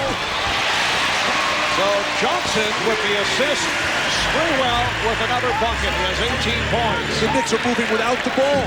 Something rarely seen with this team. They tend to stand around and bog down. They're just everybody on the tips of their toes. And Ewing in the passing lane again. Houston was trying to hit Sprewell on the run. Nice touch pass for Duncan, and Robinson with the slam. Of course, there's much time remaining, but the Knicks have been thriving against the Western Conference teams in the games being played here in New York. They seem to pick up the tempo when they face the West. They saw it against Sacramento, against Portland, Seattle. Utah, the exception last week. Ewing stripped and fouled. Antonio Daniels called on the reach-in. In a wide-open transition game, Spurs very effective at this, particularly because their big men can handle the ball so well. Tim Duncan that time with just a perfectly accurate touch pass. Ewing, though, answered right back. Some more movement without the ball. Well, I did want to point out while we have an opportunity, the NBA coaches who have objected wearing a microphone during NBC and Turner telecast have come up with a compromise. They say they will wear the microphone if you take yours off. I'm sure you suggested that one. I heard you negotiating with Van Gundy and Popovich that if they would please take my microphone, you would be a lot happier. It's a 10-point Knick lead. Robinson, oh, he's been way off in this third quarter. But the Knick closeout defense has been spectacular. Again, the passing. Charlie Ward setting it up for Patrick Ewing. The passing very crisp, very sharp. As a result, the Knicks are up by 12. No lethargy whatsoever for the Knicks today, who have pushed themselves through the pain. Charlie Ward down the lane. Ewing floating gracefully to the corner away. Nothing that the outstretched arm of David Robinson could do to influence that. A second look. Patrick Ewing in the rhythm, in the groove. Everything happening right for New York. The fans standing, applauding to his performance this evening. Ward missed 9 games with that broken right pinky. Well, Tim Duncan, 5 for 14 from the field. He had a 10 of 13 performance the other night in the win over the Wizards in Washington. Ewing. And a loose ball foul. Which was his third. Could be critical because Johnson's defense has been outstanding. Avery Johnson drawing the double. Robinson with the bucket and the foul. So David Robinson will go to the free throw line. Foul on Ward, his second. Again, ball movement for both teams has been remarkable tonight. David Robinson, who has been the recipient of some questionable calls as he's in foul trouble himself, gets an opportunity to get it back in the line. The Knick lead is now 9. 5 minutes gone by in the third quarter. Houston being played by Daniels. Sprewell played physically by Ellie.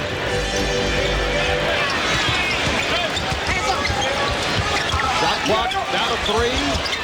Houston for 3. Yes! What a play by Patrick Ewing.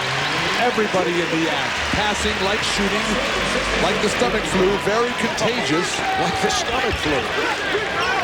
Here's a situation where even Patrick Ewing now driving in, dishing out, spot up three-point shooters. So the Knick lead again is 12. Nice movement by the Spurs. Johnson ahead of the field. The Knicks now lead 69-55. It's their biggest lead of the night. Larry Johnson continuing the marvelous play that he exhibited in the first half. The push, the relentless attack on both ends of the court for Larry Johnson. And a defense from the crowd. Antonio Daniels. And here comes Charlie Ward. Well, this starting lineup change that Greg Popovich came with has not worked at all for the Spurs. Houston. Allen Houston with 18 points. And we're seeing the Allen Houston that we saw prior to the All-Star break. San Antonio taking a timeout. A 7-0 run by the Knicks, playing as well as they have played throughout the season. It's the Knicks 71 and the Spurs 55. Allen Houston hitting from deep.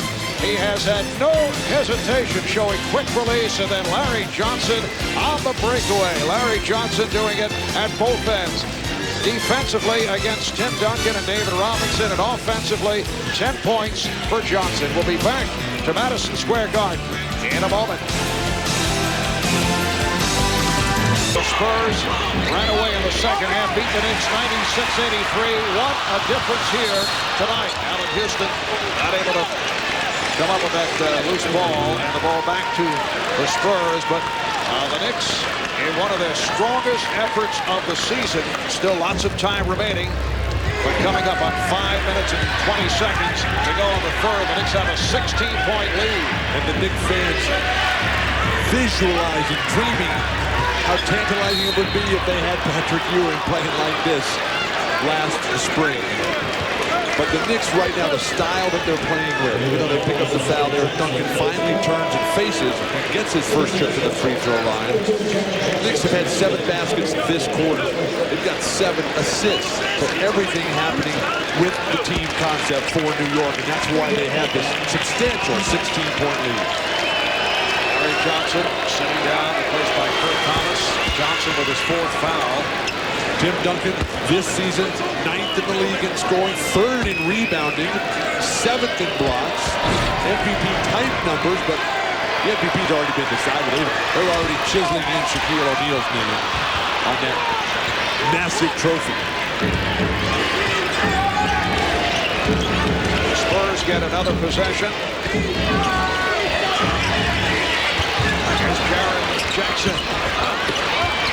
Spurs not hitting the perimeter shots. And the Knicks close out defense. They're chasing down everything, even plays they don't have a chance on it. But it's that extra hustle that has been the edge as New York has outworked the Spurs tonight.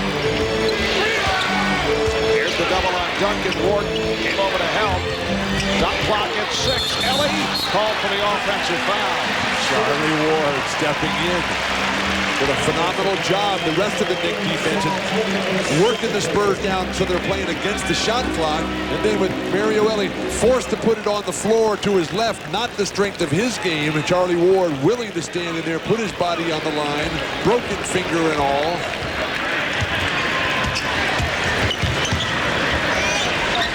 Knicks now have Thomas, Ewing, and Sprewell up front. Sprewell in a battle with Ellie. Ewing.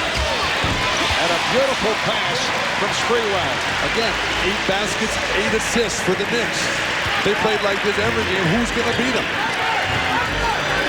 But as all teams around the NBA are aware, that doesn't happen. There are ups and downs. Foul is called on Ward. Latrell Sprewell, a moment ago, picked up his 7th assist of the night. Well, what's so remarkable about these assist numbers is that the Knicks are 27th in a 2019 league in assists per game. This is a team that grinds it out offensively. And we're going to see the next true test for New York coming in next Sunday when the Lakers, Shaquille O'Neal, Kobe Bryant, Phil Jackson come to town. Knicks are over the foul limit.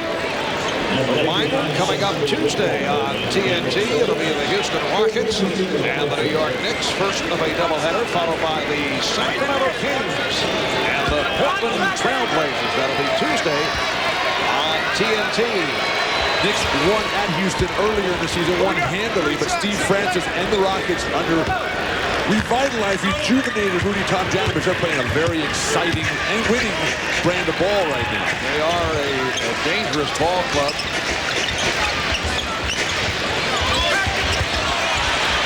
Sprewell getting inside. 20 points for Latrell Sprewell.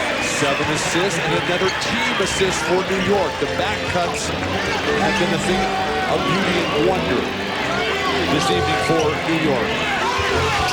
Duncan and the baseline closed, and it's a San Antonio turnover.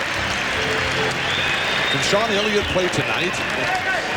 Again, the back cut. Those back cuts set up by the fact that San Antonio is committed to playing the overplay denial defense, but with the Knicks back cutting so well, they might want to back off and change that strategy. Rare miss by Houston. Here's Jackson being chased. It counts, and the foul. Things are going so well for New York. They figure we'll chase Jaren Jackson down and send him back as well. Over the top by Mario Ellie. Pass a little bit behind Jaren, who had to wait for it. Gave Charlie Ward just a chance. Usually you want to streak in there in front, make a double clutch, and then let your second trailing defender come into the over-the-top block. Jaren Jackson trying to work his way back into it. He had been struggling and showing signs recently of shaking the slump. Knicks now lead 75-61 as we come up on 3 minutes to go in the third. Ward for 3. Charlie Ward, who had been shooting 40% on his three-point shots before he broke that hand, now just a week back. He tugs at that right broken finger. He's not wearing any tape on. He's got a little sleeve that kind of holds it together on Charlie's right shooting hand.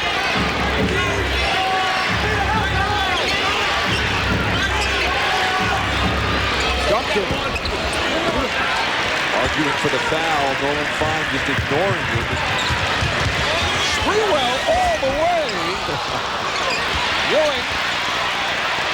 Patrick Ewing with the rebound and the nice pump fake and able to go glass. He has 19 points along with 12 rebounds. Coming off a 19 points, 21 rebound game at Philadelphia. Patrick Ewing, the last 4 games, remarkable. Offensive foul. And that shows the frustration that Tim Duncan has been going through because of the excellent defensive play by the Knicks. As Tim Duncan got that ball, the block out by Kurt Thomas, and then Charlie Ward standing in, taking another offensive foul. The willingness of guys, little guys, put their body on the line. Thomas, Walker with the rebound. 2 minutes remaining in the third. The Knicks by 16. No run at all here by San Antonio in the third. The Knick intensity, determination, sense of purpose. Johnson coming up short. Played very well by Ward. Johnson with the steal, finding Walker, and the foul is called. What a play by 20 games of the season with the left Achilles tendonitis. Ewing, yes, on cue. And the Knicks now lead 79 to 63. Ewing with 11 of his 21 here in the third. Just the way he's moving, though. San Antonio has more. Oh, they've tied their turnover total with that basket. Before that basket, they had 4 baskets and 5 turnovers here in the third quarter. But now they're equal, so now they're really hitting their stride. Just under a minute remaining in the third. Ewing facing the double, was tied up by Robinson. Daniels came over to help, so it will be a jump ball. Ewing rolling into the lane here. It was his left Achilles tendon. He's jumping off his right foot there. Greg Brittingham tells us that Patrick has not missed a practice since he has returned from the Achilles tendon problem. Puts it on display every single day, whether it's a game or not. No problems whatsoever health-wise for Ewing, and that's obvious and evident today. Walker able to chase it down. 45 seconds remaining in the third. And the Knicks lead is 14. They're not even going to for one here. They are so out of sync. They're not even aware of the clock situation. Walker fouled by Ewing. So that is 4 on Patrick Ewing.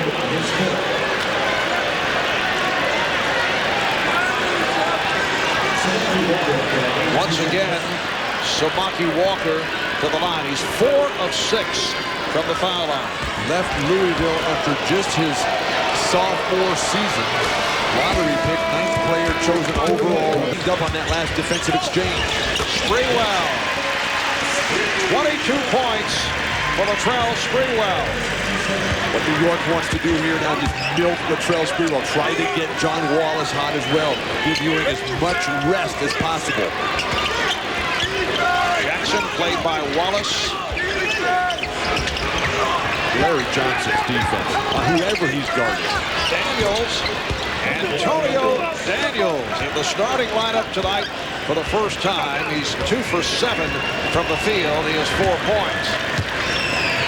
Greg Popovich going with the rookie out of Eastern Michigan that spent last season playing in Greece. Derek Dial for the first time this evening. Wallace. Dial with the rebound. But the adjustments that Popovich tried here, they really haven't worked. Oh, nice baseline drive there. Those adjustments for San Antonio have been negated by the fact that the Spurs have been outworked this evening here. New York has set a blistering pace throughout. Never gave the Spurs a chance to get any sort of control of the flow of the game. Yet the Spurs very much alive, down by as many as 17. It's a 10-point game. Offensive foul. Derek Dial took the charge. It's on Latrell Sprewell. Derek Dial, who's 24 years old, grew up in Detroit, went to Eastern Michigan University, which is in Ypsilanti, right next to Ann Arbor, Michigan, where the University of Michigan is. Eastern Michigan has already given the NBA George Gervin, Grant Long, and Earl Boykins. Dial activated from the injured list earlier in the week and made an impact in his debut against the New Jersey Nets last Monday. Sprewell. So the Knicks have hit a bit of a slide here at the start of the fourth. Here's Dial from three. Knicks need to get back to running. It looks like Chris Giles can't run out there. He tells us that his Achilles tendon is no longer a problem. It kept him out for a while.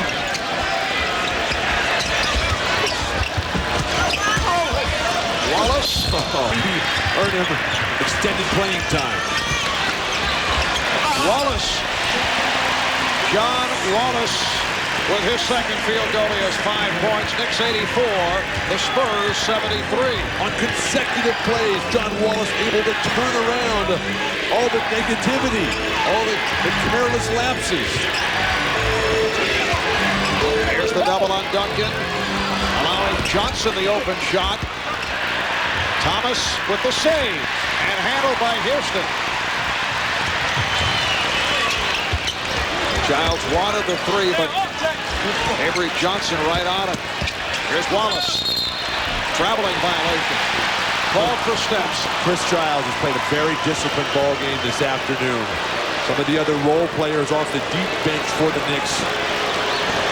The previous play, though, for John Wallace to spin over the outstretched arms of one of the league's premier shot blockers, Tim Duncan, who doesn't do it with elevation, does it with timing, positioning, and angles.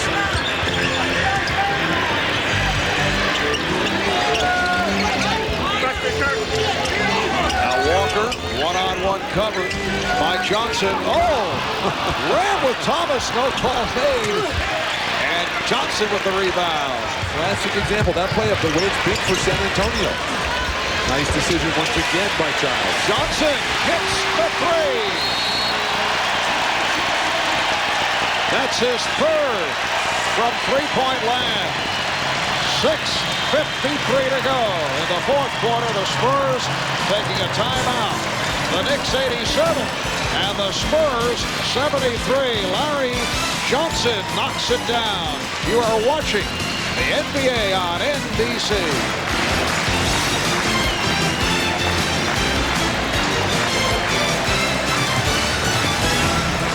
Houston over Ellie. Oh, God! I don't think we needed a microphone for Patrick Ewing for that one. I think you used yours. Just under 3 remaining in the fourth. Hesitation by the Spurs today. Not normally their style. Shot clock at 3. Avery Johnson. Tim Duncan not able to hit on the tip. The Knicks fast breaking. This is something we don't see a lot of. They're coming up the court in unison. 4 or 5 players dreaming, visualizing one common goal. Well, as we discussed earlier, they seem to pick it up against the Western Conference teams when they play at home. Houston, he thought he was fouled, was deflected. Here comes Dial with Duncan. Dial putting moves on Childs and takes it to the rim. Derek Dial, the rookie from Eastern Michigan, bringing the Spurs within 9. Knicks have to finish strong offensively, regain the momentum. Spurs virtually need a miracle at this point. Ewing. Go. Well, San Antonio very much in it. Robinson to the left-hand hook. Larry Johnson once again ripping the ball away from the much taller Tim Duncan. Now to a minute and a half in the fourth. That was a key sequence for San Antonio. Childs, yes. Chris Childs going glass. The Knicks lead 91-80 with a minute and 20 left in the fourth. And And San Antonio calls for time. San Antonio 40-23. Apparently there is a fraction of a second remaining. The game is not officially over because of the air ball thrown up by Johnson. The San Antonio Spurs see the win streak stopped at 3. And now off the inbounds, the game is completed. San Antonio shoots 11 of 42 from the field in the second half. Latrell Sprewell, the high man, with 24, also had 8 rebounds, 7 assists. Another outstanding all-around game for Patrick Ewing, 21 points and 15 rebounds. David Robinson, 22 points. Tim Duncan did not shoot well. 7 of Marcus Camby's return tonight is a big thing for the Knicks. They're still fighting for the East, and I think this gives them a legitimate chance to win the East. This is a guy off the bench that gives them energy. He gives them what they need in the hustle area. Of course, Coach Van Gundy says that he's hustle points, gives them offensive rebounds where they're the worst in the league. He gives them more block shots and inspirational plays. I talked to Marcus before the game. He says he's about 95% healthy. He's still got some swelling in his knee, but he's ready to go. And the timing's good for the Knicks because with about 20 games to go in the season, that gives them a chance to get about 100% for the playoffs. And it's a pick and roll. You got to switch that. Here is Steve Francis with a spectacular play. Francis playing his first game ever at Madison Square Garden. Said he was confident coming in, and he says, my one memory here is when Michael Jordan came back and scored 55 against the Knicks. And force Wallace to play some defense. Wallace in for that offense. A little finger roll action by John Wallace, who has 7 of the Knicks' 11 points with 5:12 to go in the first. Well, you know, a lot of people kind of fail to remember that he averaged 14 points a game one year in Toronto. This guy can score if he gets the opportunity. Shandon Anderson can also score in a drive. Anderson doing a great job getting inside for layup. We should have the other 8 guys sit down, let these guys play horse, because that's what we have going on here. Well, we started with Ewing and Elijah trying to go. They couldn't score, so give it to a couple of guys who can. 1 point Nick lead, and Wallace goes in again. And in 3 minutes, John Wallace has scored 9 points off the bench for the Knicks. There is Patrick Ewing in traffic and a low play. Patrick Ewing really feeling it, and a lot of aggressiveness in his offensive rebound. Another thing he hasn't done lately. To play 3. And now you got the jumper, or you can break them down off the dribble. Unselfishness, and then the execution.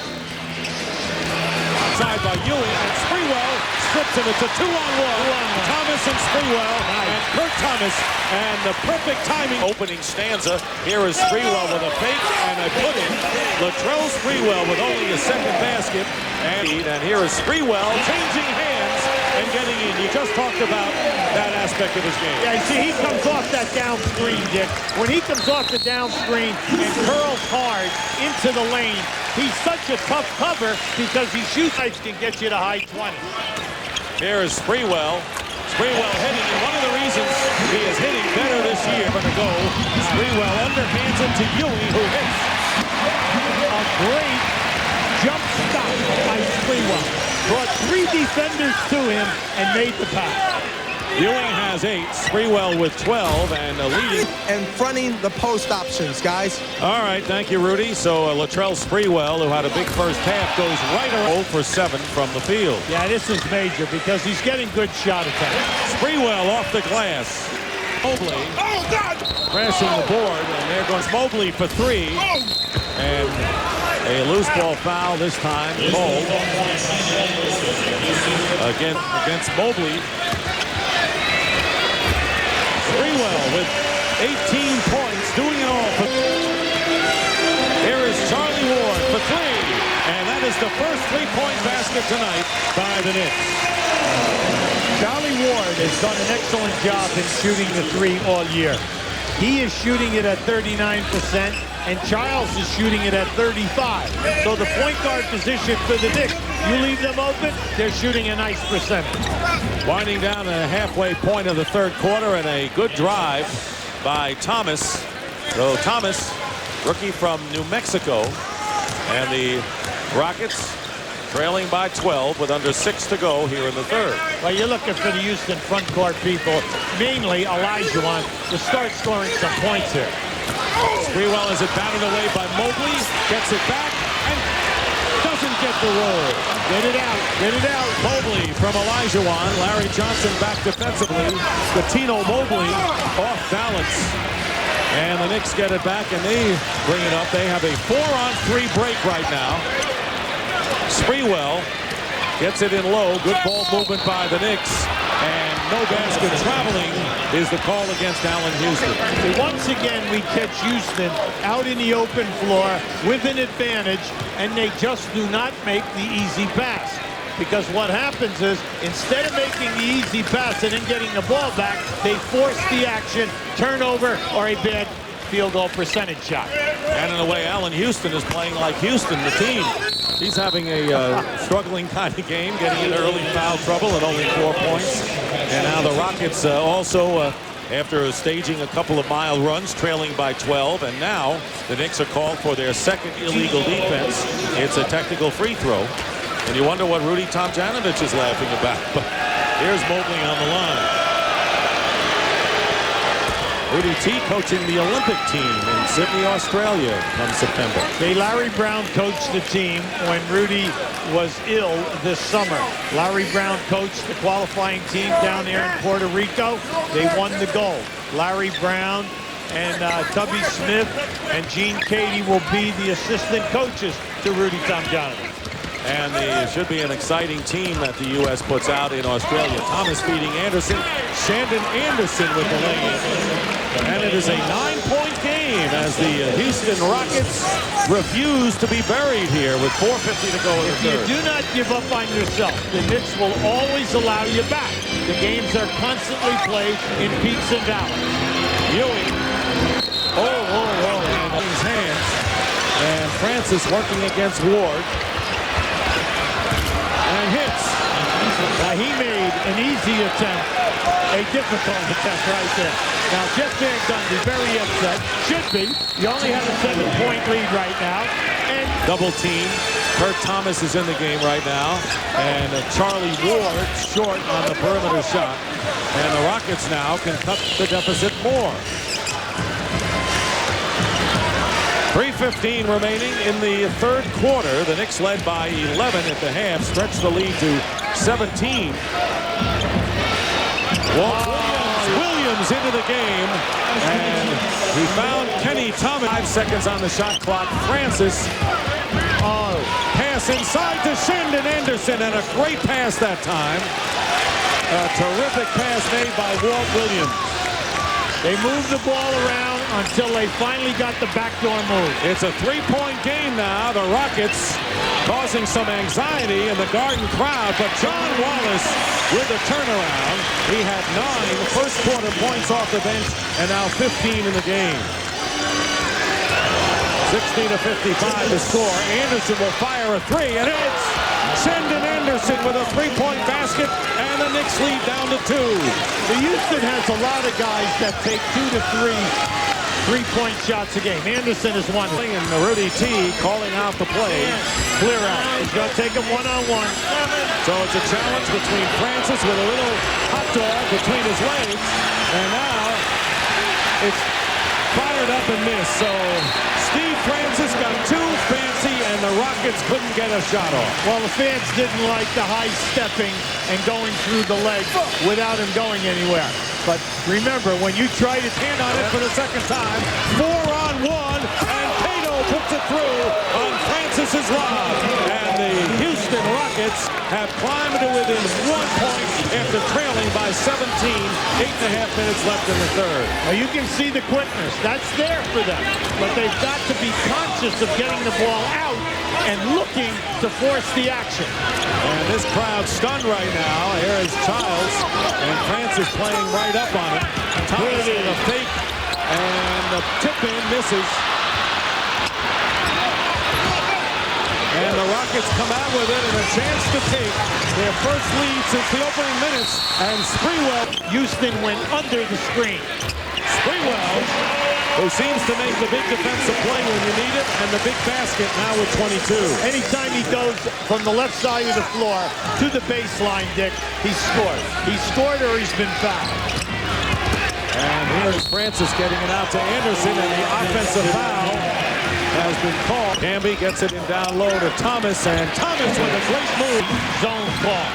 Meanwhile, the Knicks lead is only 1 here, and Allen Houston firing the Thomas who scores. Kurt Thomas now with 10 points off the bench tonight. Big contribution for him. Oh, he's moving without the ball. He's catching his man behind him or trying to help out on ball penetration into the lane. So he's open. Under 6 minutes remaining in the fourth. Francis with a stop and go. And here is Rodney Rogers throwing and missing, firing away from 3. The Rockets with the Rogers, Mobley, Williams, Francis, and Cato in there. Carlos Rogers, that is. No relation to Rodney, who's not in the building tonight. That's a clear out. Houston spots up and hits over Mobley. To stay within what you do well. Either post Thomas on the right side of the floor or use Houston and Sprewell, and you'll get good shots. So the Rockets, who climbed to within 1, trailing by 5, and they cut it down as Coutinho Mobley, a candidate for 6th man award, but starting tonight with a small lineup with a chance for the 3-point. And Allen Houston has now picked up his 5th. See, this is what Mobley does well. Takes you, he faces you up, he gets you out there 18 to 21 feet. He's strong to the rim, and he's a left-handed guy. So you have to be quick to come on that double team. And you can see there the Knicks were late. Coutinho Mobley, 3rd in minutes played on the team behind Shandon Anderson and Steve Francis, so he gets a lot of activity. And the Knicks lead is just 2 now with 5:10 to go in the 4th. Childs guarded by Francis. Oh, nice move. Houston breaks away from the Ewing screen and doesn't make it. Houston tonight just 6. Yeah, that was a beautiful play. And this is a good, excellent call by Joe Forte. Right there, Houston trying to take away Mobley, going to the spot, and they catch Houston with another foul. And that's his 6th foul, and he is out of the game. So it just hasn't happened tonight for Allen Houston, who comes in as the Knicks' leading scorer at 20 points a game. 3 for 8 shooting from the field, and fouls out with only 6 points. All right, they're bringing Larry Johnson. Larry Johnson will play small ball blocks. Hit back for the 3. 25 for Steve Francis, but Ewing answers that with his 14th point of the game. The Knicks lead is 5, and they're getting close to the 2-minute mark. As long as the Knicks stay in that half-court offense, they're getting good shot attempts. Their problem is they cannot stop this young, aggressive. By the way, still have a foul to give. 2-man game here. 2 minutes to go. Olajuwon. And Ewing getting 2 big baskets under 2 minutes to go. And the Knicks lead is again 5. The Olajuwon's not loose. That was a very nice move by Patrick. And Francis double teamed out on the perimeter. There is Cato. Ewing the rebound, and Ewing doing the job defensively, and Cato committing the foul. Cato took himself behind the backboard, ended up with a bad percentage jump hook. Complicated the situation by then fouling Ewing. So the Rockets, who had a great chance in the game, and certainly not out of it yet, but a couple of missed threes by Mobley. And here is Thomas driving in for the layup. No one was there to pick up Thomas, and the Knicks lead by 7 with 1:34 remaining. The crowd on its feet as the Rockets call a timeout. Wow, listen, the players on Houston are all upset. He took that basketball, Dick, and dribbled down the lane. 3 guys could have fouled him. 3 guys could have contested. And what did they do? They just allowed him to take him. 39. Sprewell with 27. Leading the Knicks, John Wallace with 17 off the bench. Kurt Thomas with 12. And Steve Francis with 32. So, I should say, in Charlotte. Pick it up in the second quarter. Knicks by 3. Larry Johnson in the St. Patrick's Day green spot shadow there. Now, Larry Johnson's about 6'7" or so. How do you lose him? The Hornets apparently managed to do just that. Later, second quarter, Knicks by 6. Childs finds Allen Houston for the hoop and the foul. Knicks by 11 at the break. Third quarter, Knicks by 12. Charlie Ward for the long 2-pointer.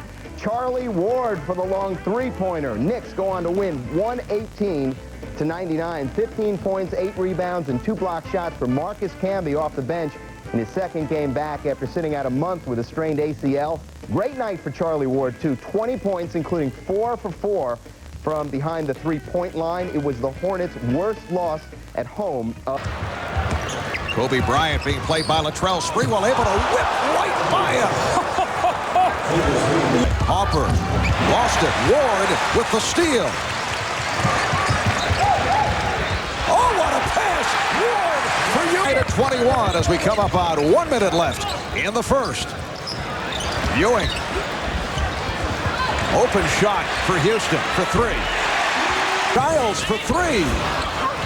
Thomas with another offensive rebound and the assist. Now since Thomas and Camby have come in the game, that's 20-13 on the boards. Now the Lakers are up 7. They were trailing by 6 on the boards early in the game. That's what these two guys have brought off the bench. Bryant trying to get back into shot for Bryant. That's it. Bryant, we mentioned, come away from the start of the season. Well, he's got the feeling that, you know, he can make that shot. He's an experienced player, and you've got to trust him. And now he's finding his role in there. That's a big hoop to keep his team around here now. And there's a comfort zone between Brian Shaw. Bryant to the hook. Kobe Bryant. Now Kobe. And the Lakers defeat the Knicks 92-85. Let's go to Ahmad with Shaquille. Smits is on Ewing, and they haven't doubled him, and Patrick Ewing getting the basket. Did a great job at trapping screen and roll, and then Ewing on a rotation. And Sprewell driving to Houston. Sprewell fakes out Rose, goes up with a jumper, and the Knicks starting off red hot lead 6-0. Well, since the All-Star games, go anywhere in playoff time, they need him. Camby tips in to Johnson.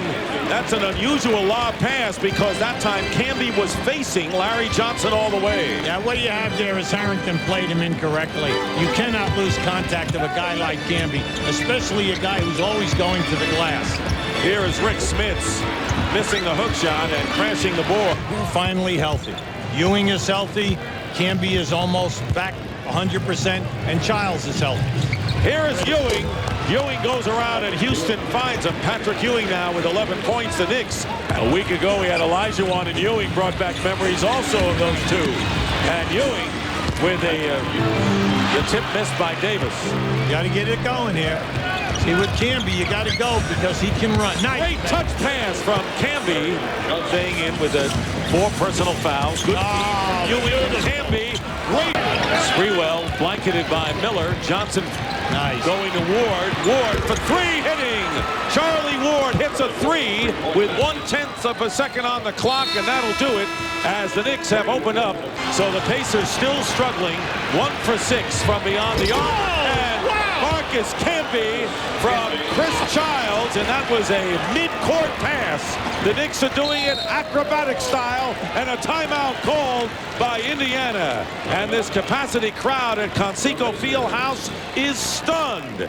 Camby, the center of it all. The Knicks have run off 8 straight points and lead by 10. Now this is just a great pass, and out of nowhere, Camby running the lane. A high wire act for the New York Knicks on the road, trying to come back from the loss to the Lakers on Sunday and looking very impressive with 2 minutes gone by here in the 4th quarter. And that's been their specialty this year. 9 minutes, 40 seconds to go in the 4th. Sam Perkins driving down the lane. Camby gets a piece of it, but a foul is called as well against the Knicks. Johnson going baseline and getting a piece of it. I think Perkins did before. Camby puts it through for the Knicks. Now they blocked 2 shots. There's Larry Johnson going up, and that ball doesn't go. Rebound by Camby. Batted in the air, and now the Pacers will have a 3-on-3. Jalen Rose driving around Childs is fouled. Here is Houston working against Miller, facing the basket. And Allen Houston hits the shot, and an offensive foul. Miller all over him. I tell you, Reggie Miller has been the defense when you would in the Westerns when you would knock someone down and really not hit him. Yeah, his timing's perfect. That's the next step. Good point. And a foul on Childs. So a lot of unhappy players and coaches out on the floor right now, most of them wearing blue and orange. 7-8 to lead the way and lead them to victory here. Well, you can see right now he's working hard, taking the ball very strong. He knows anytime he gets Rick Smits outside, it's no problem. He can run without the ball anytime that Smits goes to double team. And this is the move. 3 baskets on that drop step power. Now, Patrick, dynamite night. They'll trap the screen and roll. You can get this at will anytime that you want from now to the end of the game. It's too far of a rotation for Ewing. Indiana has a foul to give. The Knicks are in the penalty. Ewing hitting over Rick Smits. So Ewing now with 23 points in the game. The Knicks led by 8. And in 3 minutes and 10 seconds, the Pacers came back to tie it up. And then the Knicks regained the lead with 3:20 to go. Travis Best to Crozier going for 3 again. And an air ball that time. And Sprewell bringing it up. The Pacers getting back defensively. This one going down the wire. And Ewing again, the horse. And the miss. Johnson puts it up and misses. Crozier coming down. The Knicks with 2 opportunities down low. Good strong move by Ewing. That was a crib, an easy shot for Larry Johnson. Reggie Miller rims the basket. And the Knicks come back leading by 2 with under 3 minutes remaining. In the 4th quarter, the Knicks trying to win on the road, and a big win it would be considering that Miami and Toronto have already lost. Nice. Here's a feed inside to Sprewell. So Larry Johnson finds Sprewell, and the Knicks are up by 4. That was a beautiful screen off the lane. It's about a 4-foot screen, and you just curl Sprewell. The man is following. He's open. First basket for Sprewell here in the second half. He is now 1 for 7. And here's Crozier, hit a big 3 moments ago, and won the game and the series and became the first 8th seed in history to advance to the NBA Finals. And tonight, it may not be the playoffs, QB, but it's the latest chapter in what has been a tremendously intense rivalry. It's been an excellent game here tonight. The defenses have been outstanding. They're really trying. They're pressuring every shot. Marcus Camby has come in for Larry Johnson for the Knicks. Here's Rick Smits working against Ewing, and Smits breaks the tie. He wants it. And the time running down, and the Pacers are going to win it. So what could have been a huge victory with the other contenders losing in the Eastern Conference turns out to be a big disappointment for the New York Knicks, who fail to capitalize. While to get on the board, they didn't score. There was 5:15 left in the first. Meantime, Allen, Houston, and Knicks, they were cranking it up. Houston with 7 in the first quarter. Knicks up 13-4. Knicks increased the lead to 10 in the second. Chris Childs with the steal. 3-on-1 break here to Marcus Camby. Big time finish. 30-18. Knicks in front. Peak skills, Elton Brandy gets into the mix. He'll probably be your NBA Rookie of the Year. Strong move on the baseline there. He had 17 in the first half. 43-35 Knicks. More good defense here. Sprewell with the steal. Charlie Ward on the other end. He will finish. Knicks up 47-41 at intermission. Third quarter now. Larry Johnson, he's had his problems offensively of late here. The left-handed runner over Brand. Knicks with their largest lead. 53-41. Fourth quarter more LJ. Goes Glass. Knicks on an 8-0 run. Larry Johnson had 14 points. Fourth quarter, Knicks closing it out. Patrick Ewing says, I got to get me an assist. Who wants it? Marcus! Finish, big fella. 10 points in 26 minutes. The knee apparently feeling real fine for Marcus as the Knicks rolled to the victory tonight over the Chicago Bulls. Charlie Ward now to Marcus Camby trailing. 6 points for Camby, and oh yeah. Action, Knicks playing some defense. Jimmy Jackson has the ball, loses the ball. Latrell picks it up, goes in for the layup. Knicks by 3 in the third. Allen Houston showing that he can score, drives past Jackson, and he gets the layup. He gets the whistle. He finished with 27 third quarter. Latrell Sprewell heating up. On the loose ball, Charlie Ward. Larry Johnson to Spree. Goes up for the jam and one. And then more from Latrell. Charlie Ward finds Spree. Gets the runner to go. Knicks up by 15 in the fourth. Sprewell putting it away for the Knicks. Chris Childs finds Spree. He leans in and gets the roll. Knicks by 20. Jackson congratulating Sprewell on a job well done. And you know what? The Knicks like it when Latrell hits. Knicks visiting the Rose Garden, first quarter. New York up 3 on a break. Charlie Ward. Have you seen Latrell? Oh, yes, you have. Spree by 19, Knicks by 5 early. The suddenly inconsistent Blazers. Patrick Ewing getting the feed from Kurt Thomas and finishing. Then working on Brian Grant. Nice spin move for the layup. 6 of 8, 13 points at the half. First quarter, Allen Houston goes baseline for the reverse and the foul. Houston 19 points in the game. Knicks down 1 after a quarter. Second quarter to be all Knicks. Chris Childs to Latrell Sprewell for the trifecta. Spree 19 points, 9 assists. New York led 56-43 at the break. Third quarter, Houston draw on the D, dishes to Patrick Ewing for the baseline J. Pat 19 points, 9 boards. Knicks up 8 after 3. In the fourth, Kurt Thomas, the hanging bucket. Thomas 10 points. None prettier than that, though. Knicks up 7. Pippen looking for help. Patrick Ewing drives. He will miss, but Marcus Camby, I got you back. 27-66, but Mike Dunleavy and the Blazers resilient. Damon Stoudemire, the pull-up J, finished with 20, bringing the Blazers within 1. Now 25 seconds left in the game. Blazers down 3. Scottie Pippen from the corner takes it in and is rejected by Ewing, sealing the deal. The Blazers make quite a game of it, but come up short as the Knicks hold on for the 93-89 win. The Knicks pull into a tie with the Heat for first place in the Atlantic Division. The Knicks also improved to 14-18 on the road. It's in the Emerald City, so the Sonics can host the Knicks. Seattle trying to avoid their 5th straight loss. First quarter, Knicks down 2. Charlie Ward off the break for 3 hits. Next trip, the Knicks work the arc. Childs again for 3. Knicks down 1. Tied at 19. Spree to Ward, letting it 3. Ward 4 of 4 field goals in the first quarter, tied at 30 after 1. Second quarter, Sonics down 1. Childs, lazy pass picked up by Matt Max. He gets the lay. Later, Spree missing, but Patrick put back and 1 basketball. That's a 3-point play. Knicks up 5. Then Patrick working Van Baker. Son of the preacher man had to eat the fade, and 1 again. Another break. Ruben Patterson coming to get him. Playoff foul. Now let's go to the fourth quarter. Similar. Sprewell, the entry pass, and Ruben Patterson again. Sprewell. Max gets teed up for this whole thing. Game out of hand now. New York's by 13. Sprewell went over 10,000 points in his career in this game. This time gives it up to Kurt Thomas. Knicks win it. Buck 10-95. New York shot 52% from the field. 6 players in double figures. Camby goes for 18 points and a career high 19 rebounds for the Shawshank Redemption. One of the best of all time. Chris Childs to Patrick Ewing to Allen Houston. Allen Houston had 24 on the night. Half 39-38. Win the game 89-83. They have won 5 of their last 6. Sprewell goes for 20. Wizards and the Knicks. Allen Houston driving the baseline, and looky here. And a foul. Houston 13 of the game. Knicks up 31-24. Later in the second, Patrick Ewing. Minutes, Patrick Ewing.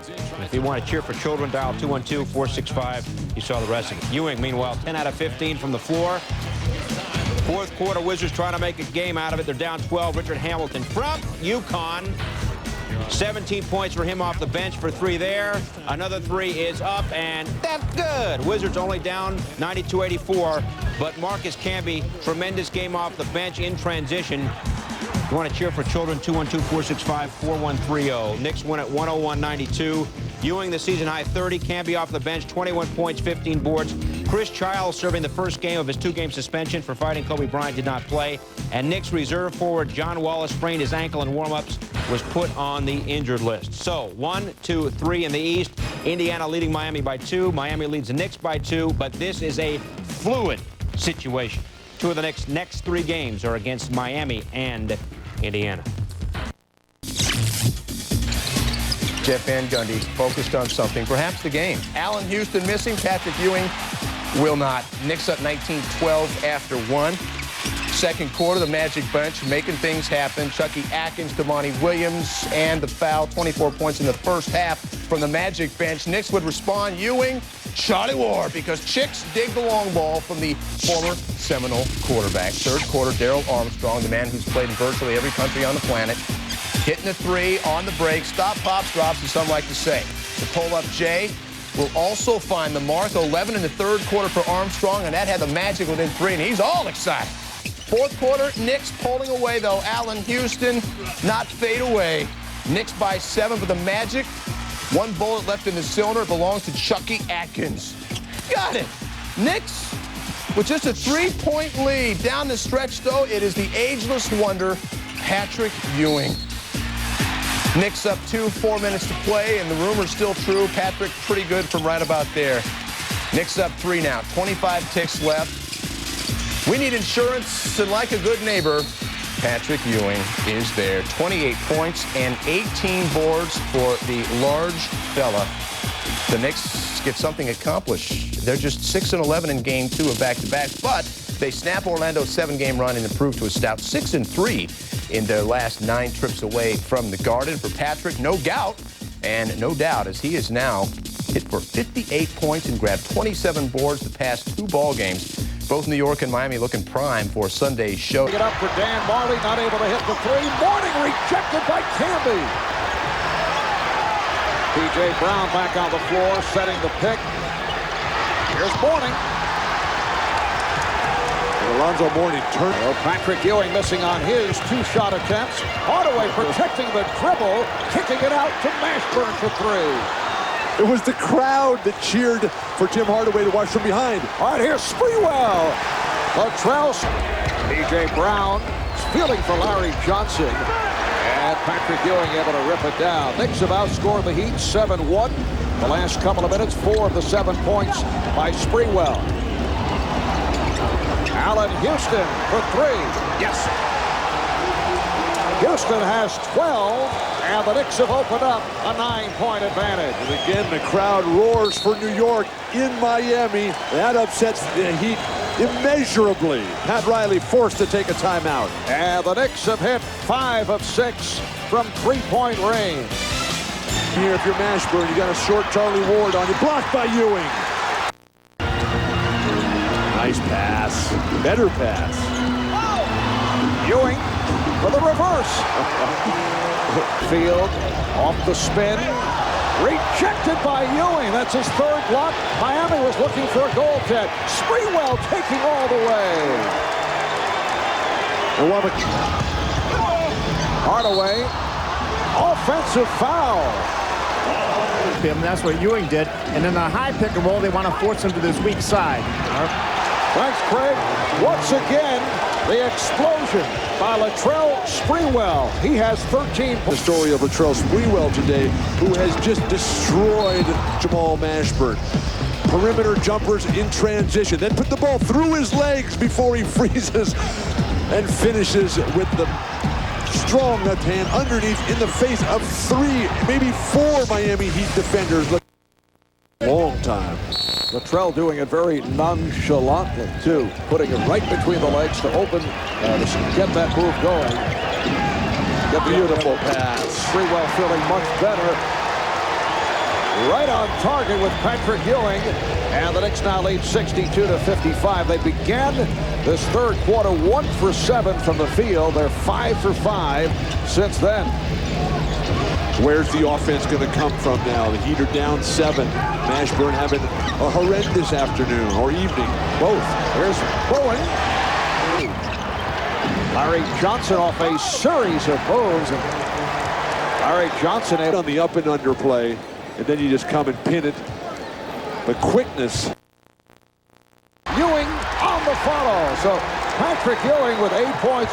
In the case, Hardaway intimidated by Camby. Here comes Childs. Houston is open for 3. Yes! Allen Houston with 20 points. And Tim Hardaway, the Pacers at the guard. Here's Morning. And again, Ewing with the rebound.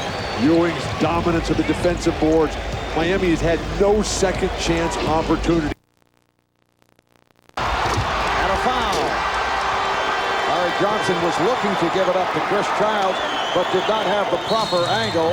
Now Miami calls for time with 9:31 remaining in the 4th. Weatherspoon, the trailer in transition. Bowen, offensive foul. Camby taking the hit. Rarely do you see the 6'11", 7-foot shot blocker trying to stand in there and take a charge well outside the dotted line. Easy play to call as Bowen deep low post position for the Knicks. The Knicks with 5 turnovers within 4 minutes of this fourth quarter. Here's Carter, nice pass for Weatherspoon, and again Camby with the rejection, and the ball ends up getting stuck between the glass and the rim, so they'll jump. April, right, when the Atlantic Division Championship on the line. Yes. Camby with his 3rd rejection of the game. The Knicks lead is 4. And Miami continues to go with its bench players, aside from Mashburn, who has the baseline closed, and then he's stripped by Sprewell. Sprewell had a notion to take it all the way. Calling a foul. Offensive foul.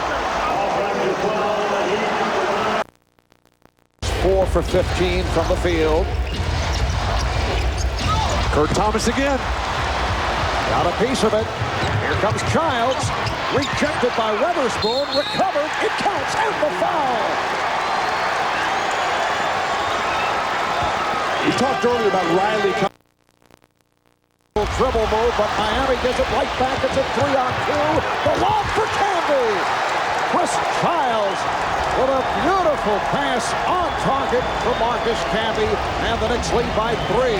The Knicks able to capitalize on the turnover while the Heat a little bit too careless and casual. Hardaway fires one off balance. Brown with the rebound.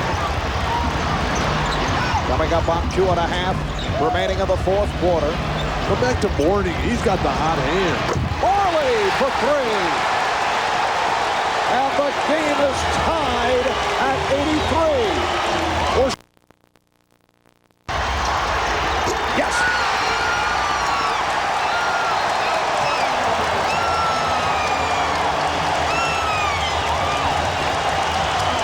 Miami by 2. The Knicks call for time. A 12-2 run with a minute 35 remaining in the fourth quarter. Houston. Yes, and the game is tied at 85. Very difficult shot by Houston on the quick release, able to beat Dan Marley. Coming off the big down screen by Patrick Ewing, and they slapped hands coming back. The teamwork and chemistry resurfacing for New York. And that was Houston's first field goal attempt this fourth quarter. Shot clock at 10, 1:15 remaining in the fourth. Here is Marley for 3. Miami takes a 3-point lead. That's his 4th 3-pointer. The Knicks will talk it over. How many timeouts does Jeff Van Gundy have over there? Ewing pops it out here. Sprewell to tie it. Cannot. Ewing with the tip. Ewing with the rebound. Gets it out. There's Childs looking to tie. He does! With 11 seconds remaining in the fourth quarter. Chris Childs from downtown. And Ewing kept it alive. How many times? 2, 3, 4. Who can count? In that knee, that right knee that was severely damaged in the game at New York against Miami. He's fouled hard from behind that time. And we're getting it down low to Ewing. Yes, and it counts. And Patrick Ewing. Houston forced it. Ewing is right there. Patrick Ewing with a big buck. And 7/10 seconds left in overtime. The Knicks by 2. Miami gets it in. Here's Hardaway looking for the shot. Childs does not want to foul. Hardaway fires and hits. Tim Hardaway has won it with a... Now Perkins is working on Ewing. Doubled by Rose. Oh, what a shot by Patrick Ewing. Hey, that's exactly... You know, Ewing is so much the focus of so many stories here. And John, do you ever get the sense that maybe Childs leads him the other way with Ewing open from 15? Oh! Patrick Ewing with big shots down the stretch. On the stretch of this game. Ewing has been big all last week, and he's got 5 points tonight in the fourth quarter. 16 for the game. Little jump stop, 15-foot. He looks like a guard out there, Coach. I say nothing. Proud Papa next to home games. Ewing. Oh, Patrick Ewing is on fire. He's got 7 in the quarter. Well, Jeff Van Gundy told us that he kept the statistics of Patrick in the clutch and that he shot the ball extremely well in the clutch, and I think he's bearing that out. Reggie Miller's only taken 6 shots in the game, 1 in the 4th, and it gives to Travis Best, who maneuvers for 2. Ooh, big shot by Travis. Shot clock into Smith, guarded by Ewing, inside the Miller. And a free throw shooter in the NBA. Camby picks up his 5th foul, and the 2nd best free throw shooter in the NBA will try to tie it up. Well, he responds to this kind of cheer, I think. They're better off, Danny, not saying it. Quarter for the tie. At 81 with 15 seconds to play in regulation. And they have no timeouts left. Plus, they have plenty of time to get the ball up the court. And Best has done a good job of putting pressure on Charles all night long. It's Ewing, who's had a great 4th quarter. Can he win it here? Patrick Ewing gives the New York Knicks the lead.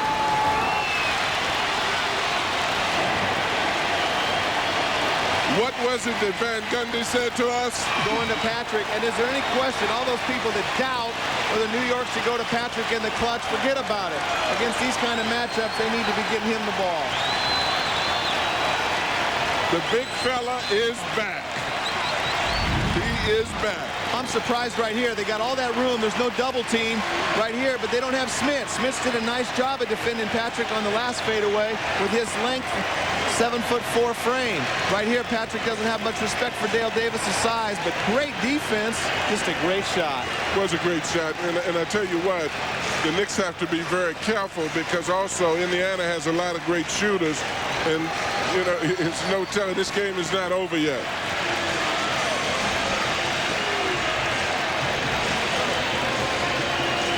Nine points in the 4th quarter for Patrick Ewing. He's given the New York Knicks a lead and maybe a win. 2 seconds to play.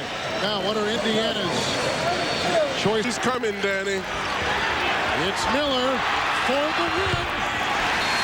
The New York Knicks have beaten the Indiana Pacers.